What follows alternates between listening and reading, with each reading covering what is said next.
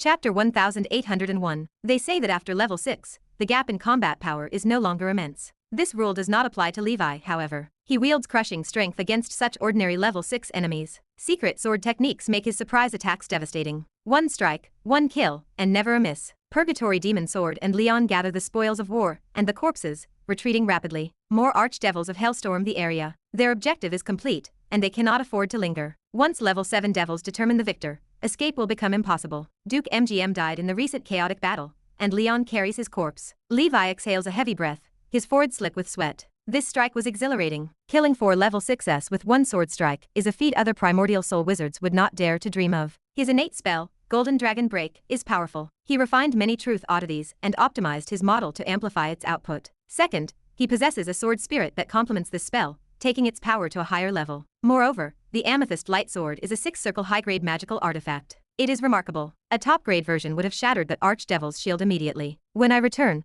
I will have Holy Infant refine this Amethyst Light Sword again with Achilles' fire ore. I am aiming for top-grade quality. As Holy Infant's refinement level improves, the success rate for top-grade items will rise, removing the need for a guarantee after 10 attempts. Purgatory Demon Sword and Leon appear. These are the spoils of war from those people, Purgatory Demon Sword says. I will keep them for now, Levi says. We can distribute them when this is all over. These 4 were killed by you, Purgatory Demon Sword says. I will not take a share. Nonsense. If you had not drawn their fire, my surprise attack would not have succeeded. Let us not bring this up again. I am well aware of your contribution. Warmth rises in Purgatory Demon Sword's heart. Levi is a good person. He is generous and kind. He is a refreshing presence in the wizard world of today. Levi looks into the distance. Let us leave for now. This battle among the 4 level 7s will not end anytime soon. The commotion he caused is no small matter, and Prince Tusk is stronger than he imagined. The plan to hunt level 7s is on hold for now. Later, he will find a way to challenge a 7-circle cave wizard to a cross-realm battle, ensuring his record of cross-realm combat is not lost. A month later, news emerges from the southern region. Prince Tusk faced 3 enemies alone. He killed the level 7 Chicken Crown Demon of the Chicken Crown Demon tribe. The other 2 were heavily injured, saw that the situation was unfavorable, and scattered in flight. Prince Tusk achieved a complete victory, leading the powerhouses of Rogel City to crush the remaining defenses of Goth City. The sheep-horned demon tribe within the city surrendered, and became part of the pig demon tribe. After taking down Goth City, Prince Tusk struck while the iron was hot, hastily heading to the other 2 major cities, and taking them down. From then on, this individual finally achieved his goal of unifying the South. At this point, no one cared about the death of the Wild Boar Duke anymore. For Prince Tusk, if political marriage could not be used to climb up through an alliance with the Demon Fox tribe, he would use his own fist to fight for his territory step by step. At this time, Levi bid farewell to the Purgatory Demon Sword, and left the tumultuous South to head north. The 4 Grand Dukes congratulated him with 500 million joss paper, of which he gave 100 million to the Purgatory Demon Sword. Now worth 700 million joss paper, he remained recklessly mingling in the devil's cities and auctions, purchasing the materials he needed. He spent money like water, exchanging it for various special resources from hell. Ultimately, at an auction, he acquired the Stone of the Dead for 50 million joss paper, just as he had hoped. Moreover, he learned that the famous Desire Realm, which had been searching the 6th layer for him, and the Purgatory Demon Sword. She even issued a bounty announcement throughout the territory. Another year passed. It was the 17th year of Nora. With just over a year left until the opening of the Dark Ancient Tower, Levi devoted himself to refining the Book of the Undead. He finally advanced it to a 6-ring magical artifact. An ancient and eerie black book floated in the void. It was sturdy, thick, and contained 10,000 pages. Levi flipped through the pages. This is another 6-ring masterpiece wizard artifact. It can contract up to 3 level 6 undead. For the rest, I will strive to fill it with middle level, or higher undead. There is no need for low-level undead to occupy a spot. A month after the completion of the Book of the Undead, swordsman Jerry broke through to level 6. He appeared identical to a real person, though surges of death energy marked him as an undead. After reaching level 6, Jerry mastered a sword skill called Sealing Demon Slash. It was powerful enough to slay an archdevil of hell who coveted Levi's wealth. Subsequently, Bone Dragon Yugos and its elite undead army were brought into the Book of the Undead by Levi. Undead below level 6 were merely cost-effective cannon fodder in Levi's eyes, similar to his own shadow army. Of course, among these undead, there were still potential seeds. For instance, the vengeful spirit girl, who mastered the Book of Curses, and the snowflake warrior whose sword skill was mastered to perfection. If they could reach level 6, they could become powerful forces. With the upgrade of the Book of the Undead, Levi's agenda in hell was realized. Only 2 things remained unfinished. First, he needed to visit the upcoming Netherworld market to see if he could buy the host god fruit. He still had 400 million joss paper, and he could not spend it in the wizard world. It all had to be liquidated into resources. The second task was to find a hell agent. This person would be responsible for purchasing resources and collecting information for Levi. He wanted to enslave a stronger devil to expand his influence. The purgatory demon sword alone was not enough. The man was a wanted criminal, his identity was inconvenient, and he had his own business and goals. He found a suitable target. It was the proud daughter of heaven, the Desire Realm Witch. Her potential was limitless, her status distinguished, and she had just advanced to level 7. She was the most suitable candidate. However, with his current strength, it was unrealistic to confront such a level 7 talent. This matter would require long-term planning. Chapter 1802. 6 months passed. The Netherworld Festival, which occurs only once every 100 years in Hell, arrived. On this day, whether in the first layer or the 9th, the entire sky of Hell displayed an endless, trans-universal black river. The river exuded a terrifying aura. Countless devils and undead creatures shouted in unison. Mother River descends upon the world. This river phantom was the legendary underworld source river that resided deep within the underworld. It governed the reincarnation of all beings. Inside a devil city, Levi stood in a tavern and gazed at the high sky. His heart pounded with shock. This river had no visible end. It flowed ceaselessly, like the river of time. Countless capillary-like tributaries surrounded the underworld source river. They extended into the void. The records in the books held true. The Mother River resided in the underworld, yet it could connect to multiple planes. Those transcendent souls that reincarnated were sent randomly into multiple planes through these tributaries to begin anew. It astonished him. It surpassed the realm of legends. Some claimed the Mother River was an extremely powerful life form, similar to the Blood River Will. Others argued the Mother River was a rule embodiment without the consciousness of a life form. Levi did not know the true nature of the Mother River. Hidden knowledge he had acquired suggested the Blood River Will was intricately connected with the Mother River. Therefore, the true souls of the Blood Clan entered the Blood River instead of the underworld to cleanse their memories for reincarnation. However, the two did not exist on the same level. At the same time, sailing ships with masts and sails appeared on the underworld source river. They traveled along the current and slowly descended. One of them landed not far from the wilderness, near the city where Levi waited. The Netherworld market is open. The Netherworld merchants have arrived.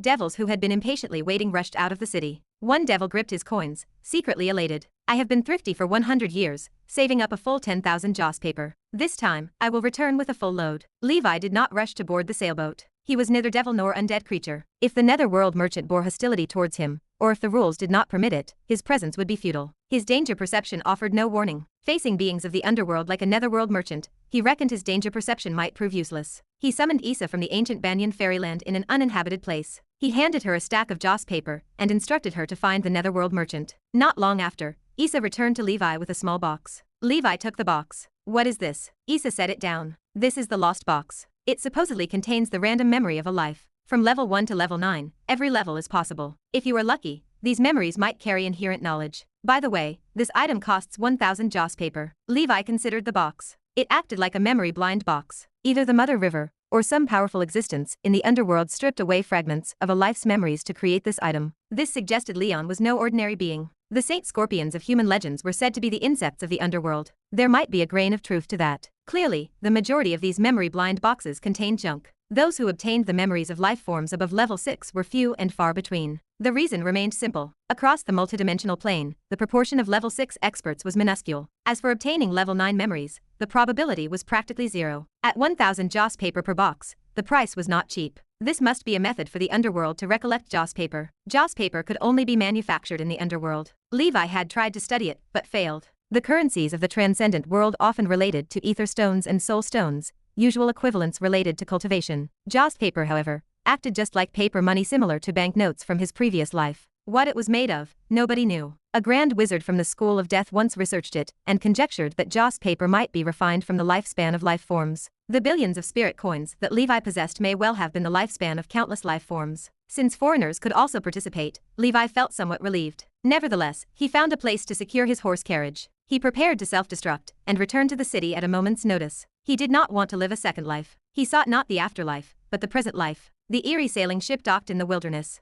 Devils entered one by one and disappeared. Levi prepared himself. He stepped onto the ship. A bustling and noisy scene ensued. Despite looking small from the outside, the ship contained a hidden, vast space. The vast deck, like a plaza, seemed boundless. Nearly all the devils from the city were there, yet it did not feel crowded. In the center of the plaza, a black-armored giant stood silently. It towered 1 kilometer high, emanated a terrifying aura, and held a death god scythe. Levi gasped. Completely inscrutable. I fear this might be a level 8 being. Is a mere netherworld merchant such a formidable entity? He figured that because this was the 6th layer, the underworld dispatched a level 8 powerhouse capable of suppressing the entire field to maintain order. If it were the earlier layers, then the strength of the netherworld merchant would correspondingly be reduced. On the plaza, there were notice boards. 1. No fighting, stealing, or misbehaving here. Otherwise, you will be executed mercilessly, and your soul will not enter reincarnation. 2. Transactions are in joss paper. If you do not have enough, you may use your lifespan to make up the balance. Chapter 1803. Levi's heart chilled. The astral world feeds on belief,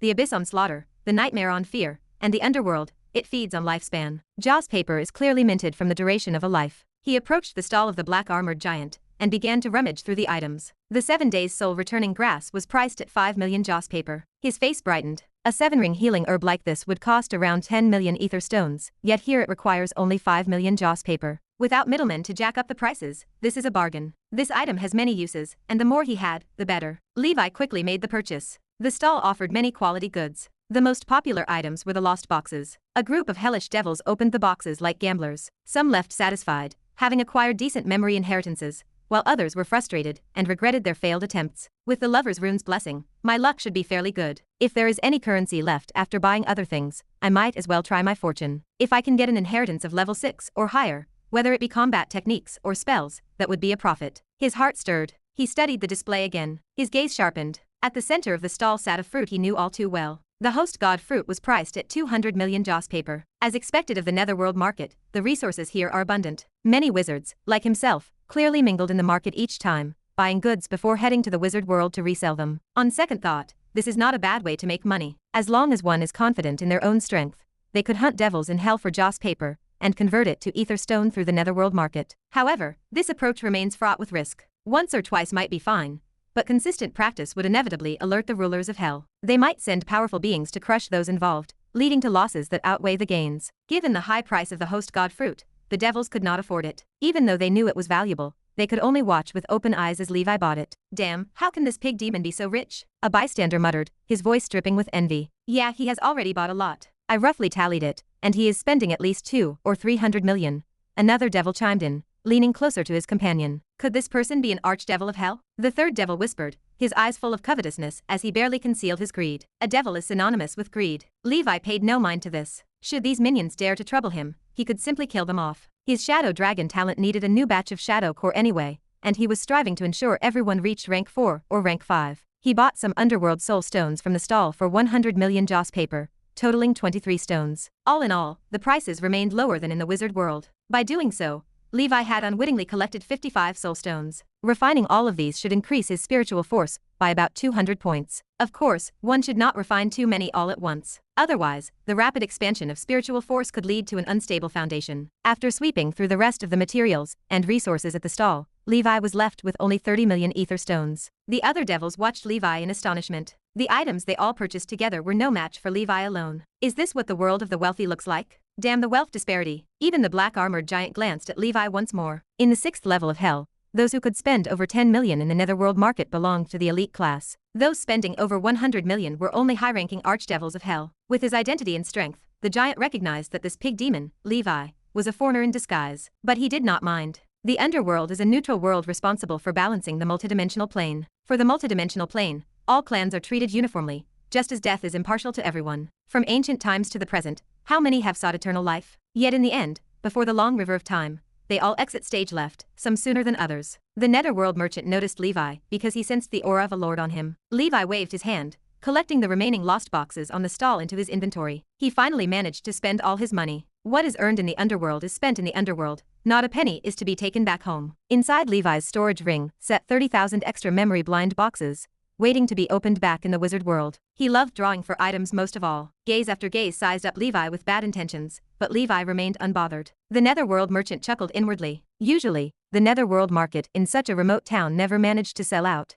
but this time it sold out ahead of schedule. With a single thought, all the other devils disappeared from the square, but Levi remained. Levi's heart stirred, and he spoke calmly. Elder, I have not broken any rules here, have I? The black-armored giant smiled. Little fellow, do not worry. I have no ill intentions toward you. It is just that I sense a familiar aura from you. Please speak, Elder, Levi requested. What is your relationship with the Undying Nether Emperor? The giant asked. The Undying Nether Emperor? I have never heard of this person, Levi replied. The black-armored giant smiled. Oh right. Undying Nether Emperor is just how we in the underworld call him. In the multidimensional plane, its name is the Undying Bird. Levi thought to himself. As expected of a powerhouse from the underworld, he could actually sense that faint aura from the undying bird on me. Chapter 1804. His initial thoughts proved correct. The undying bird in the underworld must be a formidable entity. The undying Nether Emperor sounded like an incredibly powerful being. Perhaps he was even a noble ruler in a place like the underworld. Levi adjusted his stance. The cultivation techniques I practice are related to the undying bird. Perhaps that is the reason. The black-armored giant nodded. That is right. The undying Nether Emperor once stated that in the multidimensional plane, he indeed left some extremely thin bloodline breathing techniques. You are practicing the path of bloodline advancement. Levi froze. The sheer terror of the underworld washed over him. A netherworld merchant could discern some of his secrets. On second thought, it was inevitable. The underworld source river connected the multidimensional plane. What kind of civilization and transcendent system had the underworld not seen? In front of such an ancient world, the wizard world could only be considered a newcomer. Levi nodded slowly. It is so. The black-armored giant continued. As one of the descendants of the undying Nether Emperor's bloodline, you do qualify to go to the underworld. Are you interested in taking a look? Levi offered a helpless smile. Senior, let us forget it. With my strength, I should not step into such a supreme place. The black-armored giant chuckled. You are quite cautious. Well, I was just whimsically chatting with you because you are special. Your future prospects shine like the sunrise, always on the rise. 10,000 years later, you might be another powerful being who shakes the multidimensional plane. Let us leave a good karma today, for ease of conversation when we meet again. Levi bowed slightly. Senior, you think too highly of me. I am but a nameless miner. How dare I shake the multidimensional plane? The black-armored giant spoke meaningfully. Nameless miners do not have your kind of wealth, and certainly not as a foreigner. Levi realized the black-armored giant most likely guessed that his money was obtained through robbery. The other party did not seem angry, probably accustomed to it. The black-armored giant looked at him. Your spiritual force fluctuates as a wizard. Speaking of which, there once was a powerful being from the wizard world, who entered the underworld and shocked many nether emperors. His name is Sauron. As a wizard, you should have heard of him. Levi nodded. Naturally. He is our ancestor of wizards. The black-armored giant said. If you eventually go to the underworld, you might be able to admire many of the ancestor of wizards' elegance. He is quite a big name in the underworld. Levi nodded again. He did not expect this netherworld merchant to enjoy chatting so much. It was probably because of his netherworld envoy special effect. After chatting for a long time, the black-armored giant stood up. I should return to the underworld now. Oh, by the way, I am called Daigotean. If you ever come to the underworld, feel free to find me. Levi offered a friendly smile. If I go to the underworld, I will contact you immediately. He estimated that with his personality, to even think of going to the underworld,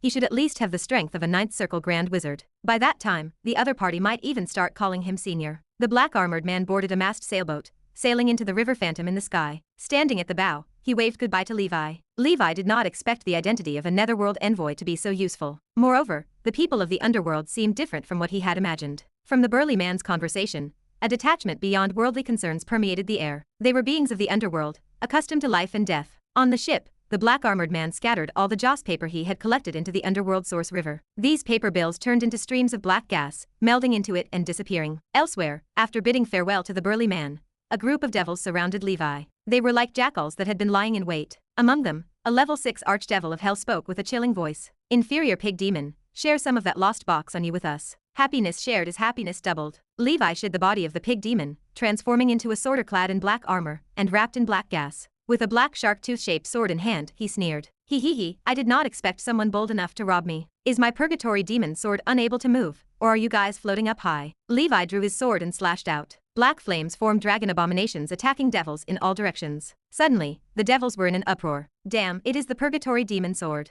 This person has appeared among us. Quickly inform the Desire Realm Witch. Run. He is the monster who can kill 4 archdevils of hell with a single sword. No wonder several level 7 experts were sent from the 7th layer to investigate this matter. Has his strength become so exaggerated? After the battle in Goth City, the notorious reputation of the purgatory demon sword, in the 6th level of hell, was known to all. Because the battlefield was too chaotic, Levi never showed himself. The devils all thought that purgatory demon sword instantly killed 4 Grand Dukes. His reward money directly skyrocketed to 500 million joss paper. As for this result, purgatory demon sword was quite satisfied. On the battlefield, Levi burst with full power. Sweeps of black flame sword chi, like mowing, took away the lives of many devils. 3,000 shadow core emerged from Levi's shadows, entering the battlefield to wreak havoc. It was a one-man army, be it in number or strength, he matched the devil army. Chapter 1805. The archdevil of hell sensed the situation turning south and attempted to flee. Levi stepped on air, approaching with a sword. The frost barrier sealed the path. Immediately afterward, the move, Rock ascends to the 9th heaven,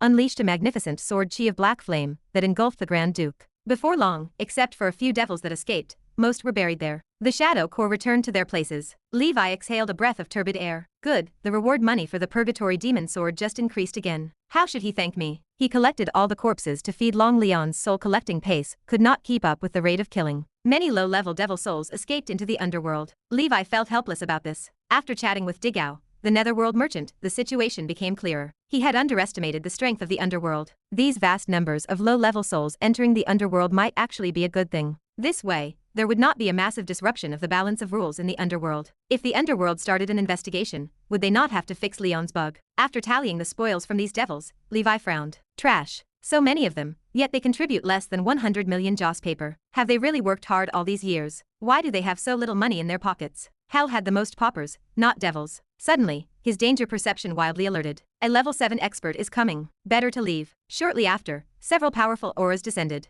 The trio of witch sisters arrived, their figures voluptuous, their charm boundless. The leader, the Desire Realm witch, frowned. We hurried over, yet this guy still managed to escape. I did not expect him to hide in this remote small city. The sorceress of the sensual realm asked if the purgatory demon sword really possessed the power rumored, that of instantly killing 4 grand dukes with one sword. She wondered if continuing the chase would be dangerous. The sky realm which dismissed the concern, stating the big sister's strength was extraordinary, and not something a typical level 7 early-stage expert could compare to. The purgatory demon sword, although strong, remained only level 6 and held no fear. The sorceress of the sensual realm disagreed, noting the purgatory demon sword killed 4 grand dukes, which seemed impossible. She pointed to another prey, the ally, who displayed sword light stretching for hundreds of miles, with red flames patrolling the heavens, his momentum terrifying. The Desire Realm which expressed a desire to dual cultivate with him to advance her strength. She ordered the search to continue, fearing his return to the wizard world would diminish their chances. She promised to share him with her sisters after she enjoyed him. The sorceress asked why they could not enjoy him together. The Desire Realm which feared he could not withstand being drained. In hell, a certain city, the purgatory demon sword hid his identity and evaded assassins. He scanned his own wanted poster. It read, Purgatory demon sword, reward amount, 530 million joss paper, from the wizard world, possesses powerful sword skills, repeatedly killed archdevils of hell, extremely insolent. He wondered why his reward money increased by 30 million. He left silently. The passage to the 7th layer was controlled by the Hell Enforcer. He could only wander around the 6th layer, engaging in guerrilla warfare. Sooner or later, he planned to use Black King Prison and slaughter his way through the 9 layers of hell. Half a year later, in the 18th year of Nora, month of beginning, only a little over half a year remained until the opening of the Dark Ancient Tower. Levi returned to the human realm after several years away. The air in the human realm felt sweet. Hell possessed too much negative energy, dense with death energy, and the elemental power remained relatively scarce, making it not suitable for wizard cultivation. His younger brother remained tough to have cultivated to the primordial soul realm in such an environment. That Desire Realm which could remain complacent for a while longer. Once he grew stronger, he would go and enslave her. At the flower hall, the meditating flower knight opened his eyes, his face joyful. Finally, home. Levi appeared. He asked if anything happened in his territory while he was away. Flower replied that with him guarding, nothing could happen. Levi chuckled, lifted the floral building, and noted that he gained a lot in hell. He invited Flower to the bed to hear the story. Flower blushed, asking if he could still focus on telling stories then. At the Imperial Palace, Levi and Flower spoke of strange and marvelous events from his journey in hell. It felt like a drought meeting sweet rain, as parting made them sweeter than meeting. As they talked, both grew parched and breathless. After a few more days, Flower heard Levi narrating the story of the purgatory demon sword. She lay on the bed and panted slightly. Demon sword dragon wizard, I have heard of him, a junior to me. I thought he had perished. I did not expect that in hell, he quietly became a 6th ring senior. Levi agreed, noting his character was good, forthright, and righteous, worth befriending, and now he had become his junior. Flower joked that he was quite impressive. She became serious. Right after you went to hell, a big shot came to the Endless Sea. Levi asked who. Flower said, High Skywalker, the chief enforcer of the Congress. He claimed he came to thoroughly investigate some previous complicated cases in the Endless Sea, but I suspect it might be the Letney family investigating their son's death. Chapter 1806. Levi pondered the situation. Little wonder I had the feeling someone was using astrology to calculate my fate. It turns out this person was the one causing mischief.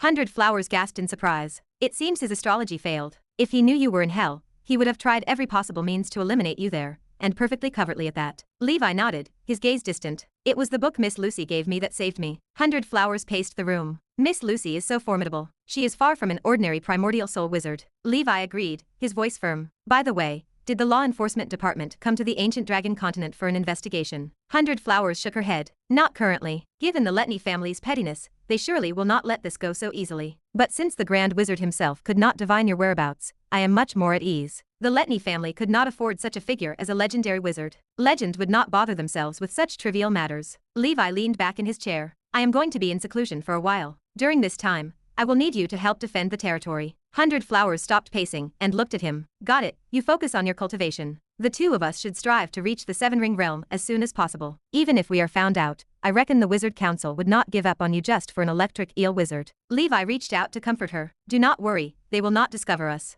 The soul of the electric eel wizard had been devoured completely, even his memories extracted. His flesh had become the golden fertilizer for the dragon, now being absorbed by the plants. The electric eel wizard had essentially been erased from the world by Levi, without leaving any trace behind. Back at the ancient Banyan fairyland, Levi bathed and changed his clothes, while the music fungus played good luck. The fungus did not enhance luck, but Levi hoped this tune would carry a special effect. Over 30,000 boxes, there should be some good things to open, right? He opened a box casually, and a series of illusory scenes unfolded like a carousel. A tiny green turtle hatched, grew into a big green-haired turtle, and then was killed by a wizard. That is it. 1,000 joss paper, gone with a snap. However, he remained mentally prepared and continued opening boxes. He continued this process for 3 days. 30,000 boxes, all opened by Levi. The vast majority contained useless memories, which Levi viewed as watching one short story after another. The protagonists of these stories had long since left the world. There were still some gains to be found. Among them, Levi had acquired a rather impressive primordial soul spell, as well as combat techniques from alien races, both of 6-ring standards. He calculated that he had still made a profit. After all, it only cost 30 million joss paper. The Lover's Rune remained very useful. For others, the endeavor would likely have resulted in a total loss. The primordial soul spell, named Holy Light Barrier,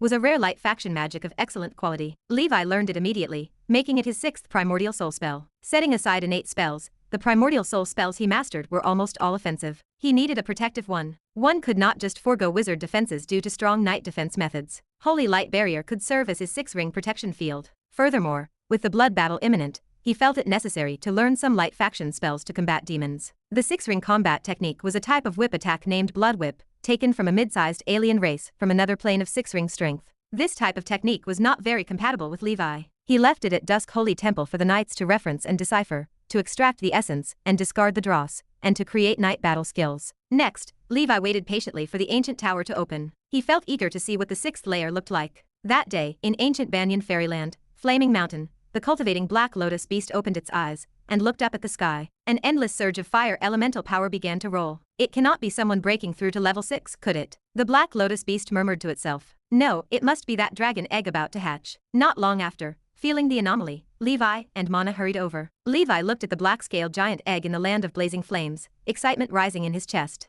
After hundreds of years, this guy is finally about to hatch. Mana stood beside him. I am so excited about seeing the legendary pure-blooded dragon clan. Dragon clan and pure-blooded dragon clan were completely different concepts. The latter was rare, exotic, and powerful. 100 Flowers also arrived. She glanced at Mana, then silently stood beside Levi, holding his arm. The only pure-blooded dragon I have ever seen was a mortal Banyan dragon lady. Today I will get another eye-opener. A pure-blooded dragon's birth caused a shift in the winds and clouds, and members of the Dragon Palace gathered to witness the birth of a legend. Merely being born brought such a scene. It was akin to a level 6 undergoing tribulation, such was the prestige of the pure-blooded dragon clan. The fire elemental power poured into the black-scaled giant egg. The fierce flames scorched the surface of the shell, and the high temperatures twisted the air. The eggshell began to crack, and black ashes and sparks danced. The sky above Flaming Mountain filled with the ashes, creating a cloud layer resembling dragon scales. Crack! The black-scaled giant egg completely broke open. With a piercing dragon roar, members of Dragon Palace, even those of the 6th-level dragon clan, felt a natural fear. This was the might of a true pure-blooded dragon, somewhat different from Levi's night techniques. Chapter 1807. The ash dragon hatchling coiled on the ground,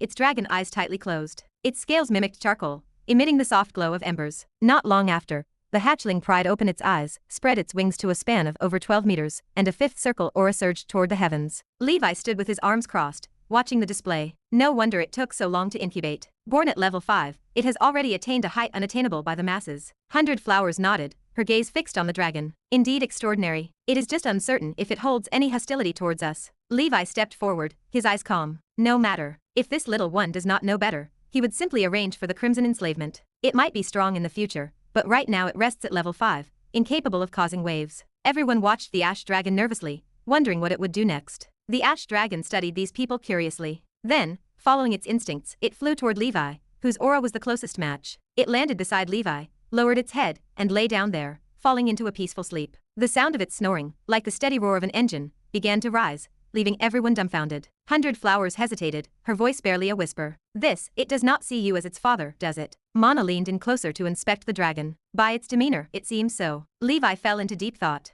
The reborn ash dragon could not awaken its past life's memories upon birth. It is also possible it encountered some mishap, losing its previous memories. The ash dragon before him acted just like an ordinary dragon clan hatchling, naive and unknowing. Of course, the possibility remained that it acted, pretending ignorance, despite possessing level 9 memories. The ash dragon had just hatched and remained exhausted, having consumed a great deal of strength. Levi ushered everyone else away, choosing to stay alone to accompany the hatchling. Several days later, the hatchling finally woke up. It placed its head by Levi's feet, its eyes burning with a fierce hunger. Levi retrieved some transcendent creature meat and nutritional potions. Can you speak? The little one looked at Levi with confusion, clearly not understanding the words. However, it did not hesitate to gobble up the food. Levi stroked its dragon head. Eat up, remember, I am your family. Dragon Palace welcomed a new member. Levi named the ash dragon Sandy. Sandy viewed him as a father, following Levi around all day like a little puppy. Considering Sandy remained very young, Levi did not start drawing blood for the time being, as there was no shortage of the Death Ember Dragon's secret medicine now. Half a year later, Sandy could hunt on its own. Levi had released some transcendent creatures within the fairyland for it to prey upon. Time passed by. That day in the Imperial Palace, Levi took out the ancient tower scepter, watching the countdown return to 0. After a flash of light, he disappeared from the spot. Dark Ancient Tower, 5th level, Million Mountains. Levi emerged into a dark and damp underground world, wrapped in a demonic aura, where bomb mushrooms grew abundantly. He harvested a batch of mature level 4 and level 5 mushrooms. These items would serve as supreme divine talismans for mass production. He intended for soldiers in the battle group to be equipped with bomb mushrooms. He also left many plants to naturally breed and expand the species population. Lastly, he released some 5th circle alchemical creatures, paired with an array, to guard this place and prevent natives from picking them. Having finished, he traveled to the site of the great battle with Jin of the 9 Cities Alliance. The huge pit caused by the thunder cannon of yesteryear remained. Only now, it had grown into a lush forest and had gathered water to become a small lake. Unbeknownst to me, Jin has been dead for over 200 years. Levi's gaze flickered, his spiritual force dispersed, searching the area. Suddenly, he flew downward, turning toward the underground. The deeper he went, the hotter the air became. Eventually, a vast ocean of magma opened before him. A small flame snake, only about a foot long, swam in the magma, absorbing fire elemental power. Its body displayed extremely faint traces of runes. A smile tugged at Levi's lips. Sure enough, after the fall of a primordial soul wizard, the dissipation of the mark of truth in the world does have a chance to form a truth oddity. However, this little snake acts only as the embryonic form of an earth-grade oddity, and it needs hundreds of years to fully mature. To make it serve me, clearly, it is not timely. Levi estimated that such secret knowledge was common to the upper echelons of the wizard world. Those top wizard organizations might even use this method to build a primordial soul cemetery, specially cultivating truth oddities. Now that everything is settled here, I can head to the 6th layer, Ancient Tower. 6th layer. This place constitutes a complete world, and its size compares to some large plains. However, the 6th layer had not formed 3 major native civilizations like the 5th layer. Here, powerful alien races stood tall, each dominating its own territory. Armed with authority, Levi did not know the exact location of the oddities, but he could infer which places might nurture them based on the terrain and environment. He released Jin to lead the way. After a long time, he arrived in a scorching land where volcanoes stretched endlessly. Jin squeaked excitedly, and quickly led Levi to a fiery red bush at the edge of a cliff. The bush held a few sparsely growing dates. Levi's face lit up with joy. Fire dates, greatly beneficial for the cultivation and meditation of the burning faction. This treasure is useful for both me and the Holy Infant, especially for the Holy Infant, who has been too busy with weapon making, and has fallen behind Gondif and me. The fruit of the fire date tree matures once every 200 years, but with fertilization, it can produce a batch every 100 years. Levi immediately dug up the fire date tree, planning to take it back. In the wizard world, a single fire date is worth millions of ether stones, truly a money tree. After all, heavenly materials and earthly treasures that can aid in the cultivation of a primordial soul are very rare. By comparison, the yin soul date is of a much lower grade, and its effect on the primordial soul pales in comparison to the fire date. Levi petted Jin. The lad is becoming more and more reliable. Time flew. Levi, accompanied by Jin, traveled north and south through the 6th layer, setting foot in all sorts of perilous places, finding many resources and rare plants. Many of these places were guarded by level 6 upper-level beings. However, in front of Levi, they posed no concern. Along the way, he gathered 3 earth-grade oddities and 1 sky-grade oddity, and half of them had already been refined by Levi.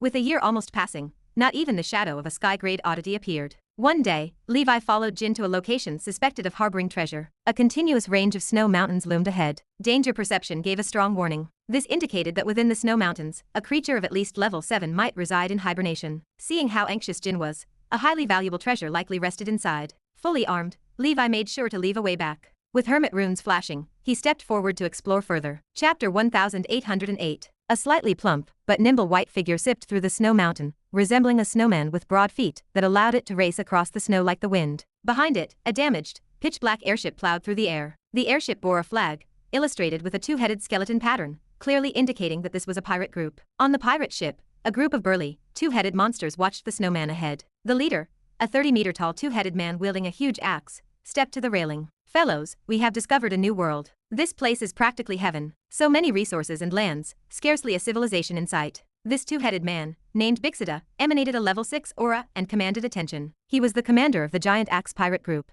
hailing from a modest mid-sized plane known as the Ice and Fire world. The double-headed clan ruled this world, an inherently powerful transcendent race with two heads, Bixida being one of its most distinguished members. Regrettably, the double-headed clan had suffered ill fortune. Their world encountered mishaps, and was on the brink of destruction. Bixida, taking his clansmen aboard an airship unearthed from the relics of the Ice and Fire world capable of voyaging through the land of darkness, abandoned their home in search of their new world within the vast darkness. To scavenge for resources, they became dark pirates, declared outlaws by numerous civilizations. Adrift in darkness for hundreds of years, they recently encountered an unseen black hole vortex. Upon re-emergence, they found themselves in this new world. The new setting thrilled Bixida and his people. After wandering the land of darkness for so long, they deeply appreciated the sense of solid ground beneath their feet. Moreover, the elemental power of this new world was exceptionally dense. Being a race of spellcasters, this place was highly conducive to their cultivation. A vice captain tapped the railing and squinted. "Boss, it seems like this little snowman is leading us in circles." Bixida gripped his axe handle. "I have noticed.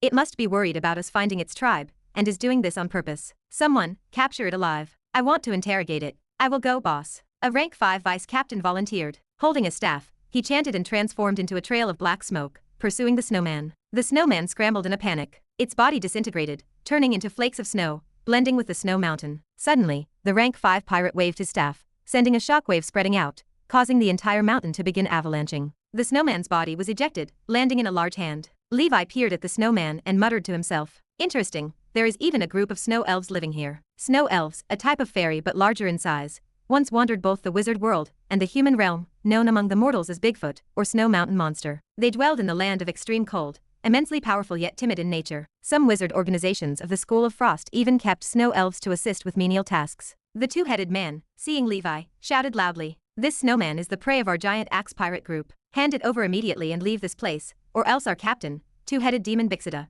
will not let you off." He assumed he was no match for Levi and attempted to borrow the tiger's fierceness. Levi set the tense snow elf down. The latter quickly burrowed into the snow, peeking out to offer a quick thanks. Levi turned to the pirate. "Giant axe pirate group. Never heard of it. Shadow, capture him." Behind him, a figure formed by the archdevil of hell, a rank 5 shadow, quickly subdued the two-headed man. "You. How dare you capture me? You are doomed. Just wait for death. Our boss will not spare you. With a single arrow, armies will meet." Evidently, the boss had left an invincible impression in his mind. Before long, a damaged airship descended upon the scene. With an order from Dragon King Lee, 3,000 of the Black Shadow army encircled the distant airship. Not only that, the Book of the Undead appeared, turning its pages. Tens of thousands of undead spirits surged like a flood, crying around the airship. Among them were a frost-bone dragon, and a dark-haired swordsman, emitting a formidable level 6 aura, specifically a Goose and Jerry. The wings of the frost-bone dragon overshadowed the sky, and frost fire spread wide, their roars thundering. Jerry stood with a stern expression, his hand on the hilt of his sword,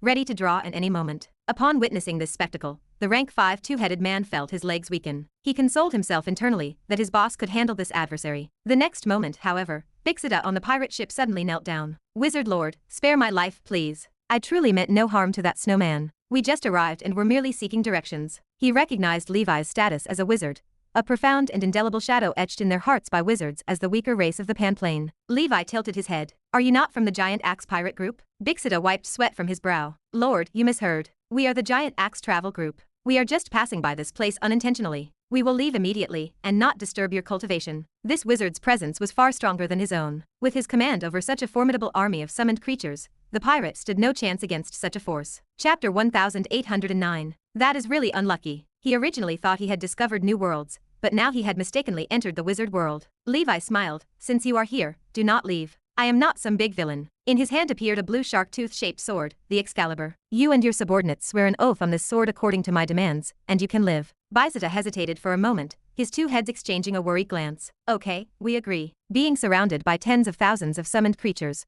Bizeta found it impossible to disagree. After taking the oath, Levi asked, "Are you from the giant tribe?" He noticed that these two-headed people were generally over 10 meters tall, and this leader stood as tall as 30 meters. Bizeta replied, "We are the double-headed clan, also considered part of the giant tribe. Our ancestors were anomalies born from the combination of frost giants and flame giants. Hence, our double-headed clan naturally has an affinity with the two elements of flame and frost. There are quite a few dual-class casters like myself." Levi noticed that one of Bizeta's heads emitted high temperatures, while the other exuded cold air, which was indeed magical. Generally speaking, ice and fire are incompatible, and those who can cultivate both are rare. The Holy Infant was an exception. After asking some more questions, Bizeta answered them all quite cooperatively. Levi shifted his stance. "Follow me. You will not have to be pirates anymore. I see there are barely 100 of you in total. Who knows, one day you might provoke a powerful foe and get wiped out. How about this? Once I am done here, I will find a place for you so that you can settle down and lead a good life." Bizeta was delighted. "We, the double-headed clan, thank the Lord. Who would choose to be pirates if we had the choice?" Levi found a place and settled the group of double-headed clan members well. With his current level 6 authority, he could take out more people. Although the double-headed clan was small in number, their overall strength was not weak. Bizeta was at level 6 early stage, not only physically strong and skilled in physical techniques, but also possessed some spellcaster abilities, albeit somewhat rough. Once back in the ancient dragon continent, the double-headed clan could be arranged to enter the Tower of Dawn and the Dusk Holy Temple to systematically learn wizard knowledge and the night-breathing technique. This group of two-headed people, born with a relatively dense giant bloodline, should be able to practice the giant breathing technique. With a blood battle imminent, Levi wanted to increase the military force of the ancient dragon continent as much as possible. Watching Levi leave, the members of the giant axe pirate group woke from a dream. Bizeta said, "This can also be considered a blessing in disguise for us. This lord has an extraordinary background. It is time to say goodbye to the days of wandering in the land of darkness." On the other side, Levi found the little snowman again. "You are safe now." Among all fairies, the frost elves had quite strong overall strength. The School of Frost had a guardian organization that included a rank 6 snow elf. The snow elf replied timidly, "Lord, hello, my name is Beta, thank you for saving me." Levi offered a reassuring gesture. "No need to be polite, it was just a helping hand. I am new here, and I feel a powerful presence within these snow mountains. Do you know what it is?" Beta looked scared. "Lord, you must be referring to the overlord of this great snow mountain dragon, King Andreas. All creatures of this snow mountain, including us the tribe of frost elves, must obey its commands." Levi pondered the snow mountain dragon king. It was the level 7 being he had sensed. Levi surmised that it must be some kind of adult dragon king whale. A level 7 dragon king whale. Its strength must be very formidable. I must be cautious on this journey. After getting acquainted with the snow elf, Beta brought Levi to the frost elves' lair, which was actually in a small secret realm. Inside the secret realm were houses built of ice and snow, reminiscent of Mongolian yurts, densely packed. At the very center, there was a huge temple. Inside the temple was a silver dragon that radiated a domineering presence, coiled upon a throne of ice. Ice-like crystalline scales covered its entire body. Snow silver dragon. Indeed, it was a sub-dragon species. Its pure bloods are known as the frost dragons, Snow King dragons. The Snow King dragon is a legendary dragon race, on par with the ice dragon. According to the information obtained by the Holy Infant, the mother of the blue dragon lady was an ice dragon. It looked like this great snow mountain was the territory of the Snow Mountain Dragon King. With its formidable strength, it enslaved weaker races living here into its tribe. For the noble dragons, this was very normal. The noble dragon species only wanted to sleep, leaving the collection of food and resources to their dependents. Inside the clan leader's temple, Levi met the leader of this group of snow elves. This was a towering snow giant nearly 10 meters tall, radiating a peak level 5 aura. It respectfully said, "I am Snow Clan Chief Quay. I thank the Lord for saving Beta." Levi replied, "No need for thanks, it was just a small effort. I came here to learn about the deeds of the Snow Mountain Dragon King." Upon hearing about the Snow Mountain Dragon King, the clan leader's face clearly showed a change in color. He cautiously said, "Lord, what do you want to know about it for?" Levi stated, "I suspect the Dragon King has stolen something of mine, and I want to get it back." It seemed that the location of the treasure pointed out by Jin was likely the lair of the Dragon King. Faced with a level 7 being, it was not excessive for Levi to be cautious. The clan chief warned, "Lord, you may not know how powerful the Snow Mountain Dragon King is. When it spreads its wings, it can cover the whole mountain. When it roars, the great snow mountain trembles. When it is enraged, the piercing ice storms can rage on for 7 days and nights. It is the god of the great snow mountain." Chapter 1810. The clan leader described the danger, and Levi calmly replied. The clan leader sighed as Levi stood firm. He relayed every detail he had gathered during his visit to the Snow Mountain Dragon King. A glimmer of hope remained in his heart. If Lord Levi somehow defeated the Snow Mountain Dragon King, the Frost Elves would be spared a life of constant fear. Levi obtained the information he needed and left the secret realm. Before he departed, Beta asked if he intended to slay the dragon. Levi smiled. Slay the dragon. No, my favorite thing is to make friends with the dragon clan. Dragon King Peak soared 30,000 meters, piercing the sky as the highest summit in the Great Snow Mountain region. From this vantage point, one could overlook the endless Silver Mountain ranges, a breathtaking view. However, the area around Dragon King Peak remained forbidden territory. Thousands of years ago, a powerful entity from beyond the heavens descended. It called itself Andreas and declared sovereignty over this part of the Snow Mountain region. It held absolute dominance, not just over the Snow Mountain region, but over the entire northern region of the 6th layer. At the peak stood a majestic ice and snow temple. The Snow Mountain Dragon King had employed its tribe, spending a century constructing this dragon palace. Inside the temple, a giant dragon, sculpted like ice and snow, lay coiled in deep slumber. Each breath from its nostrils sent a blast of cold air sweeping out of the temple and around Dragon King Peak, creating a perpetual blizzard. Underneath the giant dragon lay a literal mountain of gold coins, gems, various shiny metals, treasures, and even some wizard tools. Among these treasures, a cold blue eyeball that resembled a bead stood out. It blinked from time to time, its pupil reflecting icy blue truth runes. It wanted to leave this place, but a violent blizzard blew it back to the Snow Mountain Dragon King's side each time it flew out. At the foot of Dragon King Peak, a figure hid in the void. It was Levi. Hermit runes flashed across his body, and he did not dare even to take a deep breath. The pressure inadvertently emanating from the sleeping Snow Mountain Dragon King weighed on him. This creature evoked a sense of danger greater even than the Red Whale Ancestor Witch. It must be nearing the middle stage of level 7. Originally, Levi had wanted to try and subdue the Snow Mountain Dragon King. Now he decided to forget that idea. Safety came first. Levi estimated that very few native experts in the entire 6th layer could compete with this giant dragon. In his mind, Jin squeaked anxiously, having sensed the location of the rare treasure nearby. Levi spoke quietly. Could you not find a safer place? He pondered his next move. With my current strength, forcibly breaking into the temple to steal treasures is too risky. Even if there is a chance of success, the Dragon King might become alert before I get close and swat me away with one slap. Invisibility runes would not hide him completely under the gaze of a level 7 expert. Staying undetected in a place like Dragon King Peak already pushed his limits. Levi thought hard and found an idea. The secret sword. My secret sword has a sword spirit. I will send her in to grab the treasure and run. With the speed of the secret sword, I should escape if I do it in one go. I can also create 4 spiritual weapons to entangle the Dragon King. With that thought, he quickly moved hundreds of miles away from Dragon King Peak to a safe distance. He followed the old rules, setting up the horse carriage and the Death Ember Divine Palace. In his mind, the Amethyst Light Sword appeared, and within the sword world, the sword spirit opened her eyes. It is all on your performance now, Fleur. Levi took a deep breath and began to build up his strength. If he failed and alerted the Dragon King, he would have to wait until he possessed absolute power to claim the treasure. At the same time, below Dragon King Peak, 4 white giant wolves made of glacier and snow materialized. The white giant wolves flew into the sky, shattered the void, and arrived at the Dragon King temple in an instant. Inside the temple, the sleeping Dragon King sensed the arrival of danger. It opened its eyes, and its cold pupils looked forward. The 4 white wolves pounced fiercely, cornering it. How dare you disturb Andreas's slumber? Prepare to die. It had dominated the Great Snow Mountain for thousands of years. During this time, countless challengers had tried to slay the dragon, or wandered into this place by mistake, including a few wizards over 200 years ago. All of them failed without exception. The spoils of war beneath it were its glory. Andreas was a typical dragon that loved gold and silver treasures. Roar. The terrifying roar of the dragon spread across Dragon King Peak. An avalanche began, and the blizzard intensified. The Dragon King spread its wings. With a great inhale, the mountains of gold coins and gems turned into a torrent and flowed into its belly. Just then, a flicker of red flames appeared, stabbing toward the Dragon King's face. Sensing danger, the Dragon King stretched out its claw, and a thick ice wall emerged, impregnable. That flare of red flames turned out to be just a feint. A phantom of a female knight emerged from it. She swung her hand,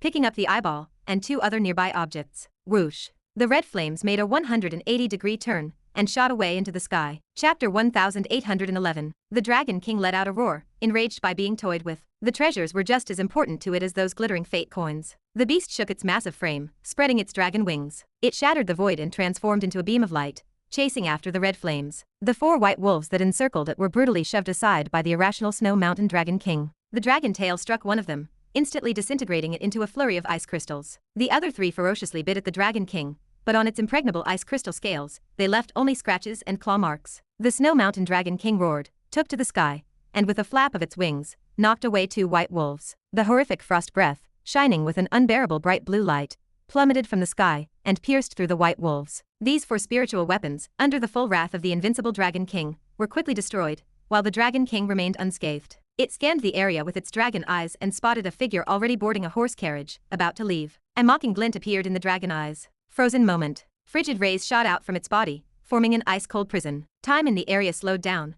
everything moving in slow motion. It did not affect time, merely using the cold to slow everything in the environment. Its form melded into the void, and an earth-shattering dragon claw reached for the person on the carriage. Levi's heart stopped. 9-headed Emperor Dragon, 9-colored divine light illuminated Great Snow Mountain, clouds layered upon each other like scales. The 9-headed Emperor Dragon's imposing illusion, with the Thunder Emperor in tow, surfaced. The invisible slow-motion world frozen by the Snow Mountain Dragon King shattered, and movements returned to normal. All creatures in the Great Snow Mountain trembled with terror. Someone dared to challenge the authority of the Snow Mountain Dragon King. For thousands of years, those who did so perished. Would this person become the next one? The Snow Mountain Dragon King roared. Its massive body, in front of the Snow Mountain Dragon King with its wings spanning over 1 kilometer, seemed rather insignificant. But the Emperor's illusion fearlessly delivered a decisive slash. Working Catalog, 7th Layer, Sacrifice Life for Justice. In the rare crisis of battle, the 7th Layer, which remained unmastered until now, finally revealed itself to Levi. The dominating Chaos Sword energy, like a force that created heaven and earth,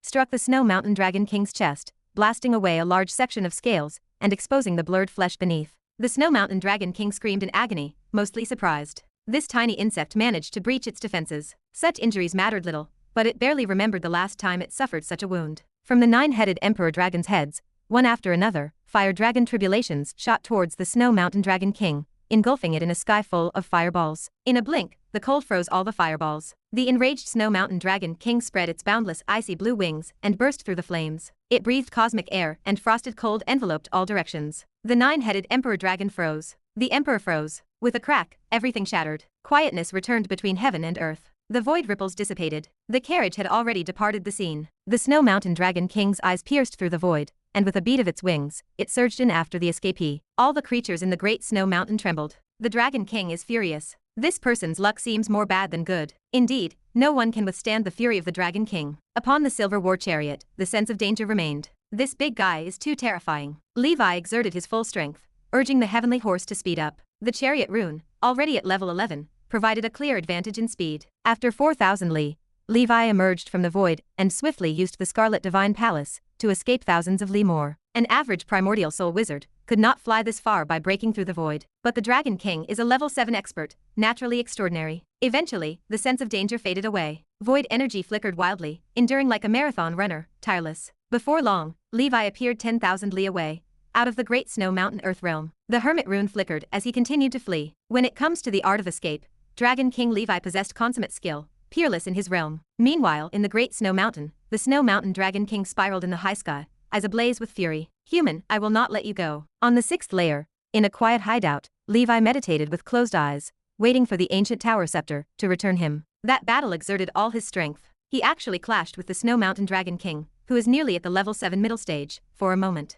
Indeed, the gap between the 6th and 7th circles is not as huge as between the 5th and 6th. By this measure, with all techniques unleashed, he could probably fight evenly with a 7-circle cave wizard now. Once his main breathing technique reaches level 6 late stage, and his meditation art reaches 6th circle perfection, perhaps he can face the Dragon King head-on. Facing the Dragon King, he felt no despair or powerlessness like he experienced when he was a 5th circle facing the 6th circle. Relatively speaking, he remained more than capable. Escaping posed no issue. However, that Dragon King's ability, akin to freezing time, is too abnormal. If it were any other 6th circle primordial soul wizard, the Dragon King would have toyed them to death. Fortunately, his wizard form is strong enough. The battle with the level 7 expert provided immense fruit for Levi. Even though he fled ignominiously, he maintained his dignity and demonstrated the spirit of facing the Dragon King. Chapter 1812. Let the old Dragon King swagger here for a while. In the next century, I will return. By then, even if I cannot beat it, I should at least not be as embarrassed as I am today. And in the century after that, Levi, will defeat it fair and square. Should he manage to subdue a level 7 subdragon, Levi would be much more confident facing the blood battle. Even among the top organizations, a level 7 wizard remains an extremely rare presence. In the Witches family, for instance, there are only 4 apparent 7-circle wizards. With that sword strike I just made, I actually understood the profound meaning of sacrificing life for justice in a life and death situation. Levi had assumed his talent was insufficient to grasp this technique. It turned out that he had always been too cautious, never truly sacrificing life, let alone seeking justice. When the Snow Mountain Dragon King used the technique Frozen Time, unprecedented pressure bore down on Levi, triggering a life and death crisis that naturally led to a breakthrough. This technique is powerful, capable of directly breaking through the defenses of the Dragon King. With this, Levi had cultivated all the Barbarian King's battle skills to the 7th rank realm. He produced 3 items from his bag, the spoils of war he had risked his life to snatch. The first was a fiery red ore, radiating scorching heat, that distorted the surrounding environment. Blazing Sun Meteorite Iron, a level 7 fire element metal. Not bad at all. It is even more precious than Achilles' Fire Oregon. The piece of Blazing Sun Meteorite Iron was not large, but Levi planned to combine it with the Achilles Fire, or to reforge his Crimson Dragon Slash. As a level 6 divine weapon, the material of the Crimson Dragon Slash required an upgrade to match the power of the Crimson Emperor Dragon. After his battle with the Wild Boar Duke, his frequently used 8 desolate halberd had shattered. Consequently, he intended to forge the Crimson Dragon Slash into a heavy sword. A heavy sword without a sharp edge remains a masterpiece of craftsmanship. It would make his combat techniques smoother and more powerful. The second spoil of war was a shiny spell crystal ball. After probing it with his thoughts, Levi's expression shifted, a pleased smile gracing his lips. Another top-grade spell, indeed. The crystal ball recorded a spell named Death One Strike. Like Deathfinger, this too was a spell created by a lich. When cast, it forms a death shadow out of negative energy. If the enemy is already severely injured, there is a high chance they will be instantly killed by the scythe in the death shadow's hand. Their soul would be obliterated, a true divine soul annihilation. Such a spell is vicious and violates the rules of the underworld, making it a forbidden technique banned by the Congress. Yet, in the School of Death, some continue to practice it in secret. More than 200 years ago, a traveler came to the dark ancient tower, strayed into the territory of the Snow Mountain Dragon King, and was killed by the beast. The spell crystal ball was treasured by the Dragon King, and now, Levi reaped the benefits. Compared to Deathfinger, the success rate of Death One Strike is much higher. Of course, the conditions are more stringent, as the enemy must be seriously injured. Deathfinger, if luck favors the caster, could kill an enemy in full condition. That is the difference between them. It must be said that the liches made a tremendous contribution to the research of the School of Death's spells, though these spells are quite unorthodox. After mastering Deathfinger, Levi will possess the 7th primordial soul spell. His goal is to imprint at least 12 true traces to ascend to a 7-circle wizard, which would be sufficient. Aiming to learn too many spells is not realistic. Otherwise, before advancing to Grand Wizard, Levi would have to gather a full set of 81 true traces. The last item of the spoils of war was the showstopper. Levi held a blinking icy blue eyeball in his hand. Upon uncovering this item, he instructed the sword spirit to snatch it first. The crystal ball and the ore were merely seized because they were close by. According to the Illustrated Guide of Strange Items,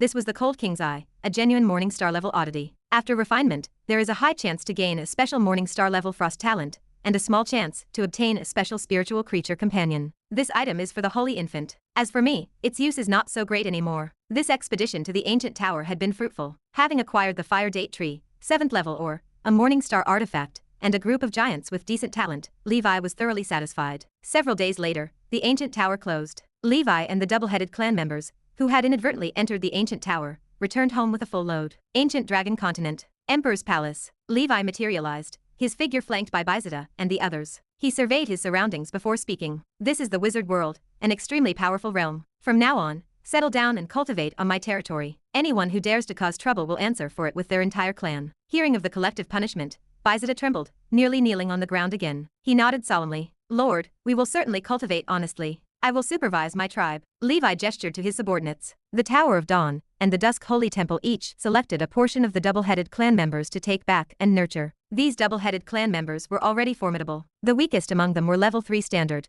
and there were quite a few at level 4 and level 5. With proper nurturing, they could be shaped into powerful forces. In time, forming a giant battle group would be enough to call it Levi's ace troop. After making arrangements for the double-headed clan members, the Holy Infant returned to the organization. Levi handed the Cold King's Eye to the Holy Infant. Hard work indeed. Holy Infant smiled, the expression genuine. Not hard at all. It is what I should do. Levi cleared his throat, his expression unreadable. Chapter 1813. Then, when you have time, help me reforge the Amethyst Light Sword. Do not worry about the expense. I have allocated 200 million ether stones for you to buy the highest quality materials and forge me a top-grade secret sword. Do you have confidence? The Holy Infant nodded, his expression focused. No problem. Is there anything else you need to refine? Levi shook his head. Not for now. He intended to reforge the Crimson Dragon Slash, a bloodline divine weapon, by himself to facilitate subsequent alignment. The Holy Infant took out a ring. This is the Falling Star Ring, a top-grade wizard tool, even better than the original top-grade. Try it and see how it works. Levi reached out for the ring. It shimmered exquisitely and displayed strange anomalies. He grinned. Good, very good. With a thought, he slipped the Falling Star ring onto his arm. The 720,000 caddies of weight pressed against his wrist, yet he felt no discomfort. On the contrary, with the enhancement of the ring, his strength and explosive power surged. This suits me so well. Thank you. Levi could not put it down. He hurried off to practice his punches. The Holy Infant returned to the endless sea to refine oddities. On the training field, Levi stood facing the sea. He threw a punch, and the Falling Star ring unleashed a wave-like force. The terrifying power built up in his knuckles, creating an extreme fist wind. The wind spanned 20 li, splitting the sea and raising giant waves. The momentum shook the air. 100 flowers appeared on the training ground. Looking at you, you have made a breakthrough, have you not? Levi laughed heartily. Your star ring is still just top quality, right? After Master Fire Dragon is done with his tasks, I will have him refine it for you, aiming for an upgrade to top grade. As my woman, how can you not have a top grade wizard tool? 100 flowers beamed. That is wonderful. On the seashore, Levi and 100 flowers engaged in a vigorous battle. After countless rounds, both of them breathed heavily and dripped with sweat. 100 flowers lost her footing, conceded, and admitted she was no match for Levi. Only then did Levi let her off. Suddenly, Levi raised his eyebrows as he spotted an anomaly coming from the direction of the Tower of Dawn. He picked up 100 flowers. Let us go. Herman has advanced. Let us check out the excitement. After many years, the Tower Master was finally advancing. At the Tower of Dawn, Herman resided in his place of secluded cultivation. In the sky, anomalies appeared, resembling mirage-like scenes. Vast steel jungles sprawled across the earth, traffic bustled below, war fortresses scattered across the starry sky, and countless mechanical creatures hovered in the clouds like immense planets. The mechanical celestial sat amidst it all. The mechanical celestial remained expressionless, with gears of holy light swirling behind his head. He sat on a lotus throne bristling with cannons, hands joined in prayer, exuding a cyberpunk vibe of magical realism. Levi stared at the sky. Where is this? Could it really be the legendary path of mechanical ascension? The phantom mechanical deities unleashed devastating laser-like divine punishments aiming to annihilate the Tower Master. The Tower Master transformed into his most classic belligerent T-Rex form, firing cannons from his back, colliding with the divine punishments, and sweeping shockwaves across the sky. Tiny mechanical creatures flew out from his body, arrayed themselves, and emitted brilliant light, weaving an illusory energy barrier to protect his figure. Levi watched with a grave expression. The tribulations faced by the Tower Master seemed more formidable than the wizard's 3 calamities and 4 disasters. The path of machinery is as arduous as ascending to the heavens. After an unknown duration,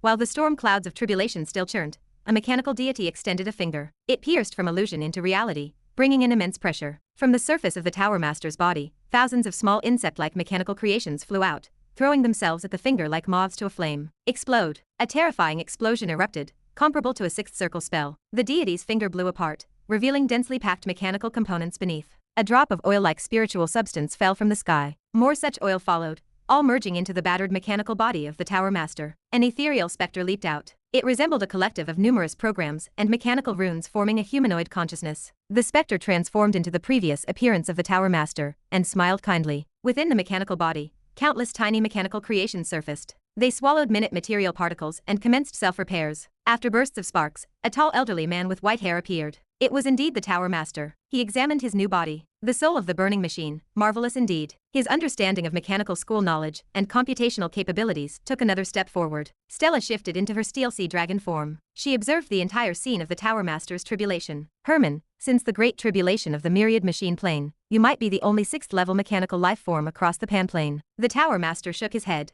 As of now, I cannot yet consider myself a true mechanical life form. True mechanical life forms are transcendent of life and death, having attained eternal life. I still have a long way to go. Levi bowed his head. Congratulations, Tower Master. The Tower Master laughed. With today's breakthrough, let us all celebrate properly. I have been meaning to discuss our future plans. Levi immediately summoned the leaders of various major organizations. The 18 Twilight Cavalry, various ancient kings, battle group leaders, and powerful beings like Holy Emperor Joe arrived to celebrate the Tower Master's breakthrough. Everyone sang and danced in joy, indulged in a feast, and afterwards, the Tower Master chatted with Levi. To prepare for the blood battle, I plan to start mechanical transformations on the ancient dragon continent from tomorrow. Levi asked, how exactly will you do it? The Tower Master gestured to the surrounding air. For instance, equip the battle groups and organizational members with standard mechanical battle armor. The materials for these armors need not be expensive. With the mechanical school knowledge, using brass, mithril, and luminant gold as base combined with elemental metals, I can create relatively affordable yet powerful armors. Even if they are damaged, the loss is not significant, as the materials can still be recycled and re-entered into the production line. Moreover, we can manufacture a large batch of surveillance mechanical creations to monitor the ancient dragon continent all day. If we have enough materials, I could even create something akin to war treasure, a mechanical warfare fortress. This way, when facing demons, we can attack or defend, and even temporarily retreat from Nora to avoid disasters, searching for a new homeland. Levi nodded. Sounds like a great idea. Next, let us mobilize all members of the Mechanical Alchemy School to take action. This big plan needs to be executed step by step. If it really works out, I can try to gain support and investment from significant figures, and perhaps even stir a major transformation in the wizard world. In this realm, the mechanical path might be difficult to reach the supreme, but with rational utilization, it could play a significant role in the Civil War. Chapter 1814. In fact, after witnessing the anomalies akin to future technologies during the Tower Master's ascension to level 6, Levi surmised that a powerful mechanical civilization must exist in this world. According to the Tower Master's introduction,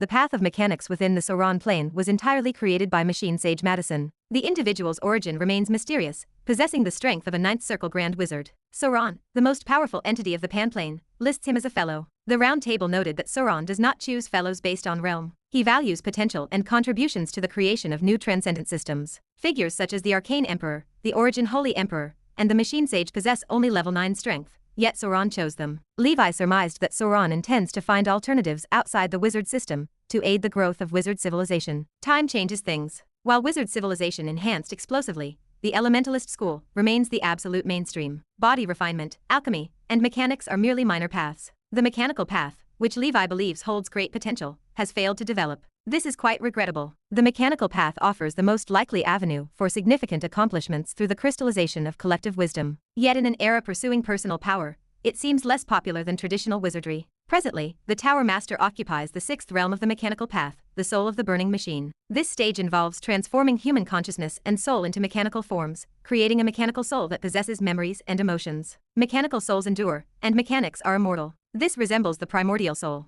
However, the mechanical soul ultimately cannot transcend the category of the soul, and will eventually face death. Its lifespan offers little advantage compared to ordinary primordial soul wizards. When the mechanical soul ages, no matter the strength of the mechanical body, it can no longer be driven, leaving only an empty shell. The first 4 levels of the mechanical path are deemed mechanical transformation. They are divided into basic, intermediate, advanced, and top level. After that begins the 5th realm, human-machine integration. The 7th, 8th, and 9th realms are mechanical soul unity, all machines are one, and eternal consciousness. In the past, machine sage Madison alone reached the realm of eternal consciousness. His consciousness allegedly exists eternally atop the legendary mechanical Skynet, devoid of the concept of a soul. It has already begun to depart from the category of ordinary life. In Levi's previous life, one could understand Madison as a piece of code with a personality. Uploaded into what Madison referred to as the mechanical Skynet, this code can at any time find a mechanical body, download the consciousness, store it, and then intervene in the material plane. Even Madison himself did not fully research the exact nature of the mechanical Skynet. He called it the 2nd star realm. Madison once stated that faith and mental projection can create a star realm, giving birth to powerful beings that claim to be gods. In the mechanical path, the operation of mechanical runes and program instructions, and the birth of mechanical souls, all point toward a supreme world composed purely of mechanical truths and knowledge. This is his envisioned mechanical Skynet. If one understands advancing to level 10 and becoming a legendary wizard-like being as the ascension of the mechanical path, then the ascension of the mechanical school involves successfully performing mechanical divine enthronement in the mechanical Skynet, integrating human and net, and advancing to level 10. He calls this realm the mechanical god realm. If one can reach this realm, in a moment, one can interfere with all mechanics of the multidimensional plane, issue billions of commands, control mechanics, form an army alone, and traverse the astral seas. It can also, in a short time, carry out large-scale mechanical transformation on a plane, transforming it into an invincible plane fortress. Most importantly, it transcends the underworld, unbound by the restraints of life, old age, sickness, and death. Like a god, it achieves the immortality unique to the mechanical path. Hearing his vision, Levi felt that if it could be achieved, the mechanical god realm might be even more formidable than ordinary legendary wizards. At least in terms of lifespan, it achieves a form of immortality. The Tower Master said Madison failed. As the first to attempt this, his consciousness lost its self-personality and vanished within the heavenly net, without a trace. Thus, before the mechanical divine enthronement, he left his legacy in the myriad machine plane for someone fated. If one day, this successor could rescue him through the mechanical Skynet, that would be better. The Tower Master also remains uncertain if this path can succeed. But once the bow is drawn, there is no turning back. The mechanical path is now his best choice. Levi believes that much potential exists in the mechanical path, especially the single-soldier mechanical battle armor, which can be mass-produced through relatively inexpensive extraordinary metal alloys. It might not be useful for high-end battles, but it could be effective against large numbers of demons. To surpass a steel body with a flesh body requires a very high realm of support. Single-soldier mechanical battle armor is the perfect weapon against low-level demons, especially for knights and lizardmen, those physical body practitioners. Pairing with mechanical armor greatly enhances both defense and strength, making it easier to kill demons of the same realm. Levi immediately decided to allocate a portion of the income from the Tower of Dawn as research funding for the Tower Master. Chapter 1815. The grand project required immense capital. Relying on the Tower of Dawn an organization founded only 200 years ago, was unsustainable. Levi allocated 100 million in research funds directly to the Tower Master. He only required the initial development of armor suitable for low-level knights to start. He wanted to test the outcome first. Upon receiving the funds, the Tower Master led his team into development immediately. Reports on the research progress reached Levi frequently. Madison's legacy contained knowledge, designs, and blueprints for single-soldier mechanical battle armor. However, times had changed. Many areas of that old knowledge no longer suited the present day. The Tower Master made necessary adjustments and modifications. Steel, brass, mithril, luminant gold, and rare elemental metals combined in various proportions to create alloys of different levels. These materials forged mechanical battle armors ranging from level 1 to rank 5. Armors adhered to different models according to their uses, equipped with power weapons, such as the chainsaw fist sword, power spear, and power axe. These power weapons maximized a soldier's strength, pushing their lethality to the maximum. The armor offered sufficient flexibility, enabling knights to unleash the full force of their combat techniques. With breathing techniques, combat techniques, talent brands, armor, and the bomb fungus cultivated by Levi, knights and lizardmen armed to the teeth would surely shine in the blood battle. Half a year later, over the endless sea, above the fire dragon shop, an infinite gathering of ice and fire elements began. Lotus petals manifested layer upon layer. Half of these petals were ice blue, emanating a bone-chilling cold. The other half were crimson red, with heat permeating the air. This anomaly startled the weapon craftsmen inside the shop. They flew out with shocked expressions. "What is happening?" one asked. "Could someone be breaking through to primordial soul here?" "That cannot be," another replied. "Among us ordinary weapon craftsmen, the highest cultivation is only a 5th circle senior, far from reaching primordial soul. Perhaps Master Fire Dragon refined a top-grade wizard tool again, giving birth to an anomaly." The Fire Dragon shop had become a signature establishment of number 1 Witch City. The city became famous because of it. Weapon craftsmen aspiring to join the Fire Dragon shop came in an endless stream. The ice and fire lotus in the sky eventually transformed into a grand and noble purple lotus. Finally, the anomaly dissipated. Alexandra and Elsie, the two stunningly beautiful witches, gestured to the crowd. "Everyone disperse. It is merely an anomaly from Master Fire Dragon's weapon refinement." The primordial soul wizard spoke, and the weapon craftsmen returned to work. Passers-by dispersed as well. Living in a city with such a prodigy meant gradually becoming accustomed to such events. Historical records of the wizard world and the biographies of legendary wizards mention that those great figures created anomalies every so often in their youth. It was simply a matter of getting used to it. Deep in retreat, the holy infant opened his eyes. Frost burned in the left, and blazing flames in the right. His gaze radiated a splendid light. The promotion of the ice and fire body even caused an anomaly to arise. This cold king's eye is indeed extraordinary. Of course, the effects of the flame king's arm cannot be discounted. His aura had improved significantly. A smile spread across his face. The cold king's eye boosted his spiritual force by 60 points. His spiritual force reached 2,420 points. With the current ice and fire body, I could call it the ice and fire holy body, the holy infant mused. My dual element affinity talent has advanced further. Within a century, I could possibly advance to become a 6th ring senior. In any case, my achievements today are all thanks to the 2 truth oddities bestowed by my original self. Ordinary primordial soul wizards can hardly even wish for 1 morning star level oddity,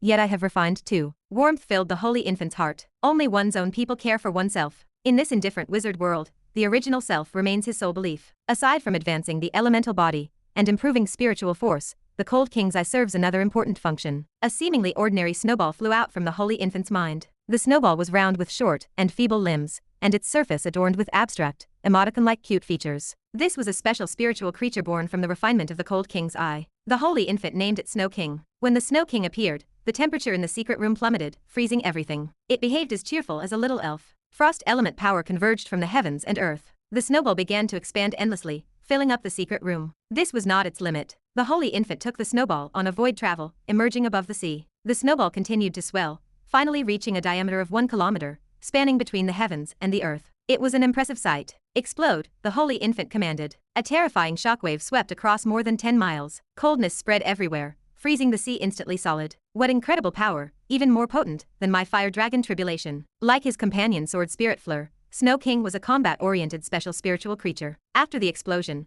countless snowflakes fell from the sky, then drifted back to the holy infant's side, covering his whole body. The snow turned the holy infant into a slightly comical snowman. The holy infant casually created a wound on his body. It quickly healed itself and disappeared without a trace. Self-healing and physical enhancement as well. Besides, the snowman form itself boasts considerable protective capabilities. In a thought, the Snow King returned to its original form, looking a little weak, as if it was about to melt. Chapter 1816. The holy infant nurtured the energy within the sea of consciousness. Attack, defense, self-healing, a trinity. In the void, the figures of Levi, Alexandra, and Elsie appeared. They smiled and offered congratulations on the master's further increase in strength. The holy infant laughed, waving the notion aside. It is nothing. I am about to go to the Midland continent to attend an auction. Please watch over the shop for me. Levi Alexandra bowed her head. Master, please go ahead. The holy infant took the funding from the main body and planned to purchase some rare materials to reforge the Amethyst Light Sword. In Nether Capital, inside a certain inn, a wizard dressed in a grey robe kept watch on the shop that just caused an astonishing anomaly. He secured the doors and windows. Master Fire Dragon's power has grown even stronger. An incantation filled the air, and a black shadow materialized.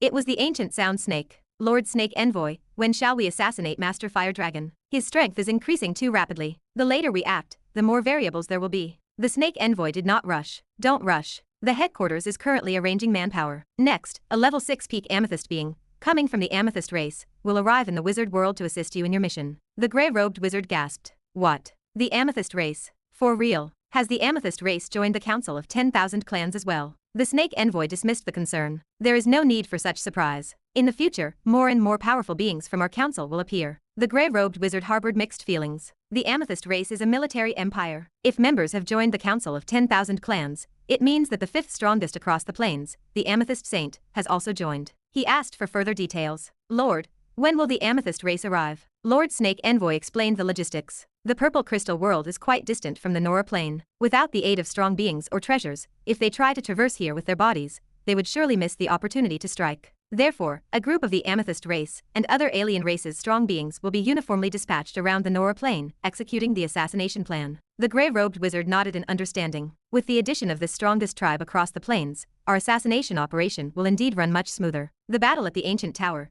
even though the amethyst race suffered a terrible defeat in the end, served as a witness to the might of this race. If one encounters them one-on-one, only the top-level talents of the wizard world can deal with them relatively calmly. Among those of the same realm, an ordinary wizard is likely no match for them. A level 6 peak amethyst race being can be called invincible below the 7th circle. With the addition of my 6th circle perfection, killing Master Fire Dragon should pose no problem. The Snake Envoy issued a warning. Continue monitoring Master Fire Dragon, and don't act recklessly. The Green Light Walker acted on his own initiative, attempting to assassinate the Golden Dominator. As a result, he capsized in the gutter and died without a burial place. The grey-robed wizard bowed. Your subordinate understands. It is said that the Golden Warhammer has also been placed on the killing list. However, this person remains extremely secretive, and not a public figure. Up till now, no member of the organization has discovered his whereabouts. In the Amethyst civilization world, an imposing figure, towering like a heavenly deity, stood firm in the sky dome. He stood thousands of feet tall, his body, perfect like amethyst, marred with numerous scars. From the scars emanated an awe-inspiring aura, revealing the formidable power of their creators. The Amethyst Saint,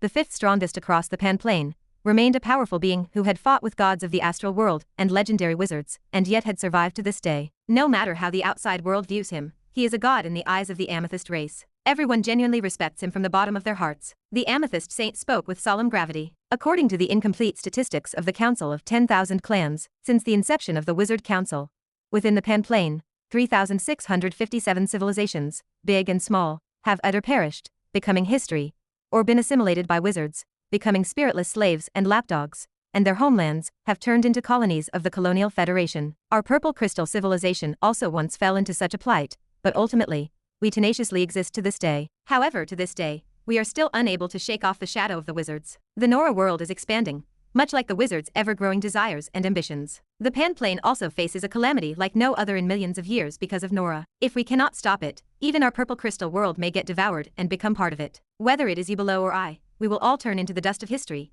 into the raw materials for the wizard's weapon refinement. My friends, do you wish to see such an outcome? On the square, tens of thousands of Amethyst race members roared loudly. We want to live. The Amethyst Saint continued. Yes, to live. We just wish to survive. The lives of the Amethyst race are also lives. All living beings are born noble, without any distinction of hierarchy. Next, some of you among us will be sent to the Nora world to carry out extremely dangerous assassination missions. I want you to use the fists of the Amethyst race to tell those so-called wizard geniuses what the strongest tribe really is. With one splendid slaughter after another, defend our homeland. Are you ready? Countless Amethyst beings responded in unison. We are ready. Saint, let me go. I will go as well. In the crowd, a level 6 peak Amethyst race member, whose face was filled with fervor, named Wanda, stepped forward. He had been chosen as a member of the council, and was about to head to Nora to carry out his mission. For survival, for the Amethyst race, I will make those geniuses shiver with fear from my killing. Cultivation knows no time. For years later, in the 22nd year of Nora, month of beginning, Dragon Kingly was 345 years old. Chapter 1817. Over the past 4 years,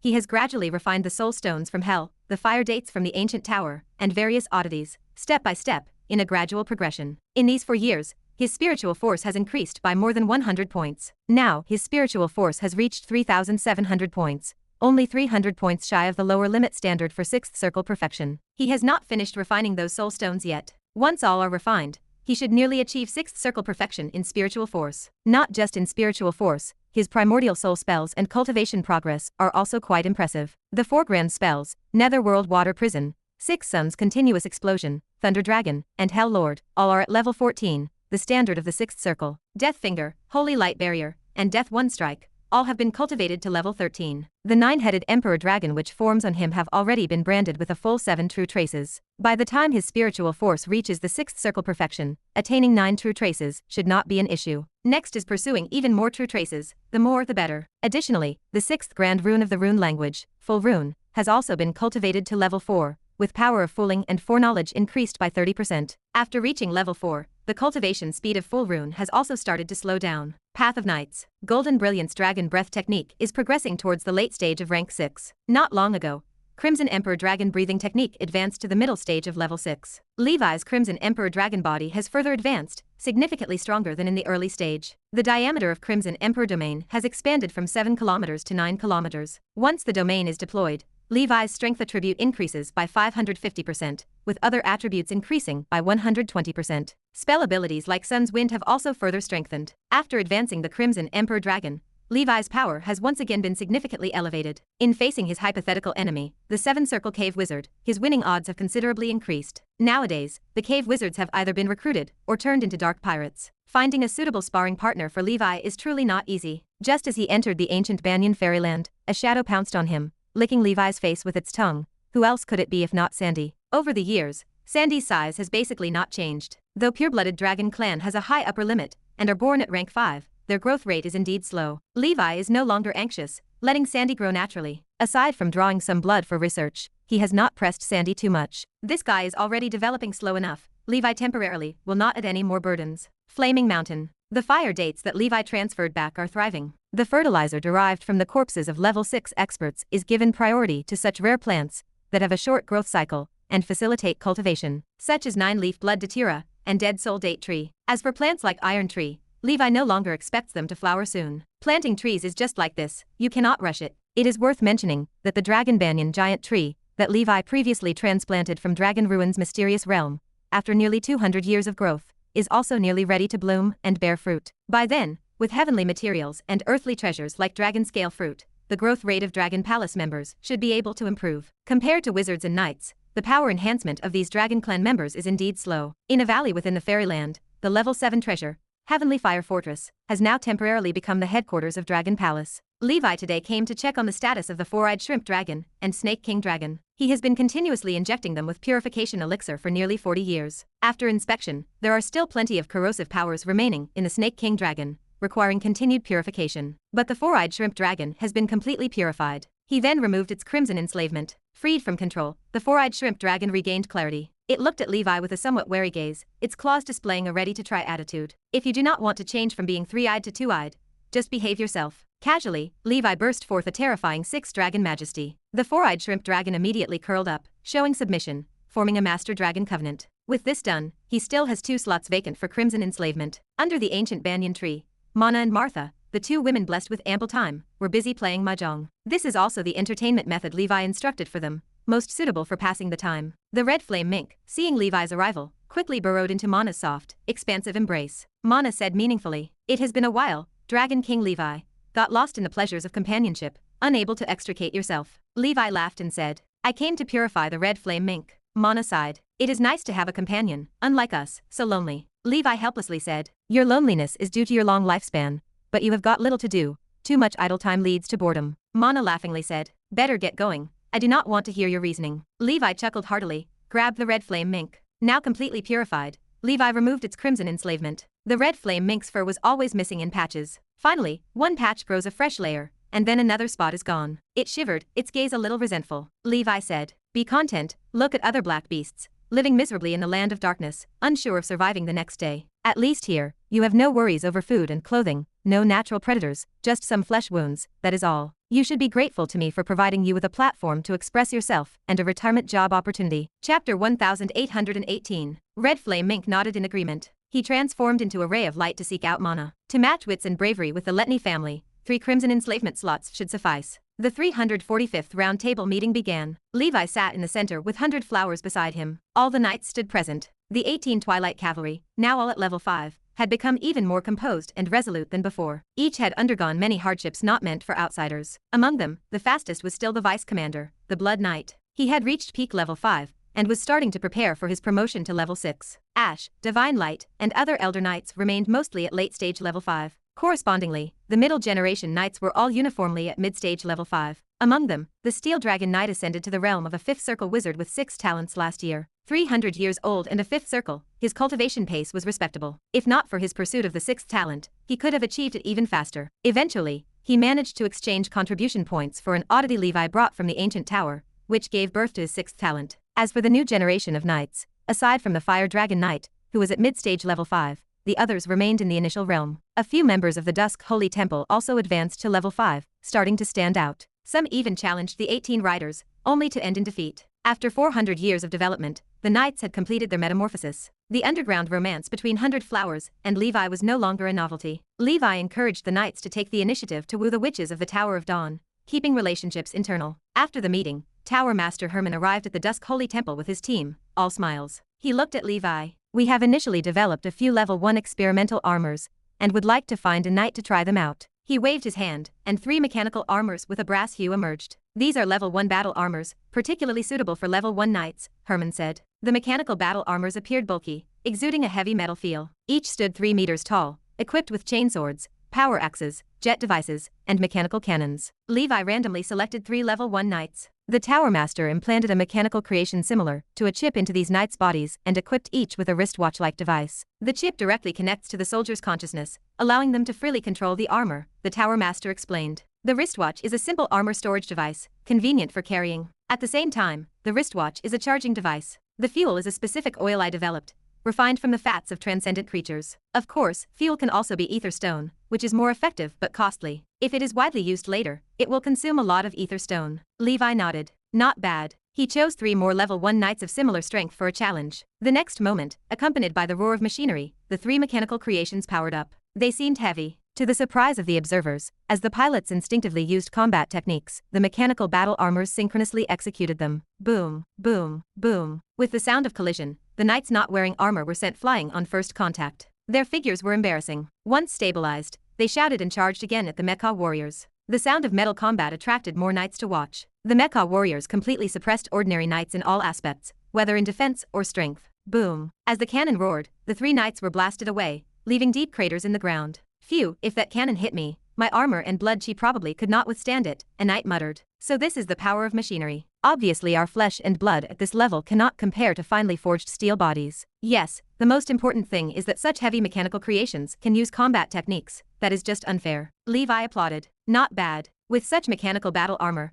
every knight could become a killing machine dominating the battlefield. Such mecha warriors could act as our special forces. Let us call them extreme warriors. Levi, being a supreme knight himself, felt it made sense for his soldiers to be called extreme warriors. The Tower Master nodded. Extreme warriors. Sounds good. Next, continue to develop more advanced, diverse models of extreme mecha, Levi directed. Strive to equip each of the 3,000 knights of the Holy Temple and the elite battle group of the Lizardmen of the Ancient Dragon Empire with one. The mecha should bring out the strengths and specialties of the knights. For example, if some knights excel at defense, create protective guardian mecha that can better protect their teammates in combat arrays. The Tower Master agreed. That is what I was thinking. Extreme mecha is just a general concept. There will be different types, which will form different teams of extreme warriors for complex and diverse missions. Levi nodded in agreement. After witnessing the capabilities of the extreme warriors, every knight longed to own their own extreme mecha. Levi announced that since they could not yet be mass-produced, knights ranking high in the annual Knight Martial Arts Tournament would be given priority for the test slots. Chapter 1819. This drove the knights to train their combat skills more fervently and enhance their cultivation. The martial spirit trend grew even more prevalent. The production cost of a level 1 extreme mecha, along with regular maintenance expenses, amounts to a staggering 50,000 ether stones. If one wishes to popularize them on a large scale and utilize them long-term, these costs would remain unsustainable for the financial power of the ancient dragon continent. After all, the wear and tear on armor are severe, and once it is scrapped, it can only be recycled and reproduced. The costs of level 2 and level 3 armors would inevitably rise even higher. There is no other way, as starting any venture is the most difficult at the beginning. Once the manufacturing process is perfected and all the infrastructure and equipment are established, the subsequent costs can be much lower. Endless Sea, Fire Dragon Shop. Inside the weapon refinement room, a secret sword emitting a faint amethyst light appeared following a burst of treasure light. The Holy Infant examined the blade. This top-grade product is ready. Nowadays, the proportion of amethyst in the Amethyst Light Swords remains very low. Talking strictly about hardness, amethyst is still better suited for making secret swords. The amethyst initially obtained from the Rust Dragon Wizard came from a level 6 early-stage Purple Crystal clan member. In terms of quality among level 6 amethysts, it is only average. If there were level 7 amethysts, or peak level 6 Purple Crystal clan members available, the hardness of the Amethyst Light Sword would significantly increase. With the power of Golden Dragon's blessing, the blade should pierce through the defensive field of a 6-circle perfect wizard. Perhaps even a 7-circle wizard's defensive field might not hold. However, there are no traces of the Purple Crystal clan inside the ancient tower anymore. Levi also searched the 6th layer, but found no amethyst. Hunting the Purple Crystal clan in the Purple Crystal world is also unrealistic. Out of necessity, the Holy Infant purchased blue diamond gold, a substitute for amethyst, for a high price of 1 billion on the Midland continent. He took the freshly made top-grade secret sword, left the Fire Dragon shop, and headed to the human realm. Meanwhile, inside Nether Capital, a grey-robed wizard contacted the Snake Envoy. "Lord, that Master Fire Dragon has left Nether Capital." The Snake Envoy replied, but he refrained from taking action in the Endless Sea. There are many powerhouses there, and unexpected events can easily occur. According to our spies' reports, Master Fire Dragon has a stronghold in a new continent in the human realm. You and Wanda should go directly to the human realm to ambush him. Although the Mortal Wizard Association governs the human realm now, there are not many powerful beings there. The grey-robed wizard acknowledged the orders. "I understand. I will have Wanda prepare." Land of Darkness.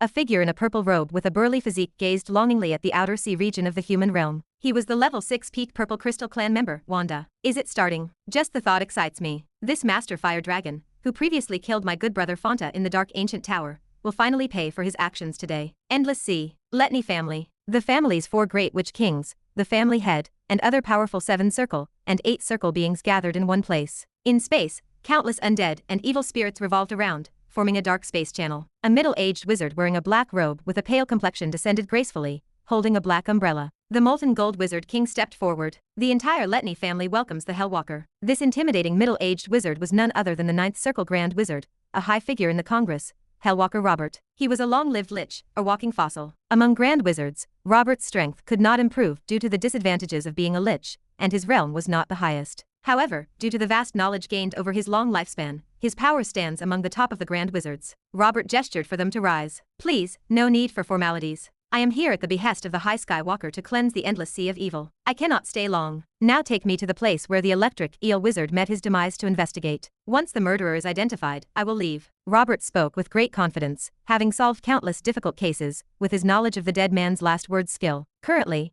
the curse spells known by the apprentices of the School of Death, to make the dead speak pale, in comparison to his. Hearing the words of the Hellwalker, the Molten Gold Wizard King sighed in relief. With such confidence, the result should be secured. Whether in terms of realm, knowledge, or power, the Lich Hellwalker surpasses the High Skywalker by a significant margin. Moreover, according to the High Skywalker, the Hellwalker's proficiency in astrology and curse spells is also superior. If the Hellwalker cannot find the murderer, then in the wizard world, aside from the legendary wizard, it is impossible for anyone else to find out. The Molten Gold Wizard King might as well give up. Very soon, accompanied by the Molten Gold Wizard King, the Hellwalker arrived at the site of the Star League. Without wasting words, he sat cross-legged in the void. With a wave of his hand, a terrifying corpse puppet emanating a 9th-level aura silently stood up to protect him. It is evident that he is a cautious and steady person. He chanted the incantation with a serious expression. A phantom spirit emerged from his body and plunged into a suddenly appearing pitch-black rift. This spell allows him to locate souls in the land of death by using the resentful aura they emitted in life. Even if the souls have become undead or have reincarnated, he could find them and induce them to speak their last words through the resentful aura they left behind using a secret technique. Time ticked away second by second. The Hellwalker's expression grew tense, and confusion clouded his heart. The soul has been obliterated, not reincarnated. This is troublesome, but not insurmountable. He coughed. The soul of the Electric Eel Wizard has been obliterated by a secret technique, escaping reincarnation. Investigating this will be extremely difficult. Hearing Hellwalker's tone, the Molten Gold Wizard King understood. "Lord, I will increase the original deal by 30% if you can help me find the main culprit." With this response, the Hellwalker closed his eyes. "I will do my best." The next moment, his primordial soul emerged, radiating vast and boundless spiritual force fluctuations, like the endless sea, clearly taking this very seriously. Hell. A certain place. A phantom figure in a black robe descended here, which was none other than the Hellwalker. Before long, a black armored giant with a bull's head, holding chains, appeared. Robert. What brings you here? Robert did not hesitate. The soul of the electric eel wizard, Evander, has not entered the underworld. Did you not notice?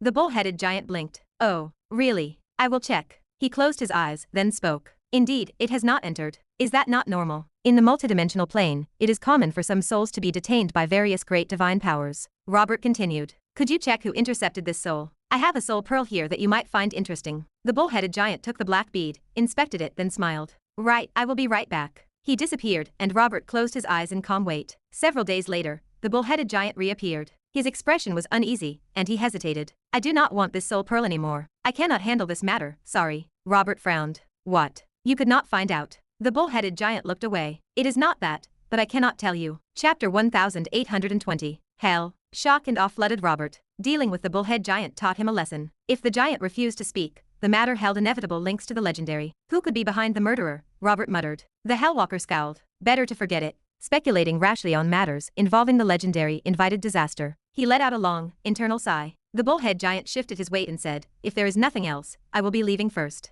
Robert looked at the giant and said, thank you. He vanished, stepping out of hell and back into the wizard world. Beside the bullhead giant, a figure emerged clad in black armor. It was the netherworld merchant, Diego Noan. Good thing you reminded me, the giant rumbled. Otherwise I might have made a mistake. The electric eel wizard met his fate, Diego replied. Why should the Hellwalker trouble himself for someone already dead? Everyone has their price. We are no exception, are we? The bullhead giant asked. That may be, but people die for wealth, as birds die for food. Such has always been the way of the world. Caution is paramount, Diego said. I never thought the one intercepting the electric eel wizard's soul would be that existence, Bullhead remarked. Over the long years, the underworld source river gave rise to individual entities. These beings became powerful figures within the underworld, each claiming their own duties. Known as Nether Emperors, they carried other titles across the multidimensional plane due to their might. The undying Nether Emperor stood among them. Additionally, the Blood River Will, ambitious to ascend further on the path of domination after leaving the underworld, acted as one as well. Today, to investigate the cause of the electric eel wizard's death, another former Nether Emperor surfaced.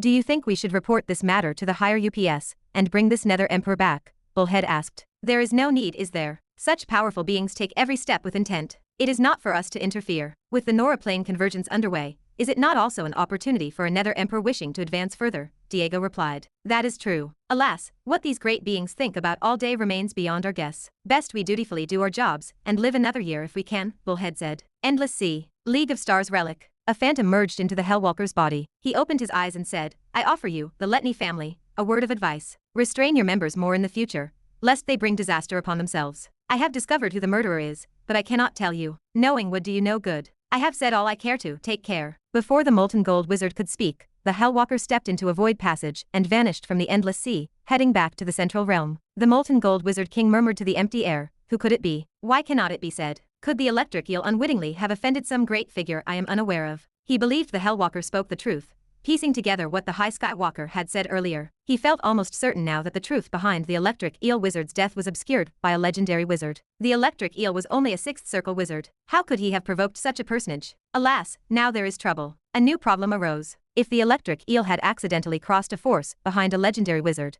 would that legendary being take their anger out on the Letney family? Enough of that. I must warn Shanjin as well. He had already lost his grandson. He could not afford to lose his son too. North Sea Realm. The Black Abyss Walker's projection appeared. Madam, the Hellwalker has also left the Endless Sea. Lucy turned to the projection. Robert must have found some clues in the underworld, and I suppose he will not be involved in this matter any longer. The Black Abyss Walker nodded. The Congress is too corrupt, and the Letney family is a prime example. This blood battle might well be an opportunity for reform. Lucy remained silent. It is difficult to change. Too much is at stake, and the waters run too deep. Without the resolve to make painful sacrifices, it cannot be done. Human civilization, no matter how it evolves, remains the same. However, some overly arrogant types do indeed need to be dealt with. At the very least, settling down for a while is a good thing. Central Realm. High above, a tranquil manor floated, drifting in the breeze. This was the residence of the High Skywalker, who lay on a sun lounger, soaking up the sun, meditating on the world. Suddenly, a figure in a black robe arrived. You are still as leisurely as ever, the figure said. Even I, a lich, cannot compare. The High Skywalker laughed.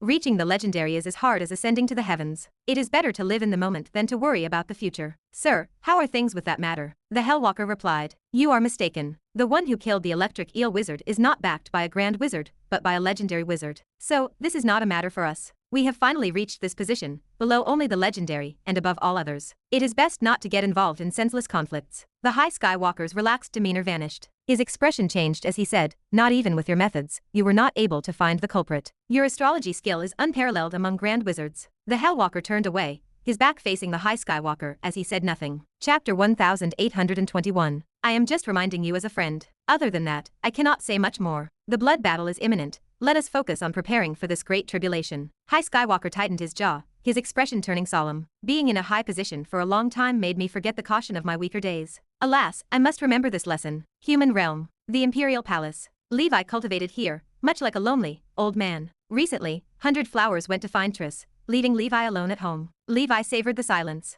After marriage, a man really needs such time alone. I wonder when Ayak will be back home. Hopefully, she has not gotten too comfortable and forgotten to return. My Wizard Tower research can also be scheduled for discussion. It pairs perfectly with 100 Flowers project. Men and women working together makes the work less burdensome. Gondafa's pharmacist skills have improved impressively. He is a third circle pharmacist now. Compared to Holy Infant, Gondaf still is not trying hard enough. How can this continue? I need to urge him more. Speaking of which, I have not taken the energy sect's heart test yet. Forget it. I will talk about it later. It would be embarrassing if it turns out I have no heart at all. Holy Infant pulled Levi out of his rambling state. He held up a sword. Top quality Amethyst Light Sword. See how it performs. A sharp, light purple secret sword floated in the void. Levi grasped it. In his mind, the sword spirit could not wait to fly out and reside in the sword world. The sword world felt more spacious to her. This secret sword could store more pools of elemental power. Moreover, the blade felt harder than before. This allowed her to collide with the enemy more resolutely, tearing through the defensive field and destroying their wizard tool. Levi sensed the excited mood of the companion sword spirit. He knew the new Amethyst Light Sword was top grade.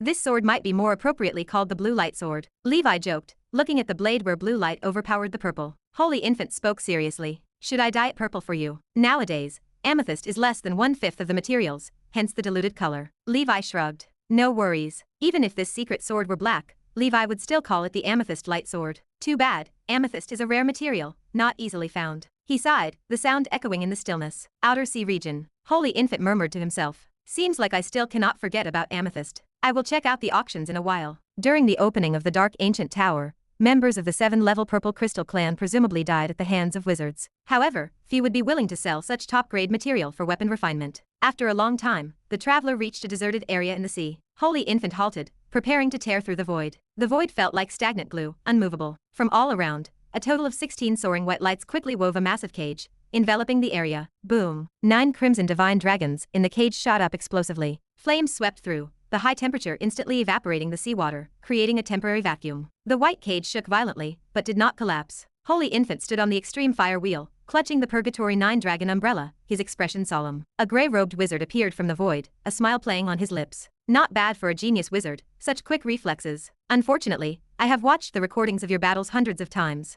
I know every move of yours. Holy Infant sneered. A wizard serving as a lapdog for the council of 10,000 clans. How shameless. The grey-robed wizard retorted. As long as it keeps me alive, what is the difference between being a dog anywhere? Are you not also serving someone else? The next moment, Holy Infant's expression changed. His protective force field glowed intensely. The Purgatory 9 dragon umbrella suddenly contracted, enveloping him. Boom! A bright purple fist emerged from the void. A majestic aura of fist wind blasted out like a laser cannon. Boom! Purple light soared like a nuclear bomb. In the face of ultimate power, the sea blew upwards, becoming completely airborne. The seabed and the rock strata blasted and flipped up, turning into irregular shards flying everywhere. The Purgatory 9 dragon umbrella blew away like a bowling ball, bouncing around within the cage. A tall, fit purple figure quietly appeared. Such a strong wizard tool. The primordial soul I killed recently had his wizard tool smashed with one punch. Yours remains intact. Truly worthy of a genius. This trip was worthwhile. Holy Infant's expression shifted slightly. Purple Crystal Clan. The wizard world. How could there be a Purple Crystal Clan here? Only one possibility exists. The Purple Crystal Clan has also joined the Council of 10,000 Clans.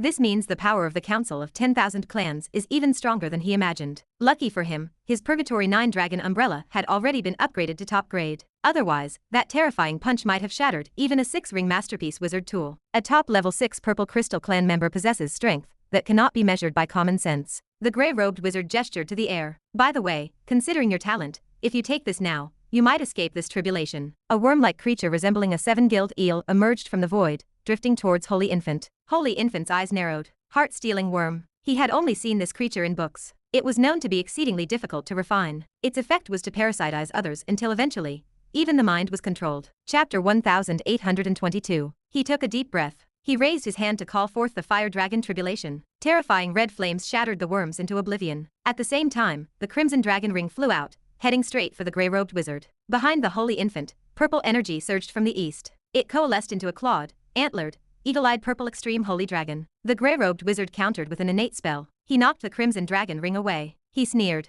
Fine, if you seek death, I shall grant it. He was a six-ring perfect wizard. He had with him a level 6 peak warrior from the Amethyst race. Such a combination could even challenge a seven-circle wizard. Not only that, he needed to ensure success on the first attempt. He had also borrowed a set of top-grade 6-ring enemy trapping arrays from the organization. With such a meticulously planned heavenly net, the Master Fire Dragon was bound to die today. After the emergence of the purple extreme Holy Dragon spirit image, it stood back-to-back with the Holy Infant to guard against an ambush from the Amethyst race. Boom. Wanda's momentum peaked. It stirred the sea into turmoil. Holy skill moon gaze. He took a deep breath. Purple power coursed through him. It erupted from his head as a purple giant beast resembling a constant star. This beast, named Moon Gaze, was a terrifying mythical creature seen by the Amethyst Saint while wandering the land of darkness in his early years. During that encounter, the Amethyst Saint was even overpowered. Later, obsessed with that encounter, the Saint created this holy skill. He emulated the fury of Moon Gaze. Wanda extended a finger, pointing. The phantom of Moon Gaze above him also stretched out a tentacle resembling that of an ancient god. Zap. Pieces of space shattered, sucked into a turmoil. The purple extreme holy dragon was surrounded by a raging sea of fire on one side,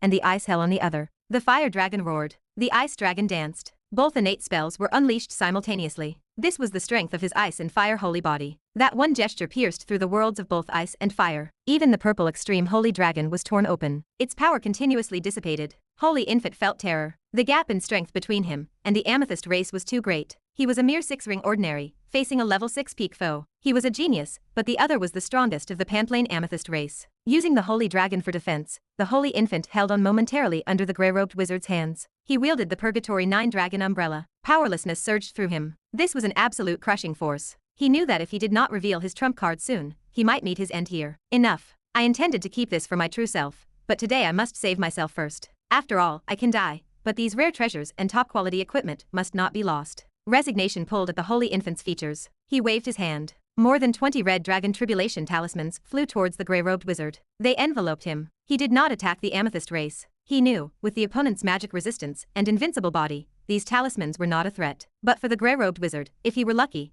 they could inflict heavy damage. The grey-robed wizard's face paled in shock. Are these spell scrolls? So many. Boom, boom, boom. Terrifying flames shot into the sky, like numerous nuclear bombs exploding simultaneously. Dozens of fire dragons appeared. They merged into one, transforming into a 1,000-meter-long crimson divine dragon. The divine dragon, with its head and tail reaching into the heavens, roared uproariously and self-detonated. The terrifying force made Wanda temporarily retreat. He did not dare to approach. Even the prison array trapping the Holy Infant cracked. Seizing this chance, the Holy Infant shattered the void. The Purgatory 9 Dragon umbrella covered his retreat as he prepared to flee the area. Holy skill star descent. Yet, Wanda reached into the void with both hands. Muscles bulged with purple veins. He forcefully yanked downward. Boom. Just as the Holy Infant entered the void, a terrifying force abruptly ejected him. He remained calm. He analyzed his situation like a robot. His conclusion was that he was most likely to perish here. This time, the enemy truly came prepared, especially this member of the Amethyst race. Its power was incredibly fierce, even more so than the last encounter with the 8-armed demon witch. The council of 10,000 clans was truly sparing no effort in targeting him. The firelight dissipated. The grey-robed wizard stood disheveled and smoking. He wore a fierce expression. Wrapped around him was a wizard tool like a magic carpet. Its surface was scorched and cracked. Under the devastating explosion, even his 6-ring perfect defensive field quickly shattered. Fortunately, his sole artifact, the dragon skin magic rug, crafted from the skin of a level 6 earth element subdragon species, which was a 6-ring high-grade wizard tool, and primarily defensive in nature, barely blocked the attack. The grey-robed wizard grew extremely infuriated. You deserve to die. You are merely a 6-ring ordinary, yet you possess such an array of high-grade, top-grade wizard tools and trump cards. He was a 6-ring perfect wizard, and aside from one high-grade soul artifact, he had nothing noteworthy. Why would there be such pay-to-win players in this world? The Holy Infant sighed. If the number of talismans could have doubled, that attack might have severely injured this man. However, the severe damage to this man's soul artifact would definitely affect his spiritual origin significantly. Elsewhere, with Wanda's earth-shattering punch, the purple extreme holy dragon was completely shattered, disappearing like smoke. Wanda shook off the ice and fire from his body. Not bad, he said.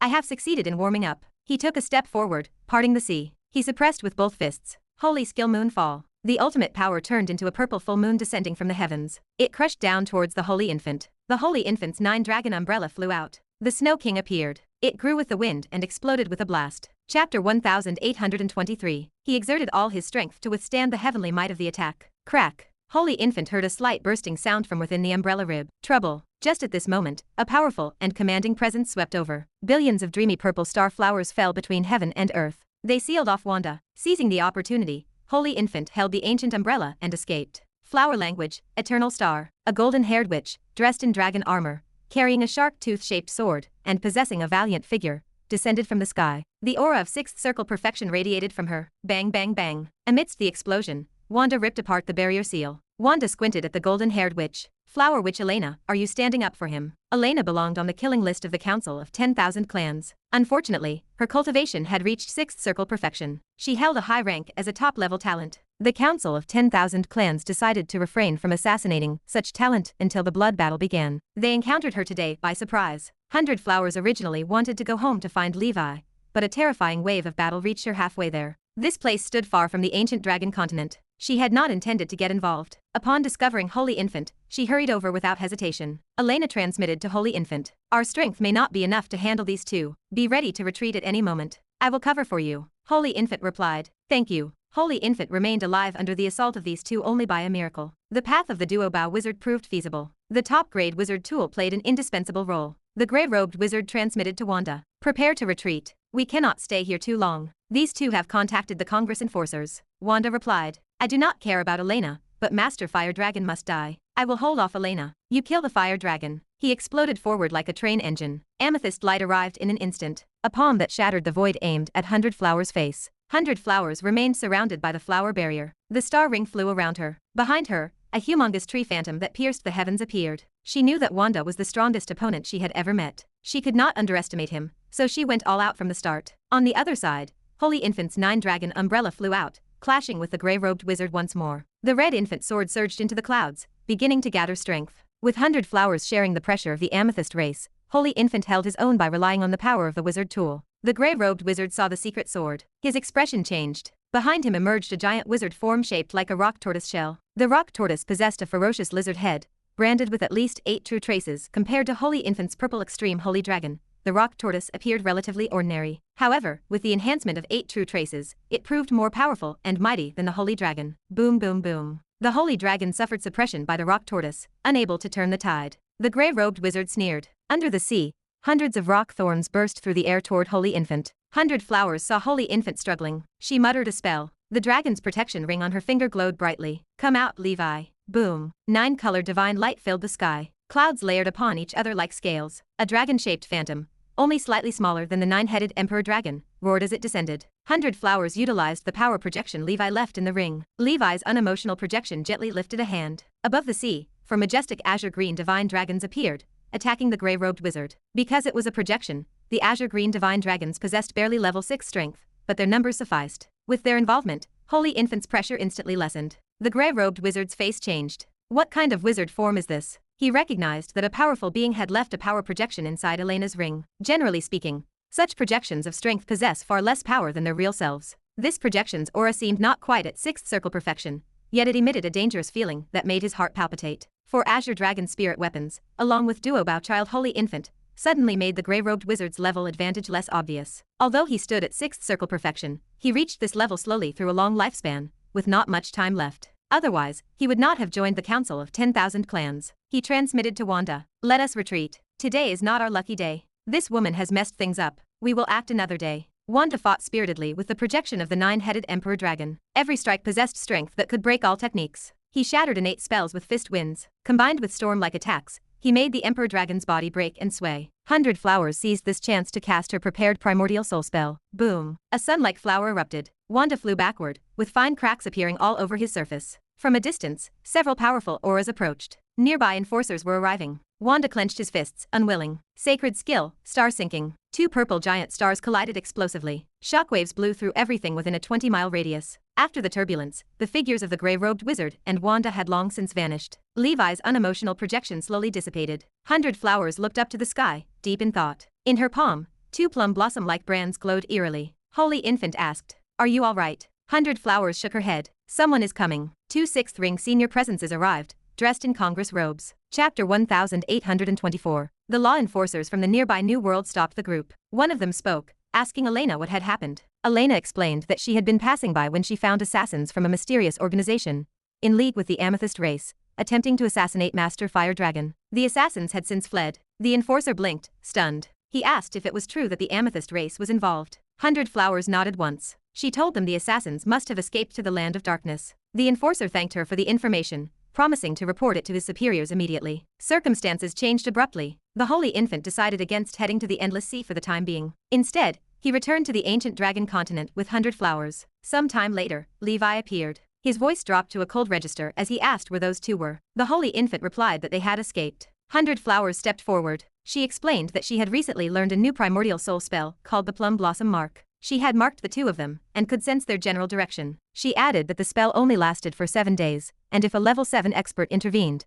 it was possible they could forcibly erase it. Levi thought for a moment, then told them he would inform Gandalf. He declared that next, they would get their revenge. According to 100 Flowers tracking, the gray-robed wizard and the Amethyst race took separate escape routes. The Amethyst race entered the land of darkness, while the gray-robed wizard headed for the Midland continent. Midland continent. The underground world hid a witch city. A wizard tower stood tall like bamboo shoots. A figure in gray robes appeared in this place. He gazed at the back of his hand, where a plum blossom mark glimmered faintly, flashing with light. He cursed, frustrated that Elena had branded him. The brand had no negative effects, but it defied removal. He tried many methods, all to no avail. He knew that even if he cut off his arm, the mark would remain. This person was the gray-robed wizard, who had attacked the Holy Infant. After leaving the human realm, he and Wanda had been chased by Congress enforcers. Having no choice, they split up to evade capture. Wanda continued to flee in the land of darkness, while he took a gamble and returned to the Midland continent. As the saying goes, the most dangerous place is often the safest. But after his return, he discovered he had been located. Thinking quickly, he sought out a witch city ruled by a dark wizard, Black Earth Witch City. This was where he had started his rise. Within the city, there were 4 primordial soul dark wizards. One particularly significant figure guarded the place, the Black Earth City Lord, Raven Ancestor Witch Pomic. This person was also an emissary of the Council of 10,000 Clans and happened to be his senior. Pomic could help remove the brand. However, he had to act quickly. If Elena brought powerful Congress enforcers, he would be doomed. Inside the wizard tower, surrounded by crows, he met the Black Earth City Lord, a bald wizard whose face was obscured by his cloak. The city lord had already heard about the incident. He spoke in a cold voice, telling the wizard that if it were not for giving face to the snake envoy, he would kill him right now. He asked if the wizard realized how much trouble his actions had brought them. The gray-robed wizard begged the lord to remove the brand. The Black Earth City Lord wasted no more words. He looked at the plum blossom mark on the back of the gray-robed wizard's hand. A powerful 7-circle spiritual power swept across, transforming into an invisible hand that erased the plum blossom mark. The gray-robed wizard let out a sigh of relief. He thanked the city lord, promising to leave Black Earth City immediately. The Black Earth City Lord ordered him to get out. After leaving Black Earth City, and having the brand removed, the gray-robed wizard felt much lighter. He murmured to himself that Elena would not be able to track him now. As for Wanda, it was up to his fate. The tracking effect of the brand should have a time limit, and it could not locate over too long a distance. With his strength, he should be able to get through this safely. On his way, the gray-robed wizard noticed an approaching 6-circle aura. It was hurrying on its way, and it looked somewhat familiar. He whispered the name Gandalf. On the other side, upon reaching the Midland continent, 100 Flowers' expression changed. She spread open her palm, where 2 plum blossom marks had been. Now one had disappeared. She told Levi that the guy moved too fast. He had already had a level 7 expert remove her brand, and she had lost her tracking on him. Levi asked if the brand on the Amethyst race was still there. 100 Flowers confirmed that it was. Levi decided they would go after the Amethyst race. He paused, telling her to wait, as Gandalf had run into trouble, and it was not far from them. Finished speaking, he opened the ancient Banyan fairyland, sending 100 Flowers into it. Then, he entered the Scarlet Dark Dimension, and quickly set off. A shocking explosion erupted over the wilderness. The blast wave uprooted the towering ancient trees below. Gandalf's figure was forced back. His body gleamed with ancient god runes, shining golden. On his bronze-like chest was a sharp earth spike embedded in the Radiant King armor. Had it not been for the Radiant King armor, even with Gandalf's refined body, he would likely have been pierced through. In front of him stood a gray-robed wizard he had never seen before, who had just launched a surprise attack. Gandalf's expression turned grave as he asked if his attacker was at the 6th circle perfection. The gray-robed wizard did not waste words. The rock turtle Dharma form emerged,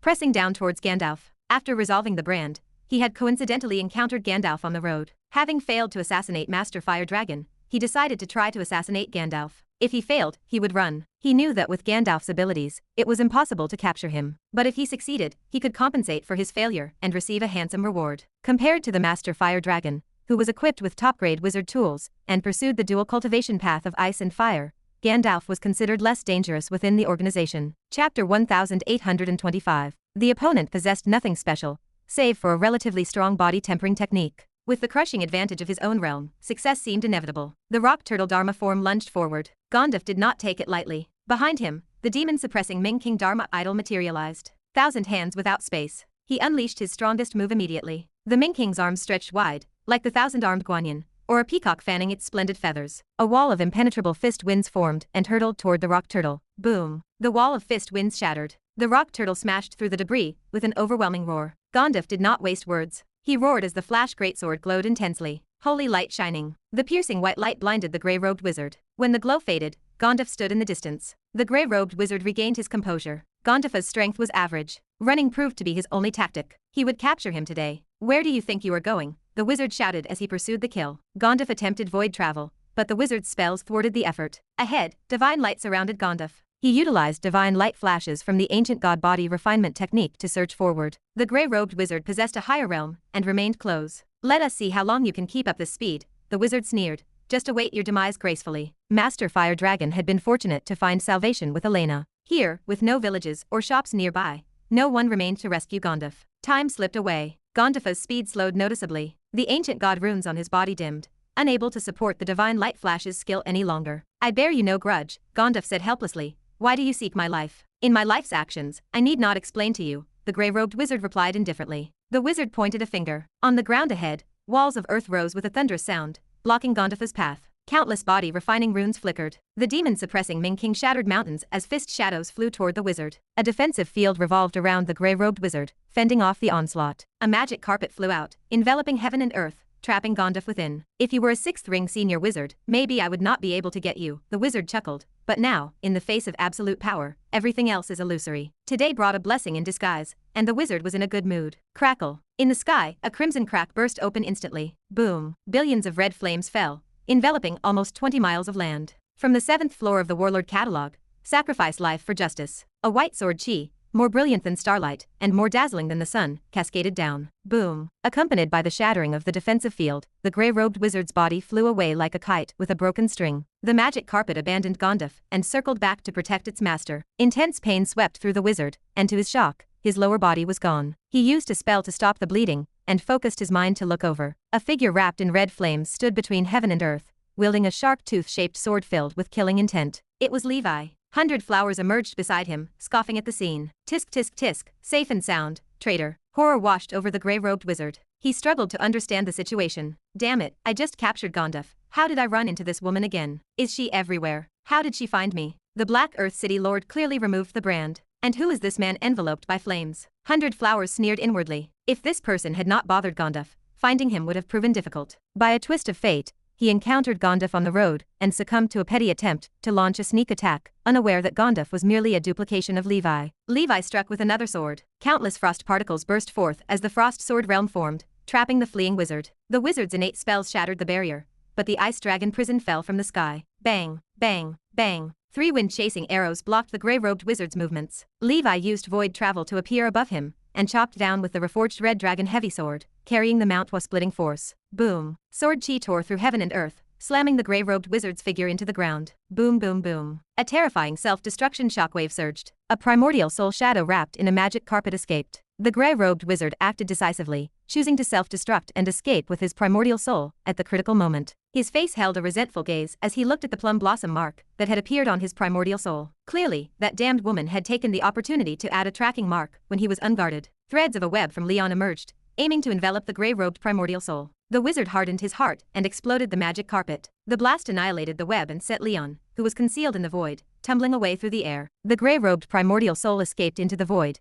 heading straight for the Black Earth Witch City. At this point, his only plan was to divert the disaster eastward. If that pair of curs dared to chase him to the Witch City, the 7 Circle Dark Wizards would teach them a lesson. Levi held 100 flowers by her slim waist. Lead the way, he commanded. 100 Flowers blushed and replied, all right. Gondef picked up Leon, who was still tumbling in the air, and pursued. Eradicate evil thoroughly, and never give the enemy a chance to rise again. Black Earth Witch City. A primordial soul arrived, extremely feeble. Inside the pitch-black wizard tower, the Black Earth City Lord's face turned cold. Why is it you again? The Lord asked. Ghost claws materialized in the void, capturing the grey-robed primordial soul in his palm. The most important rule of the Council of 10,000 Clans prohibited fratricide. Otherwise, he would have already slapped the grey-robed wizard to death. Suddenly, he noticed the plum blossom mark on the surface of the grey-robed primordial soul. You, he breathed. Lord, I was forced. You cannot, the grey-robed wizard stammered. The next moment, the grey-robed primordial soul exploded. The truth trace dissipated into heaven and earth, and his presence vanished completely. A resentful, ethereal soul looked at the Black Earth City Lord. You're killing me will suffer from the oath backlash. The Black Earth City Lord turned pale. That is better than keeping you alive, he said coldly. Suddenly, his face changed.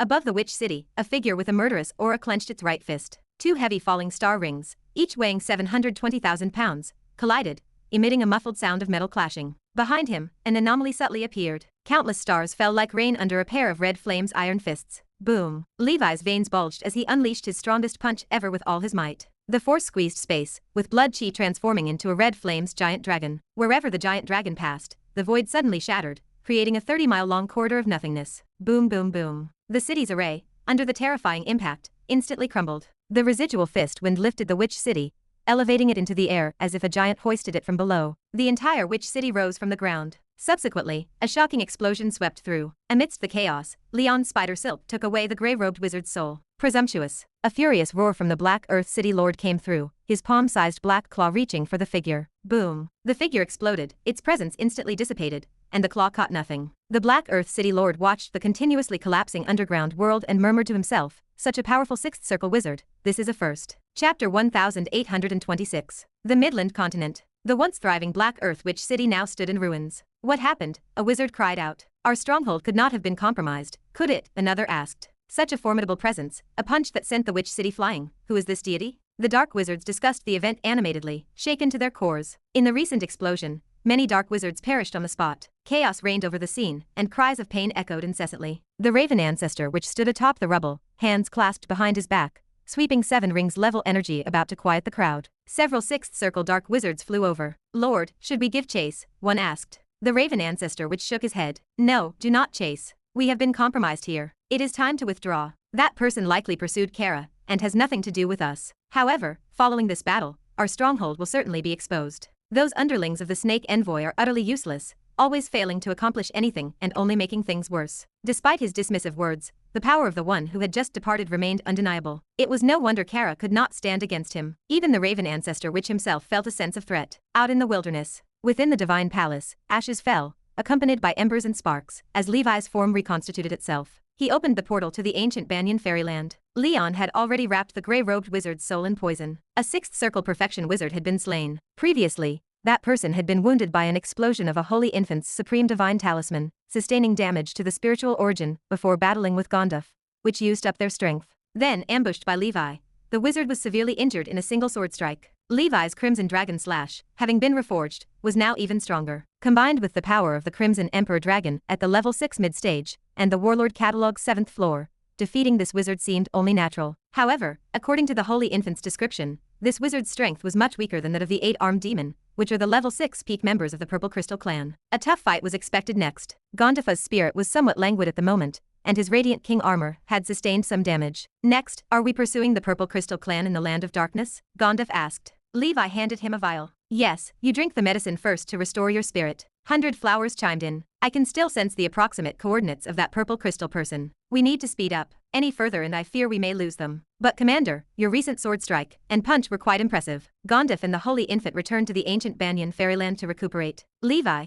carrying 100 Flowers, ripped through the crystal wall and entered the Land of Darkness. I am heading into the Sea of Ruins now. Remember to report the position to me, Levi stated. 100 Flowers smiled. No problem. Powered by the Sky Dragon's energy, Levi transformed into a pure, immaculate Sky Dragon, flickering with wind thunder power, and vanished into the void. The endless Sea of Ruins was boundless and vast. Levi looked at the sky-piercing giant beasts wandering in the distance, struck by a sudden sense of astonishment. When will I also be free like this, transcending above the multidimensional plane? If you transcend, do not forget to take me with you everywhere, 100 Flowers replied. Of course, Levi answered. The two chatted while following the trail of the Purple Crystal Clan. The Midland continent. Laplace led a group of wizards to Black Soil City. On the earth, a massive, abrupt circular pit emerged, resembling a vicious wound on the wilderness. The entire witch city seemed as if it had been lifted into the air, and then crashed down, leaving everything in chaos and disarray. Laplace wore a solemn expression. Not long ago, the Soren Holy Tower's instruments detected an energy fluctuation nearly at the Seven Rings level. Worried it might be the mysterious organization, or dark wizards causing trouble,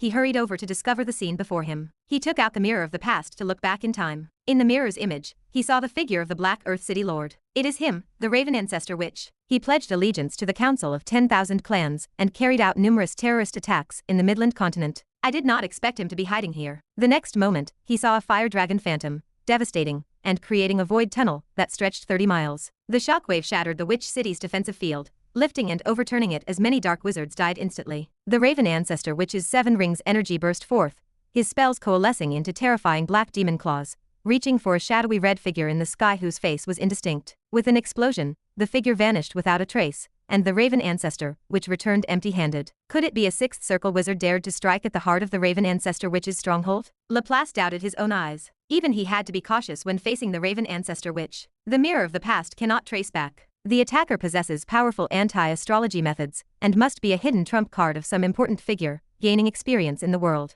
He conjectured it was someone from the Council of 10,000 clans, who had failed to kill the target, and was then counterattacked and pursued to their lair. A sixth circle realm with such strength. What would it be after the seventh circle? Even the top geniuses in the wizard world paled in comparison to this person. Laplace sighed inwardly, recognizing that the world is indeed full of hidden dragons and crouching tigers. Suddenly, his communication device rang. Lord, the Dragon Knight Wizard Group found the trace of the Purple Crystal Clan that attacked the Master Fire Dragon, the voice reported. Trap it. I will arrive swiftly. Be careful, and do not be careless. This is a level 6 peak Purple Crystal Clan. You must treat it as you would a 7 rings powerhouse. Laplace hung up, raised his hand, and a flying vessel like a flying shuttle appeared. This mission must capture that Purple Crystal Clan. To dare cause trouble in our wizard world, they truly do not know what death is. Chapter 1827. Land of Darkness. A meteorite drifted through the void. Wanda sat cross-legged, the figure of the Snake Envoy projected in front of her. The expression on the Snake Envoy's face twisted in annoyance as he spoke. What happened? How did Kara die? Wanda extended her palm,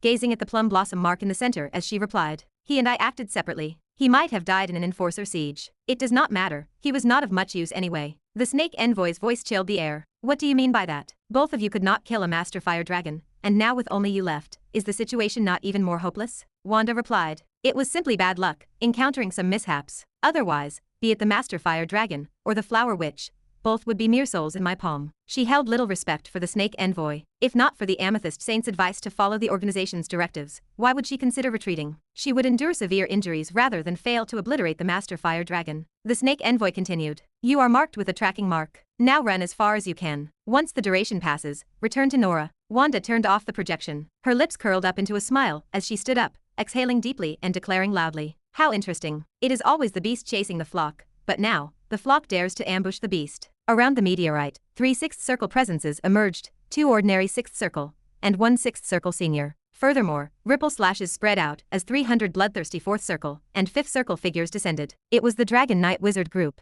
an elite unit active in the Land of Darkness, known for their prowess in overcoming the strong with the weak. Stars linked one after another in the Land of Darkness, forming a heavenly net encompassing the entire meteorite. The essences of 6th circle wizards and the warband wizards interconnected, powerfully directing spell power into the heavenly net-like flowing water. Thunderous roars shook the void. Lightning, fire, landslides, and tsunamis appeared. A colossal knight, 1,000 meters tall, clad in scale armor and riding a giant dragon, emerged as a phantom. The knight's cloak fluttered, his gaze as commanding as the gods, majestic without anger. The 6th circle senior wizard spoke. You are already trapped by our combat array. Surrender yourself. His name was Yabek, the leader of this patrol team. This team, belonging to the Wizard Council's battle group, had repeatedly undertaken missions in the Land of Darkness to clear out black beast lords and alien races. Rich in combat experience and powerful, they had even slain level 6 peak black beasts. Facing the Amethyst race, Yabek felt apprehension. Wanda laughed. As expected of wizards, indeed fond of fancy tricks. I have heard your battle arrays have triumphed unstoppably in wars across the multidimensional plane. Today, let me witness it myself.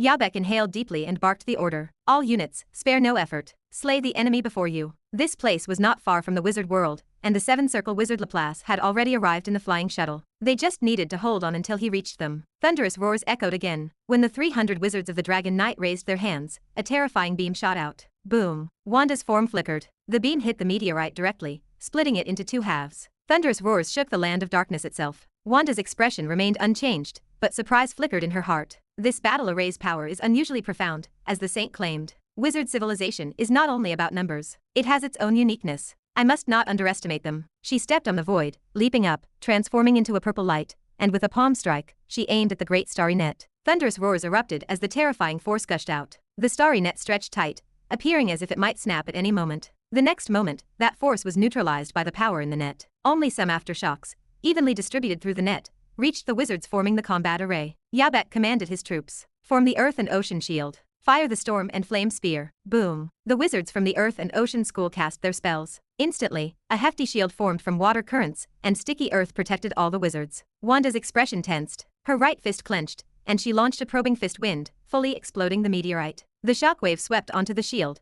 which swayed like tar, but did not shatter. Her force, once again neutralized, made her understand the severity of the situation. Boom. The giant dragon underneath the Dragon Knight spewed fire and fierce winds. In front of it, a long spear formed from wind and fire materialized. The moment the spear appeared, the void could not sustain itself and shattered with a boom. Kill. The starry net pressed downward, continuously shrinking. Shields pressed from all directions, leaving no space for Wanda to maneuver. Left without a choice, she faced the wind and fire spear. Boom. The wind-fed flames erupted, raising a small sun about 10 miles in diameter in the land of darkness. High-temperature wind blades scurried within, slicing at everything. Under such might, a sixth circle senior wizard, if resisting directly, faced almost certain doom. With a heaven-shaking roar, within that sun engulfing the land of darkness, a negligible purple speck of light suddenly began to expand. The red sun turned into a purple sun. The next moment, the purple sun exploded, brilliant purple flames shooting out in all directions. Chapter 1828. A purple figure, its surface completely melted, and its features blurred, staggered out. Boom, boom, boom. The shield wall shone brightly, continuously resisting the assault of the purple flames. Yabek scanned the area ahead, his expression grave. The Amethyst race warrior's melted body started to reform, and in a moment, it was restored to its original state. Wanda gasped, exhaling a large breath of fiery essence as his strength waned. That last strike was pretty tough to take. Wanda clenched his fists tight, and an immensely strong and invincible aura surged to the heavens. First, killed at 6th ring senior. He is the array core. With him dead, this grand array will break without a fight. Bang. Wanda shot out like a purple cannonball. His right fist clenched, and a layer upon layer of amethyst began to adhere, swelling into a massive giant fist. Holy skill, covering country. Boom. The robust purple fist's power erupted. Yabek stood his ground. In my position, shield wall times 10. Whoosh, whoosh, whoosh. In front of him, one after another, liquid earth shield walls appeared, totaling 10 layers. Boom, boom, boom. Wanda's fist power collided with the shield walls. The first layer, the second layer, the third layer. Like an armor-piercing bullet, he smashed through 7 layers of the shield wall relentlessly, then crashed into the 8th layer. Crack. The shield wall shattered. What met him was a surging river of frost, unstoppable in its grandeur. The Dragon Knight revealed frigid air gushing from his palm, freezing everything. Glacier seal, full power, seal. Crack. Those long rivers of frost wrapped around Wanda's figure, freezing him layer by layer. Moments later, Wanda was completely sealed within, unable to move. Yabek called out, "Indomitable spear, full power, break." In the hands of the Dragon Knight appeared a long spear, condensed from the power of the metal element, radiating an aura of indestructibility. He leaned back, and as the giant dragon roared, he prepared to throw a javelin. Boom. The indomitable spear shattered the void, pierced through the glacier, and appeared in front of the Amethyst race warrior's face. Yabek murmured in his heart, "Can it kill him?" If it was just an ordinary 6th circle perfection wizard, he was confident he would inflict heavy damage, but his adversary was a level 6 peak member of the Purple Crystal clan. Yabek signaled the team, "Prepare Thunder God's hammer, full power." The Dragon Knight's palm reached for the sky. Thunderclouds gathered from the void above, and a purple warhammer materialized in his palm. Below, inside the glacier, a pair of purple hands shattered the seal,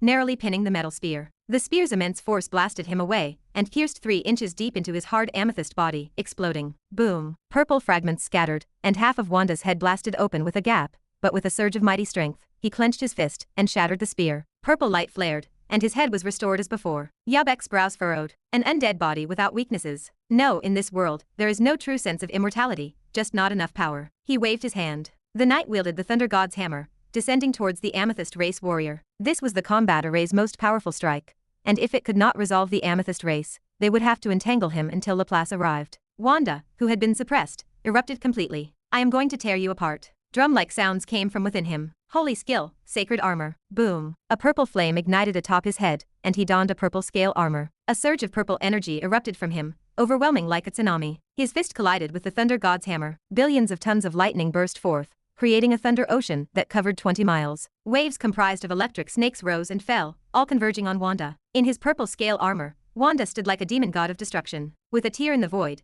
he forcibly split the thunder ocean. Die. He thrust out a palm, and a beam of purple light pierced through. The earth and ocean shield surged to maximum power. Boom. The terrifying impact completely tore through the starlight net that bound Wanda. He inhaled and exhaled like a giant whale, creating a sharp ripple slash that spread outwards. One by one, the shield walls broke, and the faces of the warband wizards paled. Clearly, they too were almost at their limits. Yabek issued a command. Defend with all your might. Minimize harm. Wait for the 7-circle wizard. We must capture this one. The Purple Crystal clan did not have that many strong members above level 6. Killing one would be a great gain. Land of Darkness, inside the flying shuttle. Laplace wore a serious expression. Hold on, Yabek. I am on my way. He had great confidence in the strength of this battle group. Otherwise, he would not have had them intercept the Amethyst race. But he also did not want the battle group to suffer too many losses. For the Congress, training an excellent warband wizard was no easy task. These individuals are the backbone of the future blood battle. Yet, as he watched the latest combat footage from the front lines, he knew this battle would come at a considerable cost. The strength of this Amethyst race member was somewhat terrifying. Spread the coordinates of the battle far and wide,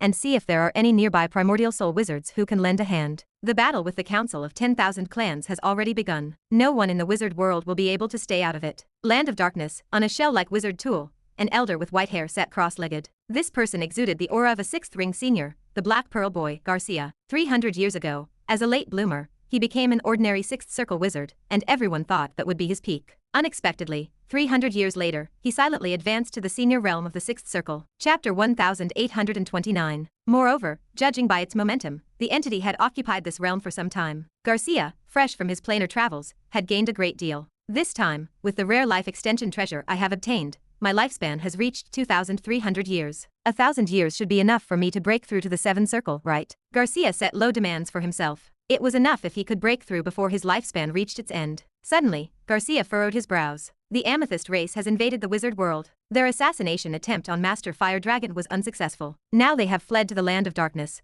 where they are besieged by patrolling wizard towers. After a moment of hesitation, Garcia changed direction, flying toward the Land of Darkness nearby. Fragments of shattered stars floated in the void. Yabek's complexion turned pale. As time passed, the scales of victory tipped toward the Amethyst race. The battle group array possessed power, yet its main component consisted of 5th circle wizards. Everyone knew the difference between the 5th circle, and the 6th circle felt like an insurmountable chasm. Had it not been for the support of 3 6th circle wizards, these 5th circle wizards would not have held on for so long. The Amethyst race was too well-rounded. With strong magic resistance and a level 6 peak realm, they proved nearly impossible to kill for anyone but a 7-circle wizard. The shield wall began to weaken. One Amethyst race member smashed a shield with a punch and slapped his hand, blowing away the 6th circle ordinary wizards in the raid formation, and the 5th circle wizards behind them. Some wizards' defensive fields shattered, turning them into ash instantly. 3 wizard forms appeared, rushing toward the Amethyst race. Yabek shouted over the din of battle. Do not fall into disarray. Keep up the formation. This is our only hope. The wizards of the battle group exerted all their strength.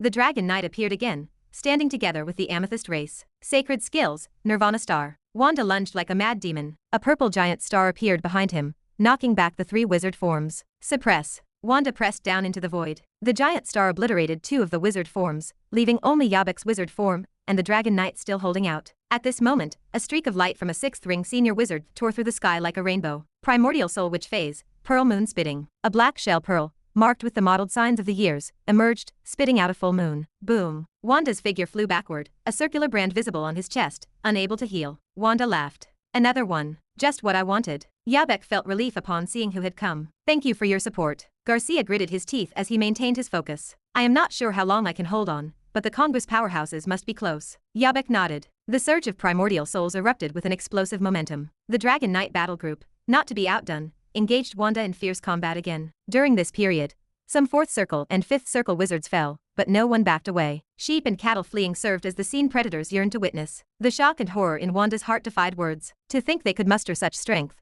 but this is where it ends. For every member of the Amethyst race, Killing the accursed colonizing wizards served as their honor. Not being able to go to the dark ancient tower to slaughter has been my regret for hundreds of years. Now, with so many elite wizards before me, I will kill to my heart's content. Wanda had long ignored the words of the snake envoy, treating them like wind passing by. Boom. After another earth-shattering collision, Wanda closed his eyes. His purple heart thundered like an engine. Rivers of purple strength flowed from his limbs and body, turning into purple dragons that danced wildly amongst the stars. Wanda's figure swelled, expanding rapidly to 1 kilometer high, comparable to the Dragon Knight's phantom in the battle group array. His form stooped, and one after another, sinister purple serpent heads grew out of his back. Finally, a total of 800-meter-long purple-scaled giant snakes appeared. Wanda had long ceased to resemble a human, transforming into a beast with serpentine heads and a kilometer-long stature. The 8 serpent heads, with 12 dim yellow snake eyes, looked at everyone, menacing snake tongues flickering. Holy Spirit, 8-headed giant snake. To force me to use Holy Spirit, I, Wanda, acknowledge that you are not mere rabble. You are worthy of my full effort to consume. The 8-headed giant snake sneered. At this moment, a storm of shock and horror surged within the hearts of Audiobook, Garcia, and the wizards from the battle group. Inside the flying shuttle, Laplace exclaimed, "Damn it, this member of the Amethyst race has actually grasped the Holy Spirit." Holy Spirit resembled the wizard form, but utilized a more brutal approach. Only Amethyst race members of level 6 and above possessed the qualification to cultivate it. They needed to refine the soul of a powerful creature within themselves and fuse it with their true soul to give birth to a Holy Spirit. This method proved extremely powerful, allowing the user to transform into a terrifying behemoth, but during the process of cultivation, the user could easily lose themselves. Therefore, practitioners among the Amethyst race remained few. Those who succeeded, however, were truly ruthless individuals. Laplace grew unsettled. The wizard battle group faced annihilation because of this. The blame would fall on him, and he would regret it for the rest of his life. Driven by this thought, Laplace left the flying shuttle. He uttered an incantation to burn his lifespan, transforming into a streak of light. On the battlefield, the 8 serpent heads waved, tangling the Dragon Knight before crushing it entirely with explosive force. Wanda looked at the wizards whose eyes could not hide their fear, feeling elated. So powerful, this is the Holy Spirit law. Even if there exists a risk of completely turning into a monster from lengthy use, I accept it. All of you, die. Rationality gradually faded, covered by his beastly nature. Chapter 1830. At this moment, even if a 7-circle wizard arrived, he could blow them away. 8 snake heads twisted and entwined, transforming into a Gatling-like biological cannon. 8 purple flame flows burst forth, converging together, rushing towards the wizard battle group. The brave wizards of the Dragon Knight battle group succumbed to despair for the first time. The world-ending flame flow spanned the starry sky, unstoppable. Audiobook, Garcia, and the surrounding wizard forms flew backward, blasted away by the force. In the blink of an eye, thunder and lightning roared through the void. An explosion rattled the void. A magnificent red flame giant sword extended from the void, stretching 1,000 meters, plunging into the darkness below, forming a giant red shield. The amethyst light exploded, energy fluctuations rippled, and the red flame giant sword flew away, continuously shrinking in midair until it landed in the hands of a robust and majestic figure standing behind. Levi stood resolute, clad in heavy armor, floating in the void. His muscles bulged. He gripped the red flame sword and took a step forward. Above his head, the sun, moon, and stars dimmed.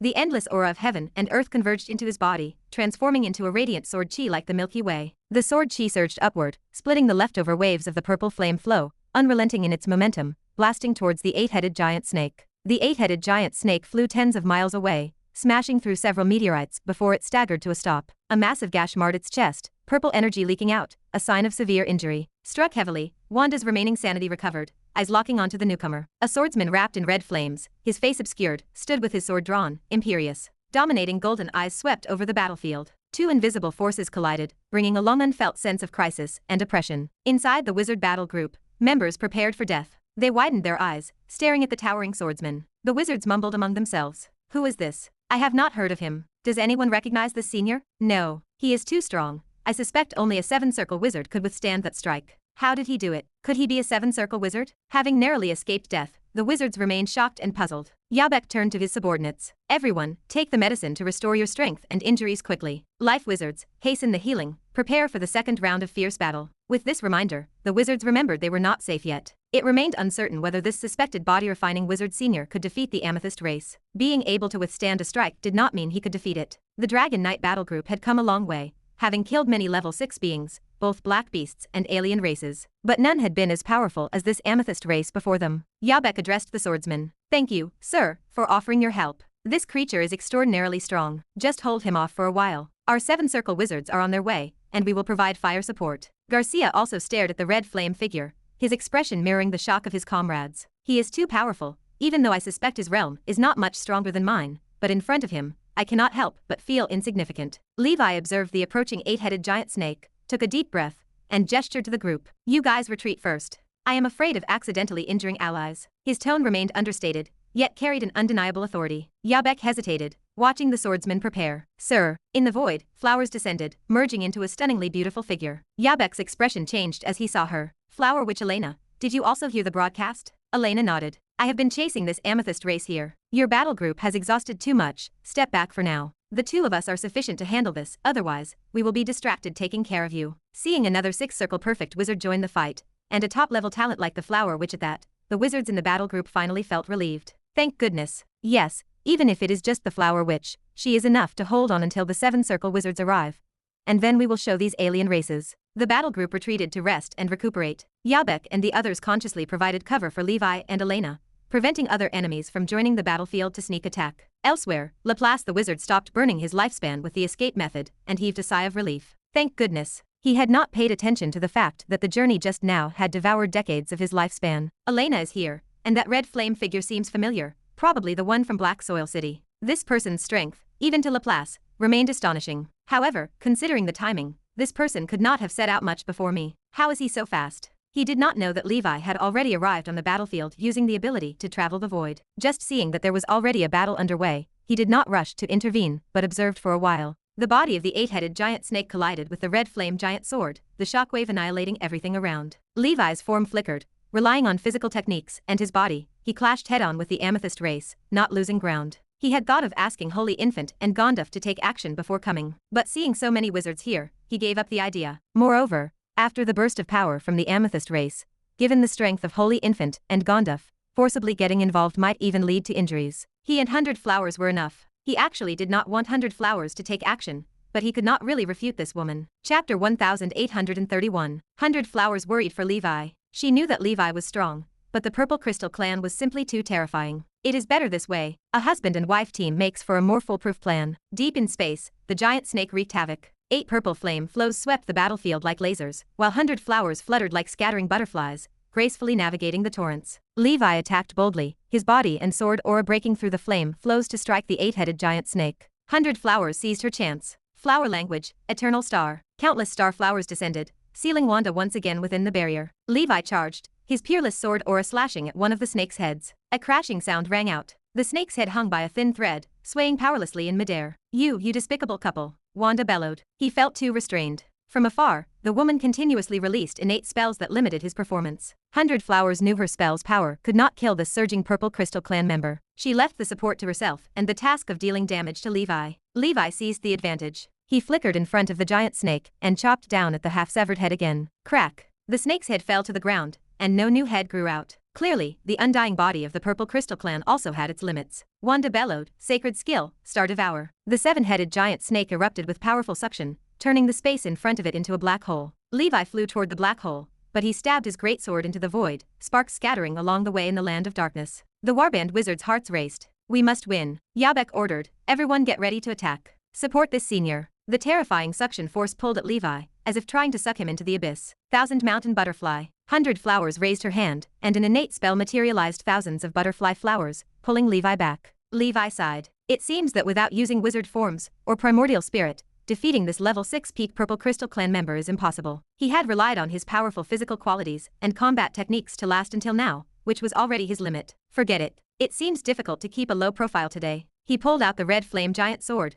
giving into the suction force. The projection of the primordial spirit appeared in his mind. Time riding 6 dragons, Thunder Emperor, a majestic figure, 400 meters tall and holding the Emperor's sword, landed with sovereign presence. Invisible dominion spread from him. Levi's form merged with the Emperor as red flames and golden light mingled, forming a red-gold Emperor robe that flared in the darkness, with various Emperor's tools brightly shining. The warband wizards gasped in awe as they realized the red flame figure's identity. Golden Dominator. It is him. No wonder he is so powerful. It makes sense that he is the Golden Dominator. Only the Dominator could possess this dazzling Dominion wizard form. Yabek was also profoundly shaken. The Golden Dominator. Upon his first appearance, he made a resounding name in the realm of hell. Afterward, in the Midland continent, he fought against 4 primordial souls, while saving a group of body-refining wizards. Rumors suggest he has a suspicious relationship with the Flower Witch. No wonder he and Elena appeared almost simultaneously. I must say, Elena has a formidable eye. On the other hand, Laplace was still on his way. Seeing the figure surrounded by red flames was the Golden Dominator, he felt greatly relieved. Good. This man seems to be the type who righteously engages in battle. Gondef speaks highly of him. He is mysterious and immensely powerful, yet low-key. Given the way he conducts himself, he likely has a master guiding him. With such a powerhouse joining, this battle is secure. By the time I arrive, it might already be over. Wanda saw the Emperor's phantom, his face startled. From those wizard forms, it is evident that this is the Golden Dominator, the man shortlisted on the Council of 10,000 Clans killing list, and the culprit who killed the Green Light Walker. He previously knew of this man's prowess only indirectly. Seeing him now, the Council's assessment of his strength was utterly wrong. Master Fire Dragon, Gondef, and other geniuses are nothing in front of him. Boom. Chaos Sword energy descended, sending the 8-headed giant snake flying again. One of its heads fell away. Holy skill, Moon Gaze. Around the snake, purple energy formed an invincible Moon Gaze beast phantom. With a gesture, the destructive attack hit a spherical shield in front of the Emperor and shattered it. The Emperor's phantom took a hit, thrust 10-odd miles away, with a puncture through his chest. Levi, wounded all over with multiple lethal penetrations, seemingly remained oblivious to the pain. Death Ember Dragon's power rapidly healed his injuries, while the power of the Sky Dragon ceaselessly supplied him with energy. The Emperor drew his sword again and struck toward the giant snake. Beauty's captive. Lilac flowers floated down and sealed the surroundings. 100 Flowers used her innate spell to control the snake's movements. Crack. Another snake head was sliced off. Wanda felt a surge of fear, but madness and murderous intent quickly overwhelmed him. The strongest tribe is invincible. The 5-headed snake madly danced, its purple strength burning within. Holy Spirit technique, swallowing all directions. In an instant, the 3 heads Levi had severed grew back. 8 snake heads, emitting an aura as if devouring the universe, intertwined and expelled a purple, sun-like energy cannon. Wanda, filled with fighting spirit, roared, "If you can withstand my most powerful strike in its ascended form, then I, Wanda, dying in this foreign land, will have no regrets." Boom. The energy cannon expanded and exploded. Its terrifying impact swept across the field. An intense sense of danger arrived. Elena rapidly flickered, withdrawing from the battlefield. Ayo. A 9-colored anomaly descended in the land of darkness, accompanied by an earth-shattering dragon roar. The 9-headed Emperor Dragon,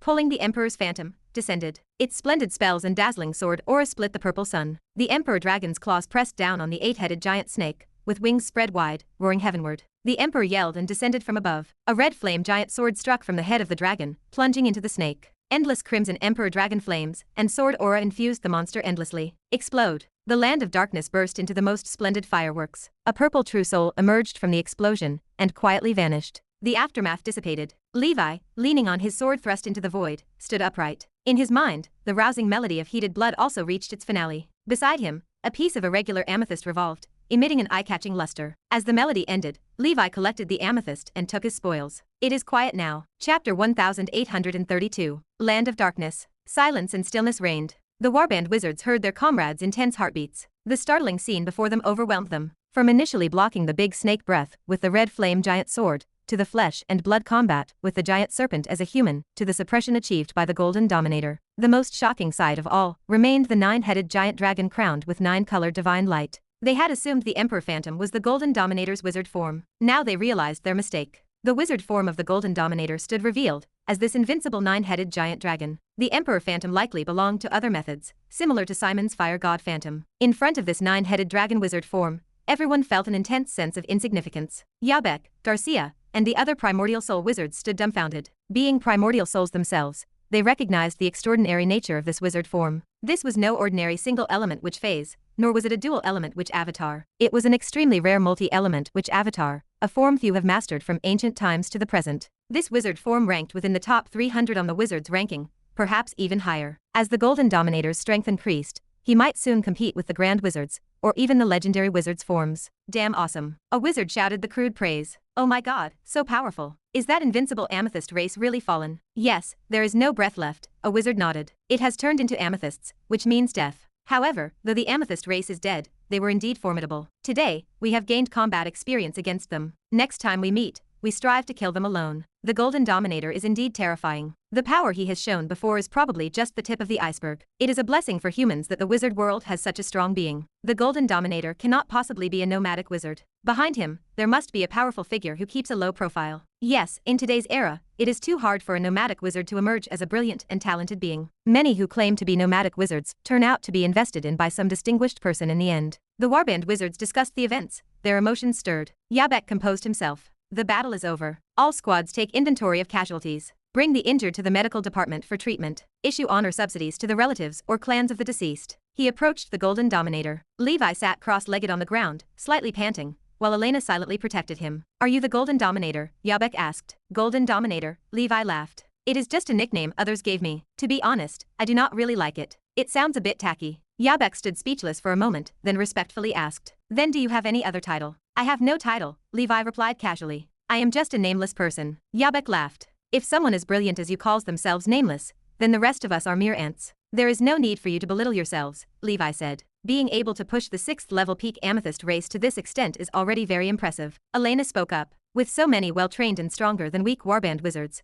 we will undoubtedly emerge victorious in the future plane's great tribulation. Both Levi and I respected those wizards fighting on the front lines with the battle groups. Otherwise, Levi would not have intervened. He would have waited to reap the fisherman's benefit after they were wiped out by the Amethyst race. Admittedly, there were many corrupt members within the Wizard Council, but these warband wizards, who fought selflessly to protect the wizard world from the 6th level peak Amethyst race, were not wrong. Put plainly, everyone struggles on the front lines. It is not easy for anyone, and mutual respect is due. Your name is Levi, right? Yabek asked. I have seen your file from the Congress. Yes, Levi confirmed. According to the recent Wizard World All Citizens law in response to tribulation issued a while ago, your slaying of the Amethyst race can earn you a corresponding reward, Yabek continued. It may not be much for you, but it is a token of our council's appreciation. Levi smiled. Just act according to the law. As a member of the Wizard Council, killing these invading unfriendly alien races is my duty. Yabek nodded. Then I will report this battle situation and apply for rewards for you. He hesitantly added. There is one more thing. I need to inform you, and I hope you will not be angry. According to the battle group law, the piece of amethyst resulting from our battle group's involvement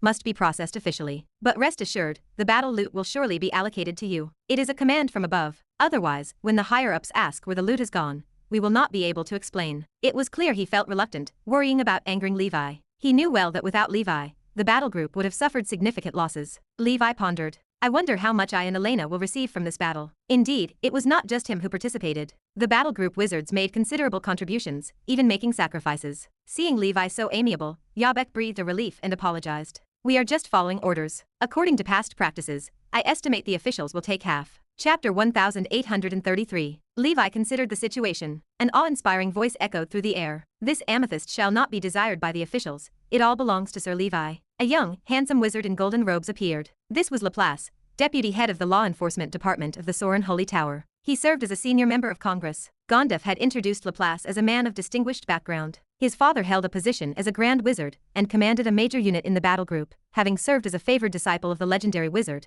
the Thousand Mountains Immortal, during the Five-Scepter expedition. From a young age, Laplace had aspired to join the battle group, to fight in the military, and to participate in the grand wars of plain conquest. His father found the battle group too dangerous and compromised by letting him choose the law enforcement department. Still, Laplace had chosen the path of the battle group. Yabek spoke, his tone cautious. Lord Laplace, I worry that there may be objections from Congress. Laplace dismissed the concern with a wave. Do not worry, I will handle it. Although you have all tried your best in this battle, it was Sir Levi who played the decisive role. Without him, the entire wizard battle group would have been lost. Such a loss could never be offset by any amount of amethyst. As per the law, Congress ought to reward Sir Levi, not only for slaying members of the amethyst race, but also for saving a battle group. There is no reason for Congress to split the amethyst reward. Yabek hesitated, his brow furrowed. This, Laplace continued, his voice firm. You are simply following my orders. If there is any blame from above, I will bear the responsibility. You need not overthink it. With the blood battle imminent, previous statutes also need revising to adapt to the changes of the new era. Only then can we mobilize the entire wizard world to actively confront the abyss and the alien races. Yabek nodded. Then we will drop this matter. Without Sir Levi,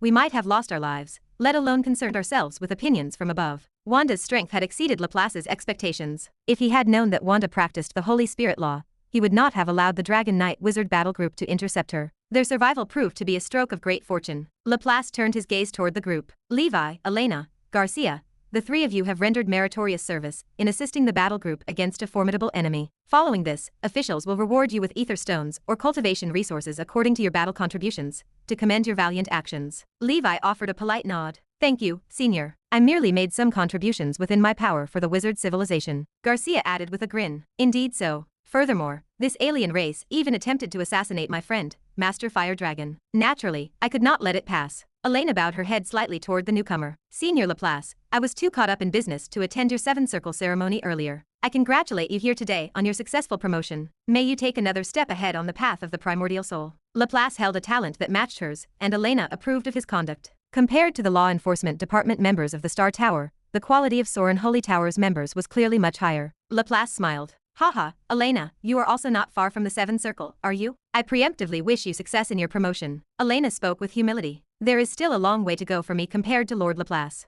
Laplace grew serious, his gaze sharpening. Levi, I have long heard of the great name of the Golden Dominator. There are some matters I would like to have a private word with you, if possible. Levi agreed with a short nod. No problem. 100 Flowers moved aside to chat warmly with Garcia. Garcia leaned in, his voice filled with genuine admiration. Sir Levi really is the most low-profile yet monstrous talent I have ever met. Elena felt a surge of pride, but she kept her expression humble. It is not that exaggerated. There are always stronger masters in this world. The wizard world is full of hidden dragons and crouching tigers. With the onset of the Great Tribulation, these existences will also step onto the historical stage. Elena had personally witnessed Levi's transformation from a timid little wizard to his current stature. Now possessing a solid foundation of strength, the current Levi, though still low profile, was no longer as cowardly as he had once been. Like the time he killed the electric eel wizard, 100 Flowers had expected Levi to endure longer before taking action. Unexpectedly, Levi had killed without hesitation. She did not know that, following the regrettable incursion of the Wild Boar Knight, Levi's mindset had shifted. Vengeance must not wait until morning, otherwise, the opportunity could be lost.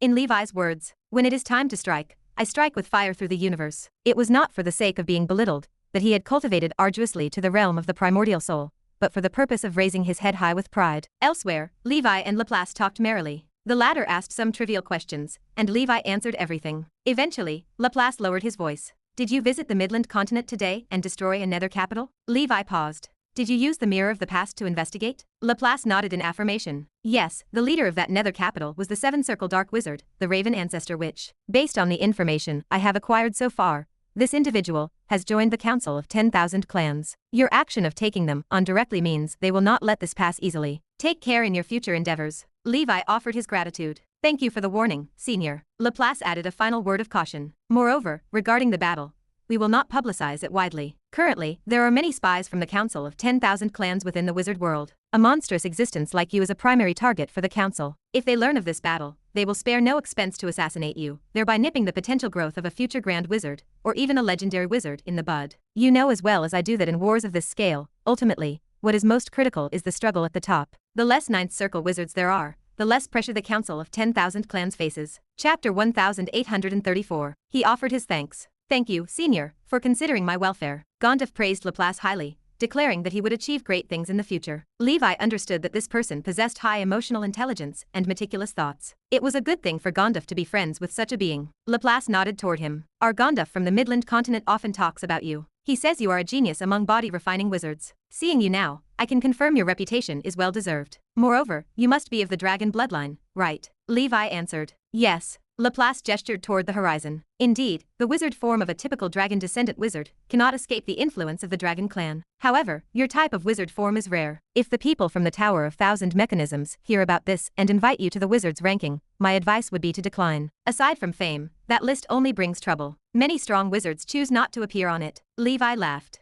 It is similar to what I was thinking. Thank you for your guidance. After a pleasant conversation and exchanging contacts, Laplace left with his battle group. Garcia bid farewell to Levi and returned to the endless sea. Levi exchanged a glance with 100 Flowers and disappeared into the void. On the way back, Laplace looked at his battle group. I need everyone to make a vow to not divulge the details of how the Golden Dominator killed a member of the Amethyst race today. The battle projection should only be viewed internally and not be leaked. As the conflict with the Council of 10,000 Clans intensifies, it is best not to reveal our ace's strengths just yet. The wizards replied in unison. We understand. Their lives had been saved by the Golden Dominator. This great favor could only be kept in their hearts, to be repaid when an opportunity arises. Wanda is dead. The snake envoy loomed over an increasingly desolate plain, appearing rather bleak, much like an old man who had outlived younger generations. Ever since becoming an envoy and accepting the task to assassinate Master Fire Dragon, his life had been a whirlwind of bizarre trajectories. The 23 Swords, Rock Dragon, Green Light Walker had all left him. Newly assigned subordinates Kara and Wanda had also perished on the same day. What was this? Bad luck. He could barely accept the death of the lesser members. He could come to terms with Kara, a sixth circle perfection, dying. But how could someone as powerful as Wanda die? Are not the Amethyst race claimed to be the strongest across all planes? Are they not unbeatable six-dimensional warriors in one-on-one combat? Are they not the nemesis of spellcasters?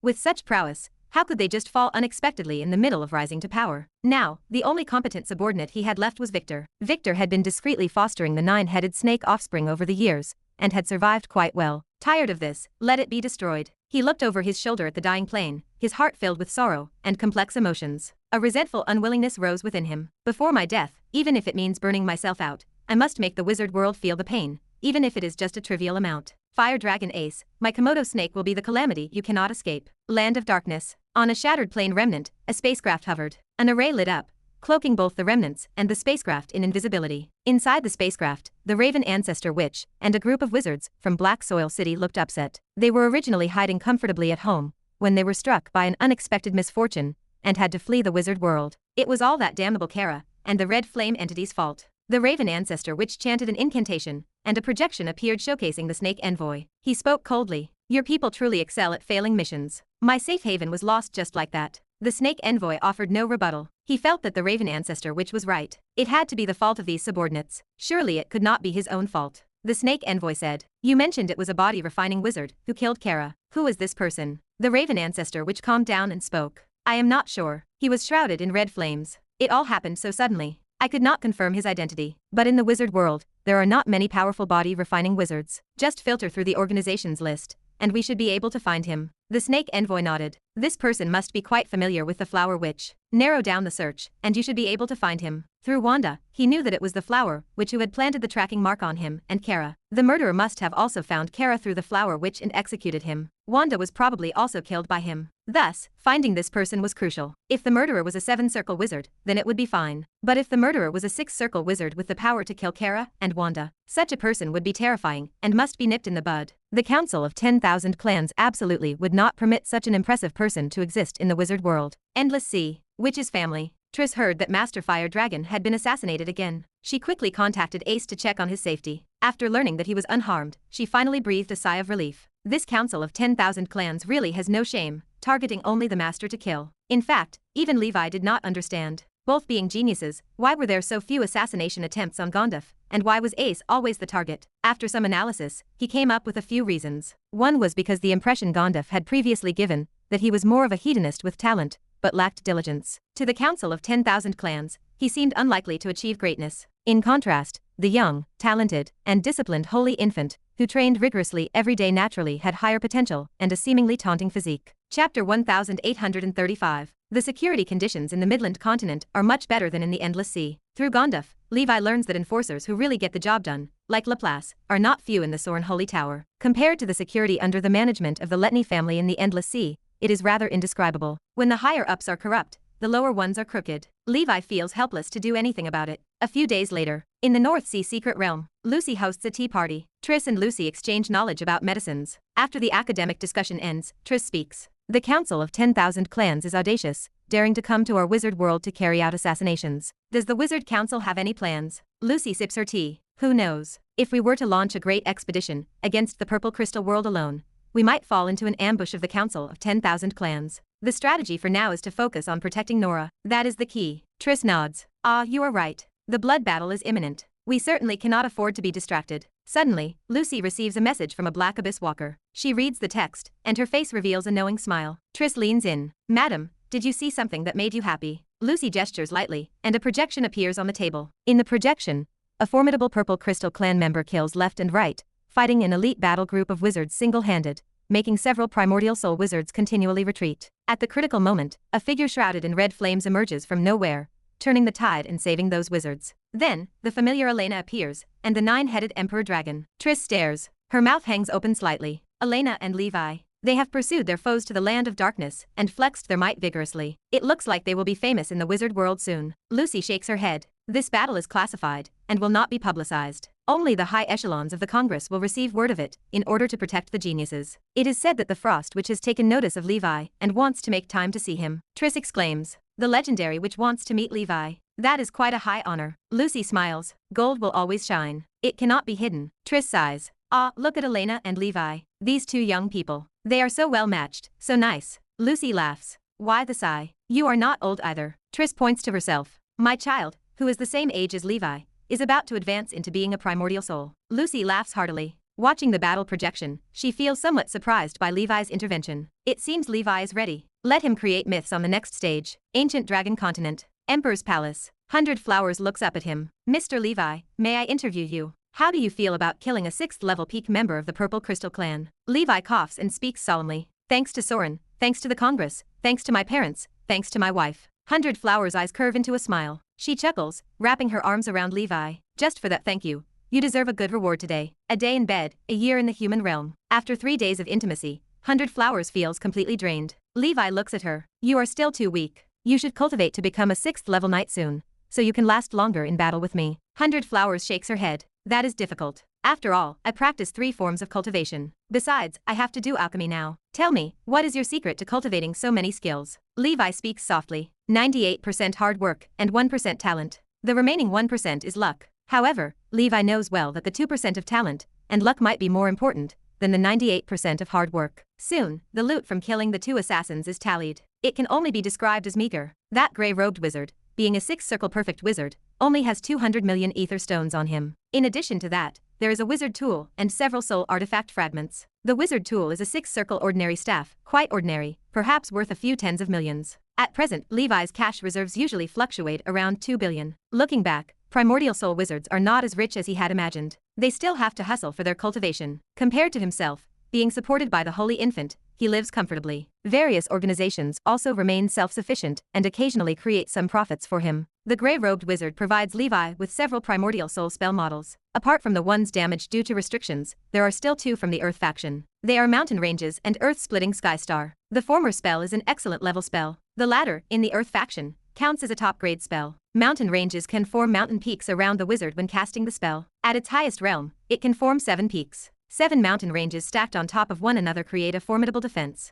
Earth-Splitting Sky Star involves summoning shattered stones, sealing the enemy within, controlling the enemy, and using the immense pressure inside the heavenly star to crush the enemy. They are both good. I can learn them. Currently, in my primordial soul spells, I indeed lack earth element methods, especially Earth-Splitting Sky Star, which is a must-learn. Most importantly, to enhance the potential and power of his wizard forms, Levi must imprint more true traces currently. The 9-headed Emperor Dragon is his strongest technique. Since its inception, there has been no enemy it has not resolved. Chapter 1836. The main focus going forward would be the continuous strengthening of wizard forms. Other spoils of war held little value. As for Wanda, aside from a piece of amethyst and a pile of rare minerals in its belly, the creature possessed nothing else. The level 6 peak purple crystal stood as the greatest gain from this trip. The shard went to the Holy Infant for proper distribution. The Amethyst Light Sword, the Radiant King armor belonging to Gondaf, the Star Ring of 100 Flowers, and even the Red Infant sword used by the Holy Infant, could all undergo reforging to become top-grade items. With such high-quality materials, and the weapon-making skills of the Holy Infant,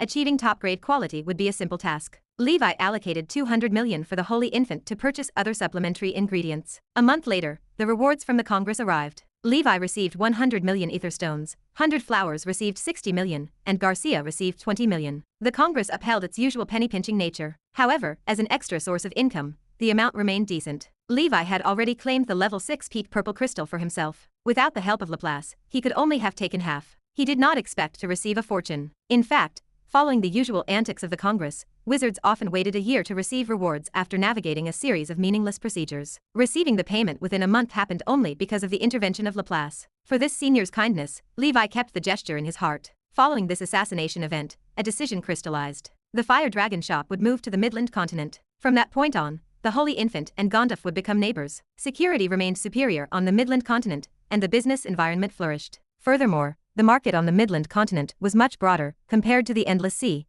making it one of the most bustling places outside the central area. As for the first witch city, leaving a branch there would suffice. Levi threw himself into his cultivation plan, toiling until the path to enlightenment was within reach. At specific times each month, he still cultivated alongside 100 Flowers, discussing the production of wizard towers. Time flew, and the years dissolved. There were no years in cultivation. 5 years passed. This was the 27th year in the Nora calendar, and 91 years remained until the next opening of the Dark Ancient Tower. Dragon Kingly reached the age of 450. The world-first dragon tournament had been held 20 times. Learning from his seniors, the faceless infant dragon announced his retirement from competition to focus on preparing for his ascension to level 6. For 200 years, the Thunderstorm Wolf Dragon remained the perennial runner-up, finally ascending to the top rank. On this day, over the sky dome of Thunderclap Mountain, a majestic winged dragon soared high, its nearly 100-meter wide wings casting a shadow over the land. Following Levi for hundreds of years, Raja finally stepped into the rank 5 realm. Its spouse had advanced 2 years prior. Even its child, the Wind Shadow Winged Dragon, stood as a 3rd-level creature. Members of the Dragon Palace sent their blessings one after another. As a member of the Mixed Blood Dragon clan, rank 5 marked the pinnacle of the life of Raja. From that point on, the creature had no more pursuits and could rest easy. Members of the Dragon Palace gathered under the giant tree, with dragon scale foliage. The tree hung heavy with red fruits bearing dragon scales. Levi wore the joy of a bountiful harvest like an old farmer. A portion was reserved for his own research and consumption. The rest were distributed based on the results of the previous martial arts tournament. Elders like Gustav and Leviathan, though not excelling in combat, still received a consolation prize. Levi broke the silence. In the next 200 years, the dragon scale tree will only bear fruit once. All of you should cultivate diligently during this time. If you can step into the level 6 realm, you will receive the fruits without needing to compete. The members of the Dragon Palace nodded eagerly like pecking chicks. The dragon scale fruit emitted a fragrant scent, their appearance alone far from ordinary. After consuming one, the Black Lotus beast felt a warm current flowing into its body. Not wanting to delay, the beast hurried to refine and absorb the energy. Several months later, once all the Dragon Palace members finished refining, the truth became clear. The lower the rank, the better the effect of the fruit proved to be. Both Gustav and Leviathan achieved considerable gains. Levi consumed a few, feeling a change in the bloodline breathing technique within his body. For a period, his proficiency advancement from practice of the breathing technique increased, but the effect was limited. Perhaps the effect was less pronounced for the Dragon clan, because of his human nature. Levi remained unconcerned about this, as the main reason for transplanting the tree was for the benefit of the members of the Dragon Palace. Returning to the edge of the small stone pond, he cultivated the earth-splitting sky star once more. With incantations under his breath and changing hand seals, pieces of rock and earth elemental power converged high in the sky. Eventually, they formed a meteor with a diameter of hundreds of meters. The immense pressure inside the meteor immediately burst the testing instrument placed within it. Explode. The meteor exploded, and the shock wave dispersed with a wave of his hand. Achieving such an effect at level 13, the future looks promising. After 5 years of cultivation, both mountain ranges and earth-splitting sky star reached the level 13 realm. Death Finger reached level 14, officially entering the 6th circle stage. Levi had ventured into the land of darkness to test the spell on a black beast. Below the 6th circle, one touch meant a near certainty of death. Above the 6th circle, he conducted 4 tests and succeeded only once. Even so, such power was quite impressive. To end appear in the same realm with a mere flick of a finger, that was a shocking prospect. Furthermore, after 5 years of cultivation, the strength rune had been cultivated to the level 13, with a strength increase of 20%, reaching 140%. Chapter 1837. Levi figured out the pattern. Before level 2, each enhancement increases by 5%. From level 3 to level 12, an enhancement increases by 10%. Starting from level 13, the increase is 20%. The most important thing is that the rune language, up to now, still has no upper limit. Levi suspected that as long as he lived long enough and cultivated to a sufficiently high level, sooner or later, he would be able to punch through an entire plane. And as for the Path of Knights, the Sky Dragon breathing technique had also been cultivated to the mid-stage of level 6. The diameter of the storm domain expanded from 5 kilometers to 6 kilometers. The speed of traveling the void, after Levi's test, increased from 10 times the speed of regular travel to 15 times. Traveling the void, this ability, ranks as the most powerful divine skill of the Sky Dragon. Whether traveling, escaping, or pursuing enemies, it attacks and overcomes opponents of the same realm from another dimension. In these 5 years, Levi had also refined some soulstone items. Now his spiritual force had reached 3,600 points. The research into the Wizard Tower had also made some progress. Levi dismantled the main body of the Blackstone he had obtained before, planning to use it as the core for his embryonic Wizard Tower. Next, after collecting a batch of rare materials, he could start construction. There are 9 levels of the Eternal Star Abyss, and with Levi's current strength, naturally, there is no need to refine so many. He planned to refine 1 level first, and then, in the years to come, gradually add more levels until it keeps up with his cultivation. Refining the Wizard Tower is extremely mentally draining, and most primordial soul wizards have now given up on this path. Starting to refine from the 6th circle, Levi estimated that by the time he reached the 7-ring realm, his Wizard Tower could keep up with the progress of his cultivation, and he could create a 7-level version of the Eternal Star Abyss. As for Nora on her end, she planned to refine a relatively simple Wizard Tower. Now she had an idea, and had also devoted herself to the construction work. However, relying on her alone, naturally, it will be difficult to complete, and Levi,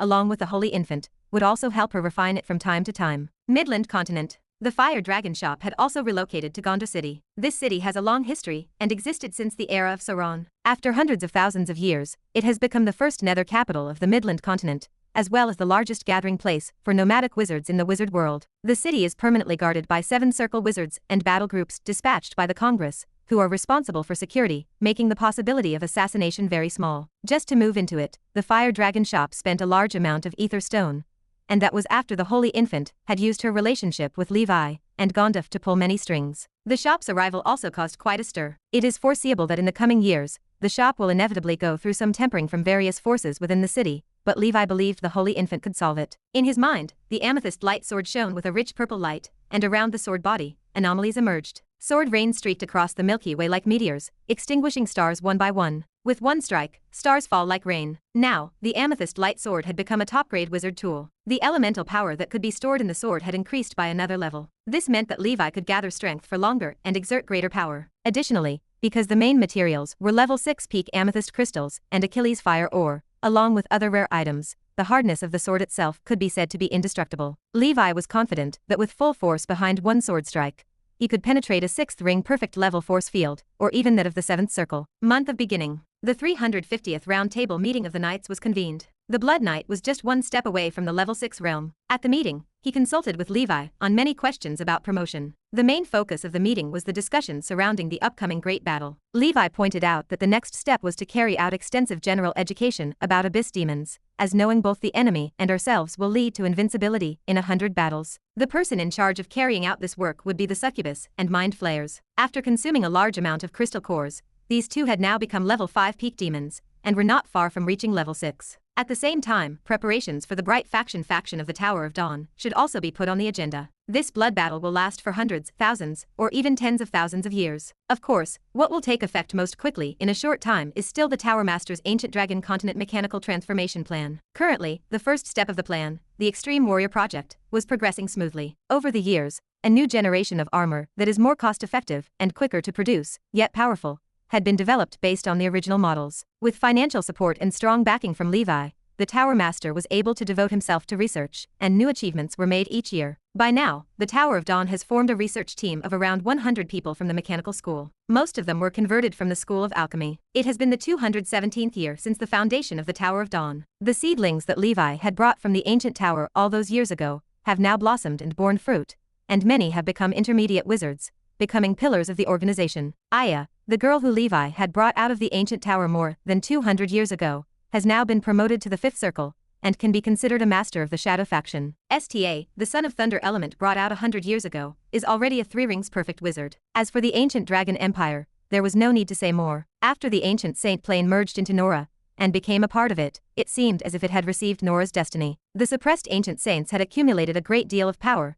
and had made successive breakthroughs. Now, there are as many as 30 level 5 ancient king strong people, with the lizardmen still the absolute main force of the battle group. Like the Golden Feathers King, one of the initial 3 kings, their cultivation speed is not much slower than the 18 riders, and reaching level 6 in the future is promising. The biodiversity in the Giant Beast Paradise has seen significant development. Not long ago, a wizard organization from the School of Spiritualism signed a preliminary cooperation agreement with the Giant Beast Paradise, signing a transcendent creature procurement contract. Now that the breeding of transcendent creatures is going well, it is appropriate to sell a part for profit. Of course, the vast majority are still mainly for their own use. After all, the Tower of Dawn has its own spirit summoning academy, and knights and lizardmen also need secret medicine. Besides these overt forces, in the Nightmare world, Levi had even more, with 3 territories. Under the Nightmare Black Dragon territory, there are now more than 30 level 5 experts. As for the low-level nightmare creatures that are cannon fodder, there are even more. Levi was confident that before the blood battle came, he could create a safe haven as solid as a bastion in the human realm. Chapter 1838.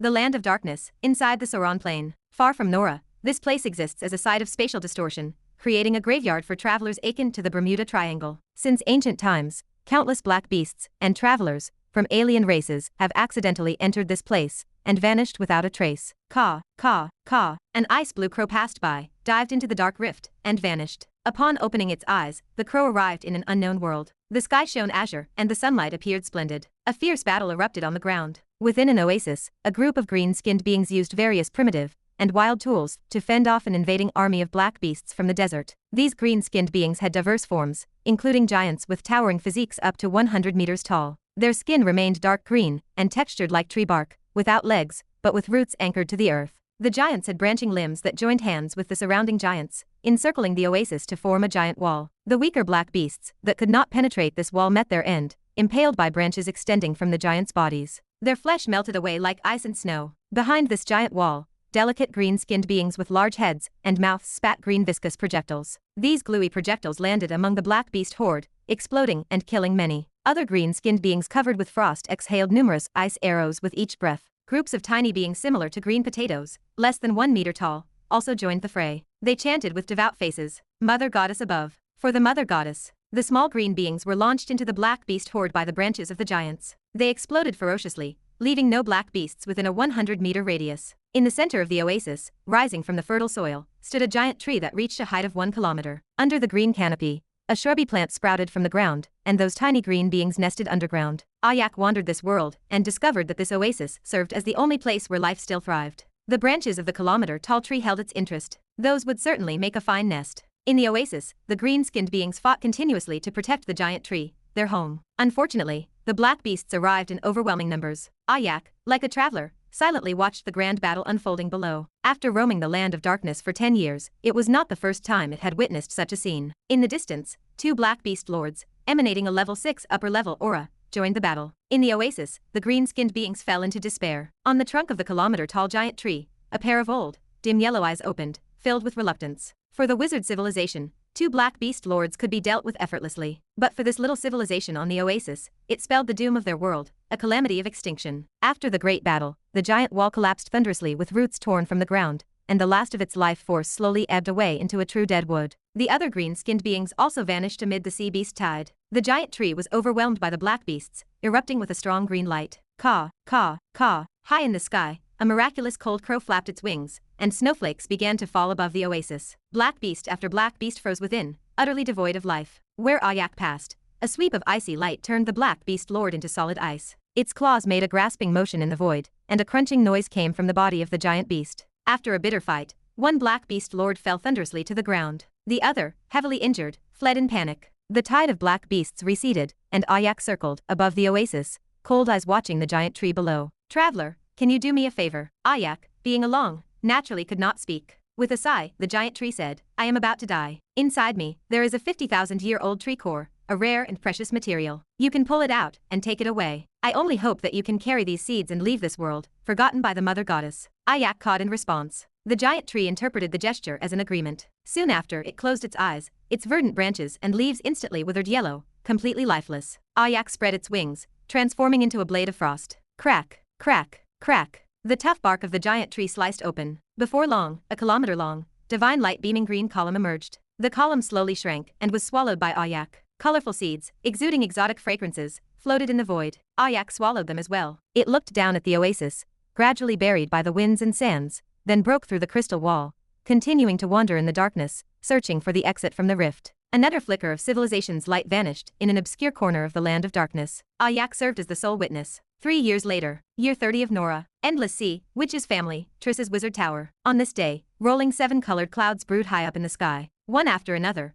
primordial souls flew out. "This is Triss's Wizard Tower. What is going on? Was Triss not a primordial soul long ago? It must be her son, Anya. Recently, the wizard world has been unsafe, and she worries about Anya secluding himself in the nether capital. I see. Remarkable indeed. Triss has actually cultivated a primordial soul wizard. Yes, it feels like just yesterday when Anya was still a little boy being teased by the witches with his bare behind. And now in the blink of an eye, he has become a primordial soul wizard." The group of old folk sighed incessantly. Chapter 1839. Triss, Levi, and 100 flowers surrounded the wizard tower to protect Anya. Carelessness invited disaster. The Prince of Airstream had been ambushed by a spy during his breakthrough, a cautionary tale that lingered in their minds. Levi pondered the situation. Anya's advancement to a primordial soul was no small feat. He was about the same age as Levi, and reaching that peak before the age of 500 was swift. Triss often claimed indifference toward Anya, but her constant vigilance betrayed her. With the blood battle approaching, she required Anya to possess the strength of a primordial soul to rest easy. Because Anya possessed top-grade wizard tools,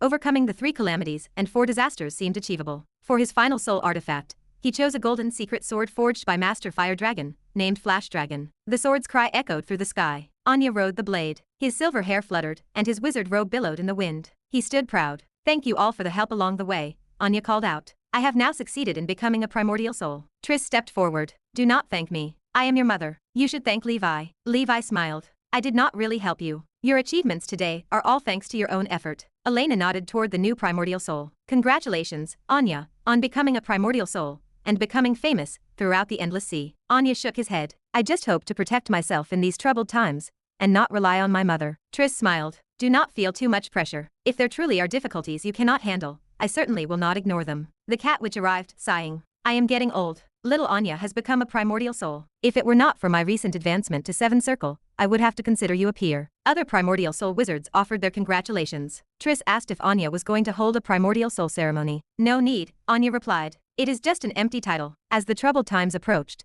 this once important tradition was gradually abandoned by wizards. After a brief celebration for Anya, he followed Levi and 100 flowers to report to the ancient dragon continent. With his primordial soul cultivation, he naturally became the head of the metal faction at Tower of Dawn. Levi suggested that Anya could learn some mechanics and alchemy knowledge, since those fields had good synergy with the metal faction. The Holy Infant stayed behind the scenes at the Tower of Dawn. He no longer involved himself in management, focusing instead on weapon refinement, crafting talismans, cultivation, and running the Fire Dragon shop. The old team from Grey Tower, led by Herman, managed the operations. The Dawn Wizard Tower struggled to catch up with other wizard organizations on the conventional path, especially regarding the Elementalist School. That was why Levi placed greater emphasis on the development of the mechanical path. The mechanical school was not just about following the mechanic path of transforming oneself into a non-human entity, as the Tower Master remained an extreme case. Mechanics could also, like alchemy wizards, simply research and create mechanical creations, relying on those creations for combat, while still following the path of a wizard. This type was what the Tower Master called a mechanical wizard, or mechanic for short. Manufacturing firearms, artillery, powered weapons, mechanical prosthetics, mechanical armor, mechanical transportation, ionic mechanical creatures, and war fortresses were all research directions and functions of mechanics. As their focus differed from that of the traditional Elementalist school, the knowledge and ability they gained were primarily about strengthening external objects, not as combat-oriented as traditional wizards. The meditation techniques mechanics needed were also unique, including the Heavenly Net Meditation Method and Elemental Magnetic Meditation Method, invented by Machine Sage. After meditation, they produced something called mechanical power. Mechanical power functioned similarly to spell power, born of spiritual force, and provided the foundation for mechanics to manufacture and control machinery. Elemental magnetism was also a force that mechanics had to comprehend for manufacturing. The spells mastered by mechanics were called mechanical formulas. These knowledge structures, similar to alchemy styles, were composed of arrangements and combinations of mechanical runes. When mechanics meditated or advanced, they often observed nature and studied to understand interesting mechanical formulas. According to Madison, this seemed to be a gift from the mechanical Skynet. Some people were naturally more sensitive to this, making it easier for them to connect to the mechanical Skynet. These individuals were what Herman saw as mechanical sons. Therefore, elemental affinity talents were not the most crucial for the mechanical school. Of course, children of the elements remained excellent. Elements served as the basic composition of everything in the world, the fundamental force. The mechanical school was just one of its variations and different expressions. The mechanical department had become a mainstay of the Tower of Dawn. As Anya walked through the Tower of Dawn, he entered a dreamlike world. The entire Dawn Wizard Tower was made of alloy, seamless in one piece. Protective arrays, cannons, and mechanical guards populated each floor. These were mechanical creations similar to alchemical creatures. Compared with traditional alchemical creatures, mechanical creations had lower material requirements, and their performance remained equal. These mechanical guards ranged in power from level 1 to rank 5. For now, the Institute only had 4 rank 5 guards. Under the guidance of the Tower Master, Anya visited the production workshop for mechanical battle armor, witnessing many new and fresh things. Chapter 1840. Anya marveled at the expansive facility, her eyes sweeping over the complex machinery. She turned to Herman and exclaimed that she did not expect the ancient dragon continent to have already established such a vast mechanical kingdom. It felt no less magnificent than the myriad machine planes she had read about in the newspapers. Herman adjusted a dial on the control panel, his expression serious. He told her that it was still too early to call it a kingdom. It was just the beginning. The grand plan for the mechanical transformation of the ancient dragon continent was a 1,000-year plan, a legacy for future generations. If they truly achieved results, they might influence the course of wizard civilization and become eternally renowned. The Tower Master knew the mechanical knowledge of the myriad machine plane was just the tip of the iceberg revealed by Madison. Madison himself was a seeker on the path of mechanics, not the strongest. That mysterious mechanical Skynet and the mechanical world behind the anomaly of tribulation all needed to be explored by the mechanical school. Anya felt her interest in the path of mechanics growing stronger. She followed the students to listen to Herman's lectures. 2 years later, in the year 32 of Nora, with the progress of the mechanical transformation movement, the Dusk Holy Temple established a special forces team of 100 extreme warriors. Levi named this team the Fire Dragon Apostles. The members were carefully selected elite knights from the Dusk Holy Temple, the top of their level. Levi had tested them with low-level black beasts he had raised himself. A 100-member Fire Dragon Apostle group could easily defeat a far greater number of black beasts. The Fire Dragon Apostle group, led by the Fire Dragon Knight, performed regular training and missions. Levi planned to use the 18 Twilight Riders as the core to create the 18 apostle groups. Each knight would have his own Extreme Warriors squad, named after each of their own titles. The Fire Dragon Apostles were just the beginning, followed by the Dark Moon Apostles, the Silver Dragon Apostles, the Blood Apostles, and others. Finally, the 18 ace battle groups of the Dusk Holy Temple took shape, becoming a sharp sword on the Blood Battle battlefield, and a shield for the ancient dragon continent. Each battle group leader was responsible for their subordinates, all loyal to the Supreme Knights as leaders. The Special Forces structure of the ancient Dragon Empire was based on the original Three Kings, establishing 3 special battle groups, collectively known as the Three Kings Team. The Three Kings Team had more personnel than the 18 apostle groups, and had lower requirements. The 18 apostle groups were the absolute elite, small in number, but highly skilled, responsible for carrying out special complex siege tasks. The Three Kings Team acted as the main force on the battlefield, responsible for frontal combat. Additionally, based on the Sea Demon Knight Order, they established the Song of the Sirens. These units were armor-enhanced for assassination, speed, and burst, responsible for sacrificial soldier missions. Based on the double-headed giants, they established the Giant Soldier Roar, serving as the battlefield steamroller. They piloted giant armors comparable to those of the Ring of Pacific, crushing enemies and combating formidable foes. Based on the Fur Knights, they established the Barbarian Ancestors, also a formidable special forces unit. The Apostle Groups, Three Kings Teams, Song of the Sirens, Giant Soldier Roar, and Barbarian Ancestors together created an invincible extreme warrior system. If new soldier species emerged later, new formations could be established accordingly. All these projects required money. Ordinary high-level wizard organizations could not afford to fully arm themselves. However, since time remained before the blood battle, no need existed to be overly anxious. The ancient dragon continent was undergoing massive construction. Levi continued his diligent cultivation. Over these years, after refining all the soul stones he obtained from hell, his spiritual force level had reached 3,930 points. He stood just a step away from 6th circle perfection. Note that the previous chapter stated 3,600 due to a typo, which has been corrected to 3,800. The Holy Light Barrier and Death One Strike spells had also stepped into the 14th tier, formally entering the 6th circle stage. The Holy Light Barrier, mainly prepared for combating demons, enveloped the user in Holy Light once activated, causing multiple times the Holy Light damage to any demon daring to approach. The Death One Strike, tested with good results, could instantly kill severely wounded 6th level black beasts, obliterating both body and spirit, excluding them from reincarnation. Levi dared not use this technique recklessly, fearing it might break too many rules and attract the underworld's scrutiny. After witnessing the might of the underworld, he inevitably held some reverence in his heart. The Wizard Council's listing of Death One Strike as a forbidden technique held validity. Levi's 9-headed Emperor Dragon form had been branded with 9 true traces. This was the minimum quantity for advancing to a 7-circle wizard. 6 months later, at the edge of Small Stone Pond, Levi emerged from his cultivation state. He opened his proficiency panel. Levi, Scarlet Dragon Breathing Technique, 18th tier, 2 million over 5 million. Special effect, Red Dragon Body, Legendary, Level 6 Middle Stage. After reaching Level 6 Middle Stage, many spell-like abilities, such as Crimson Rot and Red Boil had been further strengthened. The diameter of the Scarlet Blood Prison reached 6 kilometers. In comparison,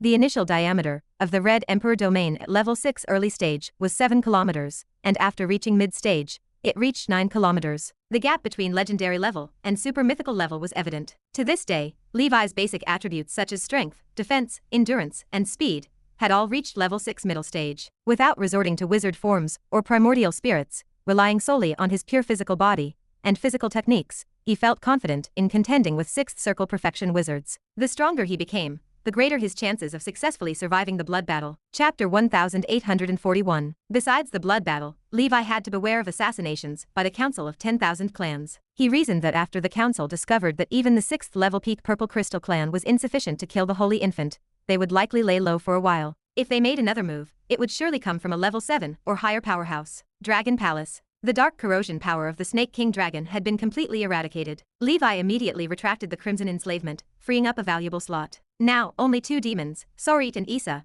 remained under the Crimson Enslavement. There was no need to mention demons. This entity had to be enslaved. As for Sorit, Levi had considered using the Truth Oath on him, but he ultimately decided to abandon the idea. Considering Sorit's towering hatred, even with an oath, the situation might not be entirely secure. The same applied to Issa. Once her enslavement ended and her nature returned, if she went to complain to Martha, Levi's relatively kind persona maintained thus far would collapse. Endless Sea. North Sea Secret Realm. How has your cultivation been recently, Levi? Triss asked. She walked alongside 100 Flowers. Levi replied, not bad. I have made some progress. By the way, Anya is currently in the ancient dragon continent, specializing in the mechanical Dao. Triss nodded. The mechanical Dao. That actually suits his talents quite well. Anya has a rather introverted personality, and he is good at studying on his own. That is why I let him study pharmacy. Elena laughed. Anya is with us over there. You can rest assured. Triss replied. I was not worried. Lucy appeared. You three seem to be having a great time. Levi, I heard you plan to work on the mechanical Tao in the ancient dragon continent. Levi responded earnestly, yes, miss.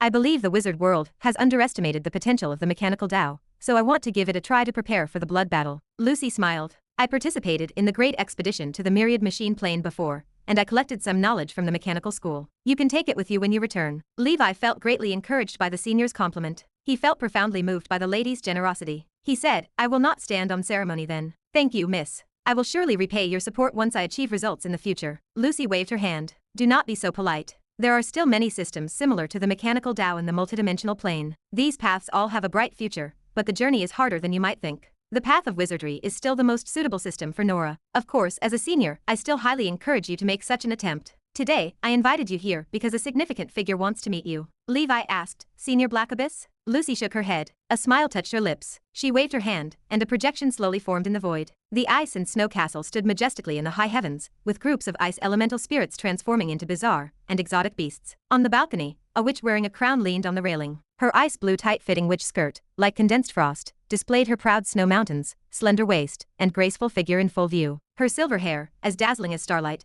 was styled into an elegant bun, while her deep blue starry sky cloak fluttered in the wind. She exuded full Queen Elsa vibes, as if a Disney princess had escaped from captivity. With a confident smile curving her lips, she looked at Levi and said, Hello, I am Frost Witch Gullwig. Levi had naturally seen the Frost Witch in the news headlines. His first thought centered on the frost giant armor that had been gathering dust in his ring for centuries. Could this be the reason that brought the legendary to him? Levi took a deep breath. I have long admired your great name, Senior. I am a bit nervous right now. Before him stood one of the top 11 giants in the wizard world, a person who achieved legendary status faster than any in history, a great being who could stand shoulder to shoulder with heavenly fathers. Even though it was just a projection, the supreme aura exuding from within brought immense pressure that made Levi's heart pound. Lucy said, Relax, Levi. Elder Gullwig became interested in you after seeing your projection killing the Purple Crystal Clan, and she asked me to contact you. Not only Levi was nervous, Triss and Elena were all nervous. The only composed one was Lucy. Gullwig said, I have reviewed your records, from the human realm, the Emerald Kingdom at that time, indeed,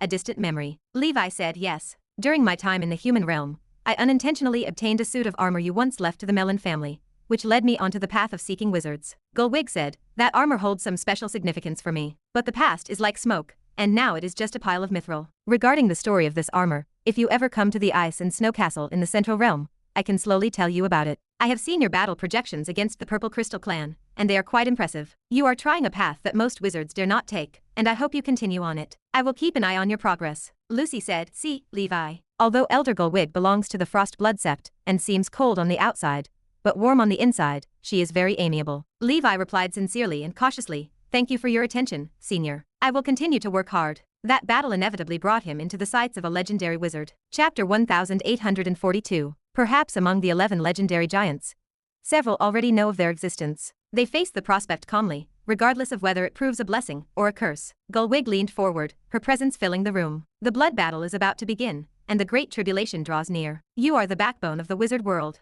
I expect that among you, there can be grand wizards, and even legendary wizard-level powerhouses. I will wait for you in the central realm. Gullwig's seemingly casual words excited everyone. Elena straightened her posture. Nora is our only homeland. We will surely guard it well. Levi nodded, his voice firm. Protecting wizard civilization is an unshirkable duty for us. Lucy applauded, her sharp gaze scanning the group. Good, very spirited. Gullwig stood. On our first meeting, I have prepared some modest gifts for you. Lucy, please distribute them on my behalf. Her figure dissolved into mist. Legendary wizards hardly ever leave the central realm. Lucy beckoned, her voice echoing with authority. Come over here and receive your gifts. Triss smiled, nudging her companion. Looks like Elena and I are reaping the benefits of Levi's influence. Elena's eyes curved into crescents. Isn't it? Levi is so reputable. Even the legendary wizard wants to meet him. Levi laughed, waving a hand to deflect the praise. We all represent the future of the wizard world. This is the elder's affection. It has nothing to do with me. Delight blossomed within him. Last time, from Miss Lucy, he received the immensely useful illustrated guide of strange items. He anticipated Gullwig's gift with mounting curiosity. Could it possibly be a bright moon,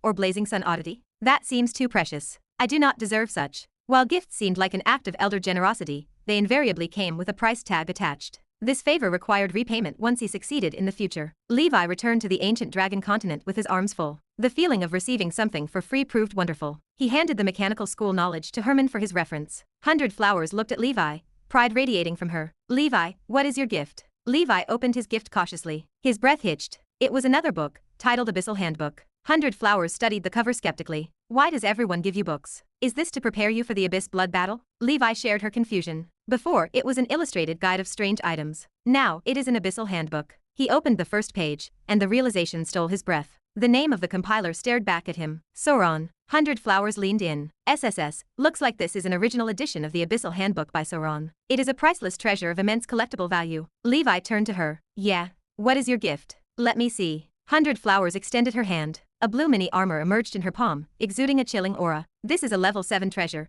Yogmir armor, refined years ago by the Frost Witch herself. Wearing it, with my cultivation, I can withstand the attacks of a level 7 expert for a while. What do you think? Jealous? Levi chuckled. Wow, a level 7 treasure. I am so jealous. 100 Flowers rolled her eyes. Your tone sounds so fake. She recited an incantation. An armor, inducing chills and exhibiting a sense of quality and age marks, appeared perfectly fitted on her curvaceous body. Snowflakes faded away upon its surface. She looked stunning. Pretty, right? Levi nodded. A spirited female knight, wearing this frost armor looked exceedingly fitting, even eliciting a sense of uniform allure. I am going to ask Triss what her gift is. 100 Flowers left, her excitement palpable. Levi sat alone and took out the Abyssal Handbook to study it intensively. When you gaze long into an abyss, the abyss also gazes into you. On the title page, a thought-provoking phrase rested, similar to a saying from someone in Levi's previous life. Levi flipped through the table of contents and discovered that this book contained 666 pages. Each page corresponded to a level of the abyss. As his fingers touched upon the parchment,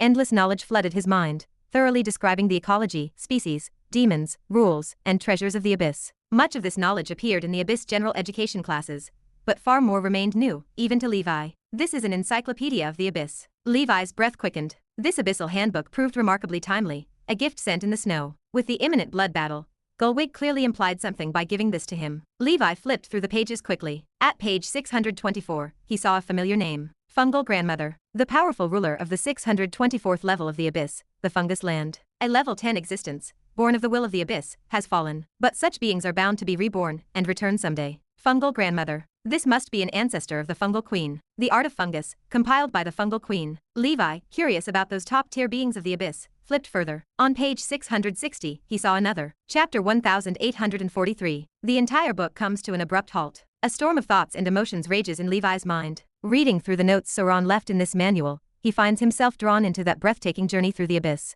That last whimsical line seems to cross dimensions and converse with those who follow. It is a feeling surreally romantic. To hold one's own in front of a level 11 being, chatting and laughing without concern. Sauron has undoubtedly transcended the legendary level 10, reaching a realm never seen before and likely never to come again. Beyond the 600th level of the abyss, nearly all are level 10 lords. At level 666, they reach level 11. The title Chaotic Servant suggests that it is not even the strongest force in the abyss. So, is the abyss will itself the greatest terror of the abyss? Such terms as will are not exclusive to the abyss. Levi knows the golden ancient tree is referred to as the golden will, and the barbarian tribe's supreme god is the heavenly will. But Levi feels that the wills of these two civilizations are not the same as the abyss will. Levi sighs and tucks the Abyssal Handbook away. He has witnessed the abyss world through Sauron's eyes, and beheld the terrifying lords like gods. He understands the necessity of keeping his feet on the ground while reaching for the stars. For now, he can at best contend with the weaker lords of the first few levels of the abyss. The ancient rival of the astral world poses a significant challenge. The thought of blood battles weighs heavily on Levi. If these abyss lords were all to emerge in full force, the wizard world surely could not withstand them. The two are on entirely different levels, unless Sauron has some remaining tricks up his sleeve. Now, it appears that the blood battles of history were but trivial skirmishes to the abyss. Elena returns with some gossip. Triss has gotten another Morningstar artifact. By the way, how was the book? Levi replies that it is very useful for dealing with blood battles. After studying the Wizard Tower for several days, Levi continues his secluded cultivation. The Extreme Warrior Project is also advancing steadily. In the blink of an eye, another 3 years pass. The year 35 of Nora. The Spells Mountain Ranges and Earth-Splitting Sky Star are cultivated to level 14. Aside from the 9 great talents, Levi now has 9 6th Circle Primordial Soul spells. After level 14, as one enters the 6th Circle, the cultivation of Primordial Soul spells slows down. To reach the limits, one needs time for maturation and gradual refinement. Levi's Chariot Rune cultivation has reached level 13. Just like the strength enhancement, the speed boost has reached 140%. And the heavenly Pegasus chariot's instant void travel distance has hit a staggering 5,000 miles. Dragon King Li's proficiency in the great path of running has become increasingly profound. As long as he does not recklessly provoke level 8 or higher beings, and with the right preparation, and a combination of knight and wizard techniques, no one in the wizard world should be able to hold him back if he wishes to leave. Upon exiting seclusion, his first action is to inspect the progress of the Extreme Warrior Project. Following the Fire Dragon Apostle Group, the Silver Dragon Apostle Group has also been freshly completed. Currently, all Apostle Groups are about 100 strong. Everything is difficult at the beginning. By now, the cost to produce a level 1 Extreme Mecha has been reduced to 20,000 Ether Stones. With a few more updates and iterations, it should be possible to lower the cost to under 10,000. At that point, more production lines can be put into operation to begin research. Of course, the current challenge is the lack of mechanic talents. Levi asks the admissions office of the Tower of Dawn to find a way to recruit some qualified alchemists from the School of Alchemy for training. Frankly, with the current strength of the ancient dragon continent, it nearly rivals half of the entire Wizard World's alchemy faction. With the support of Miss Lucy and the Black Abyss Walker, Levi feels more confident in boldly expanding his influence. Not to mention, having gained the favor of the Frost Witch, this is a prime opportunity for the ancient dragon continent to grow strong. Levi must seize it to accelerate development. The Snake Envoy meditates with closed eyes. I know who killed Wanda and Kara. The projection of the Raven Ancestor Witch appears. The Snake Envoy says, I guess it must be the Golden Dominator, right? The Raven Ancestor Witch replies, indeed, in the wizard world, there are no more than 10 body refining wizards capable of killing Wanda. The most likely of them is the Golden Dominator. The Snake Envoy asks, what do you plan to do next? The Raven Ancestor Witch says, I have informed an emissary from the Amethyst race about this matter. I am sure he will be eager to take revenge. The Snake Envoy says, that is for the best. He has no desire to avenge Wanda and Kara. With just a work relationship to an Amethyst race member and a wizard, there is no point in risking it all. He now only resents Ace, feeling that his misfortunes over the years are all due to this man. The human realm, outer sea region. Beneath the bottomless abysses lies a hidden domain. A splendid underwater palace cluster stands here, akin to Atlantis. This is the Sea Clan's stronghold in the human realm. Since the Sea Clan's rebellion, the 8-armed demon emperor has integrated other Sea Clan tribes and fled from the endless sea to the human realm, establishing a new Sea Clan empire, hiding in the deep sea, biding their time for resurgence. Demon Emperor Palace. A towering 8-armed silhouette sits high on the throne, exuding a powerful aura comparable to the leaders of top organizations. Strong sea aristocrat figures stand silently beside. A figure enters and bows. Young red whale ancestor which greets the emperor, the figure says. As a power in the immersed ancient castle, he also possesses Sea Clan blood, and has always maintained contact with them. In fact, the original form of the 8-armed demon god body tempering technique practiced by the 8-armed demon, which comes from the strongest 8-armed sea aristocrat emperor of ancient times, who is said to have been the closest being to the sea god. The 8-armed demon emperor speaks. Red whale, what do you need? The red whale ancestor witch replies, my lord, I would like to represent the immersed ancient castle, to discuss a mutually beneficial deal with you. Chapter 1844, Human Realm. The territory of the Sea Clan. The 8-armed demon emperor looked at the red whale ancestor, which with a grim smile. Cooperate with you wizards.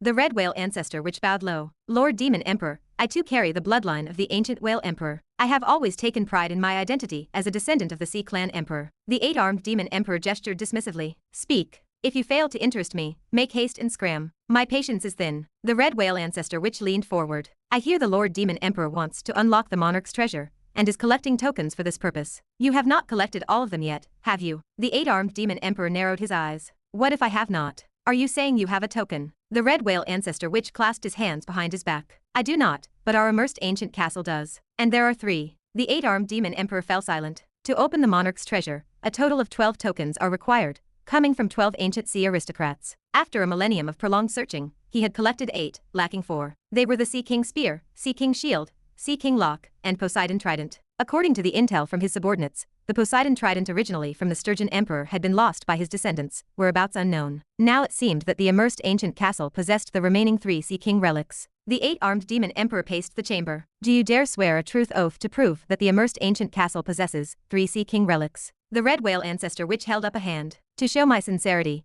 I am willing to swear a truth oath. After the red whale ancestor which took the oath, the 8-armed demon emperor smiled. In this case, the whereabouts of 11 tokens have been found. When the time comes, I will use the Sea Clan's secret technique, since the last Poseidon Trident through the tokens we have, retrieve it, and the gates to the monarch's treasure will open for me. I will set foot in the realm of the supreme sea god amidst the Sea Clan. The 8-armed demon emperor was the most gifted among all Sea Clan members since the near ancient times. Now already at level 8 peak power, even the strongest ancient 8-armed sea aristocrat, if he were alive, would be no more than this. Becoming a sea god, he could claim a position in the wizard world and fight for greater rights for minorities like the Sea Clan. Not long ago, a person claiming to be an emissary from the Council of 10,000 Clans came looking for him, inviting him to join the council. They claimed that the council had already arranged a suitable medium-sized plane for the Sea Clan to inhabit. However, the 8-armed demon emperor did not want to leave Nora at the moment, as the Sea Clan was native to Nora. In terms of history, they were older than the later rising wizards. He did not wish to leave. The red whale ancestor which gestured with his hands. Lord Demon Emperor, have you ever heard of the Golden Dominator? The 8-armed demon emperor folded his arms across his massive chest. I have heard a little. What about it? Being a Sea Clan emperor, he also paid attention to information about wizard talents. The red whale ancestor which stepped closer. The Lord Demon Emperor may not know, but this individual is also in the human realm, residing on the ancient dragon continent. The 8-armed demon emperor gestured toward his guards. Do you want me to send the Sea Clan to kill him? The red whale ancestor which smoothed his robes. Not to kill, but to capture alive. Of course, I will cooperate with the Sea Clan here. After capturing him alive, the deal will be struck, and the immersed ancient castle will naturally hand over the treasure's tokens. Disdain washed over the ancestor which internally, he understood the calculations in the Sea Clan emperor's heart. Even if the Sea Clan gained access to the monarch's treasure, and the 8-armed demon emperor became a sea god akin to a level 9 expert, he would not escape the council's control. The Sea Clan's fate was sealed from the moment they were conquered by the Wizard Council. Looking across the multidimensional plane, there were countless races with fates worse than the Sea Clan. The council kept the Sea Clan's population to develop organizations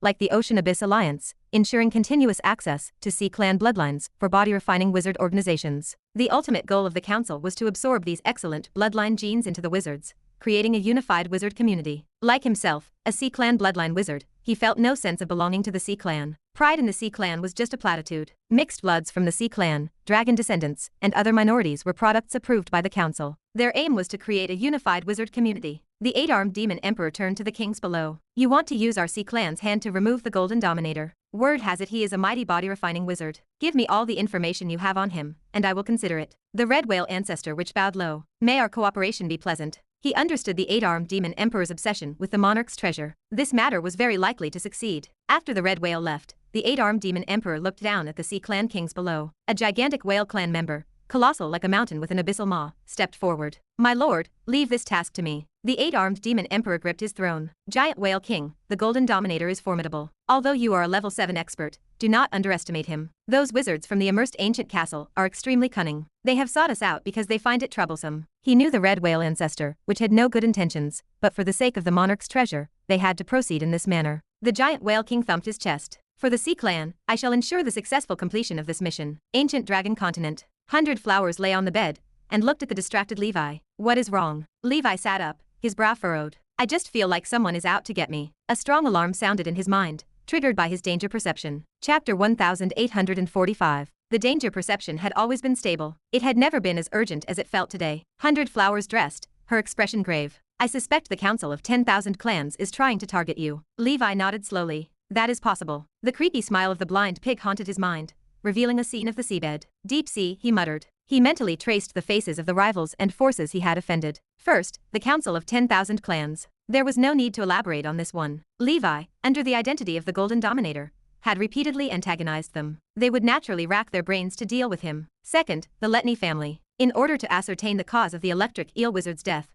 they had even hired a grand wizard. Although Levi's actions were flawless, he could not completely rule out the possibility that they would identify him. Third, the immersed ancient castle. There was a greater likelihood for this, because the immersed ancient castle itself was a wizard organization in the deep sea, which was highly associated with the scenes displayed by the full rune. 100 Flowers recognized the weight of his concern. No matter who wants to harm you, I will face it with you this time. Do not think about sending me away. I am, after all, a 6-circle perfect wizard with 7 engraved witch marks. 100 Flowers knew that Levi possessed the ability to foresee danger. If he reacted this way, the enemy must be formidable. Do not be too nervous, Levi said. The enemy might be around level 7. With my strength, it is not as if I do not stand a chance to fight. 100 Flowers paced the room. Levi, let us have Triss stay with us for a while. With Triss here, it will be safer. If it does not work out, we can also call Miss Lucy. Levi sighed. That is not ideal. How can we trouble these seniors? He paused, reconsidering. Let us invite Madame Triss over, but we must explain to her clearly that there might be danger. Levi bowed to reality. Now was not the time to show off his bravery. When it is time to seek help from powerful figures, one must not care about face. A few days later, a figure in a pharmacist wizard robe urgently arrived at the ancient dragon continent. It was Triss. When she saw Levi and Elena, the couple coming to greet her, she could not help but smile. Only in trouble do you two think of me, right? Elena embraced her, We miss sister all the time. But this time, the problem is indeed a bit tricky. Levi spoke with sincere gratitude. Thank you, madam. Triss snorted lightly. This time, I will help as a favor, since you took Anya in. Besides, if the enemy is from the immersed ancient castle, I can also resolve them once and for all. In her hand rested the level 8 treasure, the demon dragon whip that the immersed ancient castle was desperate to obtain. This dark wizard organization would certainly not rest easy. Triss looked at them. Is your danger perception accurate, or should I call for more help? I can only sense that there is imminent danger, Levi said. Only the three of us need to know about this. With Triss's 7 rings ordinary cultivation, 100 flowers 6 circle perfect cultivation, and his own strength, even if the enemy sent a level 7 expert, they should probably return without success. As for a level 8 powerhouse, looking at the wizard world, there were not many. All were prominent figures leading the top wizard organizations. All right then, Triss said. I will take a vacation here for a while. It is also a good opportunity to check out your love nest. Elena blushed. Why do you not build a wizard tower on the ancient dragon continent as a vacation spot?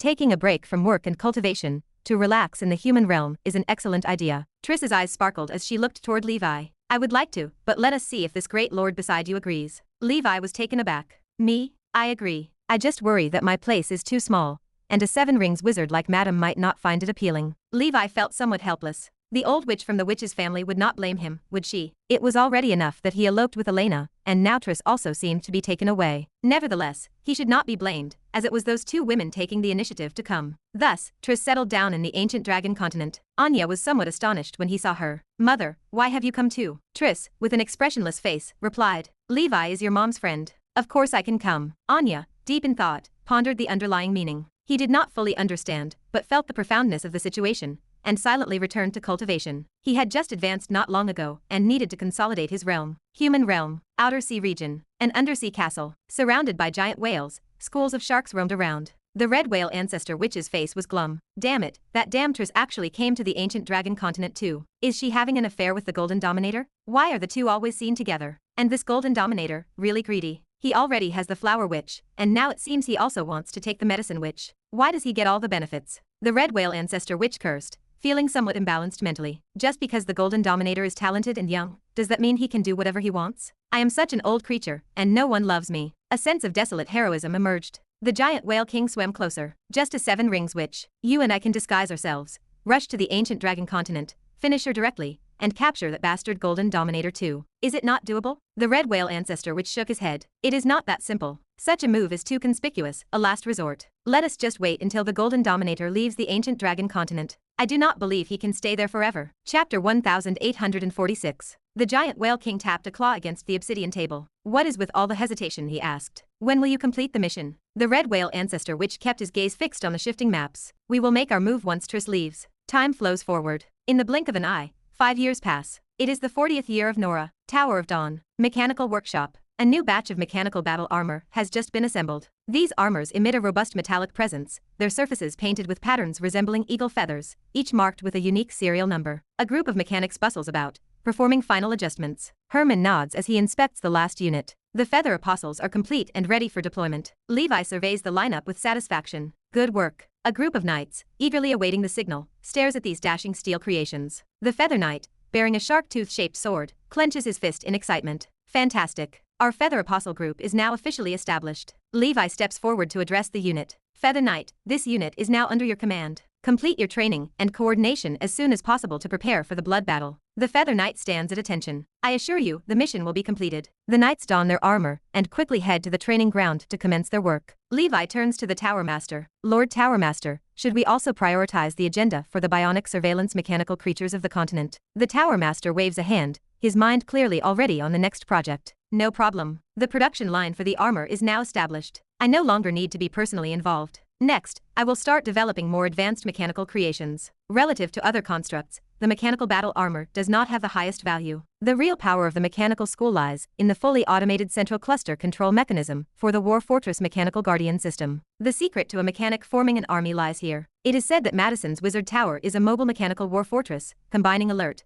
reconnaissance, defense, and attack functionalities in one. Just one control center, also known as the Supreme Archmage of the Wizard Tower. Through intricate calculations, it can direct thousands of mechanical guards in well-organized assaults against the enemy. Currently, the alert system of the ancient dragon continent mainly relies on the scythe colonies Levi brought from the dark ancient tower, and patrol teams established by various organizations, which is still far from perfect. To build a defense system as solid as gold, a continent-wide alert network is indispensable. An array, mechanical creatures, and scythe colonies, among other systems, collaborate to prevent any demons from entering. Of course, these systems mainly target demon armies below level 6. Demon lords above level 6 still have to be dealt with by the experts of the ancient dragon continent. After visiting the mechanical workshop, Levi goes to the Triss Wizard Tower. My lady, I think the enemy must have discovered your presence. They do not dare to make a move. If you have other things to do, there is no need to waste time here with me. It is not a solution to keep waiting like this. Triss turns from the window, her expression unreadable. It is fine. Wherever I am is a place for cultivation. The tasks at the Pharmacist Association can also be managed remotely. Levi frowns slightly, leaning against the doorframe. Are you sure it is no problem? Triss raises an eyebrow,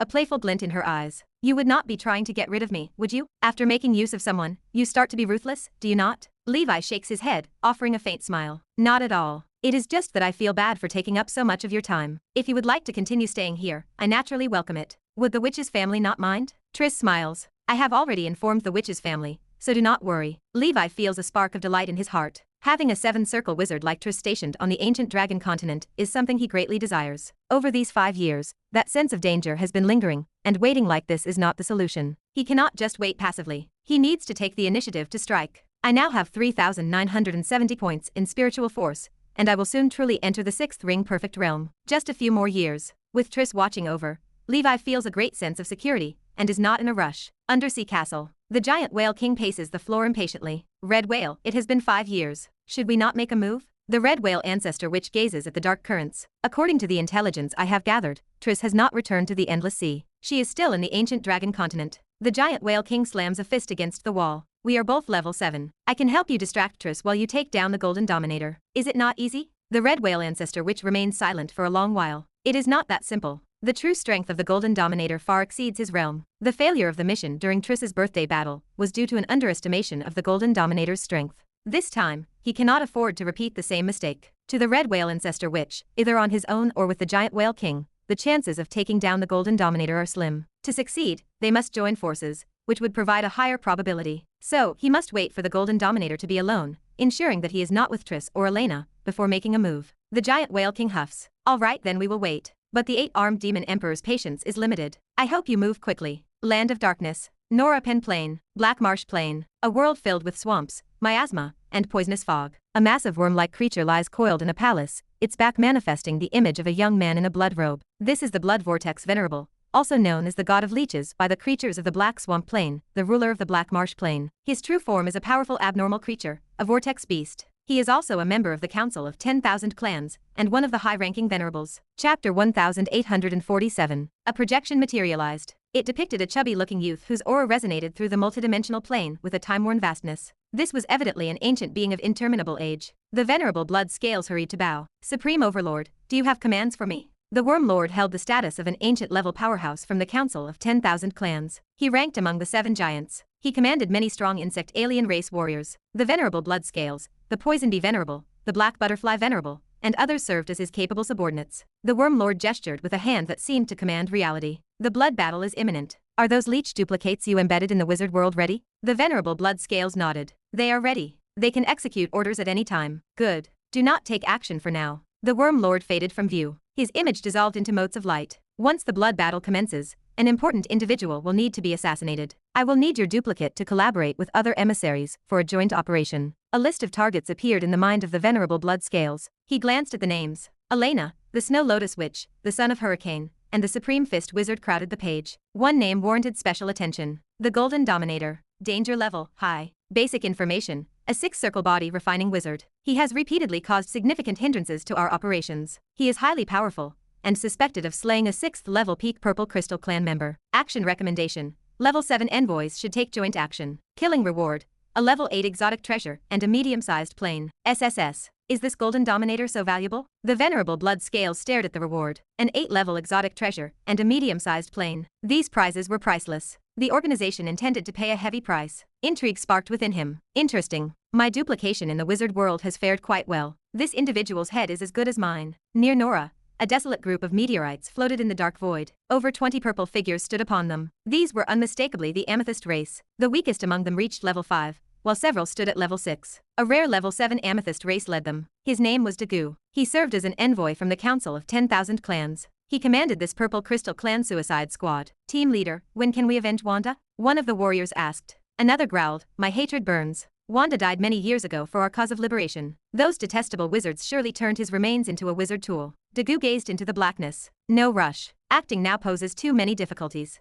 Information from the higher-ups indicates the Abyss is already excavating an abyss well leading to Nora. A few decades, or perhaps a century, or two, remain before the blood battle begins. When the snipe and clam fight, the fisherman reaps the benefits. We will observe from the sidelines. We will pick the right moment to avenge Wanda. The Abyss world stood as perhaps the most terrifying forbidden zone in the multidimensional plane. Many civilizations labeled evildoers as demons. This illustrated the influence of the Abyss. It ranked as the #1 villain across all worlds. In stories, villains often require motives, such as ruling the world, or suffering a tragic past. The Abyss possessed no such requirements. It simply craved slaughter and chaos for their own sake. Since ancient times, the Abyss launched indiscriminate invasions into the multidimensional plane. From small planes to worlds like the astral realm inhabited by all gods, the Abyss attacked without a second thought. If it could win, it fought. If it could not, it fought anyway, prepared to face total annihilation. After a period of resting and recuperating, the Abyss always rose again. Dark demonic auras roiled in the sky above the first layer of the Abyss. They spilled out of the abyssal plane and into dark deep space. The demonic aura twisted and folded space, forming vortexes similar to wormholes. These vortexes spread like cobwebs, connecting to the multidimensional plane. A colossal vortex with a diameter of 1,000 miles slowly formed, devouring everything in its vicinity. Terrifying figures, powerful enough to distort space, lurked around the vortexes. They filled the void with chaotic, brutal, and malevolent thoughts. He, Nora. Long time no see. 7 years later. It was year 47 in Nora. Levi meditated in the ancient Banyan fairyland. He opened his eyes. They shone with divine light. A sixth circle perfection aura swept across the room. Spiritual force reached 4,000. It took me 400 years to achieve the sixth circle, but only 70 years to step into the sixth circle perfection realm. He reflected on the numbers. This is the power of the infinite primordial soul method. With such a solid foundation, I can now build upwards quickly and steadily, surpassing others in a curve. The blade's edge comes from sharpening, and the fragrance of plum blossoms comes from the bitter cold. Ancient wisdom has not misled me. Levi felt grateful for the extra couple of hundred years he spent taking the most difficult path. Advancing past the sixth circle presented immense difficulty. The Snow Lotus Witch, with all her talent, took 300 years to move from the ordinary sixth circle to sixth circle perfection. For someone with an ordinary primordial soul, like the Black Shark Devourer, reaching sixth circle perfection might prove impossible before the end of their life. Levi improved his spiritual force swiftly due to two factors: the solid foundation he laid, and the combination of his proficiency panel and elemental affinity talents. Chapter 1848. Most importantly, Levi possessed an abundance of resources: soul stones, soul artifact fragments, fire dates, death soul dates, and truth oddities. These items, that could save years of arduous cultivation, were all used extravagantly by him. For any other primordial soul wizard without such resources, even with exceptional talent, they would not be able to advance as rapidly as Levi. Of course, the above-mentioned resources had already been exhausted by him, increasing his spiritual force that quickly would be very difficult from now on. He opened the proficiency panel. 6 Suns Continuous Explosion, level 15, maximum. The first limit level 6th circle primordial soul spell was born. Testing it in the training grounds brought a swell of satisfaction. The power of the 6 Suns Continuous Explosion was already 3 times that of the Fire Dragon Tribulation. Once unleashed, even a 6th circle perfect wizard would not dare to take the attack head-on. They would likely be unable to withstand the impact with their protective force fields. Naturally, the consumption of the 6 Suns Continuous Explosion spell far exceeded that of the Fire Dragon Tribulation. Innate spells and primordial soul spells each held advantages and disadvantages.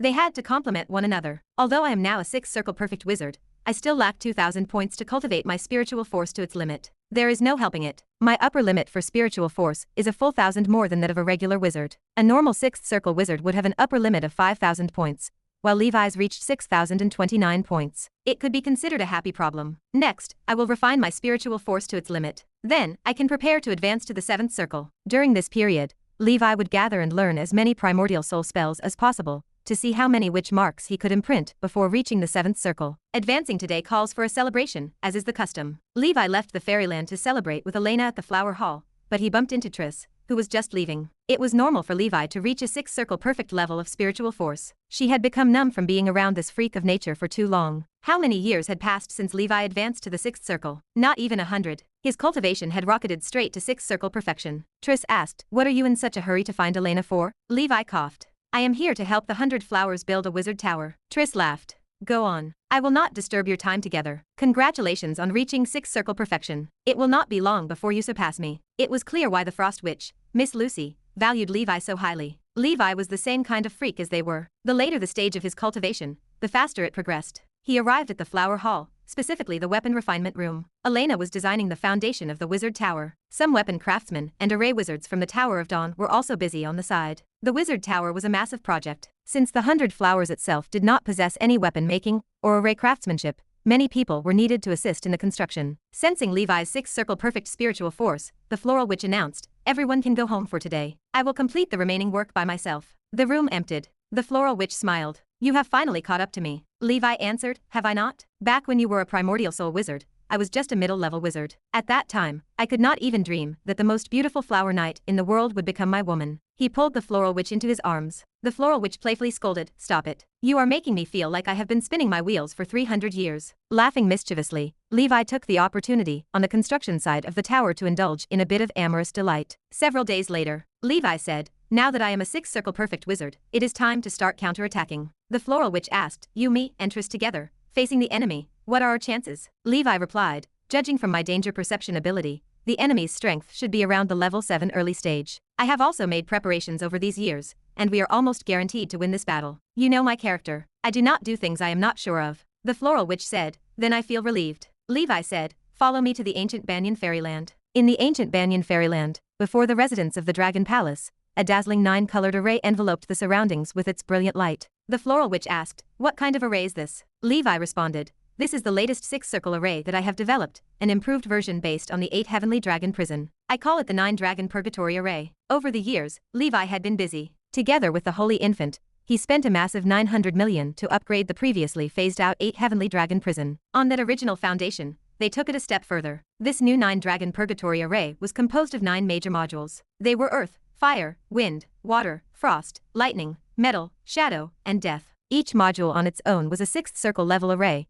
powerful enough to serve as the grand protective array for an ordinary high-level wizard organization. When all 9 arrays combined, they formed a top-level 6th circle array. This was also Levi's reliance for daring to make a move against the hidden enemy. As before, the 9-Dragon Purgatory Array's power could be significantly enhanced if powerful beings matching its attributes were stationed at the array cores. Earth, Fire, Wind, and Water were respectively held by Earth Spirit Soldiers, Diabo, Wind Spirit Soldiers, and Water Spirit Soldiers. Frost was held by the Heaven Crystal Dragon, and Lightning was held by the Ancient Thunder Shell. Metal was held by the Metal Spirit Soldier. Shadow was held by the Black Shadow Army. Death was held by the Bone Dragon, Jerry, and Little Pink. Choosing the right array cores was also crucial. Those that could potentially expose Levi's Dragon Abomination avatar could not be used. This was to prevent the enemy from escaping and revealing Levi's identity, which would surely be troublesome. Chapter 1849. Subdragons cannot be used here. Generally speaking, presiding over the array core is not very dangerous, as it does not require engagement in direct combat. However, subdragons are central to Levi's future cultivation. Fighting an opponent who is possibly at level 7 carries significant uncertainty, making it impossible to fully control the battlefield. Levi cannot allow them to take this risk.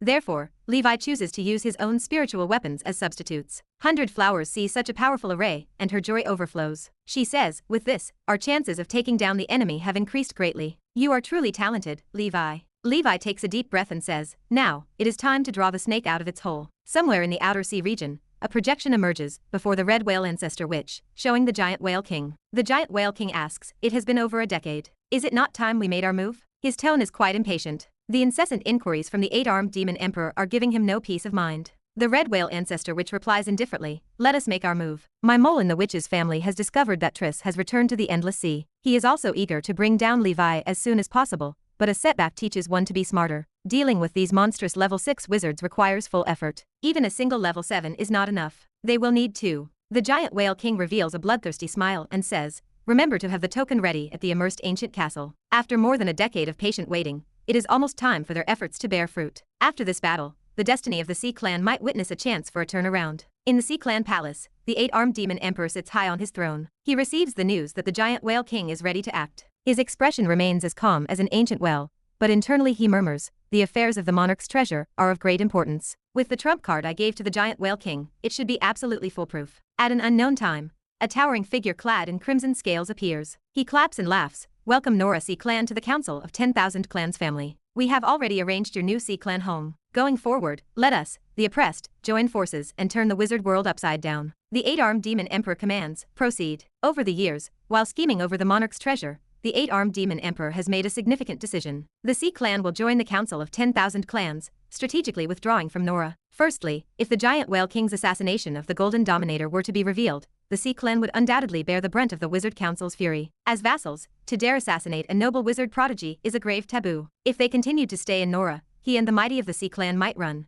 But what about the ordinary Sea Clan? Secondly, the Council of 10,000 Clans has also been exerting pressure on him. Thirdly, he has long recognized the reality, but was unwilling to accept and believe it. The Sea Clan are canaries imprisoned in Nora by the wizards. Relying on their own strength to escape the cage is truly impossible. Even if one were to ascend to the sea god, it only amounts to a slightly larger say, but the fate of being oppressed and assimilated by wizards cannot be changed. Currently, only the Council of 10,000 Clans can realize his dream. As for the giant whale king, once his transaction with the immersed ancient castle is complete, and he receives the token, naturally someone will respond. If the giant whale king fails, then at the opportune moment, they will rely on the power of the Council of 10,000 Clans to wipe out the immersed ancient castle and take back the token. In any case, he is determined to obtain the monarch's treasure. His hope for promotion to level 9 lies within. In the hands of the crimson-scaled alien race, a sea blue bead appears. It encompasses mountains, rivers, lakes, and oceans. It holds a world in itself. The alien says, "This is the 9-level treasure realm of Azure Blue. Next, move your carefully selected sea clan into this place.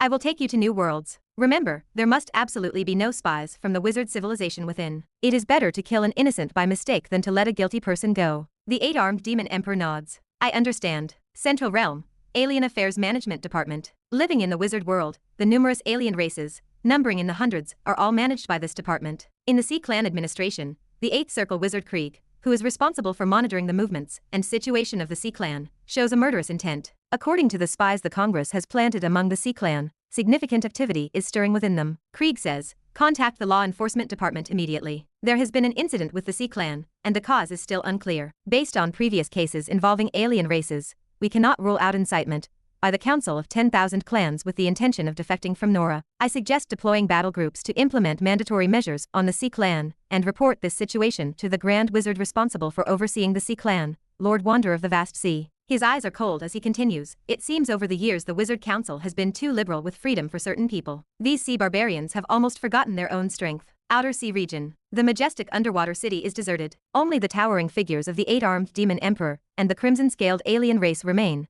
along with some bound members of the Sea Clan. The 8-armed demon emperor says with mixed feelings, "You, as members of the Sea Clan, have betrayed me to serve the Wizard Council. Sigh, I really do not wish to strike my own kin." One of the bound young Sea Clan members cries out tearfully, "Lord Demon Emperor, your actions will completely enrage the Wizard Council. For our Sea Clan, there will be no room for reconciliation. What awaits us is an extinction in the future." Another adds, "Yes, Lord Demon Emperor, you should be most aware of the ruthlessness and power of the Wizard Council. This is a path to certain death. Why can you not accept reality?" Hearing these words, a fury rises in the 8-armed demon emperor's heart. Although you have the blood of the Sea Clan, the heart that belongs to the Sea Clan has already been corrupted. Die. He raises his hand. With one unadorned punch, the group of Sea Clan and the seabed within 100 miles radius are reduced to nothingness, vanishing from the human realm. The crimson-scaled alien race says, "These traitors are the most hateful. Let us go. We cannot delay." In the blink of an eye, both are about to enter the land of darkness. Suddenly, an immense power of imprisonment presses down. The crimson-scaled alien race and the 8-armed demon emperor are shook out from the void, their expressions changing drastically. Above the sky dome,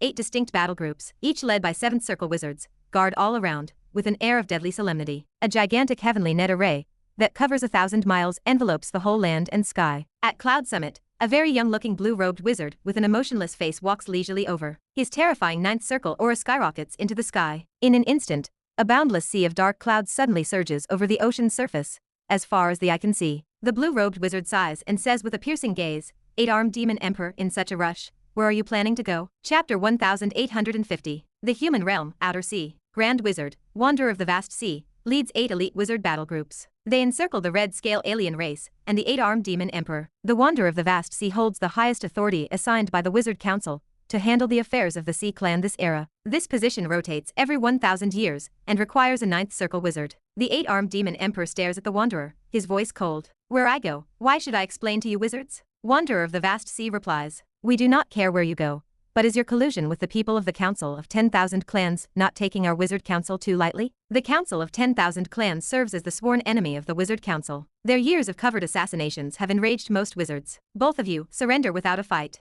Do not struggle needlessly. Wanderer of the vast sea speaks with indifference. Boom. The aura of a ninth circle wizard sweeps across the ocean. It turns the sea instantly into a storm with huge waves crashing. A mere thought causes vast atmospheric changes. Under this overwhelming aura, the 8-armed demon emperor and the red-scale alien race struggle bitterly. You dare to oppress our sea clan. The 8-armed demon emperor bellows. Infinite amounts of black gas surge forth, engulfing him and instantly transforming into a colossal black deity with 8 arms, thousands of meters tall. This is not the imitation 8-armed demon god generated from body tempering techniques. This is a true demon deity. Sea god Trident, aid me in vanquishing my enemies. A trident tears through the skies, landing in the hands of the 8-armed demon god. It emits an aura capable of destroying worlds. The red-scale alien race's crimson scales rub together. They make metallic clashing sounds like a rattlesnake. From the mouth of the red-scale alien race, a savage, insane pale bone sword is spat out. It grasps the blade. Today, we truly witness the Wizard Council's unreasonable nature. This strengthens our resolve to obliterate the wizard civilization. Come on, let me see the true power of a grand wizard. Wanderer of the vast sea watches them. 2 9-level treasures.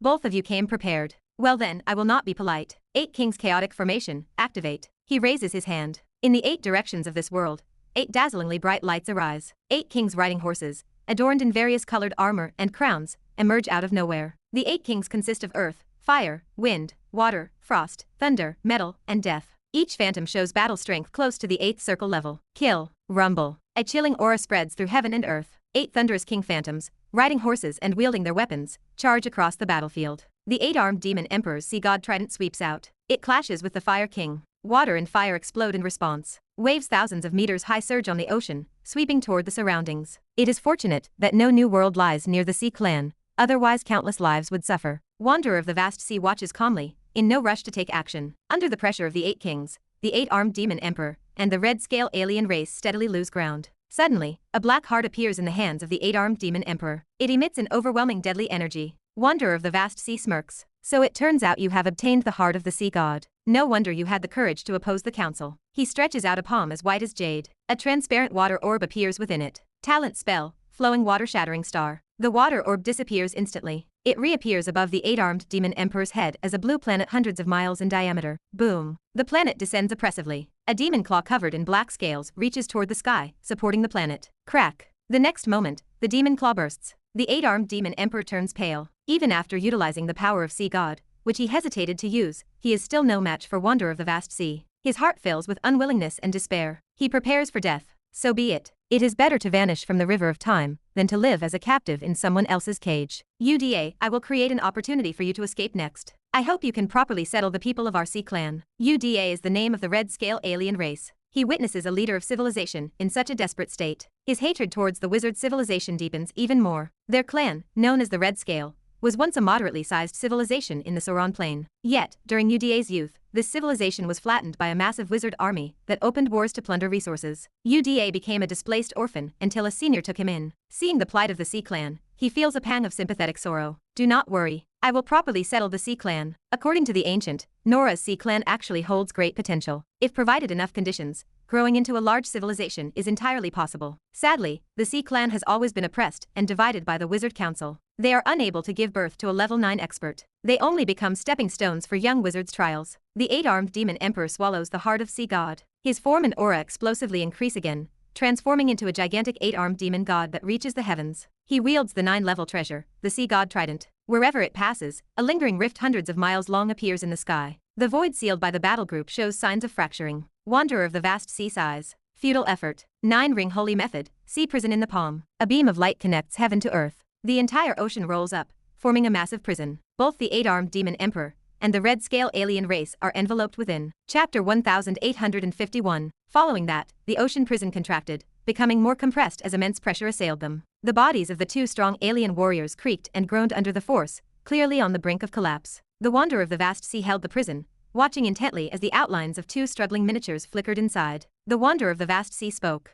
8-armed demon emperor, are you aware that for your own selfish desires, you have doomed the future of your entire sea clan? After the great confluence of Nora, the Congress was planning to grant you a large territory for your own delight, to govern yourselves. With the rise of Nora fueling you, it was not impossible to aid in your ascendance to level 9. How foolish of you. Though the Sea Clan was an alien race, after existing in Nora for so long, the Wizard Council actually did not wish to exterminate them. They adopted a laissez-faire policy. Even if the Sea Clan escaped from Nora, their crime did not warrant death. But they should not have colluded with the Council of 10,000 Clans. A voice from the 8-armed demon emperor came from within. Ha, stop feigning benevolence. We, men of the Sea Clan, do not fear death. If you want to kill or to scrape, just get it over with. All of a sudden, the expression of the Wanderer of the Vast Sea shifted. He hastily threw the prison from his palm. The crystal wall shattered, and an expanse of sea emerged out of nowhere in the land of darkness, sweeping waves engulfing the space. A fat and pale worm emerged from the heart of the crimson-scaled alien. In the next moment, the worm's head transformed into that of a chubby young man. The crimson-scaled alien was under his control. A mighty aura strong enough to shake the land of darkness caused the nearby Nora crystal wall to tremble constantly. Behind the Wanderer of the Vast Sea, a long and unbroken blue river stretching thousands of miles appeared. It was the primordial soul wizard form. Blue River returns to the sea. This ranked 38th among wizard forms and marked the Wanderer as a leading figure among grand wizards. Although I do not know which level 10 being you are, a mere body separation incarnation cannot wreak havoc in the wizard world. You are being overly confident. The blue river surged into the land of darkness, encircling the chubby young man. Thousands of hands of water emerged to grasp at him. The chubby young man chuckled lightly. I am just a nameless nobody from the multidimensional plane. How dare I catch the eye of the wizard lords? He stretched out his plump and fair fingers. With a single point in the void, the blue river trembled violently, disintegrating inch by inch. I have other matters to attend to. I shall face your abilities some other day. We have all the time in the world. Let us wait and see. Nora, Central Realm. A middle-aged wizard wearing an azure robe with a stern face opened his star-studded eyes. This was the only remaining legendary wizard of the Ocean School of Thought, the survivor of the Vast Sea. He stated calmly, no matter who you are, since you have come, you might as well leave this body separation incarnation behind. Beside the survivor of the Vast Sea, the Black Abyss Walker looked into the void with a solemn expression. Indeed, within the Sauron Panplane, there are dragons lying in wait. Such a level 10 existence exists without our knowledge. With the establishment of the Council of 10,000 Clans, all manner of demons and monsters started to surface. The survivor of the Vast Sea sat at home with a casual wave of his hand. A seemingly insignificant grain of sand flew from his hand, instantly appearing before the Worm Lord in the land of darkness. This insignificant piece of sand obliterated a swath of the dark void into nothingness. Everything within the range of the hit dissolved into basic elemental particles of earth, fire, wind, and water, a wild spectacle akin to the end of the world. One grain, one world. Legendary spells, a drop in the ocean, your famous masterpiece lives up to the reputation. Under that legendary strike, the Worm Lord, 8-armed demon emperor, and the red scale alien turned to ash and smoke. The survivor of the Vast Sea frowned slightly. Not long after, in the place annihilated by the legendary spell, the figure of the survivor of the Vast Sea emerged. Amid the chaos of the void, only the disintegrating shell of an insect remained. Golden Cicada Malting. This Worm Lord does have some tricks up his sleeve. No wonder he dared to come to Nora. The Wanderer of the Vast Sea arrived at the scene. Master, what happened? He was the survivor of the Vast Sea's prized pupil. The survivor of the Vast Sea spoke. The 8-armed demon emperor and the member of the red scale alien race are dead. But the level 10 alien race's body separation incarnation has escaped. However, I have implanted a tracking method within it. If it dares to return to its lair, then its plane coordinates will be exposed before us. The Wanderer of the Vast Sea breathed a sigh of relief. It seems that the Sea Clan and the Council of 10,000 Clans have been colluding for a long time and have come prepared. It is necessary to adopt some special measures for all alien races in the wizard world. The enemy intends to dissolve us Nora from the inside. The survivor of the Vast Sea stated. Indeed, a cleanse is in order. The land of darkness. A spatial vortex emerged, spitting out the figure of a pale and chubby man. Damn it. I have cultivated this body separation for 10,000 years. It almost perished. I did not expect the Wizard Council to care so much about the Sea Clan. Even the legendary wizards have taken the field. This pale and chubby figure was indeed the body separation incarnation of the Worm Lord. He had been parasitizing the crimson-scaled alien. That crimson-scaled alien was also one of his generals. He had taken him in and cultivated him step by step to level 8. He was quite pained by the loss. The 8-armed demon emperor too had been destroyed by the legendary spell. Their objective in this profound venture was firstly for the Sea Clan, and secondly for the 8-armed demon emperor. After all, this individual was a level 8 peak powerhouse. With some cultivation, he could possibly achieve level 9. The Worm Lord spat out a sea blue bead, which was indeed the level 9 treasure, Realm of Azure Blue. Chapter 1852. Deep within the creature lay the hope of the Sea Clan, a secret the 8-armed demon emperor would have died to protect. Fortunately, this sea clan now rested in his hands, and the organization's last epic plan could finally move into action. The last epic plan originated from the most powerful ancient being among the council of 10,000 clans. The plan required collecting races with strong physical bodies from various multidimensional planes to cultivate warriors geared specifically against spellcasters. These warriors would possess magic resistance as formidable as that of the Amethyst race, and master powerful physical and combat techniques. They called them destructive mages or wizard terminators. Their purpose was to bring dusk upon the wizards of Nora. The Worm Lord looked within, where a seemingly insignificant grain of sand hid. He tried many methods, yet nothing could extract it. The survivor of the vast sea possessed clever schemes. If he returned to his own plane carelessly, his lair would stand exposed to the wizards. The Wizard Council would likely dispatch a legendary wizard to besiege him. His abilities could not extract this grain of sand. He had to seek out that individual. Within the realm of Azure Blue, numerous Sea Clan members gazed at the sky with anxious hearts. Lord Eight-Armed Demon Emperor is dead, one cried out. Damn those wizards. It is outrageous, another shouted. We just wanted freedom. Wait and see, a third snarled. One day we will rise again. Among the indignant Sea Clan, a level 5 noble stood disoriented. This was Baghdad, the noble Levi had previously subdued, and a descendant of an ancient sturgeon queen. Levi left the ancient dragon continent as usual. After some time, his danger perception grew increasingly intense. He ignored the sensation and continued on his way. Beneath the sea surface, a shark eye flashed with a strange glow. Inside Giant Whale Castle, the Giant Whale King stood with a sorrowful expression. He had once been an emperor of the Sea Clan, only to suffer defeat by the Eight-Armed Demon Emperor, and suffer the indignity of swearing allegiance. He had once despised the emperor, but he gradually acknowledged the man after realizing he had always acted in the best interest of the Sea Clan. Rest assured, Demon Emperor, the Giant Whale King murmured. Though you have died, I will uphold your will, open the monarch treasure, and lead the Sea Clan to greatness once again. He regained his composure and issued a command. Red Whale, act now. Elsewhere, the Red Whale ancestor which took a deep breath.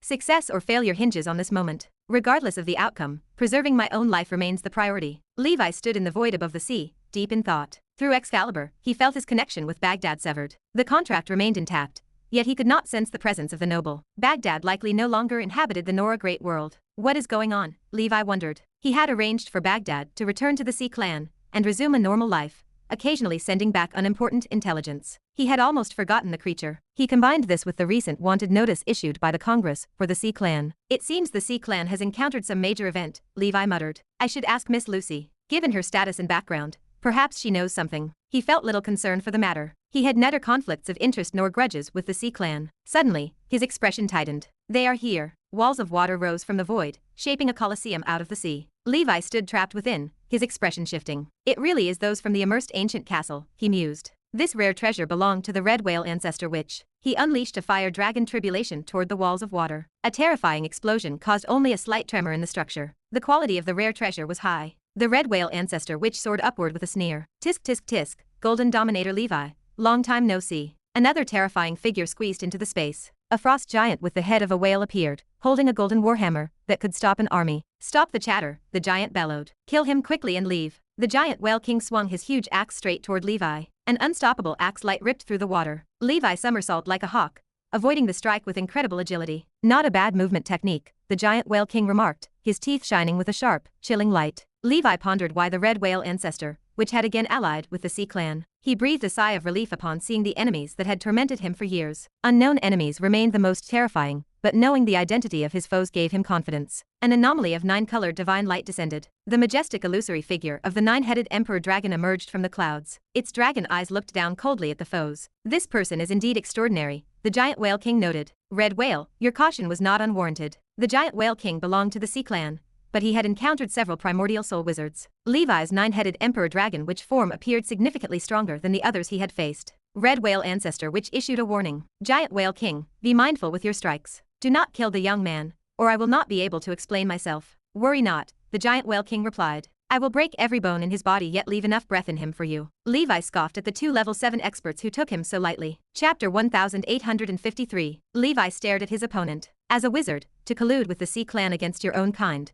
Red Whale Ancestor Witch, even among dark wizards, you are despicable enough. The Red Whale Ancestor Witch sneered. He roared, die. He unleashed a 7th circle spell of innate power, directing it straight at Levi. Layers of rainbow light gathered on the 9-headed Emperor Dragon, followed by a roaring onslaught of various colored innate spells. The arena rocked as the earth-shattering explosion hit. Dust billowed, then began to settle. Shock crossed the Red Whale Ancestor Witch's face. Levi stood firm despite the blast, even though he was merely at a 6th ring perfect cultivation. If the boy were to ascend to the 7th circle, the outcome would shift. Such a formidable child could not be left alive. He decided that if he could not capture Levi alive, he would kill him directly. He could not risk future vengeance. At this moment, the arena hummed with energy. Around the Colosseum at sea, light erupted from 9 arrays, shooting into the sky to envelop the entire structure. Immediately afterward, the 9 hells of earth, fire, wind, and water descended with shocking force. The red whale ancestor witch's face paled. A trap. Such a powerful array suggested the boy had already sensed the move. How was this possible? Besides him and a few upper echelons of the Sea Clan, no one else knew about this. Could the Golden Dominator possess prophetic magic,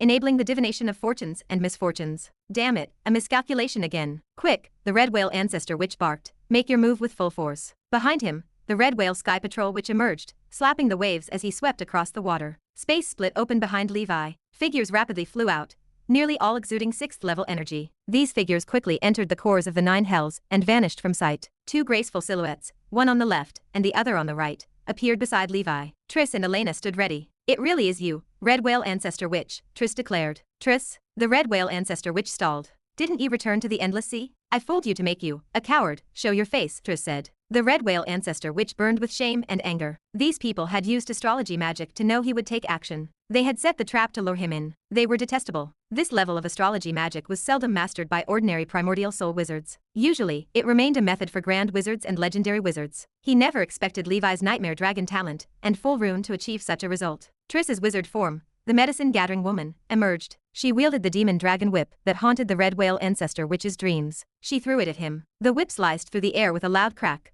catching him off guard and sending the Red Whale, Witch Prime flying into the Fire Dragon Purgatory. Triss once again chose the Red Whale Ancestor, which is her opponent. She left the giant Whale King to Levi and 100 Flowers. Triss reasoned that a primordial soul wizard of the same realm would remain harder to deal with than the others. Behind 100 Flowers, the wizard form 100 Flowers and 1,000 Trees emerged. Its 6th circle perfection energy surged toward the sky. The giant tree and Levi's Emperor Dragon reflected each other, turning the world into a myriad of colors. Though assisted by Levi's carefully crafted 6th circle combination array, they faced 7th level experts. From the start, they had to put forth their full strength without holding back. The gap between rank 5 and 6th level was not as exaggerated as that from 6th level to 7th level. However, throughout history, in the wizard world, examples of using a body of 6th level to defeat a 7th level remained rare, as phoenix feathers and unicorn horns. The giant Whale King felt unsure, but he considered that the Sea Clan now had no way back. His heart immediately firmed. Since there was no way back, let it be a last stand. The powerful 7th level energy collided with the emanations of the Emperor Dragon and the giant tree. The impact sparked countless embers that shook the void. The giant Whale King swung his axe,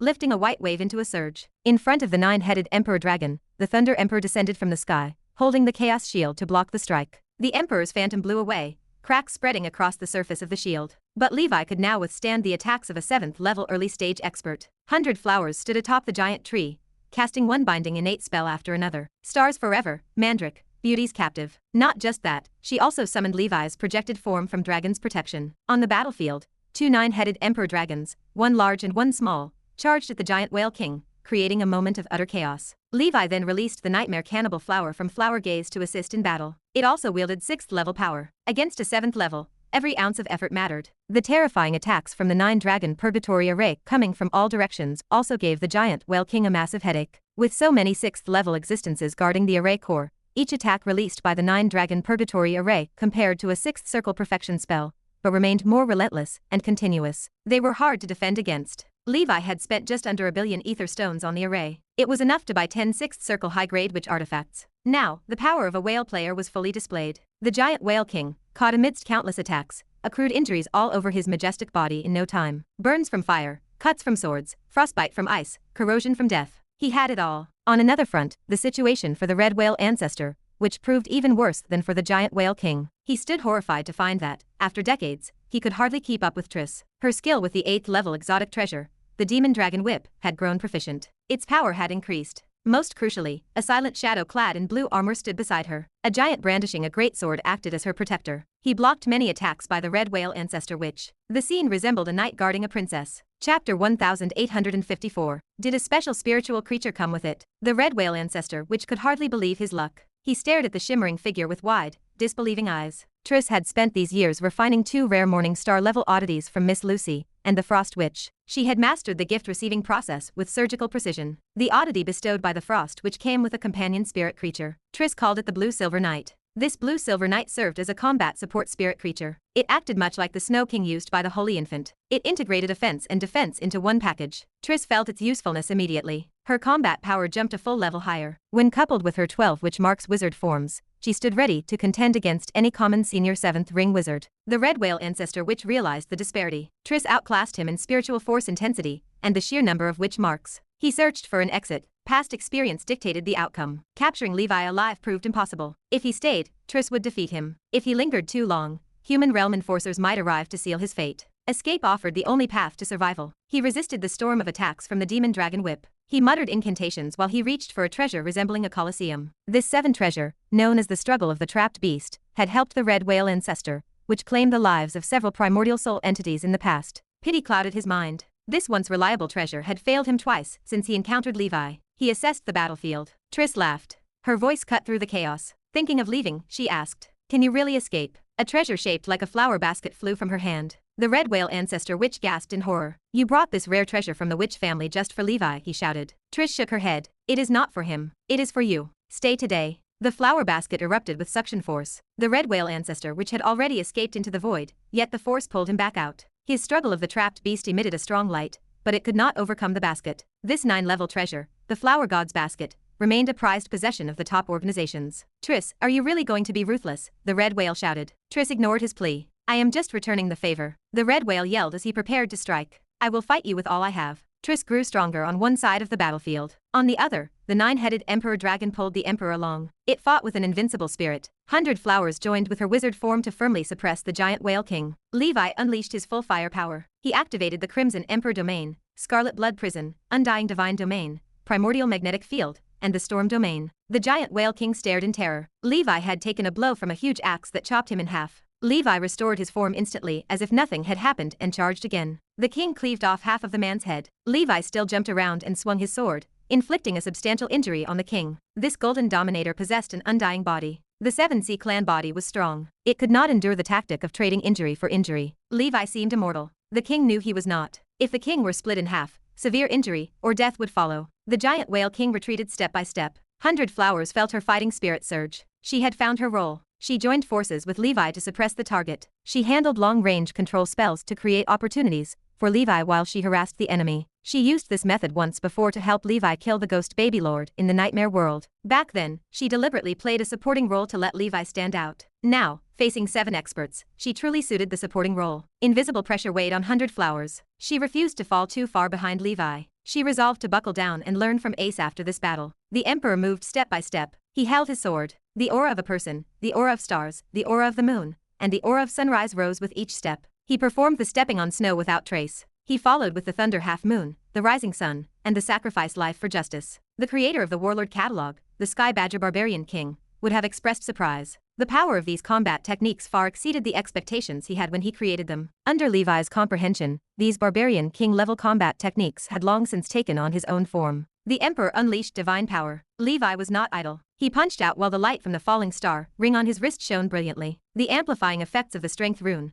Holy Image Law, Lion King Battle Technique, and many other strength-enhancing methods combined. He unleashed a punch at the pinnacle of ascension. Around Levi, the phenomenon of stars falling like rain appeared. The fist wind obliterated everything in its path. It collided with the damaged war axe of the giant Whale King. The weapon that had accompanied the giant Whale King in many battles could no longer withstand such high-intensity combat. It shattered. Levi seized the opportunity. He pressed the attack. His invincible fists and the sword chi of the Emperor blasted the giant Whale King away. The body of the giant Whale King was tough as a diamond. A huge gap pierced it. Flesh blurred. Black flames entwined on the wound and prevented it from healing. Chanting filled the air. 6 red suns, each hundreds of meters in diameter, suddenly appeared in the sky. The 6 suns merged. They exploded with a boom. The giant Whale King struggled amidst surrounding sea currents under the high temperatures. After the aftermath, no intact flesh remained on his body. A layer of charred flesh peeled off. Excruciating pain twisted his features. Chapter 1855. The 6 suns continuous explosion primordial soul spell,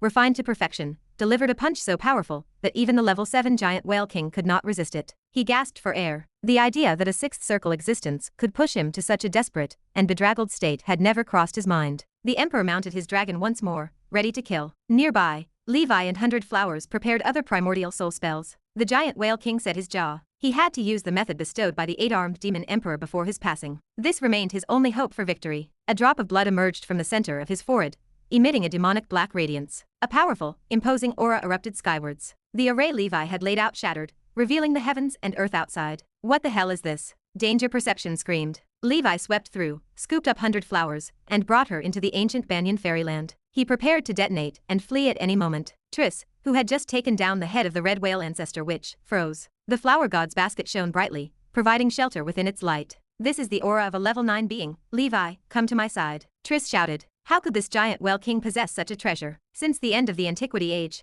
no new level 9 beings from the Sea Clan have emerged. The giant whale king roared, compelling me to use the blood of the sea god. Your deaths are worth it. All of you, die. He no longer cared about capturing Levi alive. The red whale ancestral which was dead, and the deal had fallen through. This blood of the sea god represented the last of the Sea Clan's heritage. The blood caught fire. The body of the giant whale king burned with it. A vague, colossal shadow emerged. It resembled both whale and octopus, with countless tentacles on its body, each ending in a blurry human face. The giant whale king devoutly proclaimed, O sea god, please deliver divine punishment upon these ignorants. The sea god's shadowy figure emitted an irresistible, overwhelmingly powerful aura. Levi knew he could not withstand it. Above the high heavens, a cold harumph sounded, followed by the release of a pitch-black pillar of light. Instantly, the sea exploded. An enormous vacuum opened beneath. The shadow of the sea god vanished into nothing under the devastating column of light. The eyes of the giant whale king filled with shock. He stared into the high heavens, now empty. He knew that a being stronger than level 9 had intervened. He laughed bitterly. He wanted to kill his enemies, but he could not reverse the situation. His body trembled, suffering the aftereffects of burning his life force.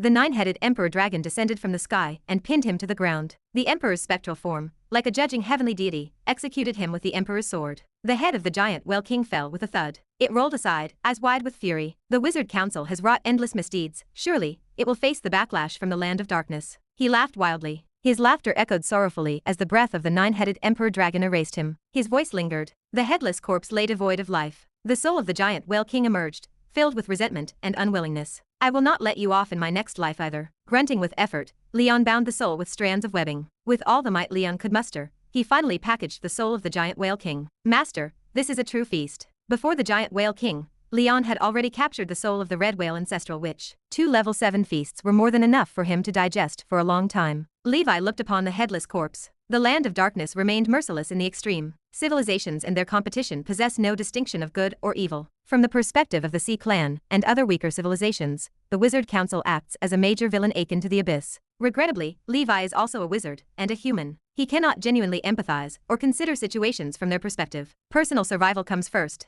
This holds even truer for civilizations. Today's battle served as another perfect instance of Levi overcoming higher-level adversaries. A powerful member of the Wizard Council had clearly intervened with that dark ray, but that happened only because that damned giant whale king cheated. Had the fight continued under normal conditions, Levi could have worn him down to death all the same. Levi defeated a genuine level 7 early-stage expert with a level 6 body. I have maintained my record of battles where I have punched above my weight. He originally planned to leave this achievement to be challenged by cave wizards. Now, the Sea Clan seems quite fitting. Their strength is not much greater than that of cave wizards. Cave wizards are considered the sewer of wizard combat capability, though they prove formidable against some alien races. In this battle, victory was attainable because Levi leveraged his danger perception to create an information gap, luring the enemy out and striking unexpectedly. Triss, a 7-circle power, kept the formidable foe, the red whale ancestor witch, tied up. 100 Flowers released support that severely limited the giant whale king, preventing him from displaying his full strength. Finally, the continuous powerful attacks released by the 9-dragon purgatory array left the giant whale king too strained to cope. Most importantly,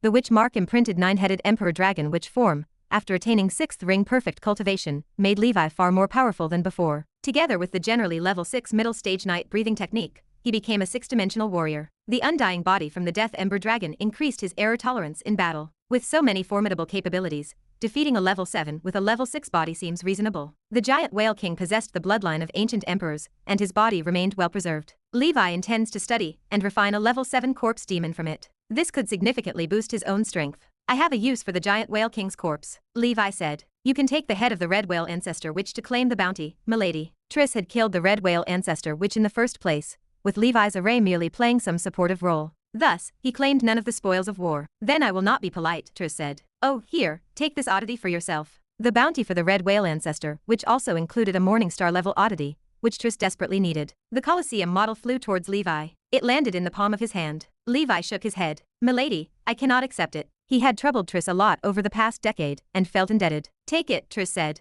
"Thanks to you, I have also gained quite a bit, and I have the demon dragon whip, no need for it. If you do not want it, I will give it to Elena." This, Levi began. Ultimately, Triss gave it to Elena. Elena acquired another level 7 treasure and was overjoyed. "Levi, when did your skin become so thin?" she laughed. "If you do not want it, I do. I have always been this way," Levi replied. Chapter 1856. Triss adjusted her cloak as she spoke to Levi. "I'm going back to the Endless Sea first. The immersed ancient castle has lost another 7-circle wizard. They shouldn't dare to trouble us anymore, unless their city lord takes action personally." Levi nodded. "Thank you for your help during this time, madam. Will you return to the ancient dragon continent?" Elena leaned in with a playful smile. "What, are you going to miss me?" Levi laughed heartily, keeping his silence. He thought about how a free 7-circle worker was a waste not to use. Triss waved her hand and vanished with a chic flair. "I will come back for a vacation, after all, Elena is here." Elena gazed at the sky. The senior who just took action must be a Black Abyss Walker. Above the high sky, the Black Abyss Walker stood with hands behind his back, the wanderer of the vast sea beside him. The wanderer stared at the horizon. The immersed ancient castle actually teamed up with the Sea Clan. It really is crossing the line. The Black Abyss Walker shifted his stance. Indeed, the Congress is considering the imminent blood battle, and they don't want to take action against their own people. But these guys, some of them really don't give face. With the blood battle imminent, the entire wizard civilization felt under threat. The Congress naturally hoped that both dark and righteous wizards could put aside their past grievances and unite against external threats. Every primordial soul wizard capable of matching a demon lord represented an extremely precious treasure. After all, the entire wizard civilization possessed so few primordial soul wizards. The wanderer of the vast sea turned away. "I will be heading back first. There are still a bunch of matters to settle with the Sea Clan, and we need to intensify our efforts to regulate the alien races." The Black Abyss Walker nodded in agreement. He looked towards the ancient dragon continent, standing alone in contemplation. Lucy appeared behind him, smiling. "A 6-ring body, slaying a level 7 expert, not bad. Indeed, I've never done such a thing. And I won't have the chance for cross-level battles in the future either." The Black Abyss Walker smiled. At the immersed ancient castle, the city lord gazed into the distance, his eyes deep as he stared at the shattered soul token in his hand. A 7-circle wizard, a level 7 Sea Clan. Such a lineup lost,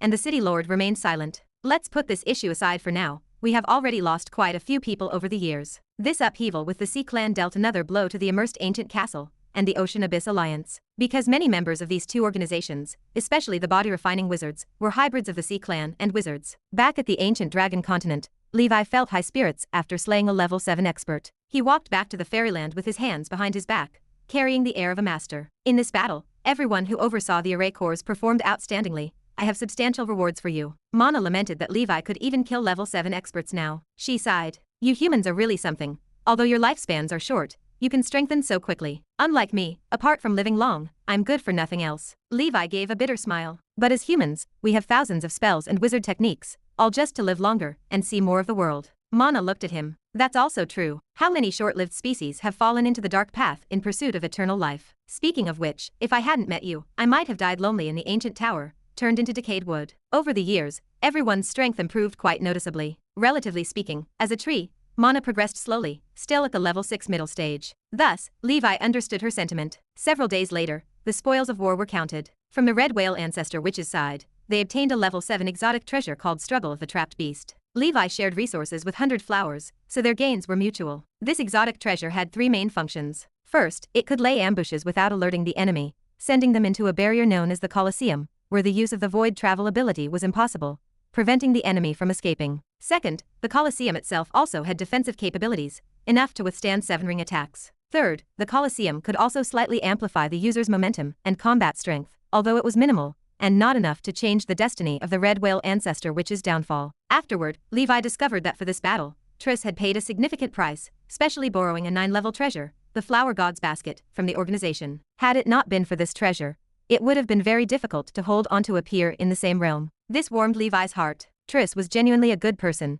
deserving to be regarded as his second most important benefactor in his journey as a wizard. As for the first, naturally, it was that Saran whom he had never met. All other spoils of war from the Red Whale Ancestor which belonged to Triss alone. On the Giant Whale King's side, there were about 4 billion ether stones. Although he was of the Sea Clan, as a level 7 expert, his worth was naturally significant. Levi had previously spent a lot to create the 9-dragon purgatory array. Now, it was like he regained some funds, and his worth reached 14 billion. "It's terrifying. I was almost bankrupted." Levi, owner of tens of billions of ether stones, muttered to himself. The Giant Whale King's war axe was also a fine exotic treasure weapon, but it was damaged by Levi. He tossed the fragments to the Sword of Victory, for evolving the Morning Star artifact, the King's Sword. Besides that, the spoils of war from the giant whale king that were useful to Levi also included a combat technique of the Sea Clan, called the Whale Emperor Powerbook. This combat technique, created by the ancient Whale Emperor, was a type of hand-to-hand combat physical technique belonging to the rare level 8 category, and could be split into 8 layers. Its power was in its efficient stimulation of human potential. For a short period, it could greatly increase the user's strength. Reaching the first layer would amplify strength by 10%, the second layer by 30%, the third layer by 60%,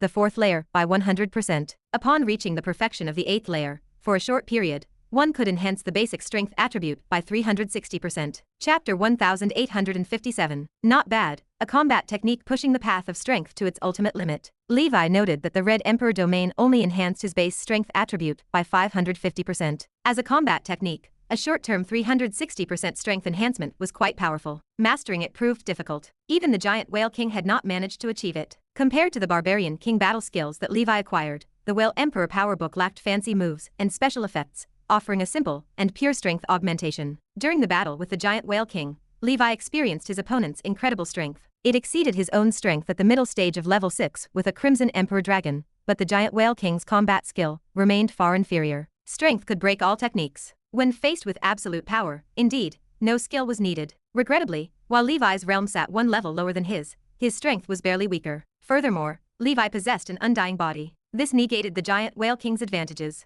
Had a common wizard taken a square hit from the giant whale king, the consequences would have been severe. The giant whale king possessed various precious materials, all sourced from the deep sea. Just the water element, or at ranks 5 and 6 numbered up to 5 kinds. A piece of level 7 ghost water fine iron sat among them, which Levi planned to use to reforge his divine weapon, the Golden Dragon Heavenly Shield. As for the 6th ring magical artifacts, he found 2 pieces, one ordinary, and one top quality, most likely looted from other wizards. Levi handed them over to the Holy Infant for disposal. Other spoils of war were numerous, but not worth mentioning. Several days later, Levi opened his proficiency panel. Levi, Whale Emperor Powerbook, Level 1, 1 out of 1000. Special effect, Whale Power, Level 1. Upon activation, for a short period, he gained a tremendous strength enhancement akin to that of a giant whale. The current strength enhancement effect was 10%. Not bad. If he continued to endlessly enhance his strength, one day, without any technique needed, a single punch would bring down the Heavenly Father. Mastering the rudiments of the Whale Emperor Powerbook presented no difficulty for Levi. He had previously cultivated knight, barbarian, and other alien race combat techniques, becoming a true master of physical techniques. In the art of war, mastering one technique could lead to the mastery of all. However, at his current realm, the first layer's enhancement was minimal. Several days later, the Wizard Council announced the official implementation of the new Nora alien race management method. Under this method, all human-like intelligent alien races living in Nora, including the Sea Clan, had to make corresponding oath commitments. They could never betray Nora, never carry out actions that threatened the Congress or the wizard civilization, and especially could not have any dealings with terror organizations, like the Council of 10,000 Clans. Violators would enter prison to serve out sentences and provide labor, or at worst, serve in the specialized Death Soldier battle group, and dispatch to the upcoming Blood Battle battlefield. Furthermore, wizards who domesticated alien races as slaves or laborers had to bear joint responsibility for the actions of their subordinates. Poor management leading to alien race escape would result in punishment for the wizard as well. The regulation applied to wizards too. Any found colluding with the Council of 10,000 Clans would face implications, while those who reported the truth would receive substantial rewards. Levi pondered the news. It seems the Sea Clan incident had quite an impact. He learned from Lucy that the 8-armed demon emperor colluded with alien races, leading his entire clan to defect from Nora and join the Council of 10,000 Clans. The Wizard Council discovered it, and the Grand Wizard led forces to surround them. However, the unexpected presence of a level 10 being within the ranks of the alien races allowed the Sea Clan to escape. Although the 8-armed demon emperor died, his goals had been achieved. Levi speculated that Bog, along with the Sea Clan, had gone to the Land of Darkness, their whereabouts unknown. He had quite a few alien races on his ancient dragon continent, and he needed to add some new terms to the oath. With rare treasures like Excalibur, the likelihood of traitors among his subordinates remained low, but not non-existent. The incident with the Sea Clan gave Levi a greater sense of crisis. Even level 10 beings had taken action. The upcoming blood battle would be chaotic. The Abyss Demon and the Council of 10,000 Clans hung like a sword of Damocles over the head of the current Wizard Council. Whether the wizard civilization, with only 11 legendary wizards, could withstand the pressure remained unknown. Levi updated the second oath content in accordance with the new regulatory measures, and demanded that all members of each organization on the ancient dragon continent take the oath. Important backbones and core members faced strict demands. Ordinary members presented no significant risk, but the defection of core members could prove catastrophic. Half a year later, law enforcement teams dispatched by the Wizard Council began to inspect and assess areas with large gatherings of alien races, and the ancient dragon continent appeared on their list. Levi cooperated with the official law enforcement activities, and ultimately passed smoothly. 3 years later, the 50th year of Nora dawned. In the ancient Banyan fairyland, a robust figure, broad-backed, held a heavy sword in his hand. With a few casual swings, he caused the surrounding void to tremble. Levi, Whale Emperor Powerbook, Level 4, 1 out of 20,000. Special Effect, Whale Power, Level 4. The fourth layer of the Whale Emperor Powerbook, after activation, was enough to augment his strength by 100% for a short period. The further it progressed, the more pronounced the enhancement effect of the Whale Emperor Powerbook became. The difficulty of cultivation also escalated dramatically. However, for Levi, 4 layers were enough. He could now cultivate at will as the situation dictated. Chapter 1858. He returned to the weapon refinement room. The massive corpse of the giant whale king lay submerged in a pool that was 100 meters in length and width, and Levi had reattached its severed head. Within the pool, the corpse water, brewed from numerous rare materials worth 300 million ether stones collected by Levi, emitted a ghostly green gleam, pervading the air with a pungent stench. The corpse water contained over 100 types of deadly toxins, including poisons above level 6. Additionally, there were more than a dozen water elemental metals of rank 5 and level 6, as well as a small piece of level 7 ghost water fine iron, all slowly being absorbed by the corpse water. After a lengthy soaking and spellcasting process, the giant whale king's body would absorb all the substances in the corpse water, refining the already formidable Sea Clan body to be even more robust. Absorbing the corpse water is the longest and most torturous step in refining a level 7 corpse demon. It would take decades, perhaps centuries, to complete. As for the final step, sealing a level 7 spiritual body type undead, he would go to hell to find one when the time came. Elena leaned against the doorframe, looking at the pool with a worried expression. Since the realm of this level 7 giant whale king corpse demon is higher than yours, could it backfire on you after it is cultivated? Levi stirred the pungent liquid with a long rod. Ordinary school of death wizards cannot refine a corpse demon beyond their own realm, as it remains uncontrollable and poses a danger to the master. However, I have my methods. He paused, looking up at the ceiling. I only need to control the level 7 undead with crimson enslavement.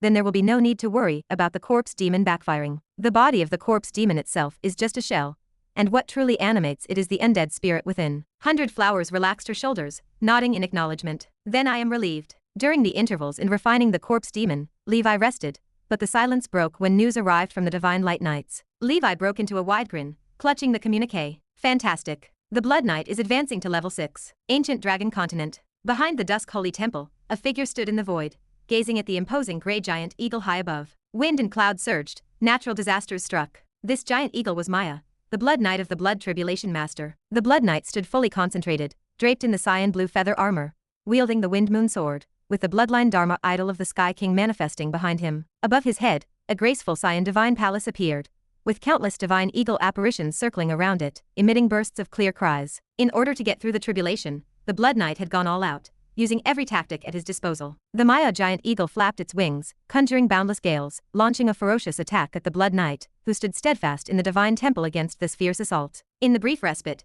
he shot out from his stance, leaping into the high heavens, as a dazzling blade of light descended from the sky dome. Rock ascends to the 9th heaven. The blade light clashed with the steel feathers of the Maya giant eagle, sending sparks flying. Levi watched from the distance. Not bad. The Blood Knight has finally cultivated the Eagle Divine Scripture to the 7th level. The Eagle Divine Scripture harmonized extremely well with the Maya breathing technique. Upon obtaining it initially, Levi bestowed it to the Blood Knight for cultivation. It seemed the results were favorable now. 100 Flowers watched carefully as well. She clearly understood that Levi's experience in overcoming tribulations was not as effective as the Blood Knight's. Because Levi was an anomaly with numerous breathing techniques, as a 6-dimensional warrior, his base attributes crushed those of fellow knights, making his tribulations as simple as eating and drinking. The Blood Knight's experience represented the typical state of ordinary knights crossing tribulations. It seemed strenuous for the Blood Knight. After all, many of his abilities, including the talent brands studied by knights, originated from the Blood Tribulation Master. Surpassing such ancestors is a difficult task. Therefore, combat techniques and divine weapons are key for a knight to overcome the Blood Tribulation Master. The Blood Knight had made thorough preparations before advancing,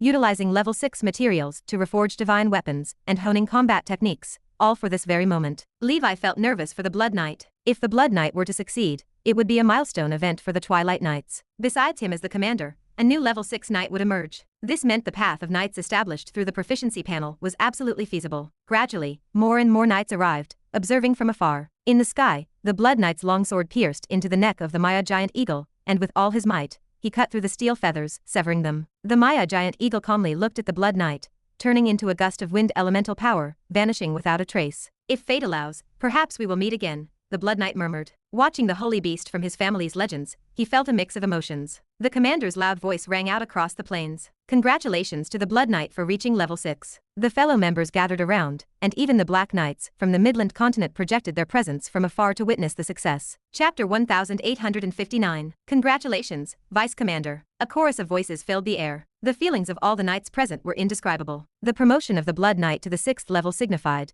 that as long as they worked hard, they too held the hope of reaching this realm in the future. Levi offered a warm smile, gesturing for the room to quiet down. All right, everyone. Do not disturb the Blood Knight while he consolidates his realm. Return to your cultivation. In time, we will hold a proper banquet to celebrate. The Blood Knight watched his companions depart, his expression softening. He turned to Levi, his voice thick with emotion. Commander, 360 years have passed in the blink of an eye. When I first met you, I sensed you might hold the key to shattering that legendary barrier. My judgment proved true. Under your leadership, we have shattered limits, mastered new abilities, and now stand shoulder to shoulder with primordial soul wizards. I have lived for 1,000 years, yet I find myself moved to tears at this moment. Levi clapped a hand onto the Blood Knight's shoulder, his laugh ringing out. My contribution remains insignificant. These achievements belong to you and your own efforts. Strive onward, my Vice Commander. The two men embraced, a silent testament to centuries of friendship. 100 Flowers cleared her throat, a teasing glint in her eyes. You two grown men, dry your eyes before you flood the floor. News of the Blood Knight's promotion traveled quickly,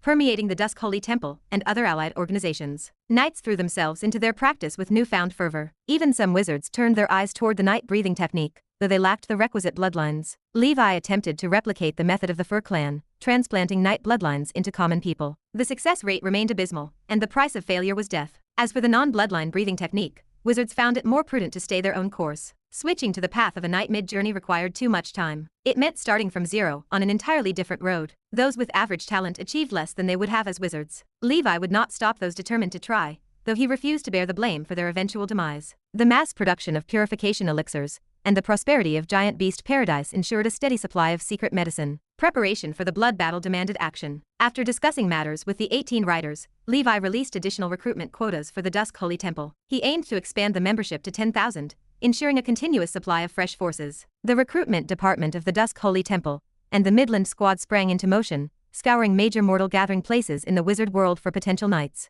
Time slipped away. 7 years passed in a blink. It was the year 57 of Nora, and 3 years remained until the opening of the Dark Ancient Tower. The 18 apostle groups stood 1/3 formed. Between cultivation sessions, the commanders and knights occupied the training field to refine their coordination. The revival of the Dark Wave merged more planes, increasing the number of transcendent sea beasts in the outer sea region, and providing perfect training targets for the apostle groups. Inside the fairyland, the Dragon Dao Conference had reached its 24th session. The Thunderstorm Wolf Dragon secured a triple crown, reaching dragonic perfection. The dragon scale fruit significantly accelerated the growth of the dragon clan members. Even the slow-growing dragon turtle and ash dragon displayed visible transformations. The heaven crystal dragon ant shed its exoskeleton once more. It awoke stronger than before, though it remained at the mid-stage of the 6th level. For this creature, survival depended on the ability to shed its shell. Each molt brought size and strength, but the shell functioned as both a life preservation tool and a cage of shackles. It resembled the lobsters from another life. By the small stone pond, Levi placed his hand on the Klein crystal ball. His spiritual force measured 4,100 points,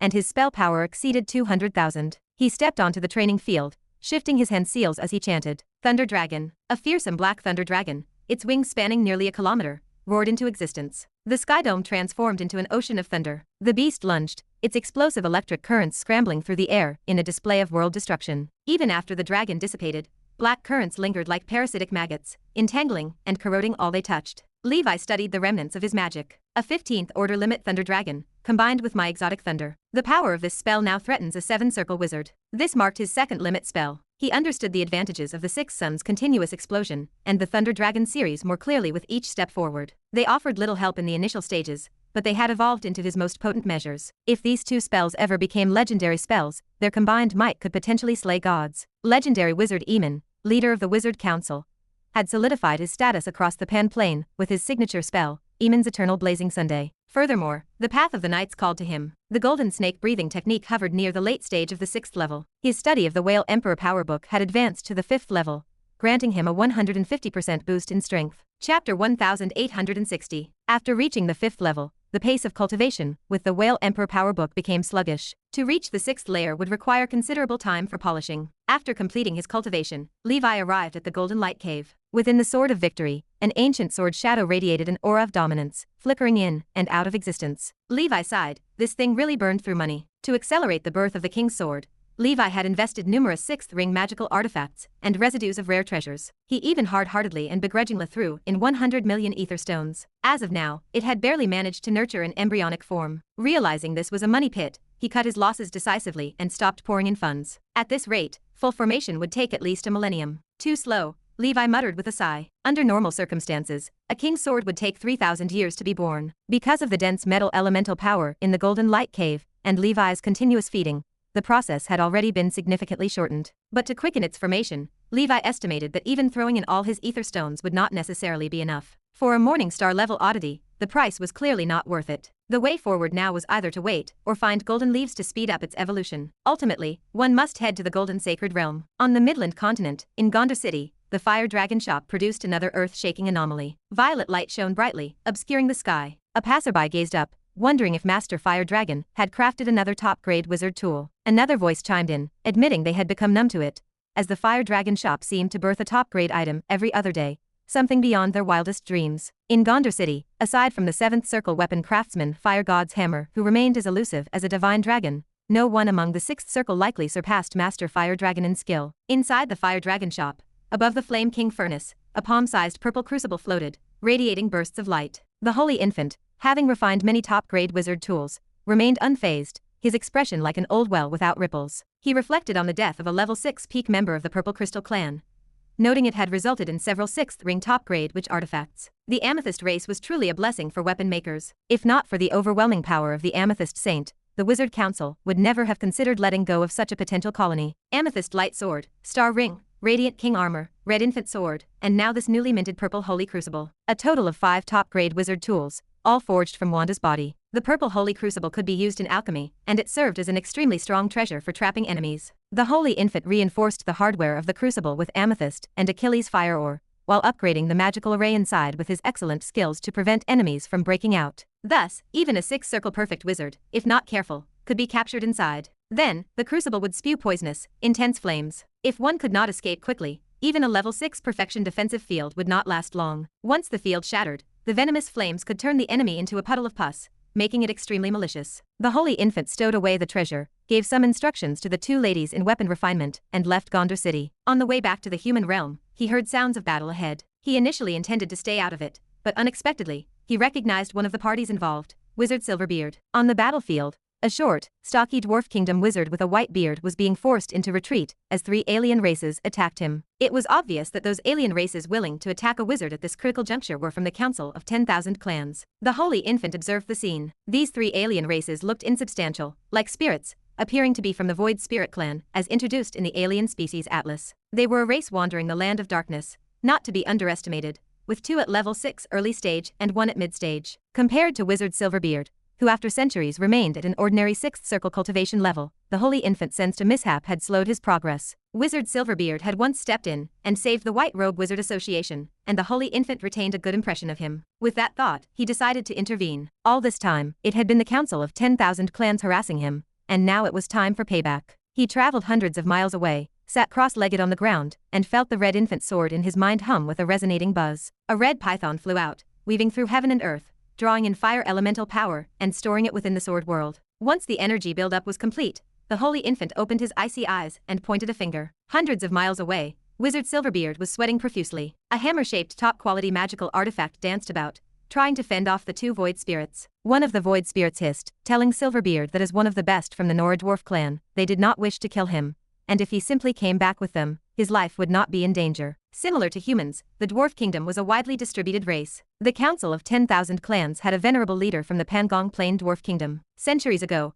he took a fancy to Silverbeard's talent, and even lured him to the Pangong Plain to work for him. Silverbeard, with double special talents in fire and earth, practiced 2 sets, and was also a weapon-making master. Tasked with important duties, he had just advanced to a primordial soul in the wizard world, and naturally did not want to leave. He struggled with all his might to escape from the Pangong Plain, and after a long and arduous corporeal journey, finally returned to Nora. Consequently, that Venerable dispatched nearby members of the Void Spirit clan to capture Silverbeard, clearly unwilling to let him go. Chapter 1861. Silverbeard gripped the hilt of his weapon, his voice cutting through the air. Tell that Venerable that I, Silverbeard, have lived as I please all my life. I do not want to serve anyone, nor do I want to leave Nora. The Void Spirit clan warrior sneered, his form shifting like smoke in the wind. If you refuse, then we will have no choice but to kill you. As soon as the words left his lips, a burst of crimson light tore through the battlefield. That level 6 mid-stage member of the Void Spirit clan did not even grasp the situation. The red infant sword pierced directly through its ethereal specter form. A ferocious red python surged forth. In the blink of an eye, it transformed into a crimson divine dragon with billowing manes, exploding violently. The terrifying shockwave of the fire element blasted the specter form into smithereens, silencing it completely. It was killed instantly. Wizard Silverbeard stared, eyes wide with shock.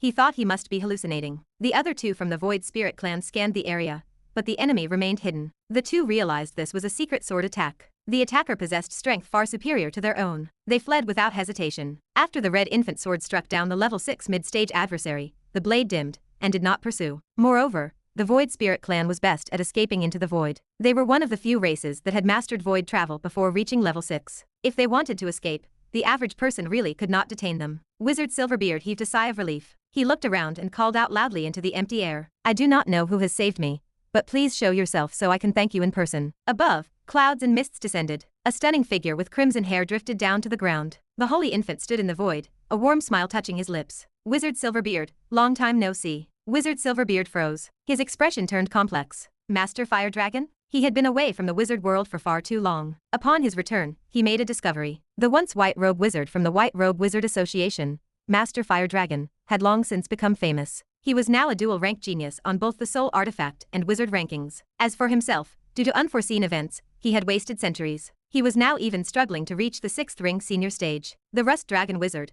once his peer, had already become a 6th ring senior. The holy infant smiled. I was passing by and saw you being ambushed by alien races. As a citizen of the wizard world, of course, I could not just stand by and watch you die. Wizard Silverbeard bowed his head. Thank you for your rescue. I never thought that I, Silverbeard, would end up in such a sorry state. The holy infant picked up the spoils left by the ethereal beings. Where is Lord Silverbeard currently residing? I remember you are also from the Midland continent. Why have I not heard of you for so many years? Silverbeard sighed. It is a long story. Due to some changes, I have only recently returned to the wizard world. If Lord Holy Infant is interested, we can find a safe place to talk in detail. The Holy Infant readily agreed. He saved Silverbeard, naturally with his own intentions. He wanted a capable assistant to manage the Fire Dragon shop. The ideal candidate needed 6th ring cultivation and skill in weapon refinement. Silverbeard was the perfect candidate. According to what the Holy Infant knew, although this person remained low-key, he was a rare dual-class practitioner wizard with profound weapon-making skills. Moreover, he once reigned as a king in a dwarf kingdom in the Midland continent. Later, he secluded himself for cultivation, but his prestige among the dwarves remained high. If he could win this person over to the Fire Dragon shop,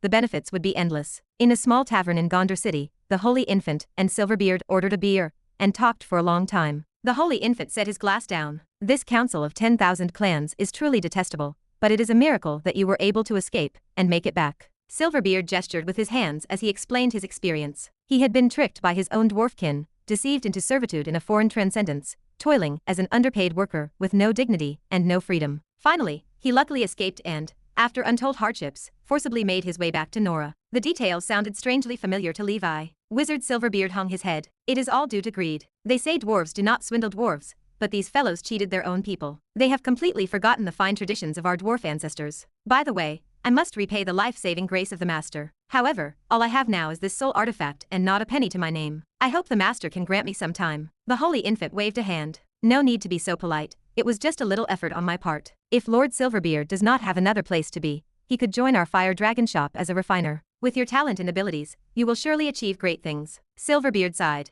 I will consider it. Thank you for your kindness, Master. In front of your weapon refinement skills, my crude abilities are not worth mentioning. Several days later, the main body received the purple holy crucible. After due consideration, Wizard Silverbeard chose to join the Fire Dragon shop. The Fire Dragon shop held a grand ceremony to invite Wizard Silverbeard to join them. Alexandra stepped forward to greet him. Now our shop has 2 6-circle artifact makers. I look forward to learning from Lord Silverbeard. Silverbeard laughed heartily. There is not much to learn from me. We can improve by learning from each other. Elsie felt a swell of emotion. Back then, in the dark ancient tower, they, Ace, and Silverbeard, these senior members of the White Robe Wizard Association, after twists and turns, had gathered once again. Plus the good friend of Ace, Lord Gandalf. All those familiar faces and memories had returned. Fate is indeed wonderful. After Silverbeard had joined, he became a senior weapon craftsman of the store. Not only did he enjoy a high salary, but he also received a stake as a small shareholder by the end of the year. This pleasantly surprised Silverbeard. Initially, he just wanted to work to repay the grace he owed to the Holy Infant. But the eager attitude of the Holy Infant to recruit talent had truly touched him. After pulling in Silverbeard, a master of weapon refinement,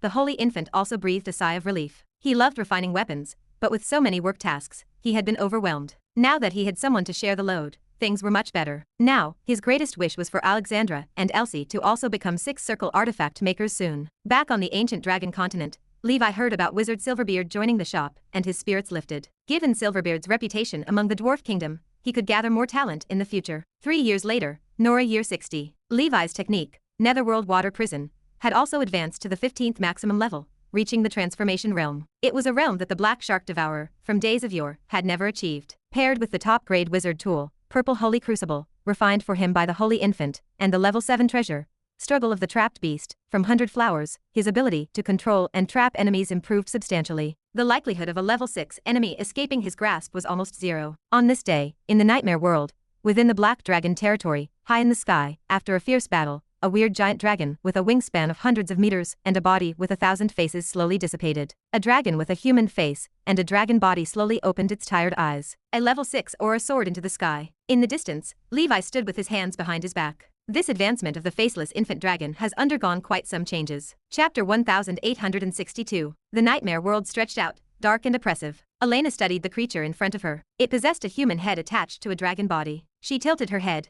Is this the faceless infant dragon commander? The black dragon before her had a slender body, reminiscent of a large snake, with dreamlike scales glowing in iridescent black. A pair of wings rested on its back, folded like a cloak. Everything seemed normal until her gaze shifted. On the slender body sat the head of a young girl. White hair cascaded down her shoulders, mimicking the silver-white mane of the black dragon. Her crystal-clear blue eyes appeared unreal, as if torn from the pages of a storybook. A strange aura surrounded her. Levi chuckled. Yes, the genuine faceless infant dragon. The young faceless infant dragon flew forward. She circled Levi, laughed, and asked, Master, am I beautiful? Levi cleared his throat. You are very cute. Pleased with the compliment, the faceless infant dragon transformed into a girl. Her figure displayed exaggerated curves, soft and delicate. She wore nothing. Elena's expression shifted. She realized that, in terms of anatomy, she fell short of this girl. Levi froze. He struggled to reconcile this cartoonish girl with the beast that shattered mountains and summoned thunderstorms. The faceless infant dragon spun around. Master, I have a human form now.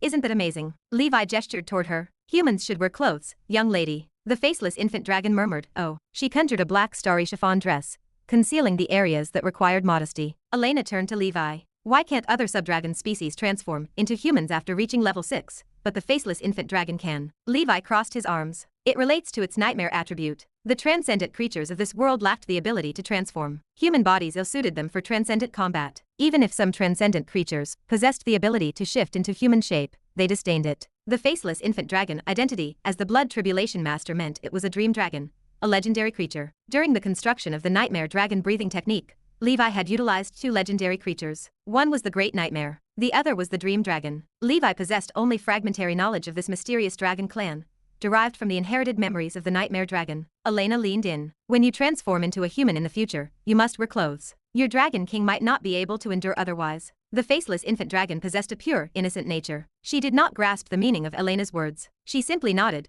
played with her new human form, and muttered to herself. Why are these so big? Why is it like this? Won't it affect movement? Apart from being comfortable to squeeze, they feel useless. The novelty faded quickly. She decided the human form offered no benefits, and reverted to her original human head and dragon body form. 9 Infant, Triangle Head, Electric Saw Head, and the other commanders congratulated the faceless infant dragon on becoming a nightmare lord. Levi patted the neck of the dragon. Take these dragon scale fruits to consolidate your realm, and rest for a while. Next, you will take charge of the Big Eye territory. The faceless infant dragon bowed. Okay, master. Levi turned to 9 Infant and narrowed his eyes. 9 Infant, you have been with me the longest. When will you break through to level 6? 9 Infant stammered, unable to find the words. Before leaving the nightmare world, Levi extracted a drop of blood from the faceless infant dragon to obtain the bloodline essence. He had waited for this day for a long time. The barren landscape made finding a second nightmare dragon impossible. Venturing deeper seemed foolish given his current strength. The nightmare dragon had lingered at the threshold of rank 5 for too long. 2 years later, it was the year 62 of Nora. Inside the fairyland, the 25th Dragon Dao Conference took place. On the grandstand, the Black Lotus Beast, the blood-sucking demon dragon,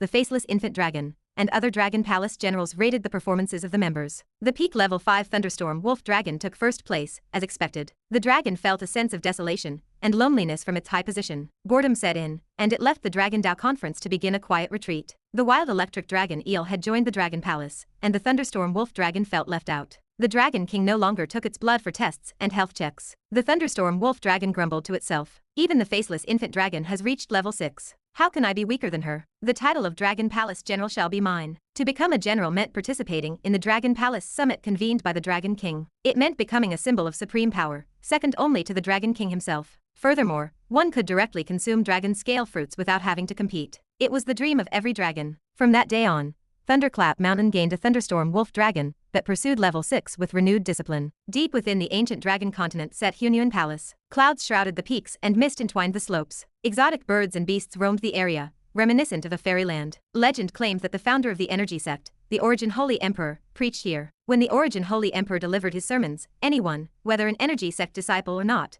could attend and cultivate. In emulation of his ancestor, Saint Emperor Zhou established a place for sermons on the ancient dragon continent. On the yearly sermon day, disciples from various branches of the Qi sect gathered to listen to the teachings of the Holy Emperor. On this day, Emperor Mu made a special trip from the Midland continent to listen in person. Emperor Mu's Saint 8 breathing technique had now reached the level 5 peak state. After over a century, his path of the energy sect had reached the pinnacle of level 3. His self-created drunk ape sacred fist had achieved impressive results in the nightly duels of the Holy Temple. Chapter 1863. Breaking through level 4 would require opportunities, or a moment of enlightenment, even with the comprehension praised by the Holy Emperor. Hope that this lecture will grant me some insights. Having reached the peak of rank 5 not long ago, he knew advancing to level 6 would require time to hone. The Blood Knight's promotion to level 6 held little envy for him. It remained quite normal considering the Blood Knight's qualifications and efforts. A pleasant and clear voice rang out. Saint 8 Knight, you are here for the lecture too? A girl clad in a simple white hemp robe, barefooted, the White Wolf Girl, Algerta, approached slowly. Emperor Mu smiled.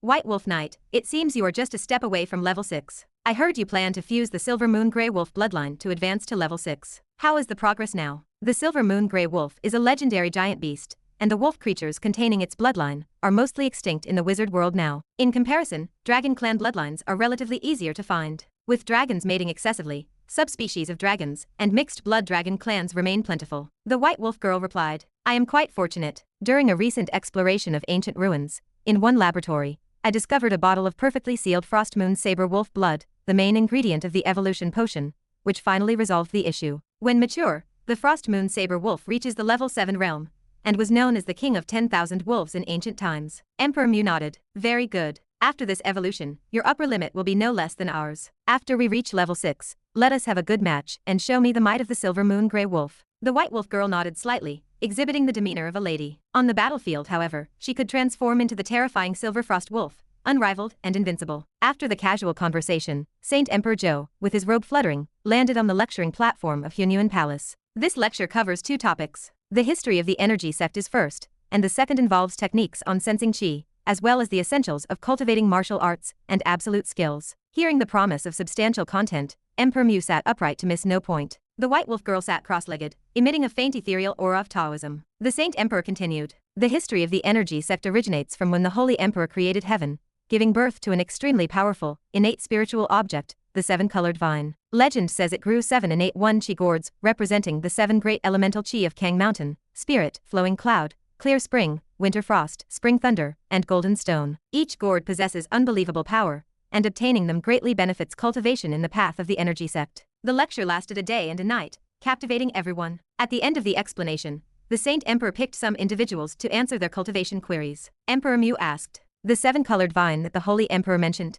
and the 7 treasures gourd that grew on it, do they still exist? The Saint Emperor sighed. The 7-colored vine was stolen long ago by a traitor of the energy sect who defected to the Abyss faction. That innate spiritual object is likely corrupted by the Abyss now. As for the 7 treasures gourd, these 7 innate holy objects, the 4 gourds of Kang Mountain, Spirit, Flowing Cloud, and Clear Spring, were sealed by the 3rd-generation Holy Emperor using great divine power in the elusive mystic sky spirit realm, sheltering the 4 major energy sects and guarding the sect's fortunes. Meanwhile, Winter Frost, Spring Thunder, and Golden Stone are missing, probably buried somewhere in the Panda continent. Emperor Mu mused. No wonder I felt that the 3 energy sects of Winter Frost, Spring Thunder, and Golden Stone were somewhat in decline. The Saint Emperor added, the energies of Winter Frost, Spring Thunder, and Golden Stone have always been rarer than the traditional 4 sects, particularly after the fall of Master Ma of the Lightning Whip. Emperor Mu replied, "It is a pity, Panda Continent is now the property of the Congress. The Congress allowing the existence of autonomous regions like the ancient Dragon Continent is already at its limit. Levi certainly would not dare to reclaim Panda Continent." The White Wolf Girl spoke. "Lord Holy Emperor, do not lose heart. The three energy sects will eventually restore their former glory." The Saint Emperor smiled. "I am already quite satisfied with the relatively stable and carefree life of the energy sect now." Midland Continent, Gondo City, Fire Dragon Shop. Wizard Silverbeard and the Holy Infant discussed and exchanged knowledge about weapon making. Alexandra and Elsie stood straight, listening seriously to the two masters and nodding from time to time, though it remained uncertain if they truly understood. Mia entered the room. "Lord Ace, there is a primordial soul wizard from the Congress outside, from the Alien Affairs Management Committee. Oh, and Gandalf Wizard is with him." The Holy Infant turned his head. "Lord Silverbeard, let us meet them. It is likely for you." Silverbeard nodded. The Red Dragon and Blue Dragon followed, accompanying the masters like bodyguards. They had become numb to the master's provocative physique. Every time the master went out, an inevitable assassination attempt occurred. At the door, Gandalf, with a playful old man demeanor, laughed. "Oh, Ace, my friend, thank the heavens. It is so good to see you alive." The Holy Infant laughed. "Oh, you old thing are alive. Of course, I must be fine." The other Alien Affairs Management Committee witch, wearing gold-rimmed glasses, and possessing a dignified yet scholarly beauty, spoke politely. Chapter 1864. Lord Silverbeard, the intelligence you provided about the Pangong Plain is very useful, and we also admire your courage and perseverance for not submitting to the powers of darkness in your quest to return home. Therefore, the Sorin Holy Tower, with the approval of the Council, has decided to bestow upon you the Central Earth Medal, in recognition of your righteous deeds. With this medal, you may go to the Sorin Holy Tower to claim the corresponding rewards, and you will enjoy special treatment in many affairs. Wizard Silverbeard stood stunned, clearly not expecting this. Gandalf smiled and said, "Lord Silverbeard, please accept it." Silverbeard thanked him. "Thank you. I hope my experiences can serve as a warning for everyone to be vigilant against the conspiracies of the Council of 10,000 Clans." A few days later, the Central Earth Daily published an article about Wizard Silverbeard. The headline read, "Deceived into the Devil's Den, suddenly coming to his senses, longing for his hometown, a dwarf kingdom's primordial soul's long journey home." The article also specifically mentioned that Wizard Silverbeard now works at the Fire Dragon Shop and, with his knowledge and hard work, has started a new life of inner peace and happiness. The alien races and humans of Nora world were originally as close as family. Such treacherous and ungrateful acting, like the Turncoat Sea Clan, is unacceptable. The article concluded that the goal of the Congress is to forge a perfect Nora world, where everyone shares beauty and lives in harmony, while accepting differences. They hoped that in the coming blood battle, all tribes could unite as one, and jointly fight against the abyss. As a member of the alien races who has seldom received the Central Earth Medal in 10,000 years, Wizard Silverbeard caused a sensation, especially among the dwarf kingdom. Many dwarfs who read the newspaper cried with emotion in the taverns, sipping beer and wiping away tears. At last, our dwarf kingdom has its day. Through this gesture, the Wizard Council showed its soft and inclusive side, lowering the guard of the alien races. The dwarf kingdom proudly raised its head. Seizing the opportunity, the Fire Dragon Shop got in a word of promotion. Everyone was happy. All parties won. Some are joyous, and some are sorrowful. In a distant place from Nora, the Pangong Plain, a splendid golden palace stands tall atop Ramos' sacred mountain. Ramos, in the dwarf language, means giant dragon. 10,000 years ago, a powerful dwarf warrior, great hero Pangong, led his people to this realm. Wielding a huge axe and carrying shields,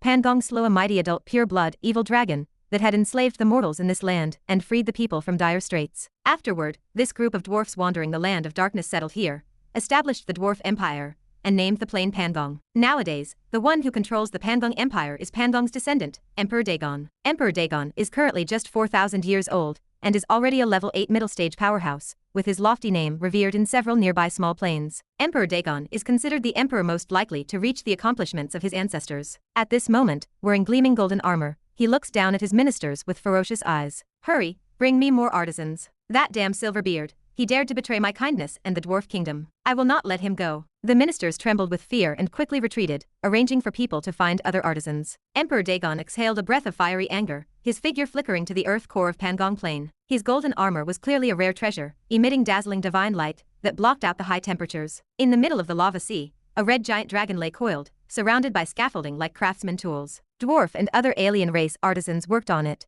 hammering and embedding metal pieces etched with mysterious runes that were incredibly hard. The giant dragon had fallen into a state of hibernation, unable to awaken. Even in a coiled state, its body measured 1 kilometer long, a size unimaginable if fully stretched. Flame King Dragon Ogre, the greatest treasure left to Pangong Empire by my ancestors, a nearly mature pure-blood dragon, I will surely tame you. I must become the unparalleled dragon rider warrior. In fact, Among the folk tales of Pangong Plain, there is a taboo version of the establishment of Pangong Empire. The evil spirit that ruled this land was actually the master of this world, the guardian god of countless mortals, called the Flame Guardian, protecting this world from the invasion of external enemies. Great hero Pangong was in fact the commander of a dwarf pirate group wandering the land of darkness. However, history was altered by Pangong's descendants. The giant dragon before them was the true ruler of Pangong Plain, the offspring of the Flame Guardian. The Pangong royal family put it into a deep slumber in this place using secret techniques and continuously sealed it. All of this was to one day tame the real giant dragon and birth the strongest dragon rider warrior in dwarf legend. Emperor Dagon spent untold manpower and resources in search of artisans and plundering resources to forge this set of dragon armor. Named Wings of Destruction,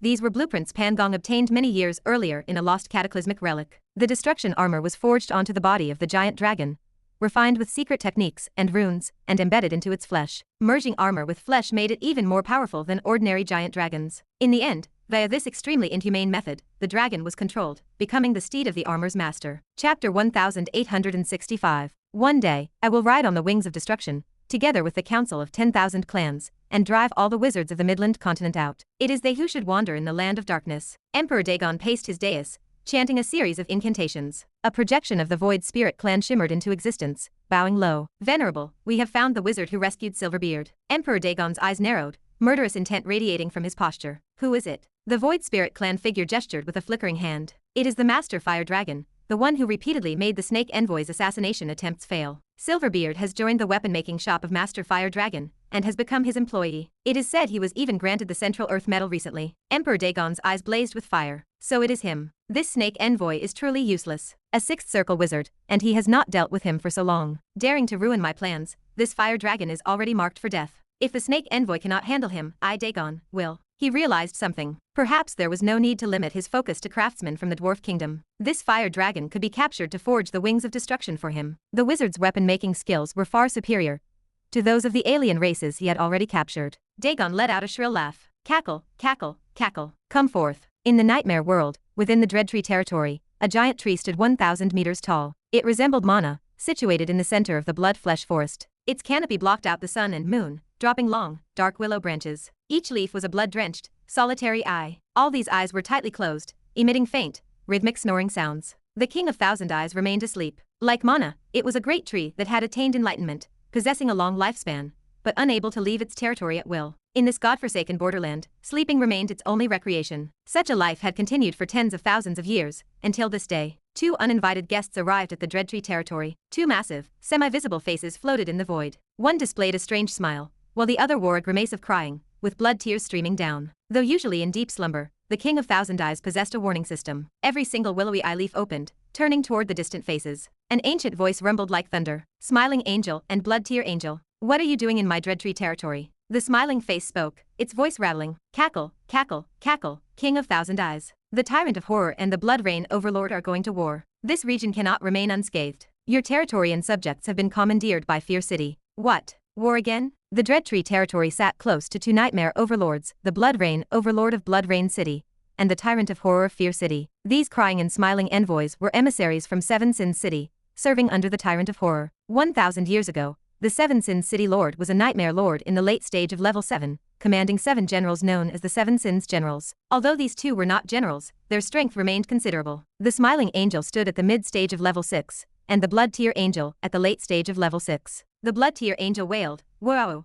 Hand over authority of the Dread Tree territory, otherwise, death." The King of Thousand Eyes, though honest, was not easily bullied. According to the last war's boundaries, this area belongs to the territory of the Blood Rain Overlord. I do not want to hand it over. The Smiling Angel and the Blood Tear Angel exchanged glances. It seems, old fellow, you want to die. The King of Thousand Eyes laughed coldly. The last confrontation was 3,000 years ago. Come on, let me see the strength of you youngsters. The crying and smiling envoys unleashed a terrifying soundwave attack, sweeping forth. The eyes of the King of Thousand Eyes emitted thousands of ghostly lights, showing not the slightest weakness. Elsewhere, a doll-like nightmare creature came running and shouted, "Lord of Infant Dragon, it is bad." The King of Thousand Eyes got hit. The infant dragon opened its big eyes. Clarify that. After a moment, the infant dragon looked thoughtful. This is troublesome. A war at the Overlord level is about to begin. Once the King of Thousand Eyes is taken down, it is our turn next. We must inform the Master. On the ancient dragon continent, in Levi's place of seclusion, an oddly shaped, giant beast resembling a dream-eating rhinoceros dissipated under Levi's iron fist. This was the Great Nightmare, a creature so powerful it could pull an entire world into its nightmare. According to ancient legends,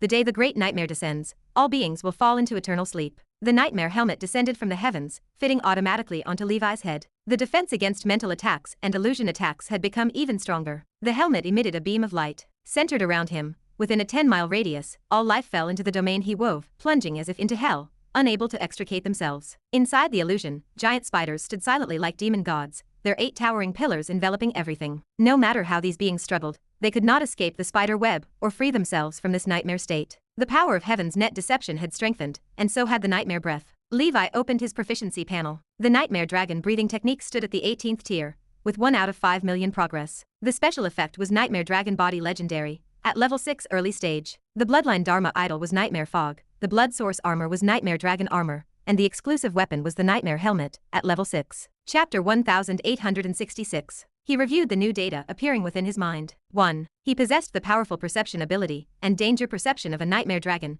capable of predictive insights. 2. He possessed some wind element affinity talents and excellent negative energy affinity talents. 3. He had gained the ability of nightmare warning. When he meditated or slept, he might enter a nightmare state. The omens in the dreams often served as imminent danger alerts, so he needed to pay close attention. 4. As a nightmare lord, he could invite more guests into his domain. Through weaving the dream net, guests in the nightmare world could communicate with each other anytime and anywhere. Regarding this, he possessed absolute authority. He could use the dream net to pass messages to his guests and monitor their real-time dynamics and locations. 5. He had birthed a nightmare domain with a diameter of 5 kilometers. Within the domain, he could expend a substantial amount of the power of the nightmare dragon to create a nightmare avatar of the same level as the nightmare dragon, but with only half his strength, to fight and deceive enemies. This nightmare avatar could not leave the domain, otherwise, it would cease to exist. Once the power of the nightmare dragon was exhausted, the avatar would disappear. 6. He could transform into a nightmare dragon. In the nightmare dragon form, he could travel between the prime material worlds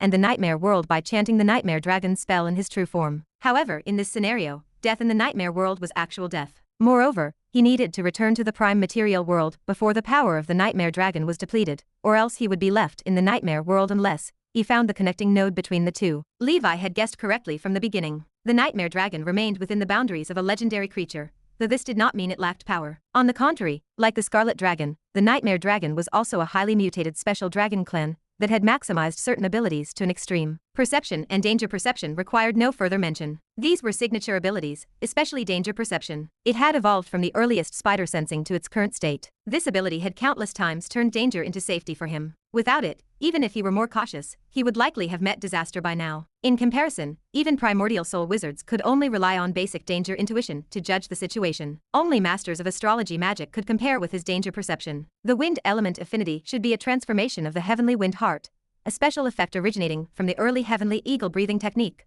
making it a relatively normal occurrence. For the nightmare dragon, its elemental attribute remained negative energy, specifically, the power of fear. This nightmare warning ability surprised him the most, as it greatly enhanced the accuracy of his danger alerts, far surpassing the previous random guesses. He determined that his authority as a nightmare lord had further enhanced. He calculated the capacity at 3,000 Knights of the Dusk Holy Temple, with a potential upper limit of about 10,000 people. Of course, this also involved a huge consumption of nightmare crystal. However, he now owned 3 territories, plus his previous pioneering reserves, which provided enough to sustain the effort. Once these people grew accustomed to the nightmare world, they could start farming resources in the chaotic wilderness, achieving self-sufficiency, similar to the pay-to-play games of his previous life. Aside from the Dusk Holy Temple, various organizations could choose some elites to enter for training and pioneering. The Dream Net required no further elaboration. It could only be described as impressive. It allowed him and his guests, as well as the guests among each other, to stay closely connected, facilitating their actions. The duplication ability of the Nightmare Domain greatly enhanced his strength.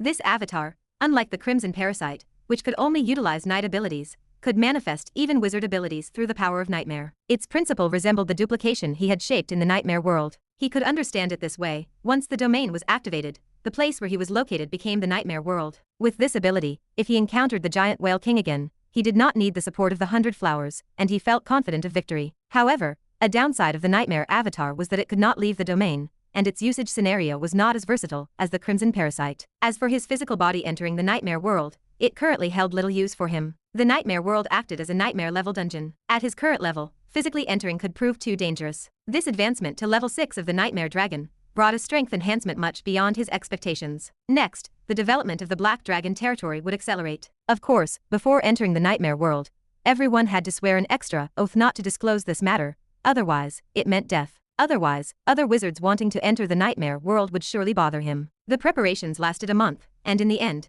he carefully selected 3,000 nightmare players, all integrated into his woven dream net. The remaining members mainly needed to guard the ancient dragon continent. Not everyone could enter the nightmare world and ignore reality, as that would cause a standstill. Under the command of Dragon Kingly, the mighty Fourth Calamity army surged into the nightmare world. Nightmare world. Black Dragon territory. Nightmare creatures gazed blankly at the throngs of foreigners suddenly appearing. In the chaotic wilderness, occasionally some foreigners wandered in, but such density as witnessed today appeared unprecedented for them. Chapter 1867. A newcomer laughed, arms wide as he stepped into the gloom. Ha ha ha, nightmare world, here I come. Another recruit followed closely, his eyes wide as he scanned the horizon. This is the legendary world of terror. It really does exist. This atmosphere, these monsters, they feel just like the real thing. A veteran shook his head, placing a hand on his hilt. What are you talking about? The nightmare world has always been real. It is just that our consciousness was brought here by the commander using special abilities. The first recruit looked toward the horizon with greedy eyes. It is said the nightmare world is boundless, with infinite resources. I cannot wait to start taming the land.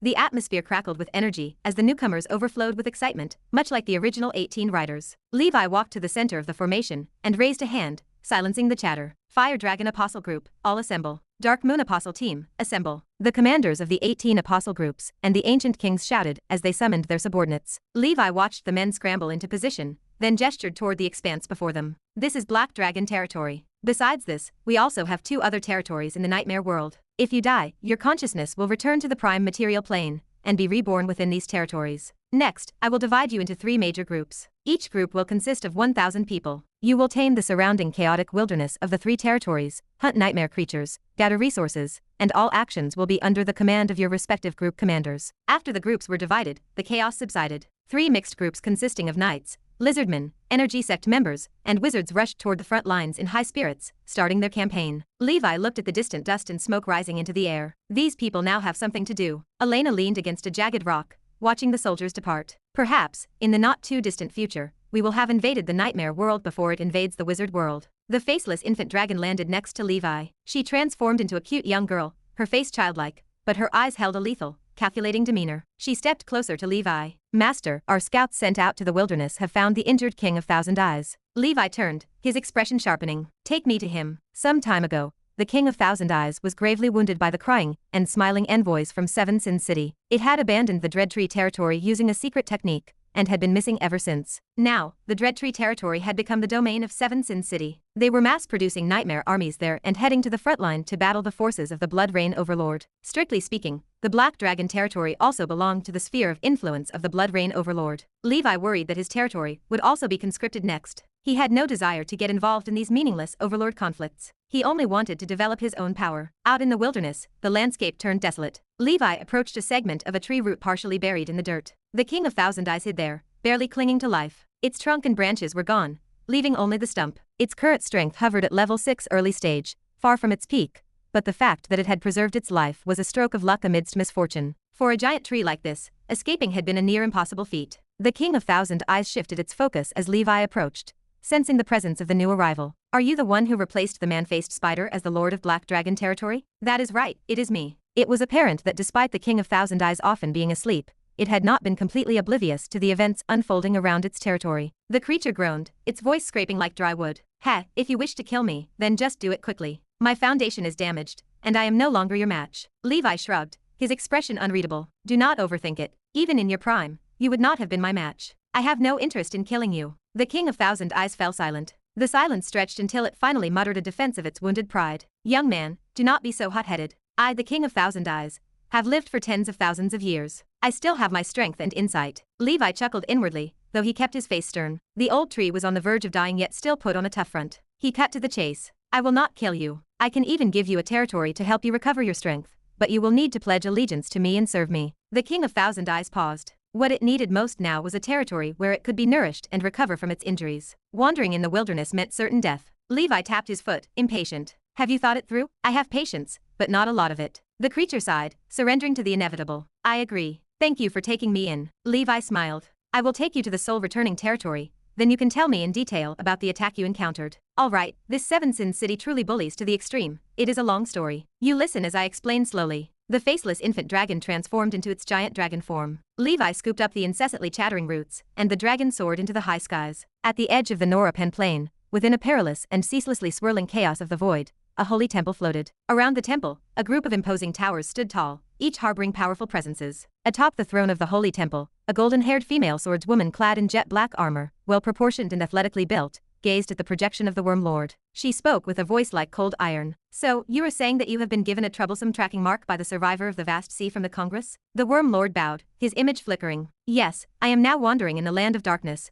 not daring to return home. I hope Queen Elsa can lift it for me." Hera stood as the second strongest of the current powers in the Sauron Plain. The first, the Fire Sovereign, was a lone wolf who did not involve himself in any power disputes. To some extent, Hera was now the strongest in the Pan Plain. Before the establishment of the Council of 10,000 Clans, the organization led by Hera, the Void Holy Temple, was second only to the Wizard Council in power in the Pan Plain. The Council of 10,000 Clans had been trying to sway the Void Holy Temple to join, but Hera had not yet accepted the invitation. Hera leaned forward, her armor clicking softly. "I am not against helping you remove the tracking mark, but this will undoubtedly offend the Wizard Council. Why should I, Hera, do such an unthankful task?" The Worm Lord offered his trade. "I offer an original life shedding as an exchange." Hera revealed a smile. "That is acceptable." The original life shedding from the Worm Lord was truly a prized possession. Back in the nightmare world, the soul-returning territory hummed with activity. The King of Thousand Eyes planted itself into the earth, spreading roots across 100 miles. The power of fear from the mother flesh tree streamed incessantly into its body. "Thank you, Black Dragon Lord.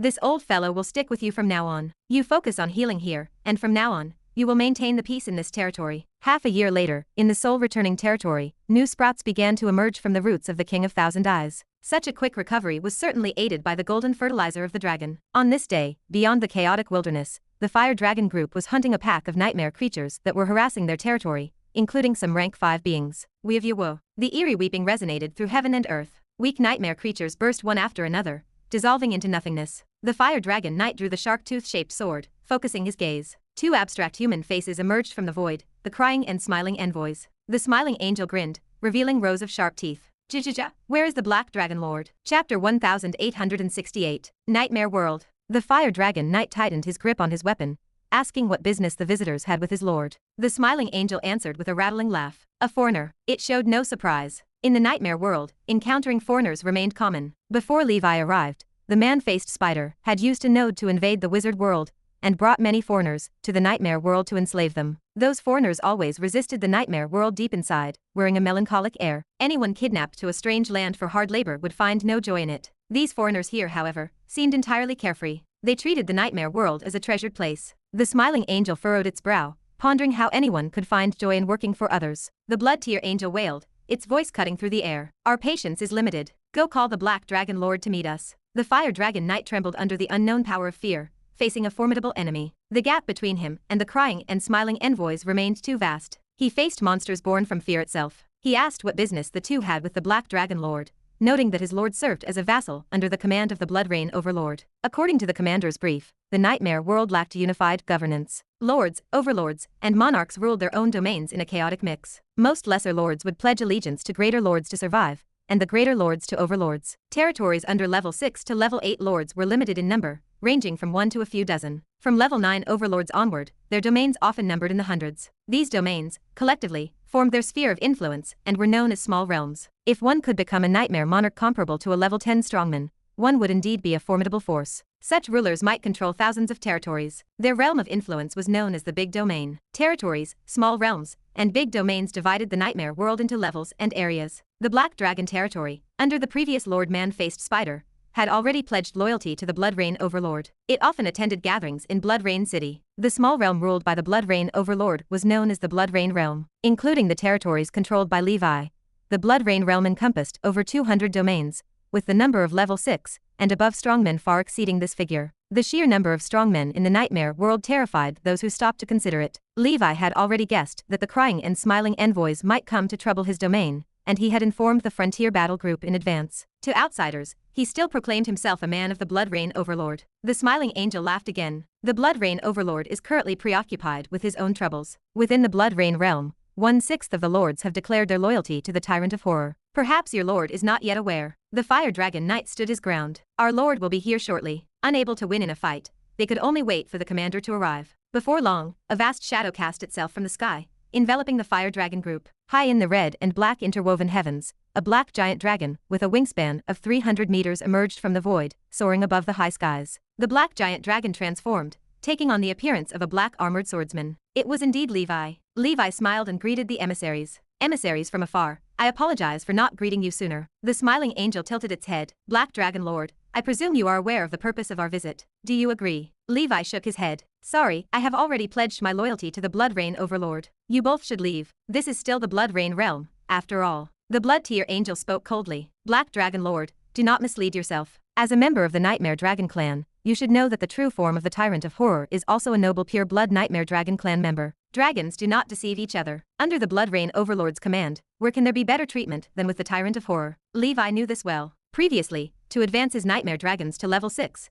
he had repeatedly sent his subordinates to investigate the whereabouts of the Nightmare Dragon clan. He learned that the Tyrant of the Tyrant realm was a robust brutal dragon. This dragon was cruel, capricious, bloodthirsty by nature, and full of ambition. Its power was formidable. Even among overlords, it was exceptional. Such an evil dragon was not someone Levi intended to deal with. Given a choice, he would still choose his current master, the Blood Rain Overlord. Although this person was an enemy of the Ash Dragon, he was approachable. Moreover, the Blood Rain Overlord had suffered severe injuries in his battles in Transcendence many years ago, and had not yet recovered. He rarely left Blood Rain City, and he was lenient with his vassals. For the Black Dragon territory, such an overlord was more suitable for Levi to develop discreetly. If he pledged loyalty to the ambitious Tyrant of Horror, his territory would not truly be his own. He could not thrive then. The smiling angel continued. Black Dragon Lord, you are quite powerful, but you are no match for us brothers. Within the Seven Sins City, mighty figures abound. You should think carefully. Levi advised them to leave. Please return. Do not force me. I just want a peaceful life. The Blood Tier Angel hissed. Since that is the case, then perish. The Fire Dragon Knight's expression changed, and his shark tooth-shaped sword pointed forward. It appeared that these two emissaries were ready to fight at a disagreement. The strange laughter echoed between heaven and earth as the massive face of the smiling angel lunged forward, an invisible sound wave blast sweeping in all directions. In Levi's hand, the reforged golden dragon heavenly shield materialized, growing with the wind, forming a golden wall spanning between heaven and earth. Chapter 1869. The sonic impact shield resonated with a thunderous roar, retreating constantly. The Fire Dragon Knight raised his blade. Full assault. The extreme warriors of the Fire Dragon mission swarmed like a hive of bees, quickly encircling the two great angels. A soldier grinned as he drew his weapon. This is thrilling. We are actually going to fight against level 6. He did not finish his sentence. The smiling angel lunged, its gaping maw swallowing him amidst maniacal laughter. The real world. Dusk Holy Temple. Levi awoke with goosebumps all over, as if he had truly died once. He gasped, his heart hammering against his ribs. This is the power of a level 6 expert. I stood no chance against him. Relying on their immortality, the soldiers of the Fire Dragon mission, like moths to a flame, fearlessly attacked. They were only sent back to the city by the Blood Tier Angel. The Fire Dragon Knight clad in the Blood Source armor exerted all his strength. He swung his greatsword, forming flame sword energy several meters long,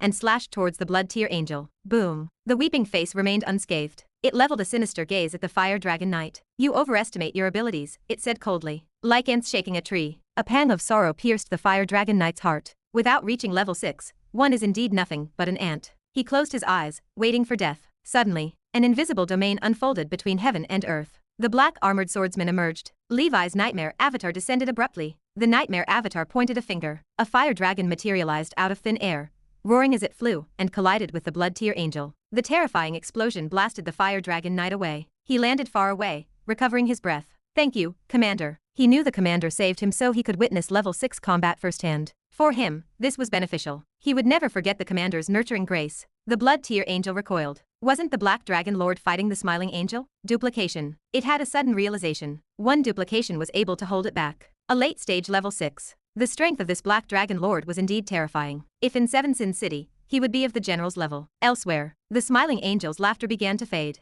Having just engaged with the Black Dragon Lord, it was driven downward, completely overpowered. It was a mid-stage level 6 expert, so why was the gap so vast? Boom, boom, boom. Levi's 3-sword energy strikes turned the Smiling Angel into pieces. Jajaja, you cannot kill me. These twisted fragments reassembled, reforming the Smiling Angel's figure. Levi smiled. Interesting. These crying and smiling envoys were quite powerful with peculiar attack methods, more troublesome than a typical 6th ring senior wizard. The damage caused by physical attacks was limited, as if they were spirit-type beings. Levi sheathed his longsword, his body wreathed in the crimson emperor dragon flames, transforming into a figure of the fire god, while the falling star ring on his wrist glowed red-hot. Knowing it was no match for Levi, the Smiling Angel quickly flew toward the Blood Tier Angel. The Blood Tier Angel, a late-stage level 6, was powerful enough to be ranked in the top 10 in Seven Sins City. Levi held a purple crucible in his palm, tossing it into the air while chanting an incantation. The purple crucible spun and enlarged until it became a giant pot several meters in diameter, trapping the smiling angel underneath. Collect. Bright light flashed, and the figure of the smiling angel was forcibly drawn inside. "Jajaja, let me out." The smiling angel's voice echoed within the crucible. In the sealed space, the smiling face bounced around like a balloon. On the walls, complex and mysterious array patterns lit up. The smiling angel despaired. It struggled with all its might, but could not leave this accursed place. This was a top-grade wizard tool refined by the Holy Infant, capable of trapping even those at 6th circle perfection, let alone it. Moments later, purple liquid emerged all around, with mist filling the air. Deadly poison flowed within the space, and a strong corrosive force swept across. The smiling angel laughed out loud, attempting to shatter the toxic gases with its sound waves, but the poison intensified until it was drowned. Not long after, the smiling angel with a face riddled with holes was submerged by the poisonous water, its existence extinguished, its specter reduced to nothingness. A true soul flew out of the crucible, and was promptly captured by Leon waiting outside. The blood-tier angel, connected to the smiling angel by heart, wailed even louder in grief. "Weavua, you have killed my brother. I want you dead." The crying face swelled until it shone like the sun, filling the entire space. It cried louder and louder, its tears creating a blood river, turning into a vast sea that submerged the world. The fire dragon knight watching from afar suddenly started crying involuntarily. Shocked, he found himself unable to control it. What kind of strange technique is this? He continued crying. His eyes, too, started to shed bloody tears. If this continued, his blood would soon dry up, and he would die. Drowned in the blood sea, Levi felt a rush of tears coming on. Why do people have to work? Why does the author need to keep typing? Damn, housing prices still stubbornly high. Living is so tiring. The human realm is not worth it. A jumble of negative emotions uncontrollably surged into his mind. The most ridiculous part was these negative feelings all came from memories of his previous life, indicating that in this life, he had lived without regrets, his thoughts clear. The tip of his nose felt sour, tears swirling in his eyes. Seeing this, the blood-tier angel let out a strange wail, pleased with itself as it thought, "Weavua, cry, cry. It is not a sin for men to cry." Chapter 1870. This move resembled spells such as Death Finger. It involved unknown rules with a probability of success. Once effective, even a level 7 being could fall victim to it. It was utterly unpreventable. The music fungus delivered its classic, melodious tune. Amidst the wind and rain, what does this pain count for? Wipe away the tears, do not be afraid. At least we still have dreams. Levi summoned his powerful spiritual force and willpower. The melody of the music fungus helped him break free from the control. It is all in the past now. In this life, there is nothing worth my tears. The ability of this blood-tier angel was truly formidable. In the future, when facing a nightmare lord, one cannot simply look at their low realm and think they are harmless. Fortunately, Levi had various methods at his disposal. Otherwise, other wizards would have died long ago. You dredged up unpleasant memories for me, Levi spat. Die. The Red Emperor domain unfolded. Billions of flames surged, instantly evaporating the Blood Sea domain. A black water prison sealed away the crying face. This was the primordial soul technique, the Netherworld water prison. The blood-tier angel struggled within it, about to break free. Levi chanted. Rounds of suns materialized in his hands. 6 great suns crossed the sky, shining upon the land. The blood-tier angel felt their terrifying might. She cried out in fear. Woo woo woo, you cannot kill me. The Seven Sin City Lord will not let you off. The 6 suns merged into one, forming a 1-kilometer wide red sun that engulfed the blood-tier angel. The red sun exploded. The massive energy released cleansed everything beneath the flames. Nothing could withstand it. The extremely faint silhouette of the blood-tier angel appeared. She trembled. Black Dragon Lord, you. Levi launched 2 more Fire Dragon Tribulation strikes, ending its existence. The spider web captured the true soul and quietly disappeared. The warehouse is getting full, Levi muttered.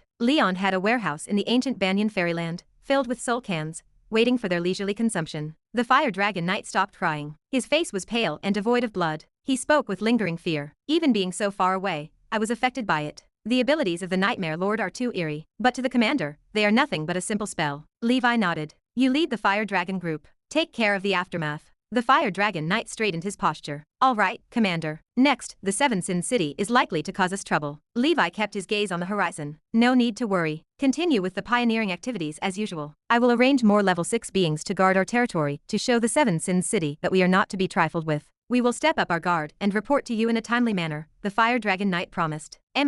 Levi replied. After a long time, the dead knights resurrected and returned. They found the plains riddled with giant pits and ravines. They gasped in astonishment. Is this the power of a level 6 battle? The fire dragon knight pointed toward the horizon. The enemy has already been handled by the commander. We continue our training. This place here is the perfect battlefield. I hope that once the blood battle starts, every one of us in the fire dragon group can be capable of facing 10 enemies alone. In the competition of 100 groups, we must achieve an excellent ranking. The commander is invincible, one knight shouted. This is our commander, effortlessly dealing with 2 level 6 experts, another added. Work hard in our cultivation. We cannot disgrace the Fire Dragon group. To motivate the zeal of the Apostle group in cultivation, Levi implemented a special incentive policy. This was the competition of 100 groups. Rankings were given based on combat achievements during the pioneering in the Nightmare World and the Abyss Blood Battle. Those ranking at the top would receive bountiful resources bestowed by the Holy Temple. Those at the bottom would face certain punishments, affecting both group commanders and members. Those performing poorly could even be temporarily dismissed and replaced by others. The Deadwood King of Thousand Eyes exclaimed alarmingly within the soul-returning territory. City Lord, did you kill the crying and smiling envoys? Yes, Levi said. The King of Thousand Eyes spoke gravely. Now, this is troublesome. Seven Sin City will likely send someone to investigate. Levi asked, how many level 7 experts does Seven Sin City have? The King of Thousand Eyes replied, the Seven Sin City Lord, as it appears, has already reached the level 7 peak realm. In addition, as far as I know, arrogance, gluttony, and fury are also level 7 experts. The rest of them, sloth, greed, lust, jealousy and such, should be at level 6 late stage or peak realm, followed by the crying and smiling envoys. Within the cities of the Tyrant Realm, the overall strength of Seven Sin City is also quite notable, with nearly 20 territories under its command. Levi felt the weight of the news. The collective strength of a Seven Sin City had already surpassed 90% of the top organizations in the Endless Sea, qualifying as an almost top-tier organization. The Witch family on the surface only had about a dozen primordial souls. Of course, the Witch family due to its own reasons only admitted witches, so their overall strength was considered bottom among the top organizations. Had it not been for their deep foundations, they might have already been replaced. Other top wizard organizations were much stronger. Additionally, the wizard world was different from the nightmare world. In the wizard world, most of the strong ones above primordial souls served in the central realm, hence only part of them were in the local schools. But from this glimpse, one could see the horror of the nightmare world. However, Levi did not worry unnecessarily. The nightmare world for him was merely a way to obtain resources and to develop his subordinates' powers. If he truly could not defend his territory anymore, then he simply would not come. Chapter 1871. Levi thought, when I become stronger, I will make a comeback. After taking stock of his forces, he realized something. In terms of the number of 6th Circle practitioners, he stood stronger than Seven Sin City. His duplication, the Dusk Holy Temple, the Tower of Dawn, members from the Dragon Palace of the ancient Banyan Fairyland, and his transcendent creatures. All 6th Circle members put together, gathering 20 people posed no problem. The Dragon King whales from the Dragon Palace usually remained idle. It was time to find them something to do. Previously, access to the nightmare world remained limited. Now with sufficient quotas, bringing them along became entirely possible, since the Nightmare Lord was not limited to just humans. Regarding level 7 strength, he and 100 Flowers could jointly fight a level 7 early stage opponent without issues. Bringing Triss into the fold would add another powerful assistant. The hardest opponent was the Seven Sin City Lord at level 7 peak. After considering his options, only Miss Lucy seemed suitable for that task. However, he and Lucy did not possess that level of familiarity yet. Levi muttered to himself, well, let us take one step at a time. I will bring Triss in first. Several days later, Levi finished inventorying the spoils of war from the crying and smiling envoys. As strong figures from Seven Sin City, the two carried quite a few valuable items. The majority consisted of bizarre materials from the body of a nightmare lord. Eyes, tongues, bones, claws, scales, and furs all served as materials above the 6th circle. The primary attribute of most creatures in the nightmare world is negative energy, or fear, but many also possess secondary attributes, which follow the usual earth, fire, wind, and water elemental types. These materials with elemental attributes provide excellent resources for refining wizard tools or crafting talismans. Levi had someone send the batch to the Holy Infant in Gondar City. Among these materials lay one extremely special kind. A pitch-black tree core appeared in his palm,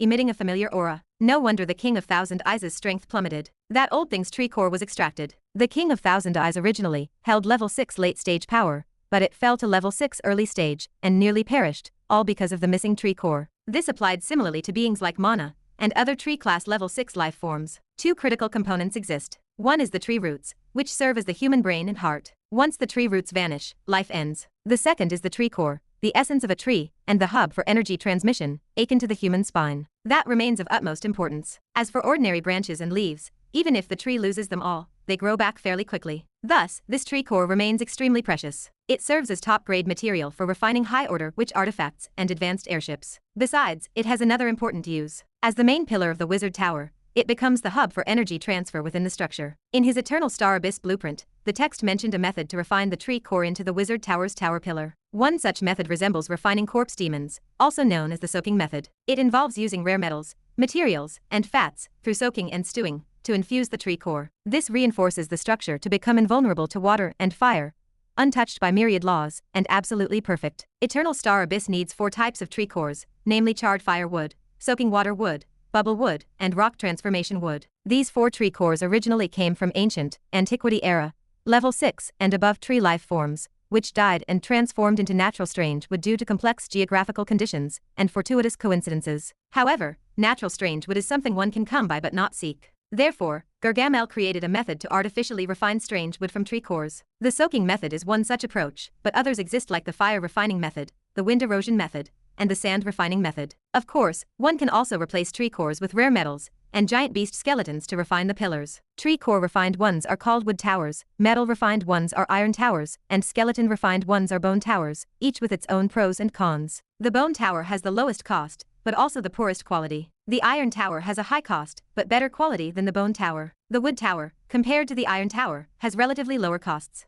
After special refining, its effectiveness does not fall behind the iron tower. Both have their advantages and disadvantages. Clearly, just sourcing materials could exhaust an ordinary primordial soul wizard. If a wizard tower is crafted crudely, it loses its purpose. Rather, it is better to meticulously select materials to refine another soul artifact. This is why wizard towers were ultimately unpopular. Levi murmured to himself, as long as I gather 3 more types of tree cores, I could build the main trunk of the wizard tower. This nightmare tree core could also be refined in advance. I wonder if Ayak has procured any good items. It has been a long time since his last return. If possible, using 8 types of tree cores could build a more complex wizard tower trunk, forming octagram array patterns within the wizard tower. Earth, fire, wind, water, frost, lightning, metal, and 1 more attribute remain the choices. Obviously, the cost for an octagram array remains higher. Levi does not dare to hope for too much. He feels no rush to refine the wizard tower, preferring to take it slowly. Good things come to those who wait. If he cannot finish within the 6th circle, then the 7th circle, 8th circle, regardless, he remains without a soul artifact,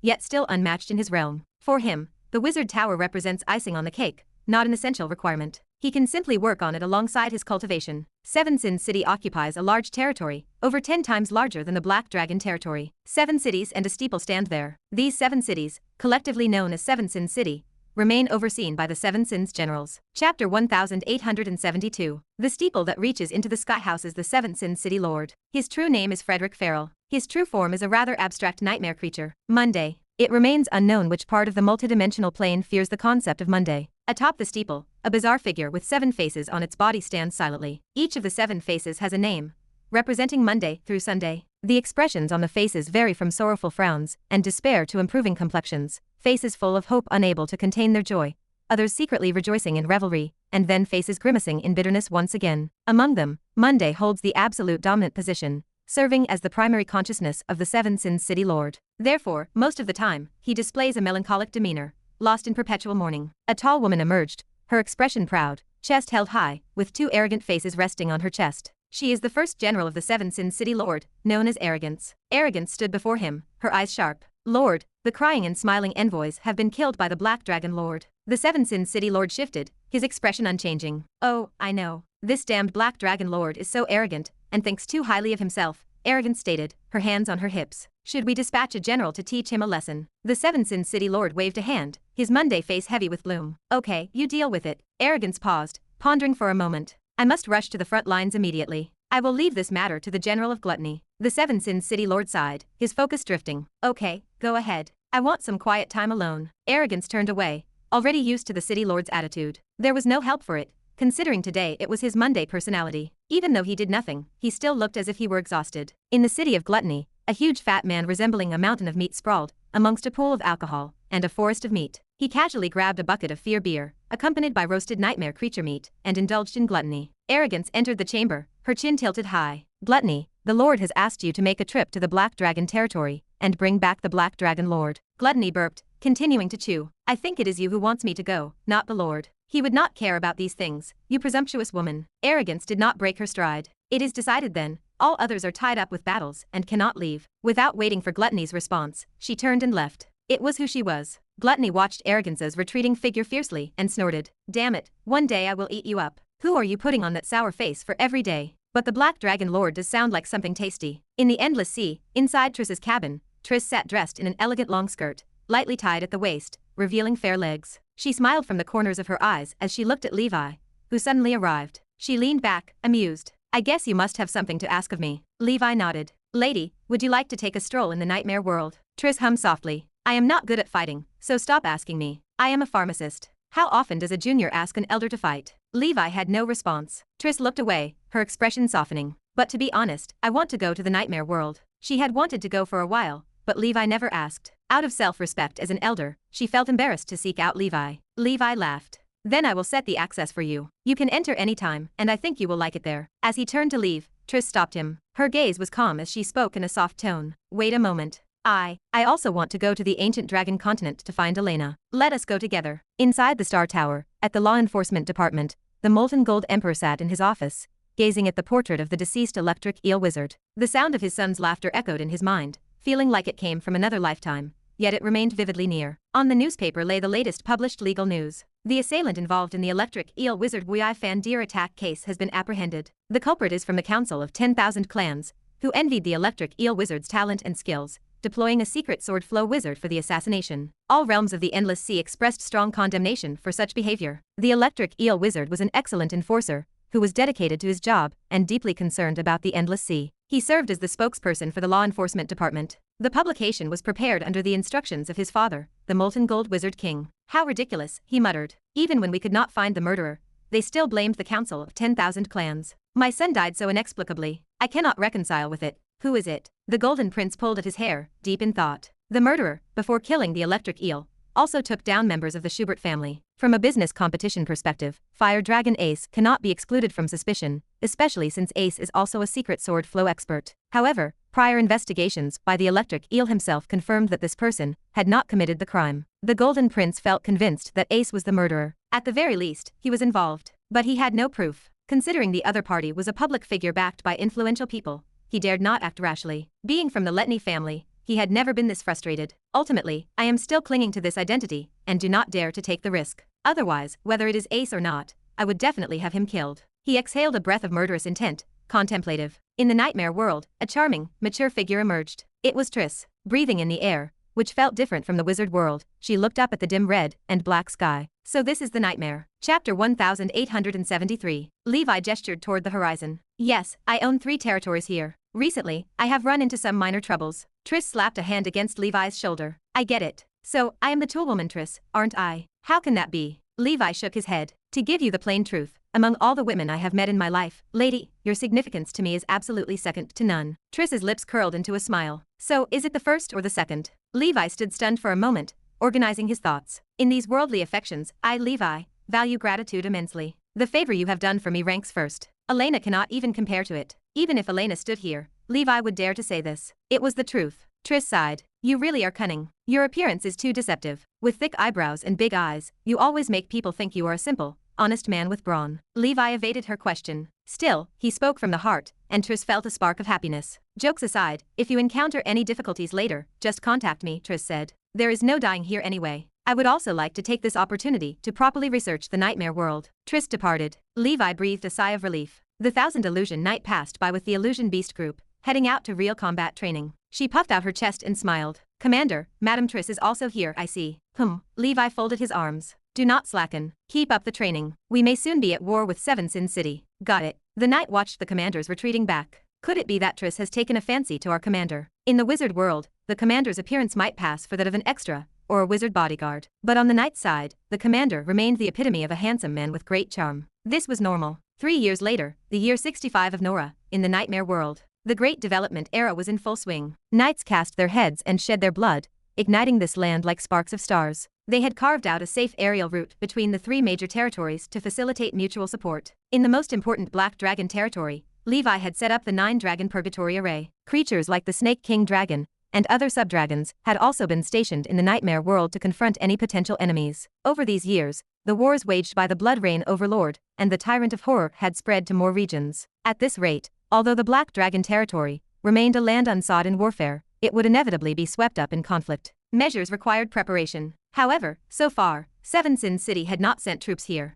The reason remained unknown. Back in the real world, on the ancient dragon continent, the 18 apostle groups had almost fully formed. The middle-aged and new generation knights possessed their own battle groups now. At the Tower of Dawn, a massive, fortress-like steel structure had been erected. Its surface was full of dense holes like a beehive. This was the Tower Master's research achievement over the years. He named it the Hive Fortress. It served as his initial attempt at the cluster fortress system. The Hive Fortress consisted of a central control system, a power system, a protection system, and a system of biomimetic reconnaissance creatures. It could simultaneously manipulate 10,000 biomimetic reconnaissance creatures to perform all-weather patrols over the entire ancient dragon continent. Of course, at the moment, it remained in embryonic form. The reconnaissance creatures had not yet been mass-produced. Obviously, one Hive Fortress was not enough. But the achievements of today already impressed. They stood as the result of the Tower Master's overtime work. Half a year later, at the Emperor's palace, Levi cultivated when he suddenly felt a premonition. Longing for the stars, longing for the moon, Ayak has finally returned. High above the human realm, an ice-blue figure crossed through the crystal wall. It was Ayak. Caw, caw, caw. It cawed cheerfully. This journey had brought it quite a bounty. On the Panda continent, a crimson wizard tower stood tall in what once was Four Symbols City, reaching into the clouds. This was the wizard tower of Flame Servant Gorwin, the enforcer of the Panda continent. This was no ordinary wizard tower. It was a true wizard tower. Within the structure, 4 Sixth Circle wizards stood under the command of the Flame Servant. These people dwelt in the tower like tenants, working for him, while enjoying the benefits of cultivating within its walls. Gorwin looked up at the sky with surprise. It is said that such a creature can travel through the multidimensional plane and bring back treasures for its master. Seeing no one around, he waved his sleeve and leapt into the sky. He stretched out his hand. The clouds and mist burned away, forming an enormous fiery net. It enveloped Ayak as the creature made its way. Ayak darted about in chaos like a headless fly. An ice-blue storm swept through, only to be easily dissolved by the flames. Although a 6th-level spiritual object, it remained far from matching a 7th-circle wizard like the Flame Servant. Ayak cawed anxiously in a panic. The Flame Servant revealed a smile. I do not care whose special spiritual creature you are. Nora is going through a special period now, and any outsiders must be inspected. Quickly present the items inside you for inspection. Ayak was not pleased. These were treasures it had found with great difficulty from the land of darkness. It struggled desperately, launching bursts of ice-blue feathers toward the Flame Servant. The Flame Servant remained unfazed. Attacking an enforcer. You do not know whether to live or die. Your master will also be charged with obstructing official duties today. Those ice-blue feathers did not even get close before the high-temperature flames enveloping him evaporated them. He chanted an incantation. The fiery net began to shrink. Enough. I will have to take forceful measures. With a casual stir, he gathered the elemental power of the surrounding 20 miles. He formed a gigantic fiery hand that shaded the heavens. Its vivid textures were visible on its surface. The giant hand reached out to grab Ayak. The void cracked open. A majestic figure with a cold presence emerged. His right fist clenched. His arm swelled to a giant size, veins bulging. Surrounding him lay the perpetual red flame domain. Techniques such as the Crimson Emperor Dragon, Emperor Powerbook, Holy Image Law, and Strength Rune burst forth. When the falling star ring clashed, a dull roar sounded. It sparked an ire that seemed to annihilate the void. Levi threw the punch. The airwaves in front of him cleared. Under high pressure, they vacuumed into a whirl, forming an intense fist wind. With one punch, the winds and clouds changed color. The all-consuming fiery giant hand shattered under the force of the fist wind. The aftermath dispersed the gentle breezes and white clouds. It shot through the crystal wall and disappeared into the land of darkness. The Flame Servant's complexion changed. Even his defensive field might not withstand the power of that punch. A dazzling sword chi swept across, slicing open the red flame net. Levi beckoned. Ayak flew across space and landed on his shoulder. It looked at the Flame Servant with a smug expression. Caw, caw, caw. It was as if to say, mess with me, Ayak, and you are asking for death. The pupils of the Flame Servant contracted as he looked toward the newcomer. He remained silent for a moment. Your treatment of my special spiritual creature seems a bit excessive, does it not? Chapter 1874. The human realm of the Panda continent lay quiet before the encounter. The fiery Flame Servant gestured toward the creature. Is this your special spiritual creature, he asked. Levi retorted in an unfriendly tone. Of course it is mine. Is it possibly yours? The man in front of him had not only tried to snatch his special spiritual creature, but had done so with such a haughty demeanor. It had been a long time since Levi had encountered such an obnoxious wizard. The fiery Flame Servant drew himself up. Are you aware that the Wizard Council has recently enacted new laws? In light of the current special circumstances, any wizard returning to the wizard world must report in immediately. What if your special spiritual creature brought someone from the Council of 10,000 clans into our midst? Levi stepped forward, his eyes narrowing. Special spiritual creatures are not people. I have not gone out, and you must have heard of the traveling crow's effect. It only brings back materials. How could it be tied to the Council of 10,000 clans? The fiery Flame Servant considered the situation. This man talks to a 7th-circle wizard like myself without addressing me as a senior or lord. He is indeed arrogant. As an old-timer in the wizard world, he had seen many wizard prodigies who became too proud once they gained a bit of strength. He paused and continued. I am a high-level law enforcer from the 9 Cities Alliance, and the manager appointed to the Panda continent by the Central Realm. According to the regulations of the Congress, I have the authority to inspect your special spiritual creature, to prevent the transport of prohibited and dangerous items. Levi leaned back, crossing his arms. Oh, please tell me, which provision, which clause? I am also somewhat familiar with the current laws of the Wizard Council, but I have not heard of this. Besides, as the manager of the Panda continent, do you have the authority to inspect my spiritual creature? Is that not the jurisdiction of the plain customs officers? Lastly, I belong to the Ocean School of Thought, not under the administration of the Nine Cities Alliance. The fiery flame servant stiffened. He exhaled a breath of scorching heat, and forced a tight smile. Fine, fine. Is that how wizards nowadays disrespect the enforcers of the council? This is an internal rule, and not made public, which is of course why you would not know. Levi shook his head. Internal regulation. The Council Information Disclosure Management does not mention such a rule. The ignorant are not guilty. Since you did not disclose it, I cannot be blamed. He waved his sleeve, too lazy to argue, and prepared to leave. If it were not for the fact that this man was an enforcer, and a seven-circle wizard, had he dared to lay a hand on Ayak, Levi would not have let it go. Suddenly, a prickle of danger struck him. In the palm of the fiery flame servant, flame condensed into a set of chains and shackles, flying towards Levi. To resist enforcement, how audacious, the enforcer bellowed. The chains sealed the void, encircling Levi, and the shackles slipped onto his hands unnoticed by gods and spirits. A murderous intent spread in Levi's heart. His hands surged with energy, the flames burned fiercely, and his body began to swell and undergo giant transformation. Under this force, the chains stretched taut in an instant. Creaking sounds emerged, as if they were about to burst. With a roar, the breaking point was reached. A rising torrent of red flames burst forth from Levi, scorching a pitch-black hole in the heavens. He turned around, holding the broken chains in his hand. Is this your usual style of enforcement? The fiery flame servant sneered, but inside, a storm raged. The chains and shackles he had just used were six-circle high-grade witch artifacts. These were standard equipment forged for enforcers by the skillful weapon craftsmen of the Nine Cities Alliance. This man had burst his wizard tools with brute strength alone. Even for a body-refining wizard, was this not a bit too much? What are you trying to do? The enforcer demanded. Attacking an enforcer is a grave crime. Levi murmured to himself. Attack. I have killed enforcers before. A fiery rage burnt within him. He dropped the shackles and transformed into a soaring hawk, striking swiftly in front of the fiery flame servant. His fist, enveloped with red flames, smashed towards his face. Fire snakes swirled around the fiery flame servant, forming a seven-circle protective barrier. The two streams of red flames collided, creating an even more ferocious spark. Levi stumbled backward. On the fiery flame servant's protective force field, 1,008 fire serpents burst forth, shooting through the sky with non-stop explosions. In the distant clouds, Levi's figure appeared,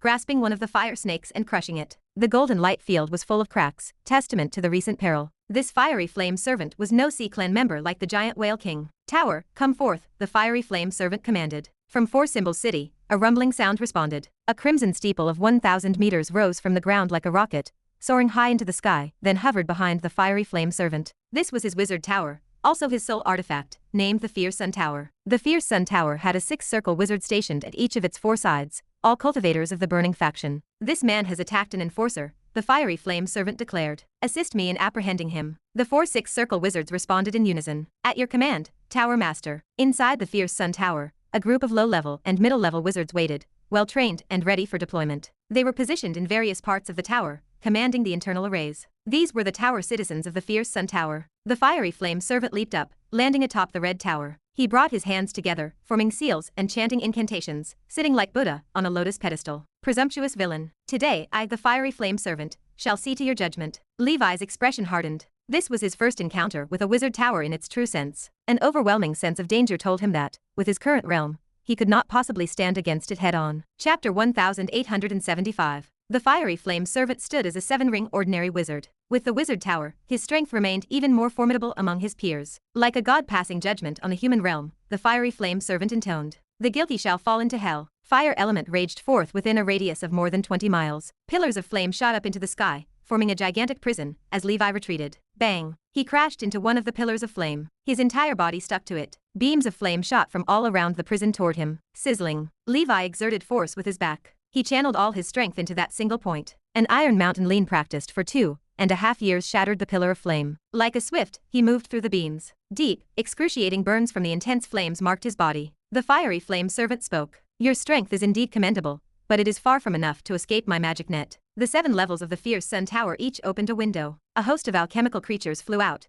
including some of level 6. He had purchased these and installed them in the tower for defense. Alchemy cannons burst forth, shattering the void in a crisscross pattern. In the barrage of gunfire, Levi found no space to evade. Boom! Withstanding the bombardment, he radiated a golden light. Red flames engulfed him. The energy of the sun, moon, and stars merged into his body, transforming into a magnificent sword chi. Slash! The sword strike filled the air with intent to kill. The sword chi tore through the gunfire. The fiery flame servant laughed. You overestimate your abilities. The fierce sun tower buzzed loudly. A streak of fire shot straight into the sky. A red barrier spread out from the wizard tower as the center. Boom. The sword chi collided with the barrier. The barrier trembled incessantly, showing a crack, but ultimately, it blocked the lethal attack. Levi sharpened his gaze. This old fellow nestled in the wizard tower possessed a place both offensive and defensive, unshakable as Mount Tai. Wizard towers are difficult to refine, but once established, they cannot compare to ordinary soul artifacts. Forget it. A wise man does not eat the loss before his eyes. I will not quibble with him today. Thoughts of retreating filled his mind.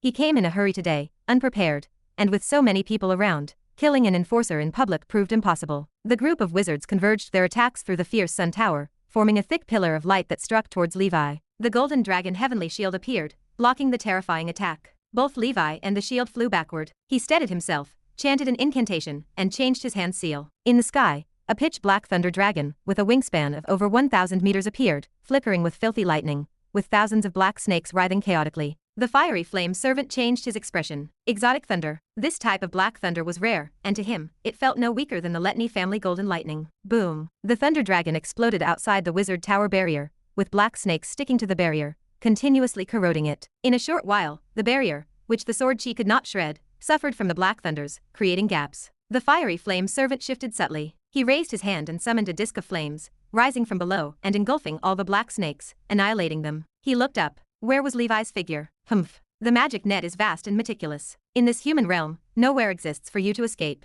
A sun rose above the fierce sun tower, its shining light illuminating this realm, forcing Levi out from the void. Levi hardened his heart. Old thing, is this never ending? Above his head, a 9-colored cloud emerged, creating an anomaly. A majestic 9-headed emperor dragon appeared, shaking the universe. Levi had never seen such an unreasonable person. As the Dragon King, he took the initiative to flee, yet this opponent persisted relentlessly, truly disrespectful. The fiery flame servant's face dramatically changed as he saw this wizard form. Earth, fire, wind, water, frost, lightning. This is a 9-element wizard form. How could this be possible? He had seen 2-element wizard forms, and in his entire cultivation journey, he had never seen a 3-element form. A 9-element wizard form appeared now. He doubted if his eyes deceived him. But the surrounding realm, the rampant earth, fire, wind, and water elemental powers, confirmed the truth. The fiery flame servant, born of no ordinary origins, and having seen a myriad of geniuses, thought he had seen all there was. But this kind before him, he truly saw for the first time. Boom. The 9-headed emperor dragon counterattacked, blasting out 9-colored innate spells. The Black Shadow Army and 4 Azure Dragon spirit weapons came screaming in for the kill. To form an army single-handedly, this was it. Levi began forming the hand seal for the Thunder Dragon spell. The practical effect of this spell was surprisingly good.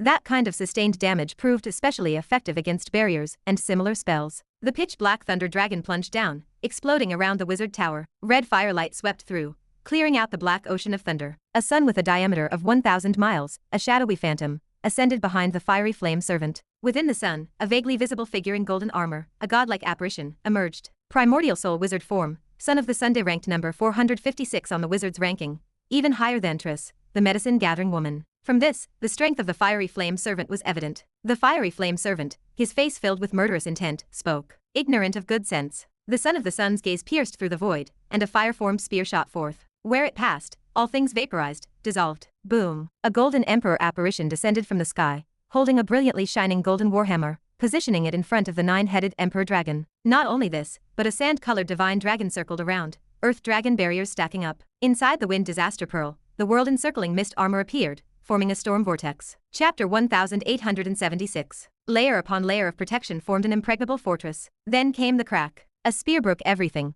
and the protections shattered one by one. The intense sound of the collision echoed to the skies. On the golden giant shield, flames erupted, connecting heaven and earth. The emperor, clad in emperor armor, bathed within the blaze while lightning flashed around him. The fire dragon, head of the 9-headed emperor dragon, roared high above. 6 suns bore down, exploding around the son of the Sunday. The primordial soul spell, 6 suns continuous explosion, erupted. The golden armored god general struck a punch in the void, scattering all the flames. Fiery flame servant and Levi met with serious expressions, both feeling they had found a worthy opponent. But the fiery flame servant felt a deeper astonishment. The young man before him was merely a 6th circle wizard, yet he stood strong enough to clash directly. If he reached the 7th circle, his power would be immense. Offense had been given today. He had to eliminate this threat. Striking first and reporting later seemed prudent. With his authority, a suspension was the worst punishment he would receive. The powerful primordial soul spell began to unfold. The fiery flame servant went all out. Levi's danger perception screamed warnings. He steered the Emperor and the Emperor Dragon forward. He did not retreat. The Emperor's shark-tooth sword slashed down from the sky dome. The Son of the Sun held up the great sun, standing tall and firm. After a fierce collision, the figure of the Emperor was blasted away by half.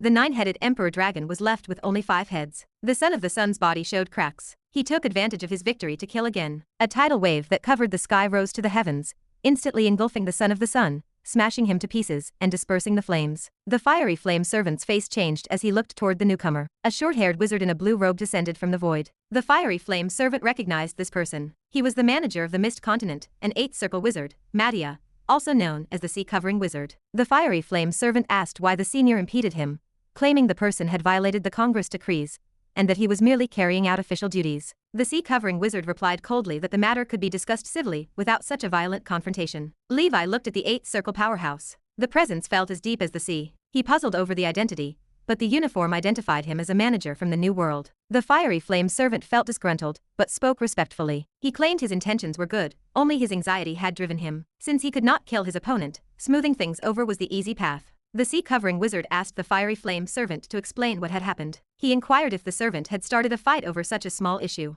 The fiery flame servant replied that details determined success or failure. If the man brought in dangerous elements, it would be a disaster for the wizard world. Levi scoffed at the sophistry. He claimed his creature, Ayak, only brought back some materials. Ayak opened its mouth. Branches, seeds, feathers, and various items flew out, gleaming with treasure light. They were clearly not ordinary items. Some items even made the fiery flame servant eye them covetously. The sea-covering wizard told him to pack them up. He trusted Levi, noting he was a hero of the wizard world for killing the amethyst race. The fiery flame servant exclaimed in shock. He asked if Levi had killed the same amethyst race that caused trouble a few years ago. Levi crossed his arms and looked coldly at the fiery flame servant. He confirmed it was him. Levi intended to keep a low profile, but the constant trouble from these people made his stance clear. The fiery flame servant had tried to kill him. It was not law enforcement. It was an attempt at murder. Levi had to kill him, but not today. He could not beat the man yet. If he killed him now, he would find it difficult to continue in the wizard world. He would wait for a better opportunity. The sea-covering wizard turned toward them. He told them to leave,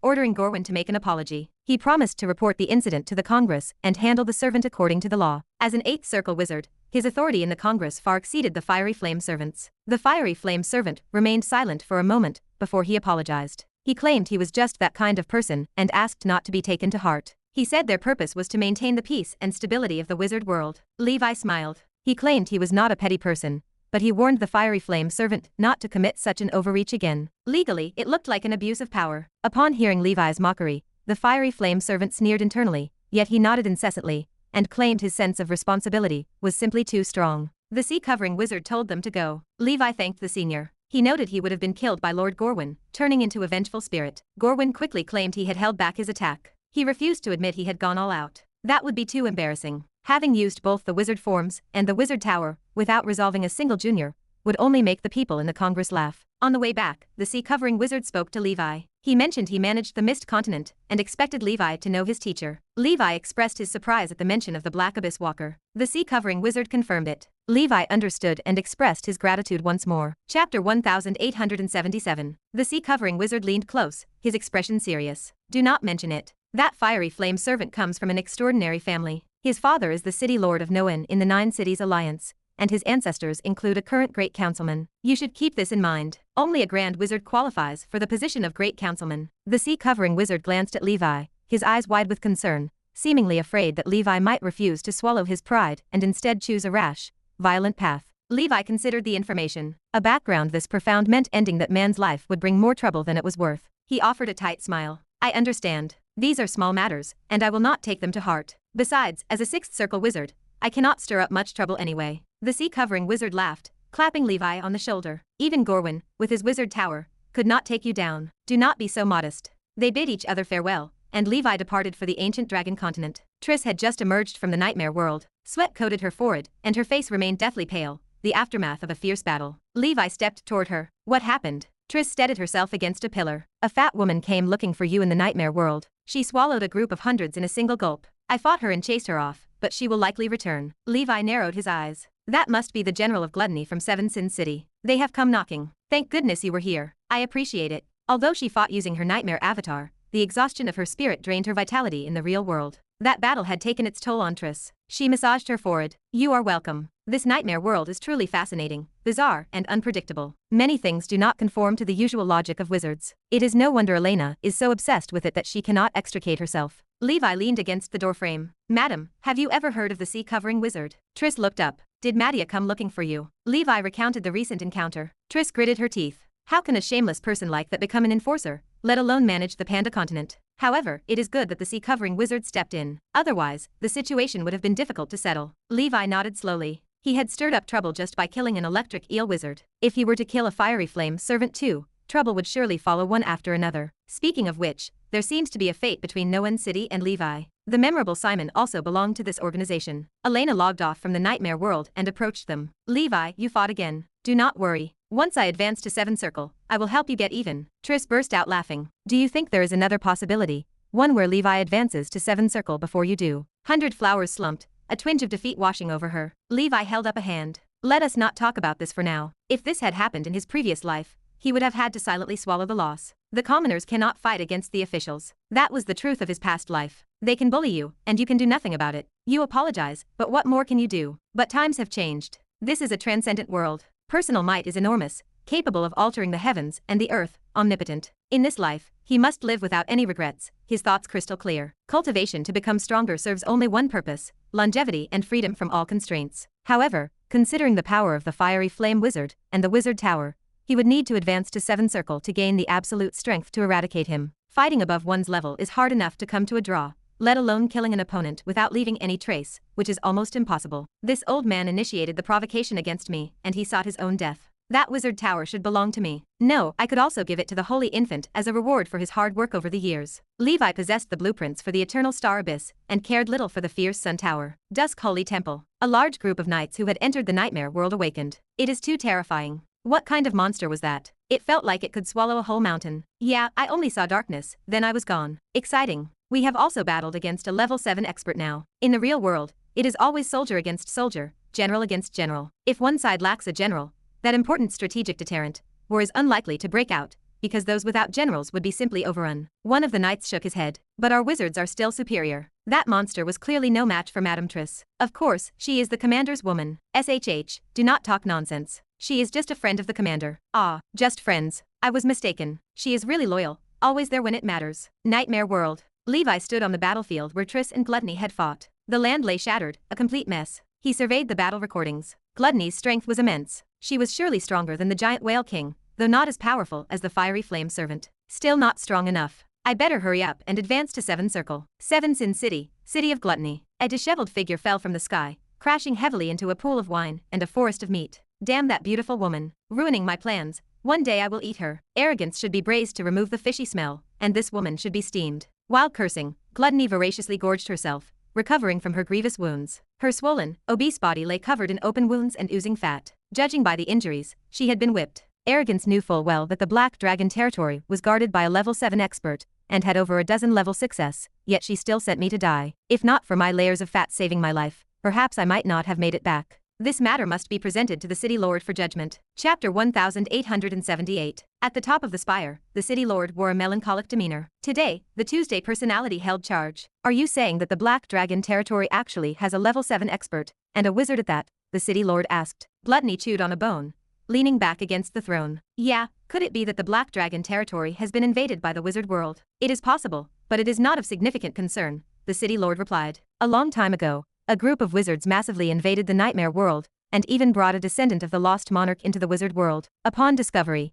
the monarch punished them by exiling those people within the nightmare maze inside his body. Tisk tisk, just the thought of it is despairing. Gluttony sighed, digging a hole on Tai Sui's head, pulling teeth from a tiger's mouth. These people really are fearless due to their ignorance. The lost monarch never directly kills his enemies. He exiles them within the nightmare maze he constructed. The maze itself becomes a terrifying world, exempt from the cycles of reincarnation in the underworld. In this manner, the monarch breeds life forms generation after generation, producing fear power for his own cultivation. Looking across the nightmare world, there are not many who would dare to do such a thing. 1 month later, in the Central Realm, the Wizard Inspection Committee buzzed with activity. The fiery flame servant looked at the punishment notice from the Wizard Council with an ugly expression. That sea-covering wizard really did report the incident. The Wizard Council made a decision. They fined the fiery flame servant 300 million ether stones, stripped him of his enforcing authority for 100 years, and ordered him to compensate Levi with 100 million ether stones. The fiery flame servant burned with dissatisfaction at the outcome, yet he knew that this represented the best possible situation. Levi had been right. He had overstepped and abused his authority. This must be related to the Black Abyss Walker behind the sea-covering wizard, he muttered. The Black Abyss Walker has never been on good terms with the Grand Wizard backing our Norn city. The fiery flame servant even suspected that Levi and the sea-covering wizard had colluded to set him up in a deliberate entrapment, all to bring him down. That Levi does seem to be the type who holds grudges. If I let him grow to a 7-circle level unchallenged, it is akin to letting the tiger return to the mountain. Even at the risk of breaking the law, I must strike first and kill him to prevent any future threat. In the ancient Banyan fairyland, Levi inventoried the spoils brought by Ayak. He felt overjoyed. He found over 30 plants and herbs below level 5 and 4 above rank 6. Plus, 3 types of 6th level rare metals. These were just standard resources, not too remarkable. What truly delighted Levi were the following 3 items. First, 7 floating ice blue feathers drifted in the void, radiating a bone-chilling coldness, along with a faint presence of level 7 power. These are tail feathers of some level 7 cold-based bird species, Levi whispered. Ayak fancied these 7 feathers quite a bit, secretly storing them in his nest. However, Levi found them and unapologetically took them,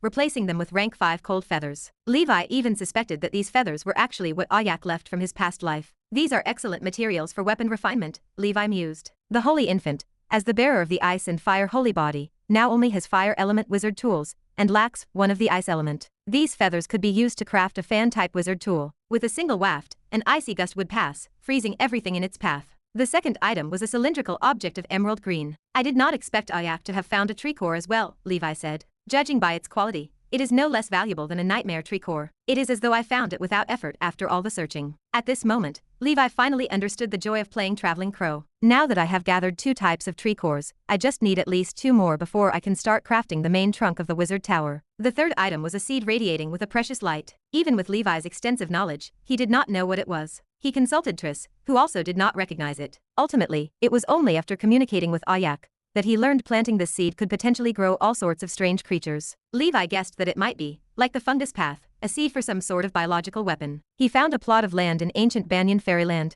and planted a few seeds, sprinkling some rank 6 golden fertilizer, deciding to experiment first. Several days later, the Holy Infant held the 7 ice feathers and shook his head. It is such a pity. These could perfectly be used to make a 7-ring witch artifact. For now, we can only refine it into a 6th ring top-grade witch artifact. First, refine it into a top-grade witch tool, Levi said. We will make do for now, as it can be promoted later on. Only he could say that a 6th ring top-grade witch tool is something to make do with. Any other wizard hearing this would vomit 3 liters of blood. After sending the Holy Infant away, Levi started the long process of refining both the Nightmare Tree Core and the Green Tree Core into strange wood using different methods. Meanwhile, the giant Whale King corpse demon still soaked, absorbing the corpse water, its body becoming more metallic in sheen. Several days later, Levi received a notice from the Congress. A sum of compensation was being transferred to him. He learned then that the fiery flame servant had been punished. His enforcer authority had been revoked, management of the Panda continent was taken over by other wizards, and in addition, he had to pay a fine of 300 million and compensate him,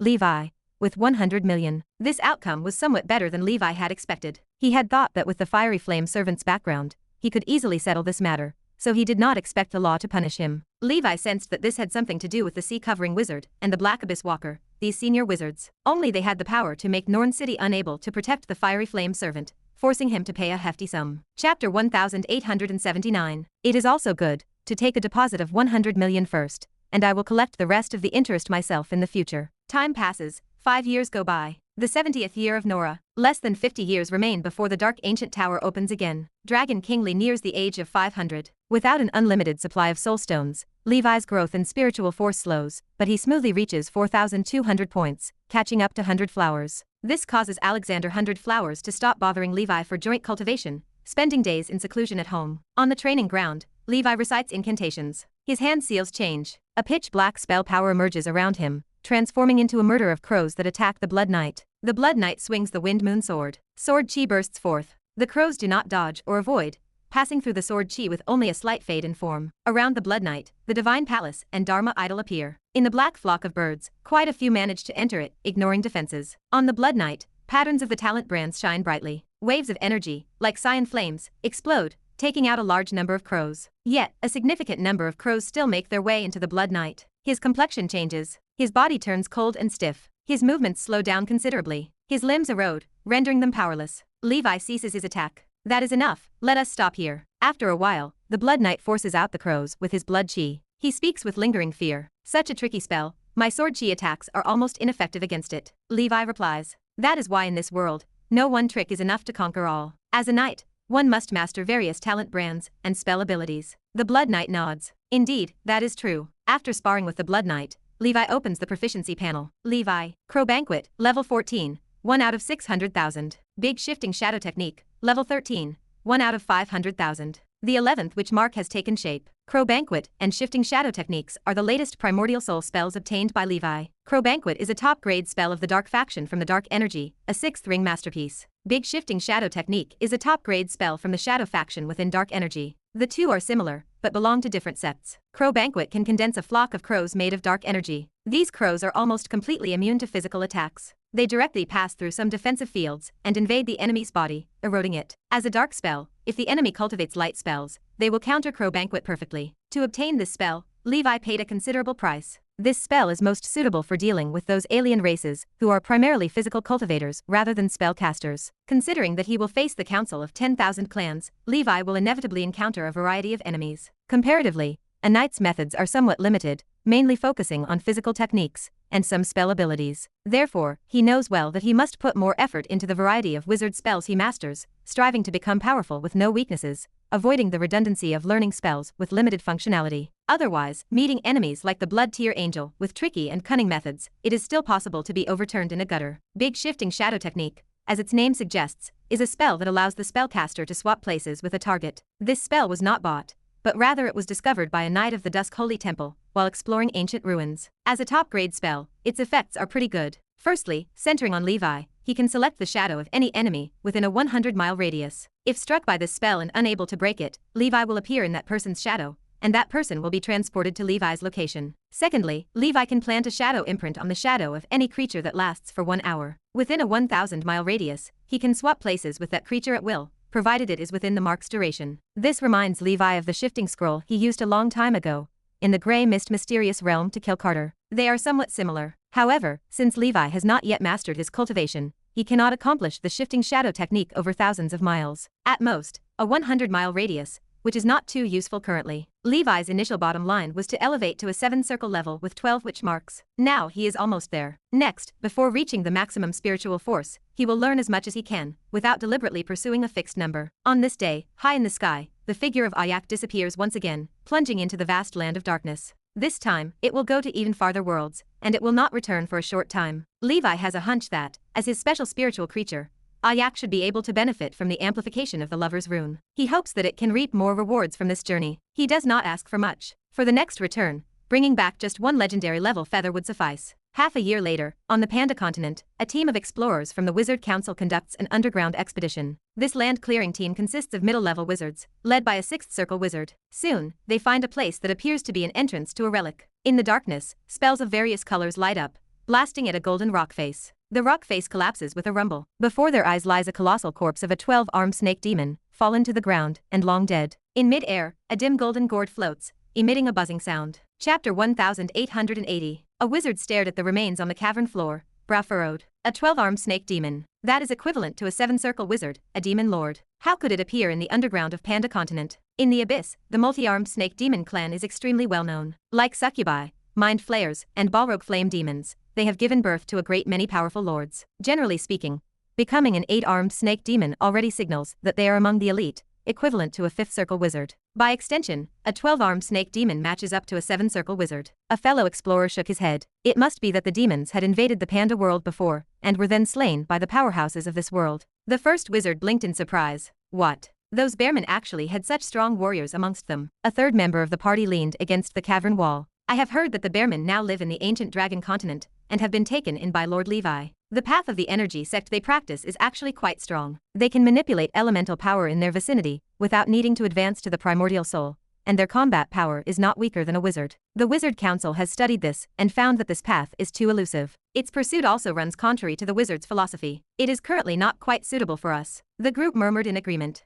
The speaker continued. The energy sect has long been openly recruiting disciples, but the number of humans qualified to practice it remains few and far between. Perhaps this stems from the different physiques between us and the bearmen. This path seems to cap at level 9, which, compared to the potential of a wizard, is somewhat limited. However, if we could unravel the mysteries behind their control of elemental power, then the wizard world might experience a major theoretical revolution. Nowadays, the ancient dragon continent no longer exists in isolation. It maintains significant contact with the outside. The energy sect serves as no secret. Furthermore, with Levi's connections and the recent policy shift of the Wizard Council to foster good relations with alien races, these panda bearmen receive considerable official attention. Research into the path of the energy sect has led to cooperation between both parties. For Levi and the panda clan, if the path of the energy sect could flourish in Nora, it would be a good thing. Only if the wizard world as a whole becomes stronger will it be better equipped to face the upcoming Great Tribulation. The Panda clan has not been secretive about the energy sect inheritance. Compared to the thriving wizards, their numbers are sparse, and their lineage is withering. To monopolize knowledge in such a state would only lead to the complete extinction of their heritage. A wizard gestured toward the artifact resting in the center of the chamber. This gourd must be some kind of exotic treasure from the Panda clan. I have seen that practically every bearman has a gourd for drinking alcohol, and their storage items are also in the shape of gourds. A colleague nodded in agreement.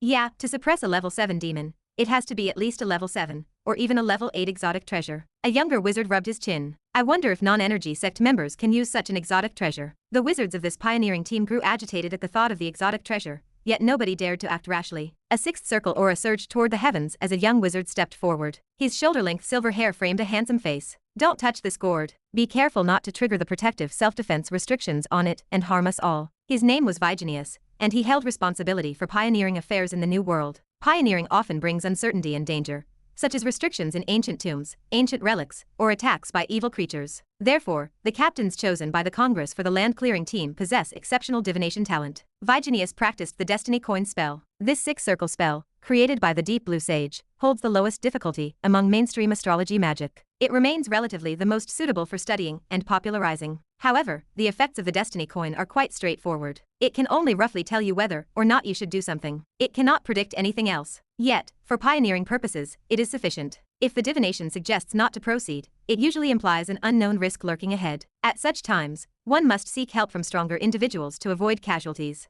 Vigenius summoned a phantom coin in his hands, with a laughing face and a crying face on its two sides. The faces looked almost identical to Vigenius himself. Destiny Coin, please guide my direction. He flicked his finger. The coin spun out of his hand, whirling through the void. He clasped his hands together, catching the spinning metal. In his palm, a laughing face appeared. It seems there should not be a significant problem, and it is not life-threatening. I will give it a try. Power of frost surged between heaven and earth. It transformed into a wizard's hand that reached for the golden gourd. The next moment, a feeling of extreme danger struck. Vigenius promptly withdrew his hand, but it was already too late. A beam of golden light shot out from the golden gourd, carrying a killing aura with it. The wizard's hand conjured by Vigenius dispersed instantly. The golden gourd shot up from the ground. In the blink of an eye, it disappeared from the sight of everyone present. Vigenius and his fellow wizards stared, shocked. Was Destiny Coin inaccurate, or was the gourd exotic treasure applied with some anti-astrology measures? The most likely possibility remained that his cultivation was not sufficient. Team leader, what should we do now? A wizard asked. Vigenius sighed.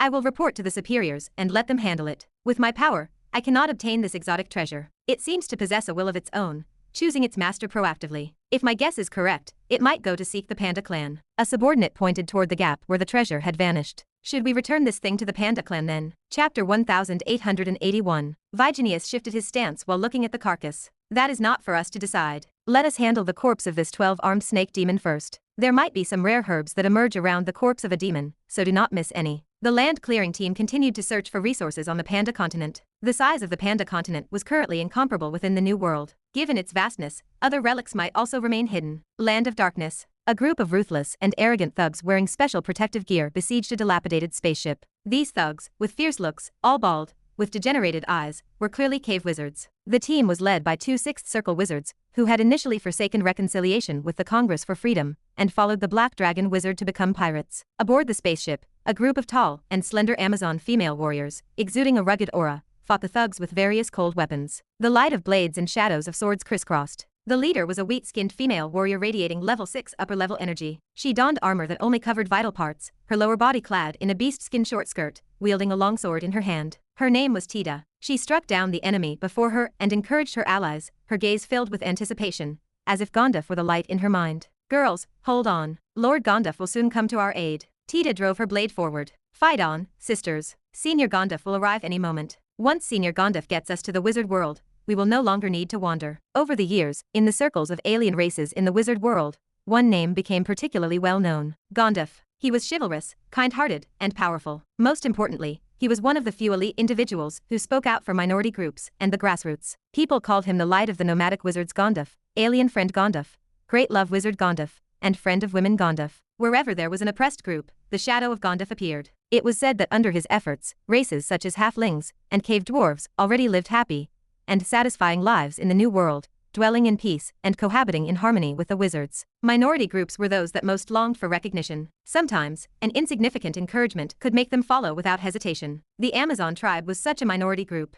They hailed from a plain not far from Nora, named Amazon. It was once a paradise-like place, teeming with rainforests and rich animal and plant resources. That was until one day, an evil god claiming to be the will of fire from outside the world invaded, destroying the Amazon, and the fire spread across the entire world. Since then, the Amazon tribe began a life of wandering. They thought about seeking refuge in the wizard world, but fear of wizards made them hesitant. That changed the day clan leader Tita encountered an attack from a black beast lord while out hunting. In a critical moment, a figure in a white robe saved her. He introduced himself as Wizard Gondaf, a man traveling through the land of darkness, eloquent and humorous. Gondaf learned of the tragic plight of the Amazon tribe and expressed that if one day they wished to find a safe haven to settle down, they could seek him out. He left with an air of ease. Not long after, Tita, once again facing danger in the land of darkness with heavy casualties among her people, finally decided to seek refuge with Gondaf. Gondaf provided Tita with the route and promised he would come to assist them. Unexpectedly, before their meeting, pirates intercepted them. This group, calling themselves Black Dragon Brotherhood,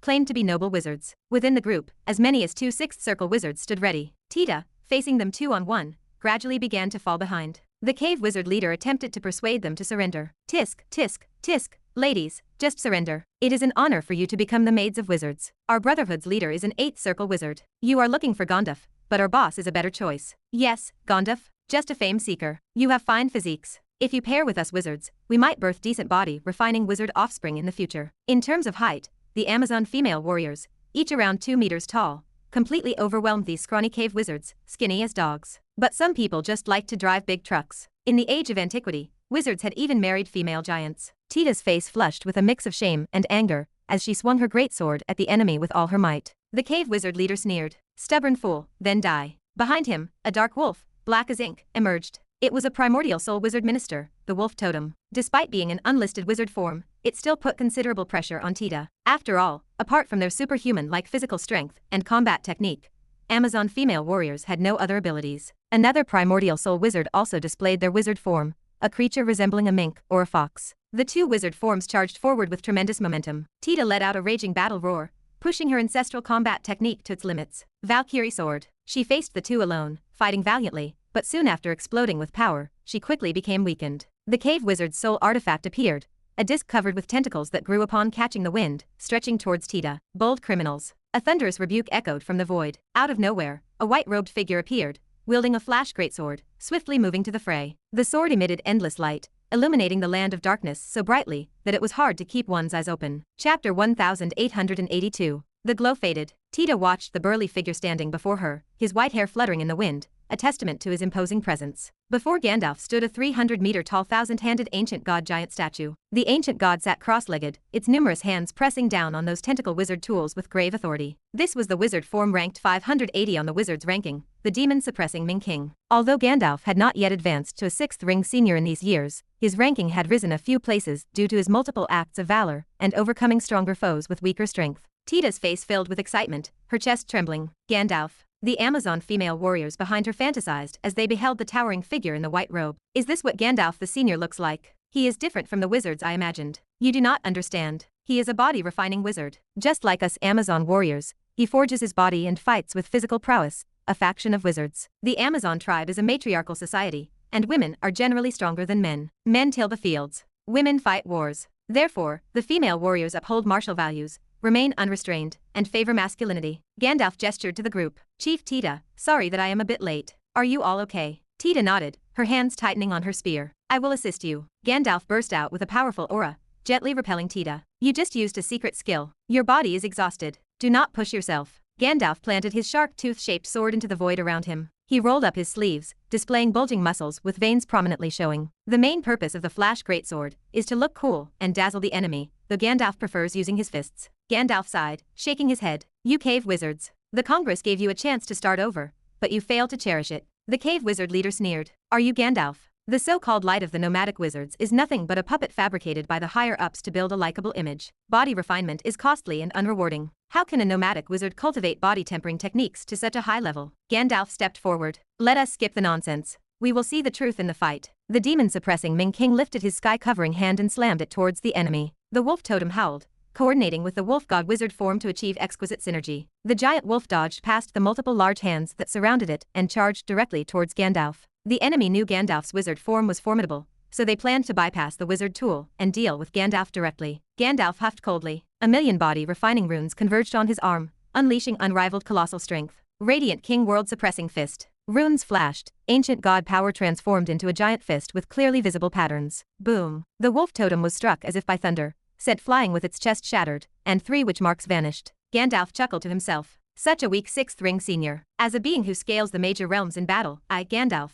also engage in lower realm fights. I too have become someone who battles across levels on my own. The cave wizards exclaimed in unison. Everyone attacked together. The wolf and the spectre joined forces once more. One brought fierce winds, the other brought heavy rain, and various innate spells swept through the area. The thousand-handed ancient god, sitting cross-legged, remained immovable like a mountain, deflecting every attack with dense fist winds without fail. Tell me, with my 1,000 hands, what can you possibly use to counter? Gandalf and the guardian king of the world merged into one, and then soared into the void. He drew circles with his hands, as if practicing Tai Chi. Have you ever witnessed a palm strike descending from the heavens? Radiant King shocking god palm. The void shattered. A gigantic palm covering the skies descended with force. On the giant palm, 2 million body refining runes flashed, sealing the surrounding void, and forcing the 2 fleeing primordial soul wizards to face the assault. They called forth every wizard tool and wizard form, flying towards the giant palm. A rumbling explosion followed. Brilliant divine light burst forth. The blast wave sent ships and pirate vessels in the distance crashing outwards. The giant wolf and the spectre were snapped in half, in a piteous state. The low-grade soul artifacts showed signs of cracks, and the defensive fields of those 2 cave wizards shattered, leaving them at the end of their tether. The great hand fell, smacking the 2 to their deaths. The rest of the insignificant creatures were quickly dealt with. The Radiant King world suppressing fist, and the Radiant King shocking god palm, are the culmination of Gandalf's years of further insights into body refinement and combat techniques and integration of knowledge. They are combat techniques highly praised by the originator, who named them the Radiant King martial way. They are as powerful as the Demon Sword Dragon Wizard's Purgatory Demon Sword path. On the battlefield, the arms of the 1,000-handed ancient god extended to sweep towards the spoils of war in all directions. With 1,000 hands, picking things up proved highly efficient. When it was done, Gandalf turned to the excited Chief Tita and smiled. Next, I will take you to report to the Alien Affairs Administration. Then I will arrange a place for you. Tita nodded like a pecking chicken. Okay, thank you. Tita had witnessed Gandalf in action more than once. Each time, the sight shook her spirit, making her marvel at the dazzling and mighty talents of the wizard world. In comparison, the Amazon tribe seemed like the glow of fireflies, inducing despair. Indeed, in the land of darkness, a weak civilization can only survive by actively attaching itself to the powerful. She felt fortunate to have met Gandalf in the vast land of darkness. The other female warriors curiously gathered around. Gandalf seemed amiable and unpretentious. Some warriors even went as far as carefully touching Gandalf's chest muscles and arms. So strong. Yes, I can feel an unrivaled power hidden within, ready to burst forth at any moment. Chapter 1883. Tita frowned, her tone hardening. Do not be rude. Be cautious in the wizard world, where the hierarchy is strict. Not everyone is as good-tempered as the senior wizard Gandalf. Gandalf nodded. He felt no offense, but he worried that this group of female warriors might offend the wizards through future impoliteness. Gandalf gazed at Amazon's dilapidated flying ship. Take my ship instead. This is the latest model of the dark ship from the Seven Waters Steeple, the Phantom Mark 60. Its technology leads the industry. To cross through the land of darkness with the flesh body for an extended time, one needs the strength of level 6. Therefore, special equipment, or a ship is required to lead the clan people to migrate. This dark ship of Gandalf came acquired through connections for a 20% discount. Even so, it cost 2 billion ether stones, equivalent to a top-grade wizard tool. It carries a powerful defensive barrier, capable of withstanding an attack from a 7-circle wizard, and it possesses a very good cruising speed as well. The Amazon tribe's people boarded the magnificent and stately ship with apprehension. Their own ship was cheap commodity obtained by the clan leader from a black market of alien races in the land of darkness. Gandalf gripped the controls. Everybody sit tight. My ship is famously fast. If you are not strong enough, get into the safety cabin. The Phantom turned into a streak of light and disappeared into the land of darkness. A short while later, the mood shifted. Gandalf chatted and laughed with Tita, but his expression suddenly hardened. A tremendous presence descended from the void ahead of the Phantom. A figure stood there in a black robe, framed by a terrifying wizard form of a boundless black sea. as if it could devour everything. A dreadful feeling gripped Gondaf. The Black Dragon Pirate Group, Water General. This was a seven-circle wizard, with a bounty of 500 million ether stones on his head in the Wizard Council. Even though he practiced as a cave wizard, Gondaf stood no chance against the Seven-Ring Realm. He realized his only option was to use the Supreme Divine Talismans to create chaos, then activate Phantom's Void Shift Array. The Water General stared coldly. Gondaf, you killed my men, and you think you can escape. Behind him, a giant hand like that of the gods emerged from the black ocean. It eclipsed the sky and sealed the void. The giant hand descended, blotting out the sun and sealing the path. Suddenly, Fire Dragon Tribulation Divine Talismans appeared out of nowhere beneath the giant hand. Those sparks of fire seemed insignificant against such mass. The giant hand pressed down. The talismans exploded. Boom. In the land of darkness, 20 fiery dragons with bearing fangs and dancing claws roared and gathered together. A giant dragon, stretching for kilometers, collided with the giant hand. Firelight evaporated the ocean. Shockwaves swept out. Even the Water General's face changed drastically. He retreated rapidly, scrambling away from the explosion range. Half the defensive field shattered, and tissue on his body charred black. He cast a spell to stop the bleeding, then drank down healing medicine. This Gondaf actually has such a trump card. Who made so many spell scrolls? Once the smoke cleared, the phantom had vanished from the original spot. The Water General's face darkened. As a seven-circle wizard, he failed to keep even a sixth-circle wizard. Fortunately, no one else witnessed this. Suddenly, a streak of golden light rushed through the sky. The Water General instinctively dodged. A golden gourd moved at high speed. An exotic treasure. The Water General's heart warmed. He never believed in such good fortune dropping from the sky, but today, he encountered it. Missing Gondaf but gaining an exotic treasure. Both good and ill fortune are unpredictable. The gourd moved with surprising speed, leaving no time for further thought. The Black Sea Wizard form behind him tumbled and stirred the airflow, creating a vortex of sea waters. The vortex functioned like a black hole, pulling with a strong suction. The golden gourd slowed, its speed greatly reduced. The Water General grew overjoyed, knowing that not even other seven-circle wizards could necessarily capture this exotic treasure. At least a level 8 exotic treasure, he laughed. I will become independent, no longer following the Black Dragon. A soul artifact in the shape of a chain appeared in his hand. He lunged and grabbed hold of the golden gourd. The gourd struggled fiercely. Golden sword chi shot out in all directions, fluttering through the sky. The Water General used all his skills to withstand these sword chi attacks. Finally, he proved more skillful. The gourd ran out of energy and dimmed.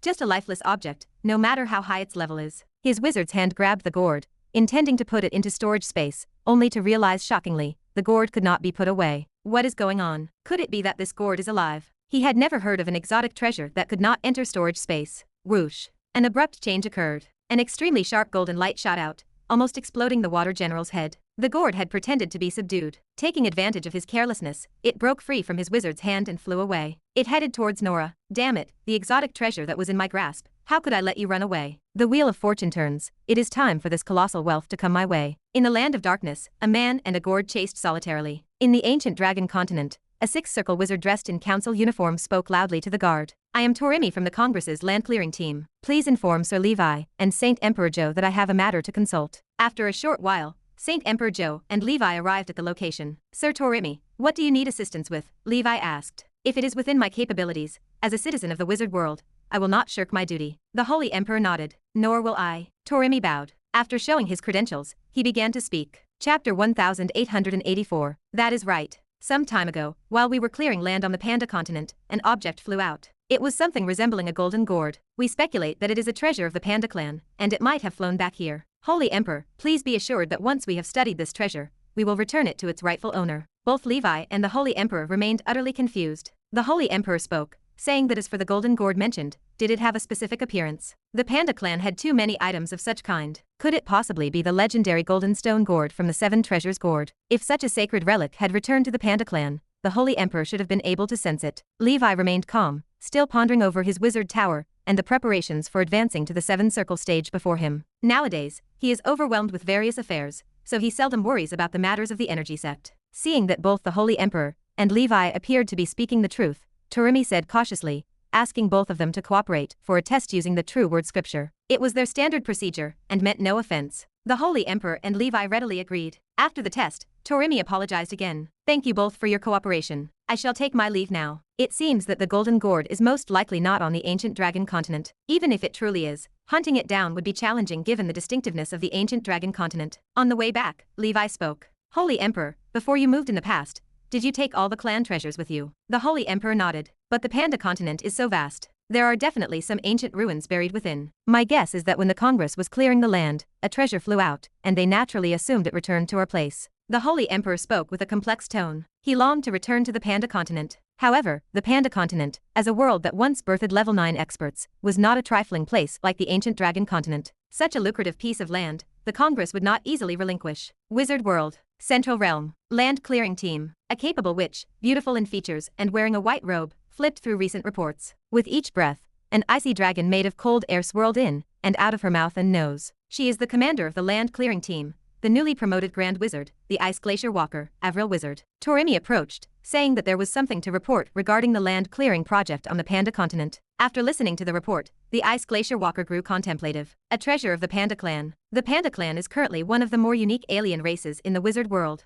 They have shown great potential, and many higher-ups are also interested in their power system. Since the true word scripture found no issues, let us leave it at that for now. Do not let it interrupt the normal land clearing work. Rare treasures are not indispensable for us. What matters are the Panda continent and its untapped resources above. These continuously emerging new worlds are the opportunities for the wizard world to confront the abyss. Several days later, ancient Dragon continent, Hyunyuan Palace. The Holy Emperor preached the path. Emperor Mu, who had not yet broken through to level 4 of the energy sect, came to listen again. This time, the White Wolf girl did not come. She was already preparing to advance to level 6. As a White Wolf herself, with a cultivation talent far surpassing ordinary knights, she always kept a low profile, diligently cultivating without showing off. Commander Levi praised this. The Flower Knight listened intently. Everyone sat in silence. Emperor Mu carefully contemplated the essence of the path expressed by the Holy Emperor, feeling it with his heart. In a trance, he seemed to become a monkey bounding along the mountainside, frolicking with a group of monkeys on a mist-covered immortal island in the human realm. When hungry, it would eat the spiritual fruits of the mountain. When tired, it would rest atop of trees. In a valley, a fragrance of spirit wafted through the air,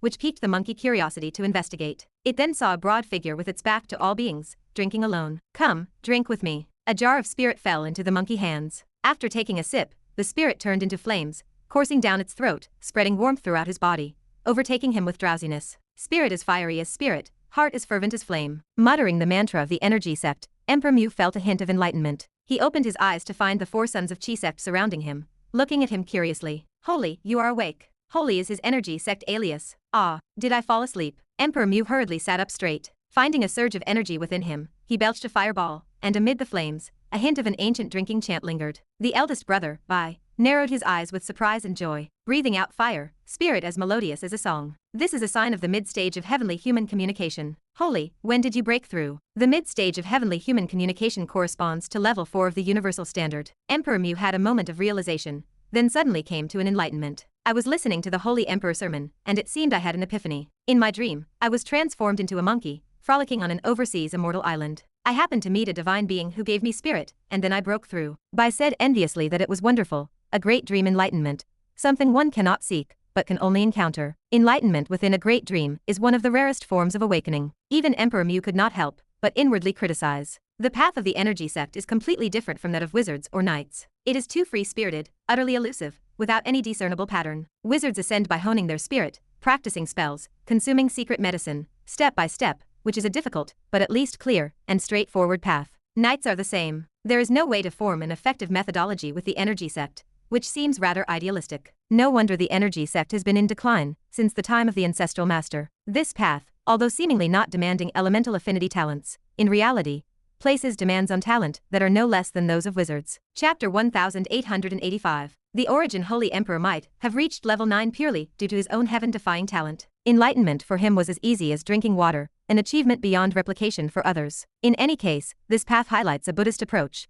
going with the flow, just like the commander's profound aphorism. The path that can be followed is not the eternal way. The path of the energy sect can only be understood intuitively, and cannot be transmitted through words, unlike the orderly and clear path of a wizard, which is difficult to popularize, as hard as reaching the heavens. Emperor Mu smiled to himself. He had known the commander for over 400 years, embarking on the path of a wizard together. He had personally witnessed Levi's meteoric rise, defying the heavens step by step and leaving him far behind. Emperor Mu had never thought that he would one day become a talent that even the commander would look up to. He laughed. I, Emperor Mu, am not inferior. On the high platform, the Holy Emperor finished preaching. Emperor Mu stepped forward to give thanks. The Holy Emperor fixed his eyes on the man. Your breakthrough has nothing to do with me. Keep it up. Saint, the hope of the spirit sect lies in people like you. All of a sudden in the sky, a streak of golden light burst forth, tearing through the clouds with the speed of lightning, and descending right above the Hunyuan sacred palace. An intense and unreasonably domineering atmosphere pressed down. Around the Hunyuan sacred palace, a sixth circle array instantly lit up,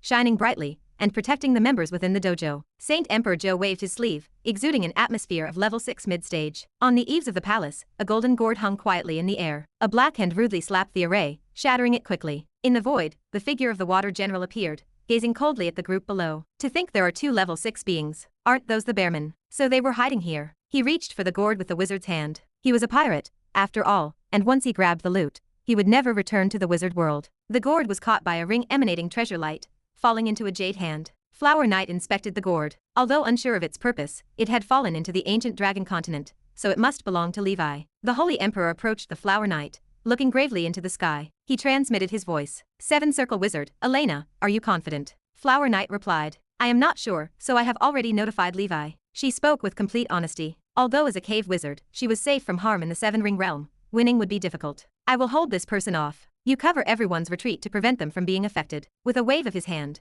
the Holy Emperor summoned a Saiyan divine dragon that coiled around the dojo members, sweeping them away from the battlefield. The water general, with eyes only for Flower Knight, sensed her formidable strength. Realizing that capturing her would be challenging, he called out, hand over the item, and I will leave immediately. Do not force me to start a massacre. Behind him, the Black Sea Witch Minister materialized, clearly intent on giving his all from the beginning to win swiftly and avoid capture by the enforcers. Flower Knight stood her ground. What falls onto my roof naturally belongs to me. You should leave, or you risk your life. Behind her, the figure of the giant tree wizard minister appeared, confronting the Black Sea. The water general snorted. Sea God's finger. From the Black Sea, an innate spell coalesced into a pillar-like finger, pressing down on Flower Knight. 1000 mountain butterfly. Mountains and fields emitted countless butterfly flowers, endless and boundless. The impact of the great battle shattered the Hunyuan palace instantly, reducing it to dust. The Holy Emperor's azure dragon carried everyone far from the battlefield to a safe area. He transformed into an azure light and conjured a green blade sword in his hand, hurrying back to support Flower Knight.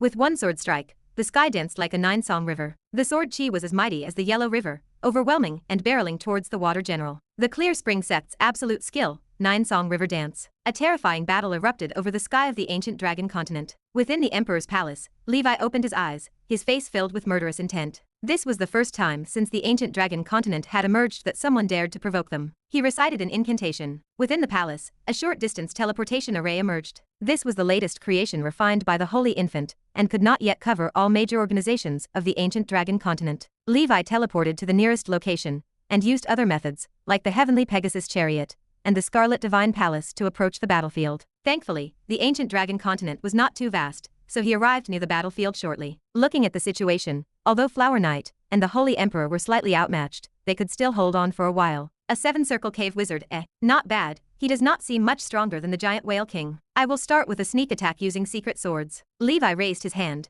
and 4 spiritual weapons emerged from the ground, heading to support Flower Knight and the others on the battlefield. He sat cross-legged as the Amethyst Light Sword emerged from his mind. Within the sword world, sword spirit flare began to gather strength. The elemental power of metal surged into the area from all around, forming an element-tide vortex. On the other side of the battlefield, with the 4 spiritual weapons joining them, both Flower Knight and Joe breathed a sigh of relief. In their hearts, that invincible and reliable man had arrived. The water general felt something was amiss, but with the treasure gourd before his eyes, and after chasing it through the land of darkness for days, missing this chance could mean he might never encounter it again. Risking it for great riches, he went all in. The Black Sea Witch Minister behind him swelled further, cornering both the giant tree and the azure dragon. I am a 7-circle wizard, after all. Even if a cave wizard was weaker, the majesty of the 7 Ring was not to be desecrated by others. The 4 spiritual weapons were overwhelmed by the Black Sea, and not long after, they were crushed, dissolving into elemental power. Chapter 1886. Sea God Roar. A huge, emotionless human face emerged from the Black Sea. It opened its mouth wide, emitting a terrifying roar as an invisible shockwave swept through the air. The protective azure dragon around Saint Emperor Joe shattered instantly. A jade ornament at his waist emitted a soft glow, protecting him and causing him to fall downwards. 100 flowers shifted her wizard form into the likeness of a giant tree to shield herself. The shockwave slammed into the bark, and her construct crumbled, slowly dissipating into mist. Levi, it is your turn now. 100 flowers spoke the words. As if bound by a telepathic link, a blur of light cut through the air. It moved faster than any level 6 expert could track. It crossed mountains and rivers in an instant, carving a ravine that stretched for thousands of miles. Boom. The Amethyst Light Sword dove into the gaping maw of the face like a moth to a flame. Secret sword. The water general narrowed his eyes in confusion. Suddenly, his instincts screamed. Myriads of gold element sword chi burst forth, piercing the air and tearing the face apart in an instant. An impressive figure of a female knight appeared. She wielded a complete knight sword, harnessing the powers of heaven and earth. She delivered an exceedingly dangerous strike. Crack! The tip of the blade tore through the high heavens, cutting open the crystal wall. A true sky-cleaving sword descended. The Black Sea Witch Minister was split in two, utterly dissipating. Even the Water General's defensive field was torn apart. In a critical moment, he elementalized, splitting into thousands of streams of water before recondensing in the void. Although still injured and with his spirit drained, his complexion remained pale as he clung to life. Shaking, the Water General gasped. There is a 7-circle expert of the secret sword flow in this place. Never mind. I do not need this golden gourd anymore. He remained a decisive man. Understanding the necessity of survival, he turned to leave, only to crash into a towering figure that had just emerged from the void, entwined with red flames. Levi exhaled a breath of scorching heat, a chilling smile playing on his lips. You are a 7-circle wizard. Why would you think of running? Open your eyes wide and see clearly. I am only 6th circle. From 100 Flowers' hands, a rare treasure similar to those found in the Colosseum flew out. Rumble. Walls rose up on all sides, completely sealing off the void in this area. She looked to Levi. Should I make a move? Behind Levi, a 9-colored anomaly emerged. Levi shook his head. No need. Today, he intended to righteously and boldly slay a 7-circle wizard while remaining in the body of a 6th circle. He wanted to draw a perfect conclusion for his upcoming ascension to the 7th circle. He had waited for this moment for a long time, and any further delay would mean the cave wizards would become a thing of the past. Horror gripped the Water General. This man's tone sounded far too arrogant, as if he had already secured victory. That sword strike earlier had been truly terrifying, possessing the undisputed might of the 7th circle.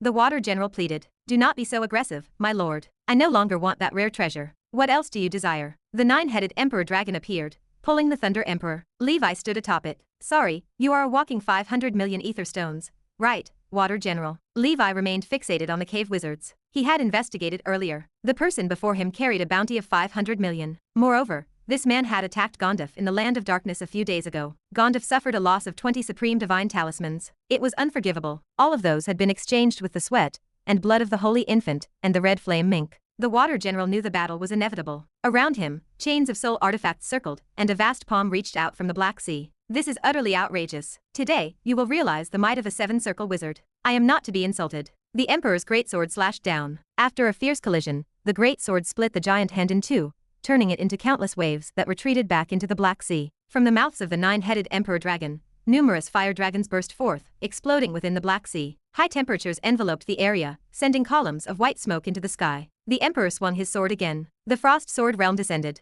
Combined with the Ice Dragon prison talent of the Emperor Dragon, the boundless frost power erupted, completely freezing the Black Sea. The Water General's heart shook violently. Such a multi-sect wizard form remains unheard of. He struggled with his thoughts. No matter what sect I belong to, the opponent always has a counter. How can I fight this? He only thought of breaking through the void's shackles and escaping. However, the rare treasure from the Colosseum prevented his escape, making it impossible in a short time. Boom! The Emperor's greatsword united the powers of the earth, fire, wind, and water elements. It turned them into white chaos sword energy. Rage, courage, and dominance, the 3 vital chi of mankind. Stars, moon, and sun, the 3 vital chi of the heavens. All 6 forms of the Warlord catalog were fully integrated into Levi's 7th form, sacrifice life for justice. The Emperor's might overshadowed the universe. With this sword slash, the Water General's face dramatically changed. Dense chains surrounded him, the Black Sea enveloped him, and the protective force field flickered. Rumbling. The defensive field shattered. The Black Sea surged. Chains shattered layer by layer, with the clashing of metal resounding endlessly. The Water General repeated his old trick, undergoing elementalization, turning into a sky full of water. However, he met 6 dazzling, eternally blazing suns that one could not look at directly. During the Emperor's grand battle, the Emperor Dragon had already seized the opportunity to cast the primordial soul spell. 6 suns' continuous explosion formed a giant fireball, expanding to the extreme, almost instantly evaporating all the water streams. It worked in tandem with Levi's Red Emperor domain, turning this realm into a massive forge. Following that, a pitch-black thunder dragon lunged towards him. It exploded into a sky full of black snakes. They wriggled chaotically, corroding all things, and not giving the Water General any chance to catch his breath. After the battle, the last traces of water transformed into a pale figure. The Water General pleaded, "Your Excellency, I have lost. Spare my life. I am willing to become your enslaved wizard." Levi's expression remained cold. He slashed off the Water General's head with one sword strike. "You are not worthy." He took the primordial soul and brought it to the ancient Banyan fairyland, eliminating his existence, not letting outsiders benefit from it. From now on, this ancient Banyan fairyland would be a free public cemetery for enemies. The body was buried in the earth by long, the soul sky buried by Leon. All of creation's good fortune, a blessing for future generations, his renown to last for ages. 100 Flowers watched the demise of the water general. She mourned. I told you to leave, but you would not listen. I warned you there was a risk to your life. Chapter 1887. The water general lay dead. Saint Emperor Joe felt a tremor run through him at the sight. He knew Levi's strength defied ordinary standards, but wiping out a 7-circle wizard so effortlessly proved an exaggerated level of combat power. Cave wizards are often considered weak in combat, but to most small and medium-sized civilizations, they are far from weak. They are only considered weak because their spell models and theoretical knowledge are outdated. Still, they possess innate spells, soul artifacts, and primordial soul wizard forms. Against alien races, they remain dangerous. 100 Flowers had grown accustomed to the display. As Levi's confidant, she had witnessed him grow from inferior to far surpassing her. His momentum resembled the unstoppable sunrise at dawn. Even if he kept a low profile, hiding such dazzling brilliance proved impossible. This made 100 Flowers somewhat proud. Having a powerful significant other brought prestige. It indirectly proved that she was not lacking, otherwise, how could such an excellent person fancy her? In the ancient Banyan fairyland, Leon energetically sealed the soul of the water general. He infused it with poison to create a can soul and arranged it neatly along with the other cans. Leon stood with hands on hips, sweating like a farmer harvesting in autumn. He exclaimed that this harvest would last for quite a while. Levi looked up at the dissipating traces of truth in the sky. In a few years, the ancient Banyan fairyland might give birth to a batch of truth oddities. Based on the phenomena Levi observed at the land of Roman's fall, the death of a primordial soul wizard could indeed give birth to truth oddities. It was not a certainty though, as it required a stroke of luck. After devouring the headless body of the water general, Long let out a satisfied burp and began to produce golden fertilizer. According to Levi's previous research, level 5 golden soil could double the growth speed of plants. Level 6 would double that again, and level 7 would triple it. Such top-grade fertilizer required strategic use to catalyze crucial things. Levi stored it away for future use. He planned to take the head of the water general and his soul artifact to claim the bounty. The soul artifact served as the most important means to identify such a pirate. 1 million ether stones represented more profit than many of his properties could make for many years. As his cultivation level kept rising, his expenses also grew. With only 700 million ether stones left in reserve, he simply lacked enough funds. Earning money is not easy. In a few decades, the Dark Ancient Tower will open. Before the Ancient Tower opens, the Hell Nether Market will be bustling. Levi plans to enter Hell again, to get some joss paper, spend it all in the underworld, and bring what is left back home. He also had to coax that body tempering technique, the 10-winged heavenly dragon body tempering technique, out of his cheap younger brother, and get Gondoff started on the technique. Maybe the time had arrived to meet with the Desire Realm Witch. All these plans had to wait until the level 7 corpse demon of the giant whale king stood ready. With a level 7 corpse demon at hand, he would dare to confront the Desire Realm Witch. The status of the Desire Realm, which in Hell was equivalent to a prodigy in the wizard world. An ordinary 7-circle wizard could not match her. Levi would not rush to deal with her just because he killed a 7-circle cave wizard. Such an idea was too ill-considered. To completely defeat her, he would wait until after he reached the 7-circle stage himself. Levi turned to 100 Flowers. Make sure to keep this matter confidential. Do not let any of our members leak information about the gourd. He suspected that the person who came to question him and the Holy Emperor a few days ago did so for this very object. This was a Panda clan treasure. Naturally, he would not give it to the Congress. They would claim they wanted to return it after their research, but when the time comes, it remains uncertain. They might just fob him off with a change in policy. 100 Flowers replied that she would take care of the aftermath. Not long after, another familiar 7-circle presence descended from the sky. Triss called out, asking about the attack and where the enemy went. She had been collecting rare plant and animal materials in the nightmare world. Then she learned from Levi that they were under attack, so she quickly logged off and rushed back. Levi replied calmly that the enemy had already been killed. It was the wanted water general. Triss expressed her shock, amazed at how fast he handled a 7-circle wizard. Levi corrected her, calling the enemy a cave wizard, essentially half a 7-circle wizard. Triss remarked wistfully that the young men would soon surpass her, which she found terrifying. Levi responded that a long way remained. By the time he reached 7-circle, she might already be a senior 7th ring. Right now, his spiritual force remained 1,800 points away from his maximum, and reaching 7-circle would take another 200 years or so. An upper limit of spiritual force that is too high is not entirely beneficial. Building a too large pond takes more time to fill with water. Since nothing else remained, she would head back to the nightmare world. Triss had become like a web-addicted woman, completely fascinated with the nightmare world. Some of the herbs recently discovered in the nightmare world had significantly advanced her studies in pharmacy. She truly loved pharmacy. Unlike Levi,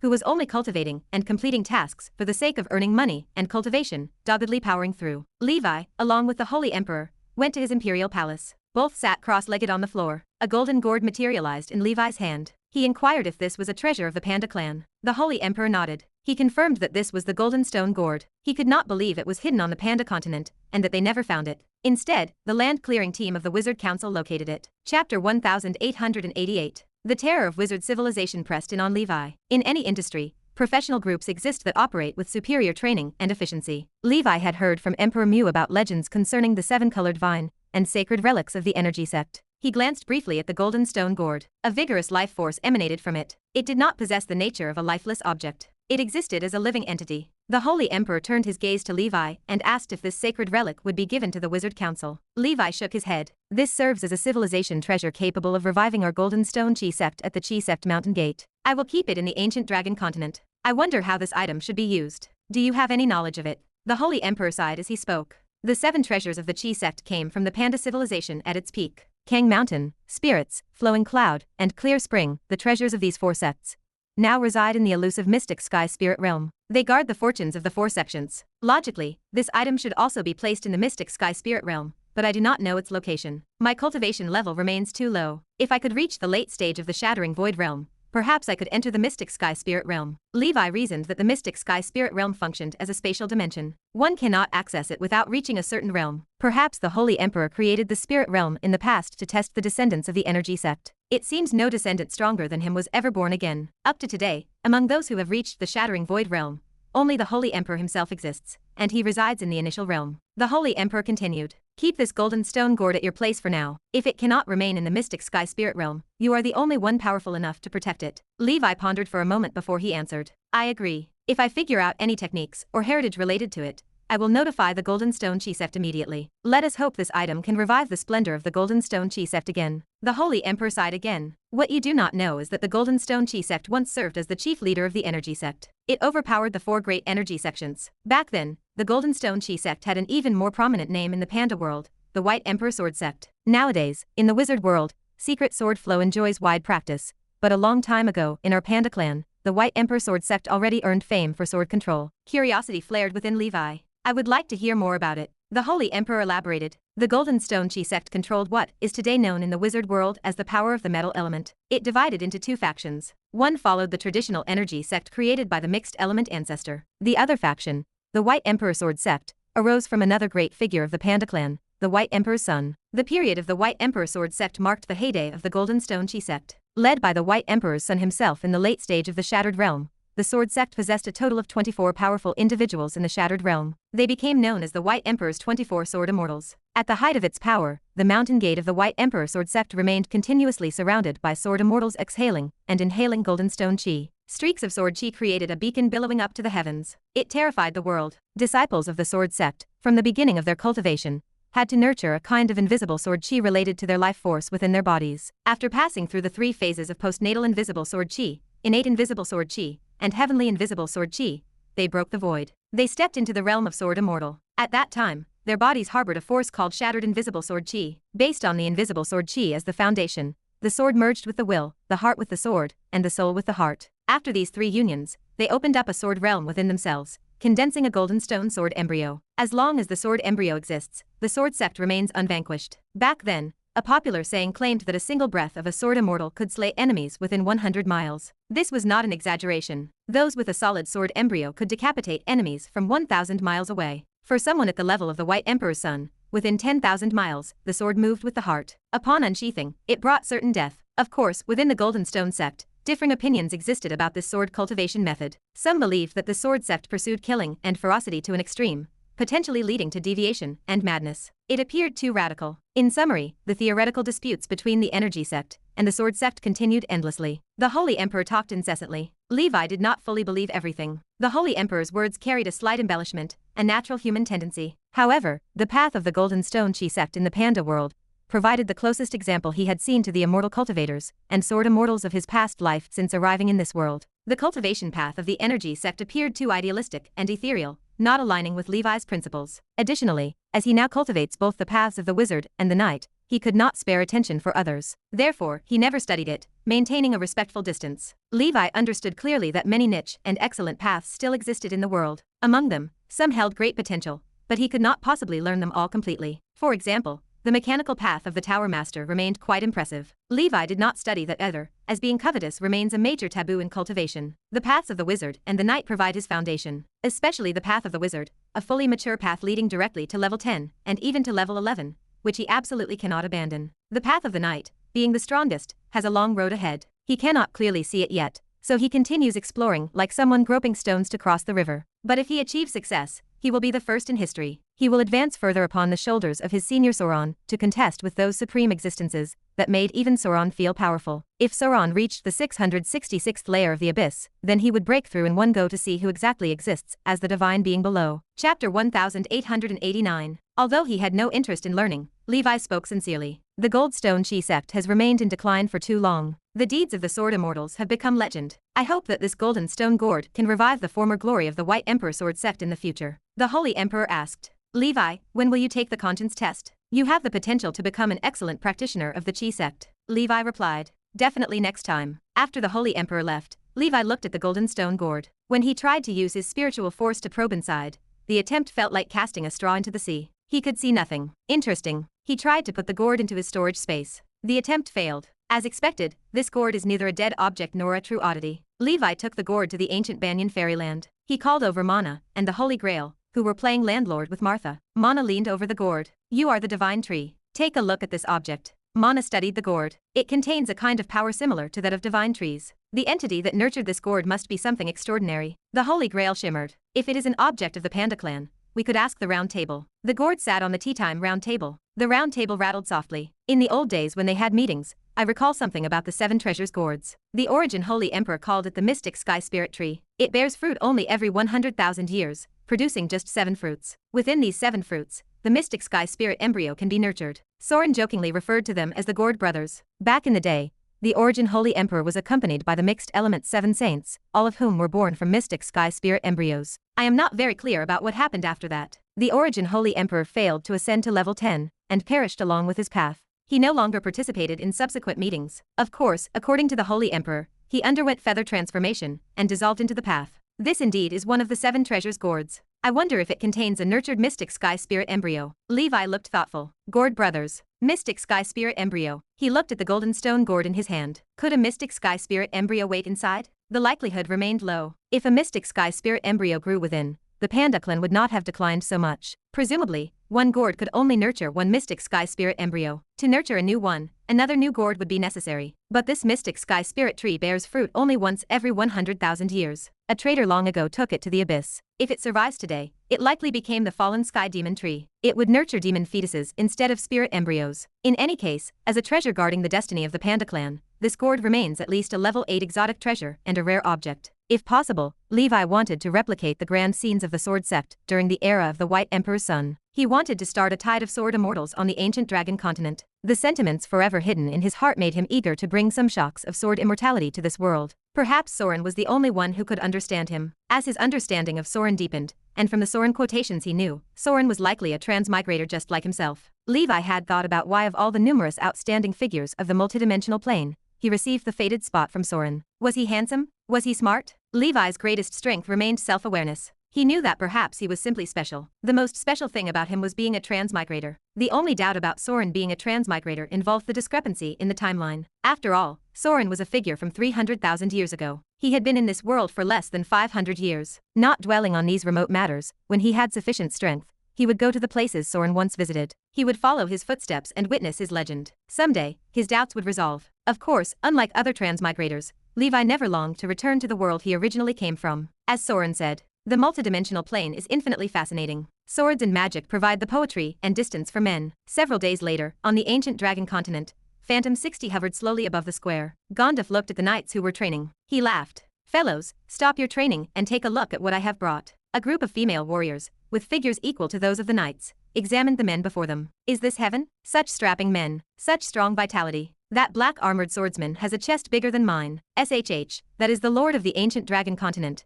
as mentioned by Senior Gandalf. So this is what knights are. I have heard about them long ago. They seem to be a very ancient profession. The Amazon female warriors cheered. They possessed sunny and unrestrained personalities, without any affectation. On the contrary, the knights felt shy. It felt like men admiring each other, while lifting weights in the gym, suddenly finding a group of women, who trained even better, watching them. Tita, standing next to Gandalf, gave a courteous salute. Thank you, Commander Levi, for taking us in. Levi laughed. You are welcome. Now that you are here, we are all family. I will arrange a place for you soon. Settle down here, and if you have special skills, you can find work here. Tita spoke modestly. We Amazon female warriors are only good at fighting. Levi smiled. That was exactly what was needed. Chapter 1890. His 100 Groups initiative currently only has 24 units. He can form a new special combat unit now. He has already thought of the name. It will be called the Doomsday Valkyrie. The Amazon tribe, similar to the barbarian tribes, is naturally a strong race. As a humanoid race, they should be able to pair up with the knights. When Gonda first discovered this tribe,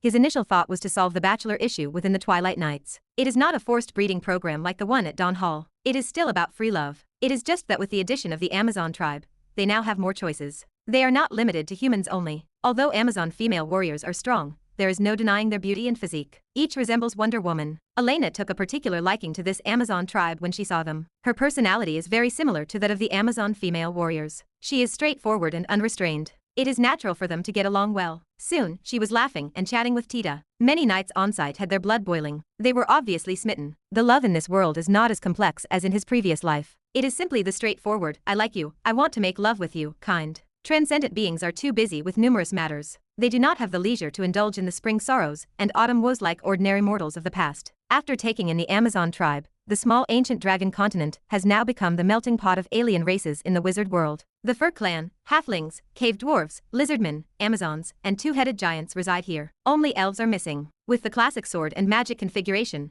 they have collected half of the essentials of the genre. Not long after, a Valkyrie temple grandiosely stood on the ancient dragon continent. Tita served as its hallmaster. The Dusk Holy Temple governed it. To promote the relationship between knights and Amazon female warriors, a martial arts tournament is held annually. Both sides focus on combat techniques and physical cultivation. They learn and exchange fighting skills to improve together. 1 month later, the Central Realm Bounty Department lay ahead. A capable witch sat in her office. She possessed beautiful features and wore a white robe. She flipped through recent reports. With each breath, an icy dragon made of cold air swirled in and out of her mouth and nose. She is the commander of the land clearing team. The newly promoted Grand Wizard, the Ice Glacier Walker, Avril Wizard, is her title. A staff member entered and approached the desk. Senior, we have verified that this is the Water General's head. Our verification confirms he is indeed dead. Did you kill him? Levi stood before her. No, it was my pharmacist teacher, Madame Triss. I am just collecting the reward on her behalf. The female staff member sighed with relief. She had been terrified. In the years working at the Bounty Department, this was the first time she saw a 6th Circle Wizard presenting the head of a 7th Circle Wizard for a bounty claim. Madame Triss, she had heard of her. Before she joined the Central Realm, she was also from the Endless Sea.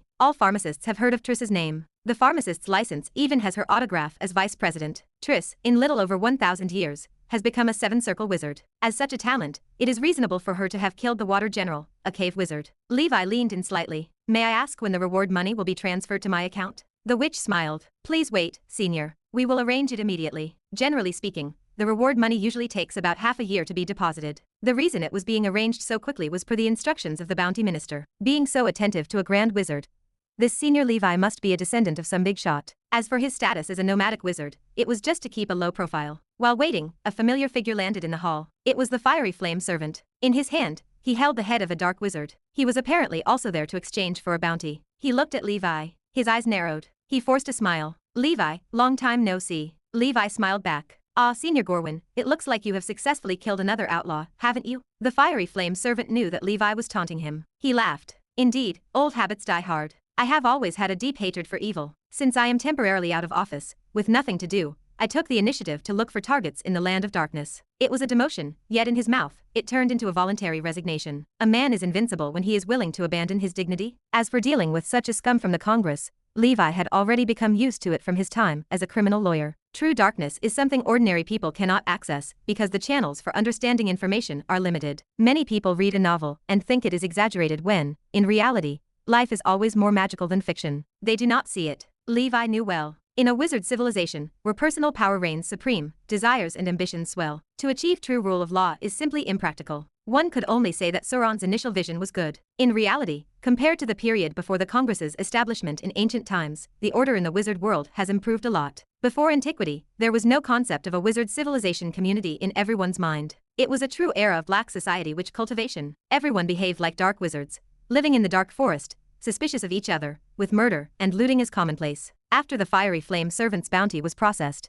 the witch smiled slightly and told him to wait for his reward. He frowned. He pointed at Levi. Why can he get his reward money right away? The witch quickly explained. The head of the water general submitted by Senior Levi is a high-profile fugitive. The Congress leadership specifically ordered that the reward money be transferred immediately. The fiery flame servant stood in shock. What? This Levi has killed a seven-circle wizard? Damn, I could be his next target. Chapter 1891. He harumphed coldly. An aura of authority loomed over the female staff member. She sweated profusely, her voice dropping to a low tremble. Senior, please calm down. This is headquarters. A gentle breeze swept into the room, dispelling the fiery flame servant's aura. Levi offered a smile that did not quite reach his eyes. Senior, keep cool. The fiery flame servant looked at Levi, fell silent, and turned away. Levi stood with his arms folded. Gorwin was far too arrogant. Compared to him, the electric eel wizard seemed like a novice. On the surface, the electric eel wizard at least maintained the demeanor of a humble and courteous gentleman. The witch sighed in relief. She looked up, her expression caught between grievance and gratitude.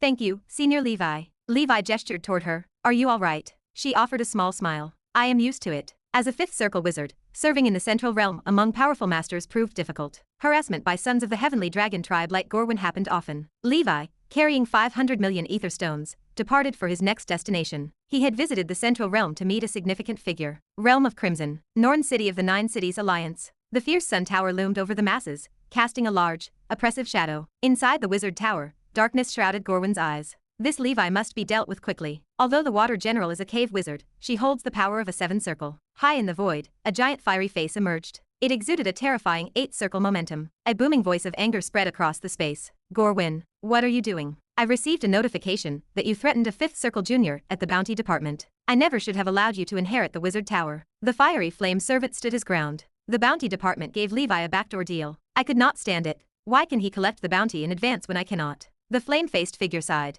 Gorwin, you truly disappoint me. I just received word that the family will send you to a Federation plane under the Congress. Go there and make a decent life for yourself. If a chance arises, you can return to the Central Realm. If not, you can still enjoy life there. The fiery flame servant's expression changed. The Federation plane. Why should I, a proud seven-circle wizard, suffer demotion to such a remote area? Now, in the Great Nora era, everyone looked for opportunities to advance swiftly. Naturally, he did not want to leave. The flame-faced figure continued. You are a child of the fire element. You possess an exceptionally excellent special talent, the arsonist. Dual fire talent is your edge, and also your innate flaw. Unless you rise against destiny, like a legendary wizard, and become an unrestrained supreme being beyond judgment, you will flip over in the gutter someday. The family initially wanted you to undergo trials in the new world. We hoped you would grasp this opportunity to solidify your mental state and become a grand wizard sooner. Now it seems our judgment was mistaken. If we continue to let you behave this way, you might become another Simon. Our family's honors and prestige, built over generations through wars in the plains,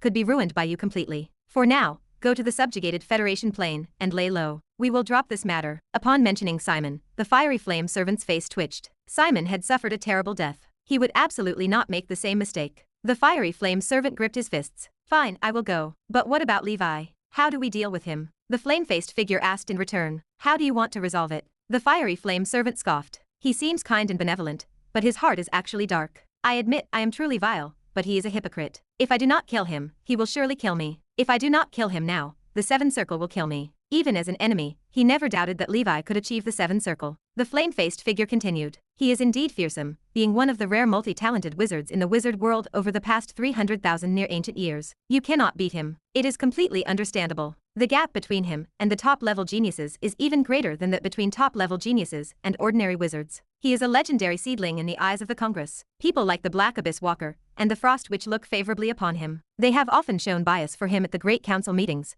Even the Grand Council chairman has taken notice of him. Let me speak frankly. It is very difficult for you to kill him. Even with the advantage of the Wizard Tower and Realm, you could not prevail over him. Moreover, if you fail and the matter is exposed, you will push our family into the pits of fire. The family will not let you do this. We who are elders with absolute strength also cannot personally take action against him. It would be a path to certain doom. That is why I am having you retire to the Federation plane to put an end to this affair. The fiery flame servant exclaimed. The Frost Witch is also his backer. No wonder the family took this so seriously. Frankly, with the family's influence, ordinary grand wizards truly did not concern them. But a legendary wizard, that was troublesome. He muttered, confused. What should I do then? What if Levi finds out my location in the future and kills me in the Federation plane? Suddenly, it all seemed so absurd. He, a seven-circle wizard, actually had to fear a sixth-circle wizard and hide. The flame-faced figure replied, if you think you are still unsafe in the Federation plane, go to an even more distant plane. Find some backwater to hide in. The universe is vast. he would have a much harder time finding you than searching for a needle in the sea. Otherwise, just stay in Norn City forever. Based on my current investigation,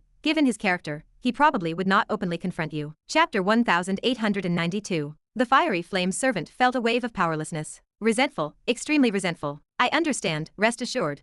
I will not shrink back in Noan City. I want to go to the Federation plane for training, seeking the opportunity to advance to the 8th circle. I still have a realm advantage. As long as I keep one step ahead of him, I should be able to protect myself. In the end, he lost his confidence. With Levi's growth trend, what could he use to stay ahead? Sooner or later, he would be caught up by Levi. Damned crow. All troubles stemmed from that special spiritual creature. Why did it have to fly over Panda Continent? The central realm stood before him, dominated by the Black Abyss Tower. Meeting the Grand Wizard for the first time made Levi feel somewhat tense. Senior Black Abyss summoned me. Is there something you need? The Black Abyss Walker leaned back in his chair, asking, I have heard about your situation with Gorwin. How do you plan to handle it? Levi smiled, saying, it is a trivial matter, not worth mentioning. I have already forgiven him. Besides, I can understand Gorwin's earnest desire to uphold the safety of the wizard world. It is just that he is a bit too zealous. The serious face of the Black Abyss Walker softened into a smile. Levi, you should be aware that after each Grand Wizard achieves perfection, they need to choose a legendary artifact to walk their own legendary path, right? Levi recalled the Truth Atlas, replying, I have some understanding. The Black Abyss Walker continued, my legendary path involves the 7 sins proof. Do you know what kind of world exists in my eyes? Levi shook his head. With a light touch, the Black Abyss Walker tapped Levi's forehead. Levi opened his eyes to 7 towering swords piercing the skies above the head of the Black Abyss Walker standing before him. Each one was tens of thousands of feet tall, impossible to gaze upon directly. He then looked at the other wizards, mortals, and transcendent creatures within the tower. Above their heads, 7 swords of varying lengths and colors drifted. These are the 7 sins, encompassing all emotions of all beings. The gods of the astral world, the demons of the abyss, and many powerful beings from the multidimensional planes, they all have a close connection with these 7 sins. By observing the 7 sins, I can grasp the emotional changes of all beings, including you. You want to kill Gorwin, right? Levi nodded. Yes, because he wants to kill me. I can also feel the killing intent directed at me. Once I have the strength, I will surely kill him. The Black Abyss Walker sighed, asking, did you just lie because you were worried I would blame you for not considering the bigger picture? After all, with the blood battle imminent, every primordial soul wizard is a core force. Levi nodded again. The Black Abyss Walker smiled, saying, that is good, you are aware of this, and I am satisfied. Levi pondered for a moment then said, Senior, if this person is of use, I could allow him more time. Honestly, I am confident in my abilities to protect myself. I am just afraid he might die too soon, before I can have my revenge. I am a person who never lets go of a grudge. If he dies by someone else's hand or of old age, I would regret it. The Black Abyss Walker laughed. Ha ha ha, your thoughts are interesting. There must be some sort of regret that you cannot let go of. To be honest, the Gorwin family holds great power, and even I must give them some respect. You have seen it, the punishment for Gorwin by the Wizard Tribunal was nothing serious. Those people in high positions at the tribunal, they are the ones who are most afraid. You must understand one thing. In this world where the transcendent reign supreme, laws are but vassals to power, and power is a gift that comes with strength. He pointed towards the high sky. Noan City is the birthplace of the Sunday. Gazing at the overwhelmingly brilliant great sun, Levi felt a surge of emotion. Could it be that the behind-the-scenes power of Noan City was actually the blazing sun god wizard, the great council chairman? The Black Abyss Walker continued, of course, you do not have to be too pessimistic. The sun is not really like you think.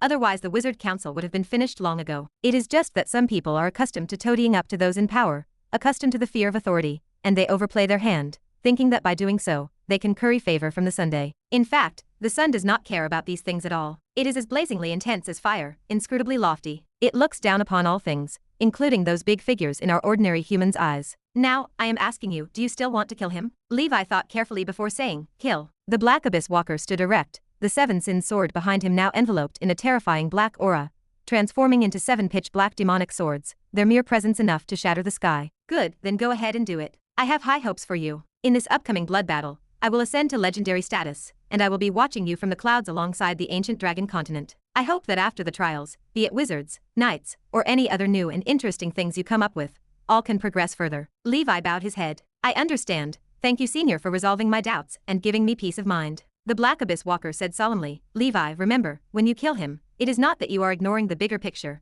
but rather you are doing it for the sake of the bigger picture. In the ancient dragon continent, the blazing sun hung high. After returning from the central realm, Levi calmed his mind and devoted himself to cultivation. His primary goals were only 2 at present. One was to reach the maximum spiritual force as soon as possible. The other was to learn as many primordial soul spells as he could before reaching that maximum. That golden stone gourd, being a sacred relic related to the metal element, set sealed within the golden light cave, as Levi hoped to nurture it further. As a treasure related to the metal element, the Sword of Victory could have some company. Time flew like an arrow, the days and months passed like a shuttle. In the blink of an eye, 7 years passed. Nora's 77th year, the month of beginning. For Levi, this year was a special one, as he turned 500 years old. 500 long years, that was the sum total of many generations of mortal rookies. And yet, this was just one stage of his life. Days had passed since celebrating his birthday, with 100 flowers. This morning, while the weary 100 flowers still slept, Levi returned to the ancient Banyan fairyland to continue his cultivation. He muttered to himself, and a phantom gold coin appeared in his hand. Both sides bore Levi's face, one crying, one smiling. 7 years ago, after leaving the Black Abyss Tower, he found his mind imbued with a new spell knowledge. Looking back, it must have been left by the Black Abyss Walker when he touched his brows. This spell was called Destiny Coin, a relatively simple astrology magic suitable for Sixth Circle wizards to cultivate. Its creator was the late Deep Blue Sage. Of course, although it was simple, even with Levi's realm and knowledge, it still took 7 years to achieve small accomplishments. His wizard forms had been branded with 12 primordial soul wizard forms. Under normal circumstances, this number was what those geniuses in the primordial soul would have, or even less. No rush, I can still learn more. After practicing the breathing technique several times, suddenly, a dazzling golden light shone from afar, shooting straight into the sky. Levi's expression changed slightly. That was the location of the Golden Light Cave. Could it be that the gourd is undergoing some strange transformation? Inside the Golden Light Cave, the Sword of Victory trembled with a buzz, as the gourd circled it while revolving. Streams of dense golden liquid poured out from the mouth of the gourd, flowing into the interior of the Sword of Victory. Inside the Holy Sword Tomb, in the place that nurtured oddities, the sky-grade oddity known as the Knight's Sword was continuously solidifying and evolving. Levi's heart raced. The Knight's Sword was actually evolving rapidly towards the King's Sword, and this pace was comparable to using a mass of ether stone. His mood grew edgy, excited. So much power of golden element is contained in the gourd, dense enough to turn into tangible liquid. It made sense, after all, this was a sacred relic of the energy sect, and had been buried underground for tens of thousands of years. Subsequently, Levi simply stayed in the Golden Light Cave, guarding the Sword of Victory and cultivating by it. This guard lasted for 3 years. Nora 80th year. Levi opened his eyes. Inside the Holy Sword Tomb, the King's Sword had taken form, emanating an unrivaled royal aura. If refined, perhaps the sword spirit can advance further. Levi looked forward with anticipation. However, he was surprised to find that the power within the golden gourd showed no signs of stopping, and the King's Sword seemed to still be evolving. His breath quickened. Do not tell me, a bright moon artifact is about to be born? Chapter 1893. Ancient Banyan Fairyland. Golden Light Cave.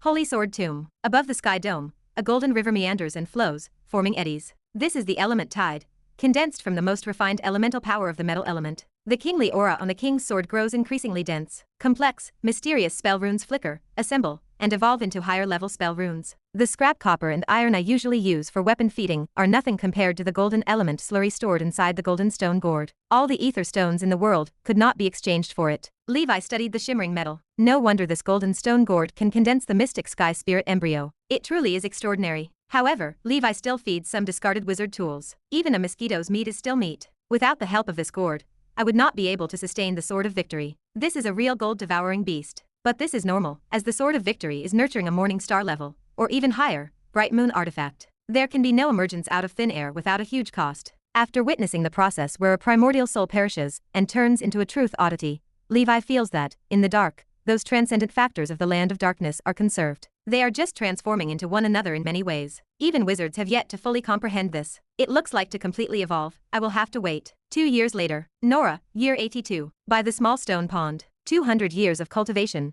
the brilliant golden dragon, and the crimson emperor dragon, have almost concurrently stepped into the level 6 late-stage realm. The brilliant golden dragon, which had broken through earlier, was supposed to progress faster than the crimson emperor dragon. However, Levi deliberately prioritized the crimson emperor dragon's cultivation, and the bloodline secret medicine of the Black Lotus beast was more compatible with the Crimson Emperor Dragon. Thus, the Crimson Emperor Dragon eventually surpassed the Brilliant Golden Dragon. Although it is a small realm breakthrough, it brought a significant boost to defense. The power of many spell-like abilities improved, and the diameter of the primordial magnetic field has reached 7 kilometers. This is still considered normal. The most defiant change, however, is the Red Emperor domain, which covers a diameter reaching 10 kilometers. Generally speaking, the range of elemental power controlled by ordinary 7-circle wizards is in this interval, with the wizard at the center, stretching 10 kilometers in diameter. To some extent, if this were the criterion for judgment, the Crimson Emperor Dragon at level 6 late stage can already be compared to an ordinary 7-circle wizard. If not for the Fiery Flame Servant having a wizard tower, with my current strength, I might actually have a chance to slay it.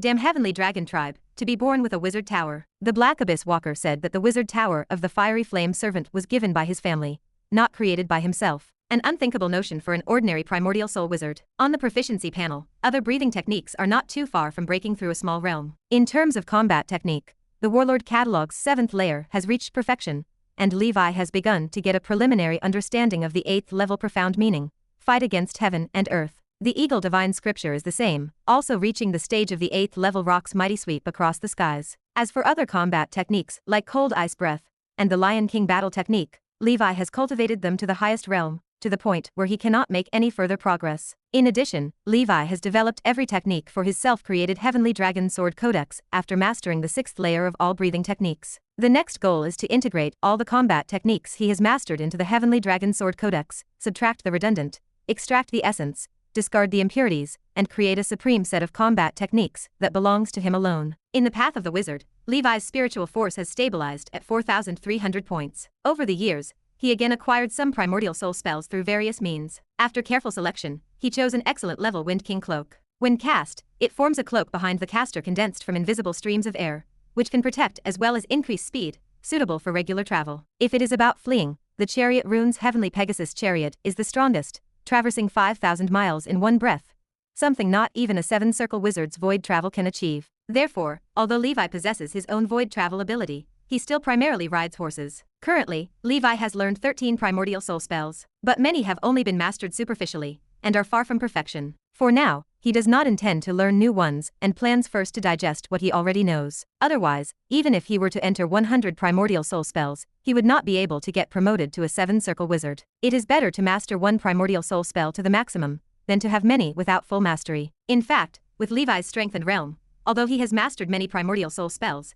he inevitably only uses a few regularly. The reason he continues to learn, one is to prevent unforeseen circumstances, to counter enemies that might exploit his weaknesses, enabling him to deal with complex and varying situations with ease. Second is to imprint witch marks and increase the number of witch marks. Each witch mark is a degree certificate a primordial soul wizard has mastered. It is their foundation, and the supplies for their wizard form's evolution. In the late stage, wizards compete based on this kind of foundation. Golden Light Cave. The evolution of the King's Sword is still ongoing. After reaching the Morning Star level, each evolution takes far longer than before. If it is to become a Bright Moon level artifact, it seems it will still take some time. Levi visits the corpse pond once again. Now the giant Whale King corpse demon has absorbed a third of the corpse water. Before going back to hell again, he should be able to finish it. By that time, he can directly capture a level 7 undead in hell. If there is not one, a level 6 undead might barely suffice. Chapter 1894. Next to the corpse pond sat an even larger pool. A 1,000-meter-long verdant tree trunk lay submerged within it. This was the tree core Ayak brought back from the land of darkness. The tree core possessed earth attributes. Levi adjusted his approach according to local conditions, using the rock transformation method mentioned in the diagrams. He refined it into the rock transformation wood, which serves as one of the pillars of the wizard tower, representing earth attributes. The rock transformation method requires a large amount of earth element ores, materials from earth attribute transcendent creatures, and the spell knowledge of the earth school of thought. First, the wood must be soaked and spell runes infused into it. Then, it sits in a high-pressure area underground. After about 100 years, it catalyzes into fossil-like strange wood. This is the rock transformation wood. The refinement of strange wood of other attributes follows the same principle. Levi arrived in the nightmare world. Underground in the Black Dragon territory, a vast pool awaited him. Inside sat the tree core of the King of Thousand Eyes. The pool water contained nightmare crystals, materials from nightmare creatures, and ores of negative energy. This is the nightmare wood. The blueprints of the Eternal Star Abyss contained no records of such strange wood, so Levi deduced the method by analogy, unsure if the experiment would succeed. Still, the attempt held value. Only in this way would it suit the attributes of the tree core and harness its effects. On the Earth's surface, a wizard tower, even taller than the nightmare mother trees, towered into the sky. This was Triss' home in the nightmare world. Apart from necessary cultivation and research, she stayed here most of the time. Levi stepped toward her. "Madam, how do you manage your work with the Pharmacist Association?" Triss looked up from her research table. "That, I have temporarily retired. One must give the younger generation a chance. I have been in this position for hundreds of years and, although I have gained quite a few benefits, it inevitably hinders cultivation. From now on, I will focus on enhancing my strength in the ancient dragon continent, and no longer concern myself with these mundane affairs." Levi nodded. "I admire Madam's resolve. After all, with your position, you could climb up to the central high ranks at the Central Pharmacist headquarters." Trish shook her head. "Unless I am promoted to 9th Circle, and I must go to the center, I will not leave the endless sea. The waters at the center are too deep, constantly like walking on thin ice. One does not live at ease. You, on the other hand, see things clearly. On the ancient dragon continent, living a reclusive life, carefree and at leisure." Levi laughed. "Then I am relieved. I hope my affairs here do not hinder your important matters. Triss waved her finger before her face with a smile. Not at all, you think too much. I stay here simply because I like the nightmare world. Anya has successfully cultivated her primordial soul. I desire nothing else. To me, being a pharmacist and cultivation are the ultimate goals of life. Levi leaned against the doorframe. Madam truly loves potion making. By the way, I wanted to ask if you have any leftover breakthrough potions from when you advanced to 7th Circle. I might be just 1 or 2 centuries away from my breakthrough to 7th Circle. Triss's eyebrows shot up in surprise before she mockingly scolded him. I say, you lad, you think of me as a pharmacy, do you? Off you go. I do not have any, and even if I did, I would not want to give them to you. Levi laughed as he backed away. All right, I will go. It is fine if you do not have any. He possessed a bright moon artifact and felt in good spirits, hence the jest. Triss watched him disappear in a puff of smoke. Getting cheekier by the day. It would not be because he has been learning from 100 Flowers, would it? The land of darkness. The Red Sea world. The waters flowed as red as blood. Bog and a group of Sea Clan members floated aimlessly in the sea. The firmament cracked open, and clouds converged into a bulky, chubby face. It was the Worm Lord. Friends of the Sea Clan, this shall be your new dwelling place from now on. Although these waters are red, they differ not from ordinary seas. Furthermore, you will find that cultivating in these waters will produce twice the effect with half the effort. I sincerely wish for you a bright future, and at the same time, I hope you do not forget. It is your 8-armed demon emperor who exchanged his life for your peace and tranquility. On the other side of the Pan Plain lies the land of your enemies. Bitterness in the heart will give you more motivation for cultivation. The godlike face dissipated. The Sea Clan members contemplated in silence. The words of the face carried reason. The Wizard Council has gone too far. Squeezing our living space is one thing, but also wanting to imprison us. They have a say in whether we leave or not. I once thought the 8-armed demon emperor too tyrannical and despotic, but now I realize he is the hero of our Sea Clan. Bog, amidst the crowd, felt a spreading sense of powerlessness within. Nora, will I ever be able to return? Subsequently, without the suppression of the 8-armed demon emperor, the various tribes of the Sea Clan waged incessant wars over the supreme position of Sea Emperor. The already crimson waters became even more bloodstained. Bog, once a descendant of the ancient Sturgeon Queen, swept along by the tides, found conscription into the army, and faced the flames of war. 5 years later, the year 87 of Nora, the Midland continent, Gondo City, outside Gandalf Pharmacy, Gandalf, a wild, unrestrained white-haired old man, sat in his secluded abode.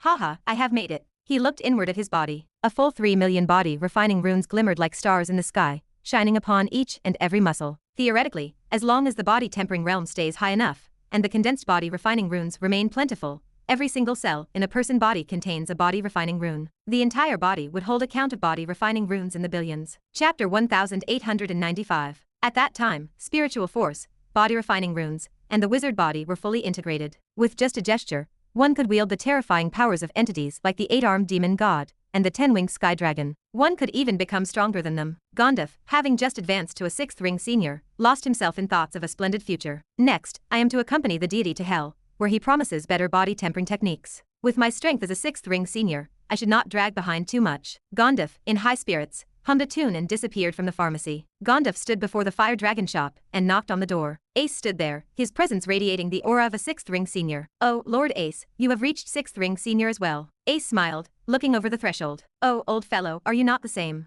Gondalf appeared calm on the surface, though guilt gnawed at his insides. Ace is so busy, and he has still become a 6th ring senior, while I have only just learned pharmacy. He has climbed higher than even me. Ace gestured toward the interior. What? Gondalf, will you not come in for a sit? No, there is still work to do at the pharmacy. I will be off first. Ace watched Gondalf depart, a smug grin spreading across his face. In fact, Ace had achieved the promotion just a few days earlier than Gondalf. Since achieving the Ice and Fire Holy Body, his cultivation speed had improved greatly. With the support of the fire date provided by the deity, he finally reached the level of a 6th ring senior. Although his cultivation rested at the 6th ring senior level, his weapon-making skill, after years of intensive hard work, had reached 6th circle perfection. Now, as long as the materials were of good quality, he could produce top-quality products 100% of the time, with a 1/3 probability for exceptional top grades. Over the years, the Fire Dragon shop had attracted more and more talents. Recently, another 6th circle artifact maker joined, making the work easier for Ace. The store weapon-making business flourished throughout the Midland continent.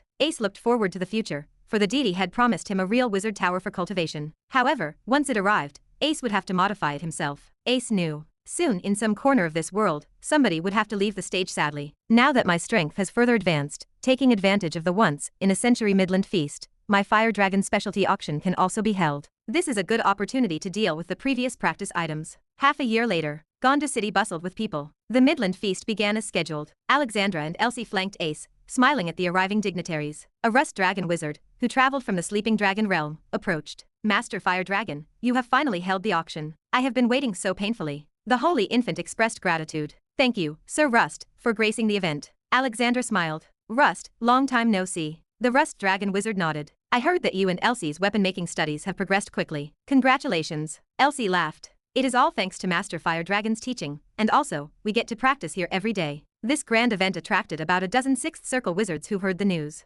This auction would sell 1 exceptional and 3 top-grade wizard tools at once, creating significant attraction for primordial soul wizards. Before the auction started, a wizard radiating a 7th Circle aura entered the room. The crowd gasped. It is the Fire God's Hammer, a 7th Circle artifact maker. He is a top figure in the weapon-making industry of Gondor City. What is he doing at the Fire Dragon auction? Is it possible that he is here to create trouble? The Holy Infant spotted the Fire God's Hammer and stepped forward. Senior, gracing my auction, my apologies for not greeting you earlier. The Fire God's Hammer appeared as a robust wizard, looking aged yet short in stature, surrounded by an air of twilight. He spoke lightly. Just proceed normally with the auction. I have been in seclusion for a long time, and heard upon exiting that a top-notch weapon refinement talent arrived in the city. I came to see if he lives up to his reputation. The Holy Infant gestured to the room. I have to attend to the auction then, Senior. Please make yourself comfortable. As they say, professionals are archenemies. The Holy Infant wondered if the Fire God's Hammer was here to pick a fight. The auction proceeded normally. Initially, there were exceptional and top-quality 5th Circle wizard tools, mere appetizers the Holy Infant casually made from spare materials. The 3 top-quality 6th Circle items were swiftly snapped up by primordial soul wizards who had been waiting for a long time. The final highlight was a fiery red secret sword. The Fire God's Hammer's aged eyes shone strangely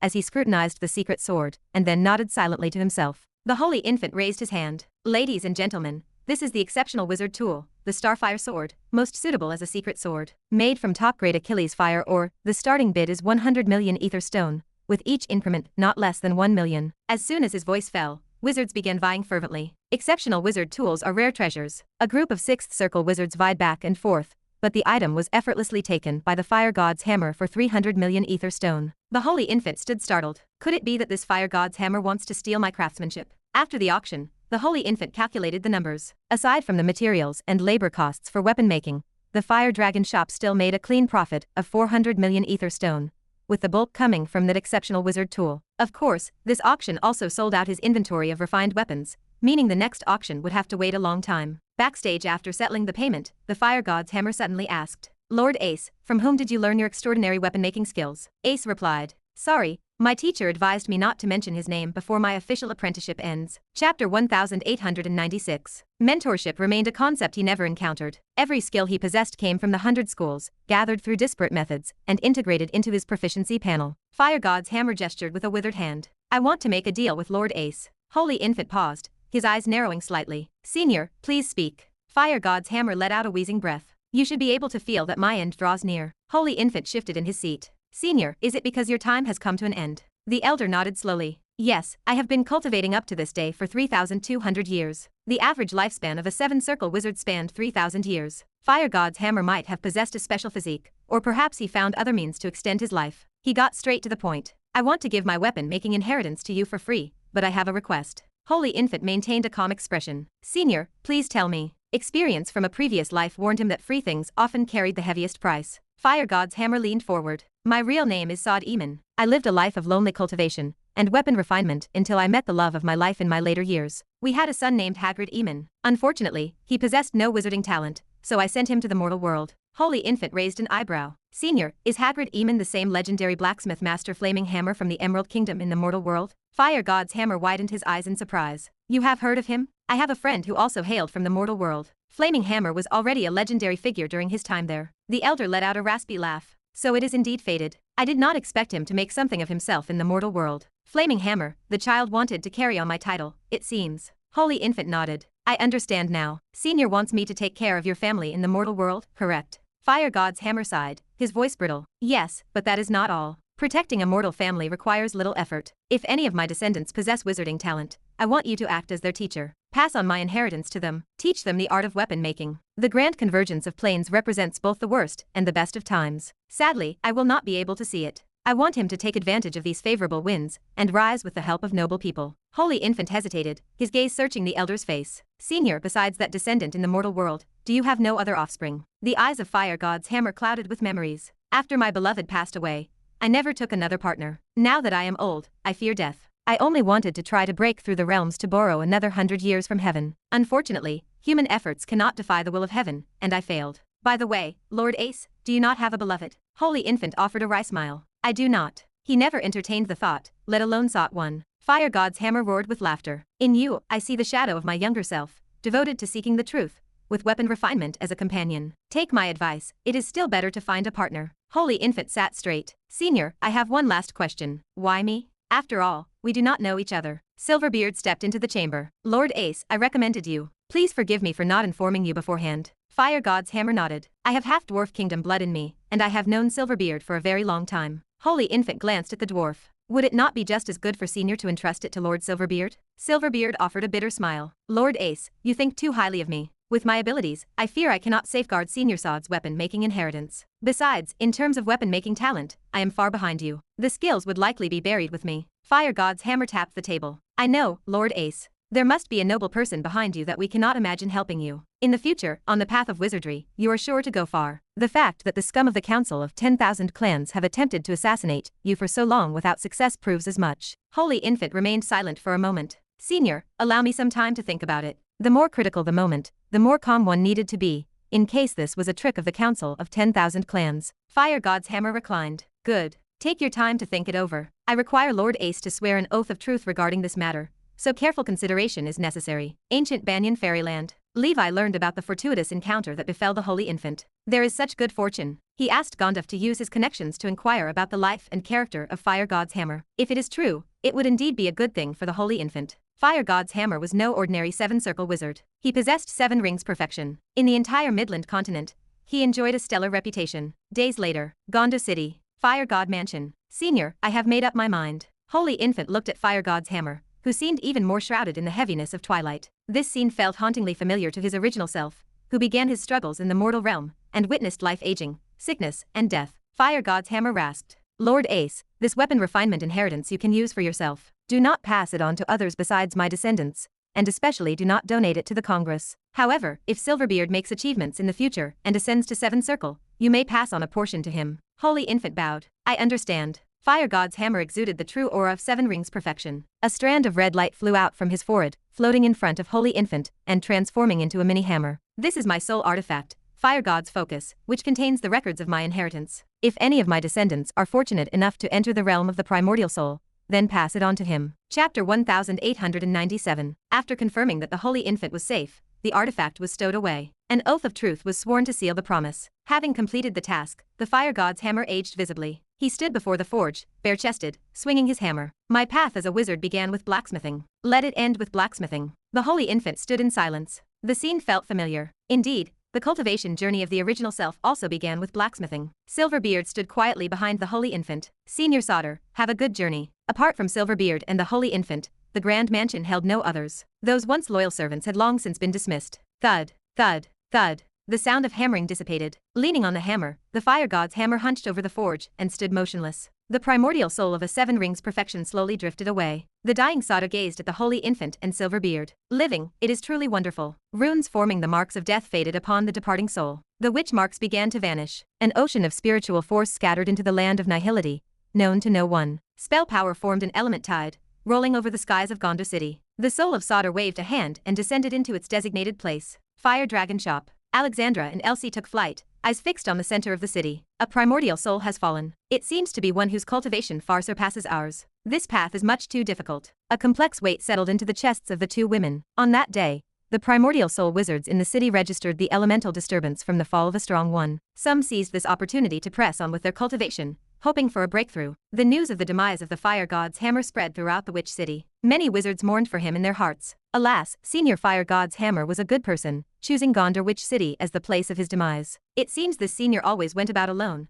without ever mentioning a family. Several days later, wizards from Sorin Holy Tower arrived in Witch City. In accordance with legal proceedings, they held a public funeral for the 7 rings powerful wizard. The city remained in silent mourning for 3 days. In the end, they could not find the inheritance of the Fire God's hammer, until one day, a recording made by the Fire God's hammer himself during his lifetime began to circulate in Witch City. Do you want my inheritance? If you want it, I will give it all to you. Go search for it. In the endless sea. I have left everything of mine there. Saad Eamon. Witch City buzzed with shock. Many young wizards harbored dreams of finding the inheritance of the fire god's hammer. They set out from the Midland continent and other schools, heading into the vast endless sea. They sought the inheritance of a 7 rings perfection wizard, yearning for a meteoric rise. A wizard's recording could not be falsified, so many held an unshakable belief in it. Naturally, others speculated that this was just a prank by the fire god's hammer, merely to divert attention. Regardless, all of this became a mystery. The answer carried away with the wind. Fire Dragon Shop. The holy infant studied the fire god's hammer device manual, grinned, and spoke to himself. This move of mine is really quite handy. Let everyone go search.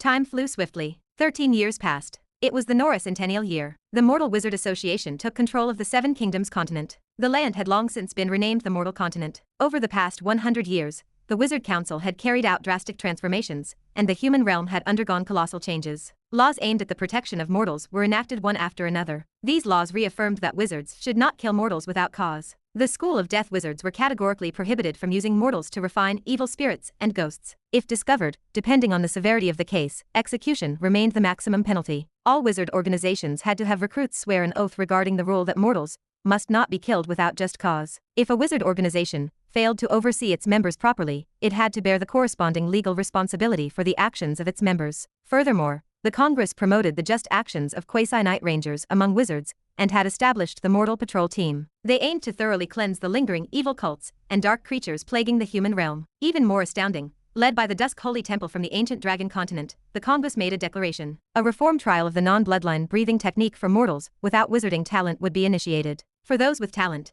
the Wizard Council would provide certain resources to support them. On the Centennial of Nora, after a series of intense behind-the-scenes preparations, the Supreme Council, composed of legendary wizards, announced the establishment of the first batch of multiverse experimental zones on the new world of the human realm. The ancient Dragon Continent appeared among the names on the list. With the Congress assuring lead control, the cultivation and living of alien races in the new world would not be interfered with. At the same time, these races were encouraged to voluntarily offer their methods of cultivation to the Congress. After being studied and possibly optimized or reformed by powerful members of the Congress, they might be taught to more mortals, ushering Nora into the Great Transcendent Era. In addition, the Congress carried out large-scale military training throughout Nora's entire territory, including the federations under the Wizard Council, expanding the scale of the battle group. Great Council President Amon addressed the entire territory on the Centennial. Blood battle is imminent, and in the Panplane of Nora, no one can remain indifferent. To survive or perish, the choice is in everyone's hands. Those wishing to grow stronger with Nora, those wanting to claim a place amid the crack between Heavenly Father and demons,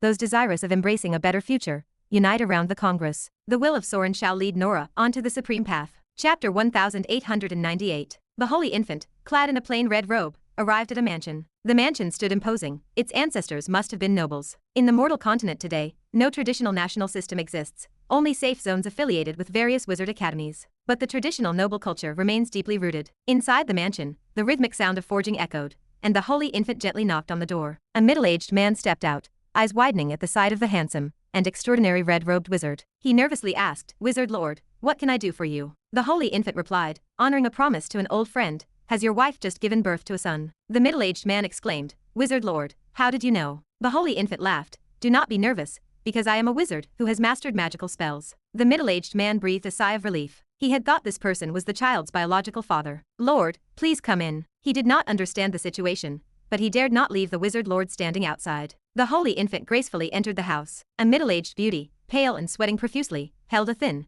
loudly crying infant, her gaze wary. The Holy Infant snapped his fingers, and a drop of spring of immortality floated into the infant's mouth. The baby licked his lips as if finding milk and stopped crying. The madam shakily asked, "Lord, what are you doing?" The Holy Infant laughed, "In any case, I will not harm you." He took out a testing crystal and gently placed it on the infant's forehead. In an instant, red light enveloped the space. Child of the fire element. The Holy Infant felt a start of pleasure. The couple guessed the meaning. "Lord, does my child possess wizarding talent?" The Holy Infant said, "Yes, and the talent is excellent. He is destined to stand above others in the future." The middle-aged man's face flushed with excitement. In this era, wizards are no longer ethereal legends, but the lofty beings who soar through the skies. What mortal does not wish to become a wizard? The next moment, within the red glow, a yellow-brown shield phantom appeared, solid and steady. The Holy Infant's expression changed. Not only the child of the fire element, but also a special talent, furthermore, of the earth element, not unlike Silverbeard, capable of taking the dual-class path. The Holy Infant had never seen this kind of special talent phenomenon before, but it looked quite remarkable. What a pity, the fire god's hammer senior left 13 years too early. Emotions warred within the Holy Infant. Similarly disheartened, Levi lingered in the fairyland. "Fate mocks us," the Holy Infant said, This child has the makings of a grand wizard, and when he is a bit older, I wish to take him for training. Would you agree to this?" The father agreed. "We agree, Lord. Which wizard organization do you belong to, so we can write to him?" The mother hesitated. "Lord, being a wizard is very hard, isn't it?" The holy infant replied, "Indeed it is hard, but not as much as for ordinary people. Moreover, you need not write letters. If you wish, I can ensure you are taken to the wizard organization's family district where you can visit him at any time." The father urged the mother, "With such good fortune before us, what are you still hesitating for? This lord at a glance is no ordinary wizard." The holy infant said, "The wizard organization he will be heading to is the Tower of Dawn. Upon his graduation, I will personally guide him." The couple agreed, and after leaving the management of the mansion to other family members, they embarked on a new journey. 5 years later, the ancient dragon continent welcomed a new 5-year-old arrival at the Tower of Dawn. Compared to other children his age, he was slightly short and frail, his eyes timid. His name was Tobiaman, and despite his young age, his intelligence far exceeded his peers. He had already been a low-level apprentice wizard practicing meditation for 2.5 years. Winnie, who had advanced to a 4th circle wizard, smiled. "Little guy, I will be your teacher from now on, but for weapon making, you will need to go learn the basic theories from Senior Huffman." Little Toby bowed. "Hello, teacher." And so began the rise of a child of the fire element, with dual earth talent, carrying forward the unmet ancestral will. New beginnings often come with departures. At the Body Refining Academy, the aging Professor Salmon stood in the training field, gazing at the sunset's afterglow. Herman and Marlene arrived. A white snake with a powerful presence descended from the sky, looking at Salmon with moist eyes. "Horman, it is really nice. You are becoming more and more like a real member of the dragon clan. Salmon, you have also done a remarkable deed, far greater than what I have accomplished." Levi arrived as well. Salmon thanked him. "Thank you, Sir Levi, for taking me in." Levi earnestly responded, "You are welcome. Thanks for all your contributions over the years." Salmon packed his belongings and smiled. "Goodbye, everyone. I am off to travel far." Salmon left. He said he was going on a journey, but everyone knew that this departure might be forever. He simply did not want to die in an undignified manner in front of acquaintances. In the path of cultivation, such occurrences happen too often to count, and Levi remained powerless to help. With his current resources and status, he could pay a tremendous price to change the fate of Marlene and the others, some 4th circle, some 5th circle. But he could not elevate Salmon to the 6th circle. He is not a god. Level 6 is a threshold that countless transcendent beings throughout history could never cross. Watching Salmon's receding figure, memories flooded back, and Levi shouted his thanks. "Sir Salmon, thank you for establishing the Grey Tower. I believe, in 10,000 years, the Grey Tower will still stand." 5 years later, in the year of Nora 110, at only 10 years old, Toby had become a high-level apprentice wizard, and was already the rising star among the newcomers at the Tower of Dawn. After consulting with Miss Lucy about his special talent, Levi learned that it was the Heart of Guardian, which was extremely excellent and second to none compared to top-level talents. Lucy felt relieved that Toby's special talent was not fire-based. Otherwise, having dual fire talent, although beneficial for early cultivation, also came with several innate flaws, and could be quite troublesome if not handled properly. She agreed that it would be good for Toby to follow the path of dual-class wizardry. Earth and fire give birth to metal. Theoretically, Toby could even cultivate 3 elements simultaneously, but there was no need for that. Not everyone is Levi. The holy infant had fulfilled the promise regarding the fire god's hammer. Next would be to train Toby to become the new generation leader of the fire dragon shop. Perhaps, one day, he too could truly retire like the original. The inheritance of the fire god's hammer is not just limited to weapon making. In reality, there was also the legacy of spells, which both the holy infant and the original benefited from. With the help of the noble ones, blessed with divine opportunities, the speed of the holy infant's cultivation urged Gondif Alexander to start desperately catching up. After all, they are all duplications. Whoever is weaker feels the embarrassment. In the ancient Banyan fairyland, inside the Golden Light Cave, Levi opened his eyes, thunder flashing within them. Sky Dragon in the late stages of level 6, Death Ember Dragon in the middle stages of level 6, Spiritual Force also at 4,536 points. 30 years, indeed just a flick of the finger. Following the breakthrough of the Sky Dragon, the speed of traveling the void increased further, 20 times his conventional travel speed. The effect of the Death Ember Dragon's undying body and undying divine domain was also marginally enhanced. Inside the Holy Sword Tomb, the golden stone gourd no longer spit out gold element slurry, because there was truly none left. A simple-looking 3-foot green blade sword, unlike the style of wizard world sword making, with an air of fairyland, floated in suspension. This sword was elegant, but emitted an unstoppable, sharp, and heaven-piercing imperial aura. 100 li around, vast elemental power of metal tumbled and surged as if worshipping an emperor. Such an anomaly, according to the Illustrated Guide of Strange Items, only occurs before the formation of the highest level of bright moon artifacts. Chapter 1899. Golden Star descends to the mortal world, the legend returns. The White Emperor embodies the metal of the 5 elements. It represents one of the 7 great elements of this world, the metal element. This happens to align with the White Emperor, son of the Panda Sword sect. saint, above even a king. Hence, above the king's sword sits the White Emperor Holy Sword. Beyond this, the White Emperor Holy Sword also carries a special meaning. This represents the number 1 sword of Huaxia. Such a celestial anomaly attracted the attention of many powerhouses within the ancient Banyan fairyland. The surging power of the metal element unraveled like a scroll being unfurled. The sky darkened, shrouded in a demonic aura. Shadow after shadow sword controlled their way through the wind, led by the phantom figure of a lean bearman, who kept his hands behind his back. His face appeared sharp and fierce, and his killing intent confronted them head-on. The White Emperor's son. Is this anomaly the obsession of the White Emperor's son? Levi possessed no memory of the White Emperor's son. But there were not many strong figures in the Panda clan, and with such an extraordinary presence, this figure had to be the ancestral founder of the Sword Sect, the White Emperor's son. In the anomaly, those sword saints positioned themselves as if they were forming an array, as though facing a formidable foe. Before them stood a towering flame demon, burning everything in sight, emanating terrifying level 9 might, possibly a powerful lord from a layer of the abyss. The robe of the White Emperor's son billowed, his energy shaking the universe, and he spoke in a cold tone. Evil mages, hand over the mystic sky spirit tree. The flame demon laughed wildly. Ha ha ha, what a bunch of little insects. With such feeble strength, you even dare to pursue into the abyss, truly pitiable. But those idiots before you were real failures, allowing you to reach this layer of the Demon King's abyss. To come this far is something you can indeed be proud of.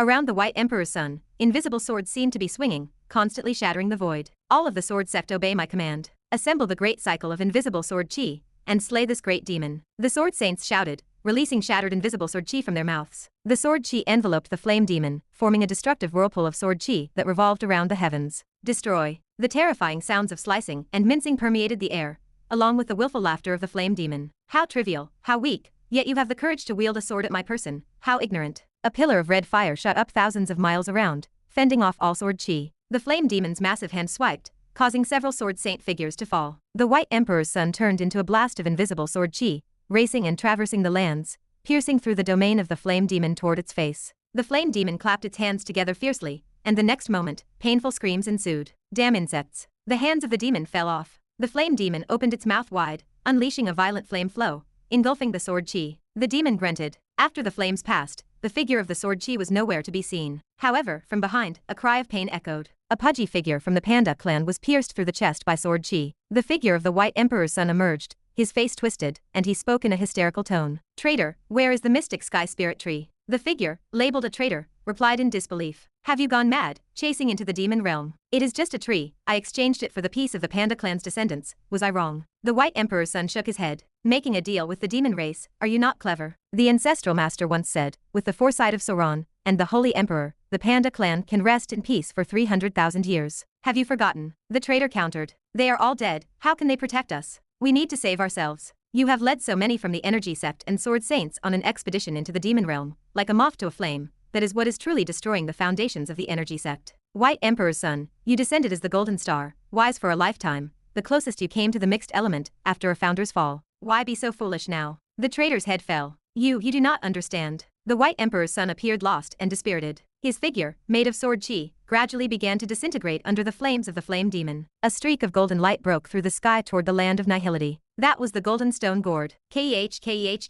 If this treasure willingly comes to me, then I shall ungraciously accept it. The huge hand of the flame demon reached out for the gourd. Tebe invisible sword chi. Within the golden stone gourd, the metal elemental power accumulated over untold years converged in the hands of an old white figure into a blazing, unbearable white sword chi. It felt like a galaxy falling from the heavens for 30,000 miles. Tebe sword chi, a descent from the heavens. In the hands of the flame demon, a whip made up of volcanic segments emerged. The whip and the sword chi collided. The figure of the flame demon retreated, gazing at the collapsing void ahead. Countless sword chi, like ants, gnawed out a black hole. The golden gourd flew into the nihility, vanishing from sight. This anomaly, suffused with ancient obsessions, dissipated, and Levi fell silent within. He pieced together the legends passed down by the descendants of the Panda clan and the fragments of the anomaly, revealing a relatively complete history of the Energy Sect. Sword Saint's fifth realm. Is it Tebe invisible sword chi? Regrettably, the flame demon was too powerful for even that ultimate sword chi to harm it at all. Such is the chasm between level 8 and level 9. It was an expedition doomed to failure. Probably the White Emperor's son, and others also understood in their hearts that there would be no return from this journey. But to stand by and watch a civilization's supreme treasure taken to the abyss by a traitor,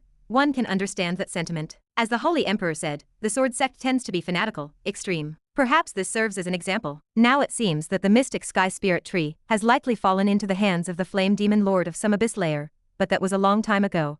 And that flame demon might be dead by now. Forget it. What am I thinking of all this for? as if I could go to the abyss and retrieve the mystic sky spirit tree myself. Chapter 1900. If that flame demon remained alive, it would surely have ascended to level 10 by now, becoming a more profound lord in the abyss. Nora let out a lament. The abyss is a place of despair. Countless weaker civilizations have been devoured by it. Most terrifying is that this trend seems endless. Levi sighed, gazing into the distance. Yes, the abyss and the nightmare are truly the two forbidden lands of the multidimensional plane. Compared to them, the astral world and the underworld are much kinder. Levi waved his hand. A longsword composed of truth runes flew into his grip. Nora smiled at him. After this retreat, your strength will surely climb to the next level. This is indeed a bright moon artifact. Levi turned toward her. Next up is the ancient Banyan fairyland. It will trouble you, as I am currently rushing to reach the 7th circle. Too many things cannot occupy my attention. Nora offered a nod. I know. I am idle anyway. Levi bid farewell to Nora and the group from 100 Flowers, beginning another round of seclusion. 7 years remained until the next opening of the ancient tower. Levi needed to refine this bright moon-level artifact as soon as possible. All other matters were temporarily set aside. Flame Mountain World once served as the homeland of the Flame Spirit clan, but times change. The Flame Spirit clan has become history. Their bloodlines either merged with wizard civilization or perished. Most of the current residents in the Flame Mountain World are wizards from the Burning School of Thought, followed by the Flame Mountain Battle Group stationed there by the Wizard Council. The elemental power of fire remains relatively dense, not much inferior to the realm of Crimson. The only drawback is that the region is too remote. Somewhat isolated from the wizard world, it relies solely on cross-world news for information. Carlos Volcano Cluster. A small flying ship hovered in the sky. A figure in a white robe appeared, his face gloomy, gazing down at the desolate and lonely earth with complex emotions. Let us settle down here for the next place of seclusion. 300 years to the east, 300 years to the west. In the vast universe, is there not a chance that I, Gorwin, can find something that belongs to me? The Blazing Sun God Wizard utilized the Three Flames talent to achieve legendary status and become the highest combat power in the Unbound Wizard world. Although I lack his talent, it remains hopeful for me to become a Grand Wizard. Levi, I will not forget that it was you who pushed me to this state. 5 years later. Nora, 115th year. Midland Continent, Gondar City. Fire Dragon Shop. Weapon Refinement Room. The Holy Infant remained enveloped in surging cold air, creating a scene of ice and fire in front of the furnace. Inside the furnace, a cerulean fan spun leisurely, with frost runes continuously embedding into the metal. In the hands of the Holy Infant, a cerulean bead emerged. He exhaled and chanted an incantation. The bead flew into a slot of the fan, fusing perfectly together. 7 such slots existed on the frame. The Holy Infant focused on carving a miniature array, branding massive amounts of rune knowledge into the fan. 7 days later, a dazzling blue radiance stirred the ice elemental power, projecting a spectacular anomaly within the weapon refinement room. A phoenix-like, massive blue bird flapped its wings, engulfing the surroundings with towering blue cold flames. Everything the flames passed, the frost froze, and all creatures hibernated, as if even space and time had solidified. The anomaly reached completion. The Holy Infant exhaled deeply. This top-grade wizard tool, its quality, is not inferior to my Purgatory 9 Dragon Umbrella. In fact, it surpasses it. Those cerulean feathers are truly excellent refining materials, likely the most core essence from a transcendent creature. The essence from such a creature is generally irreplaceable. One use is less each time. This wizard tool, named Frost Sky 7 Feather Fan, mainly uses frost feathers, with other rare frost materials added by the Holy Infant, especially that blue bead, known as Cold Clam Pearl, acquired from an auction for 200 million ether stones from an ancient, giant clam. The cost alone makes this fan surpass most top-grade wizard tools. Its true value is immeasurable. The Holy Infant beckoned. The Purgatory 9 Dragon Umbrella, Frost Sky 7 Feather Fan, Crimson Dragon Ring, Extreme Fire Wheel, and Red Infant Sword rotated around him, emanating splendor. Any ordinary primordial soul wizard would be lost in awe at a single glance. It appeared overly domineering. An ordinary primordial soul wizard would consider a single one of these items a family heirloom. The Holy Infant possessed 5. The Purgatory 9 Dragon Umbrella, and the Frost Sky 7 Feather Fan, one fire, and the other ice, represented the top tier among the top grades. The Holy Infant murmured to himself. However, this Frost Sky 7 Feather Fan can currently only be considered a semi-finished product. To fully unleash the power of those 7 frost feathers, 7 different types of frost items are needed, of which I have found only one. If it is ever completed, its power would be unimaginable. However, the principal himself stated that the second type of frost item is located on the 6th layer of the Dark Ancient Tower. He will help the Holy Infant retrieve it when the time comes. The Holy Infant knew that someone was about to suffer again. He left the Fire Dragon Shop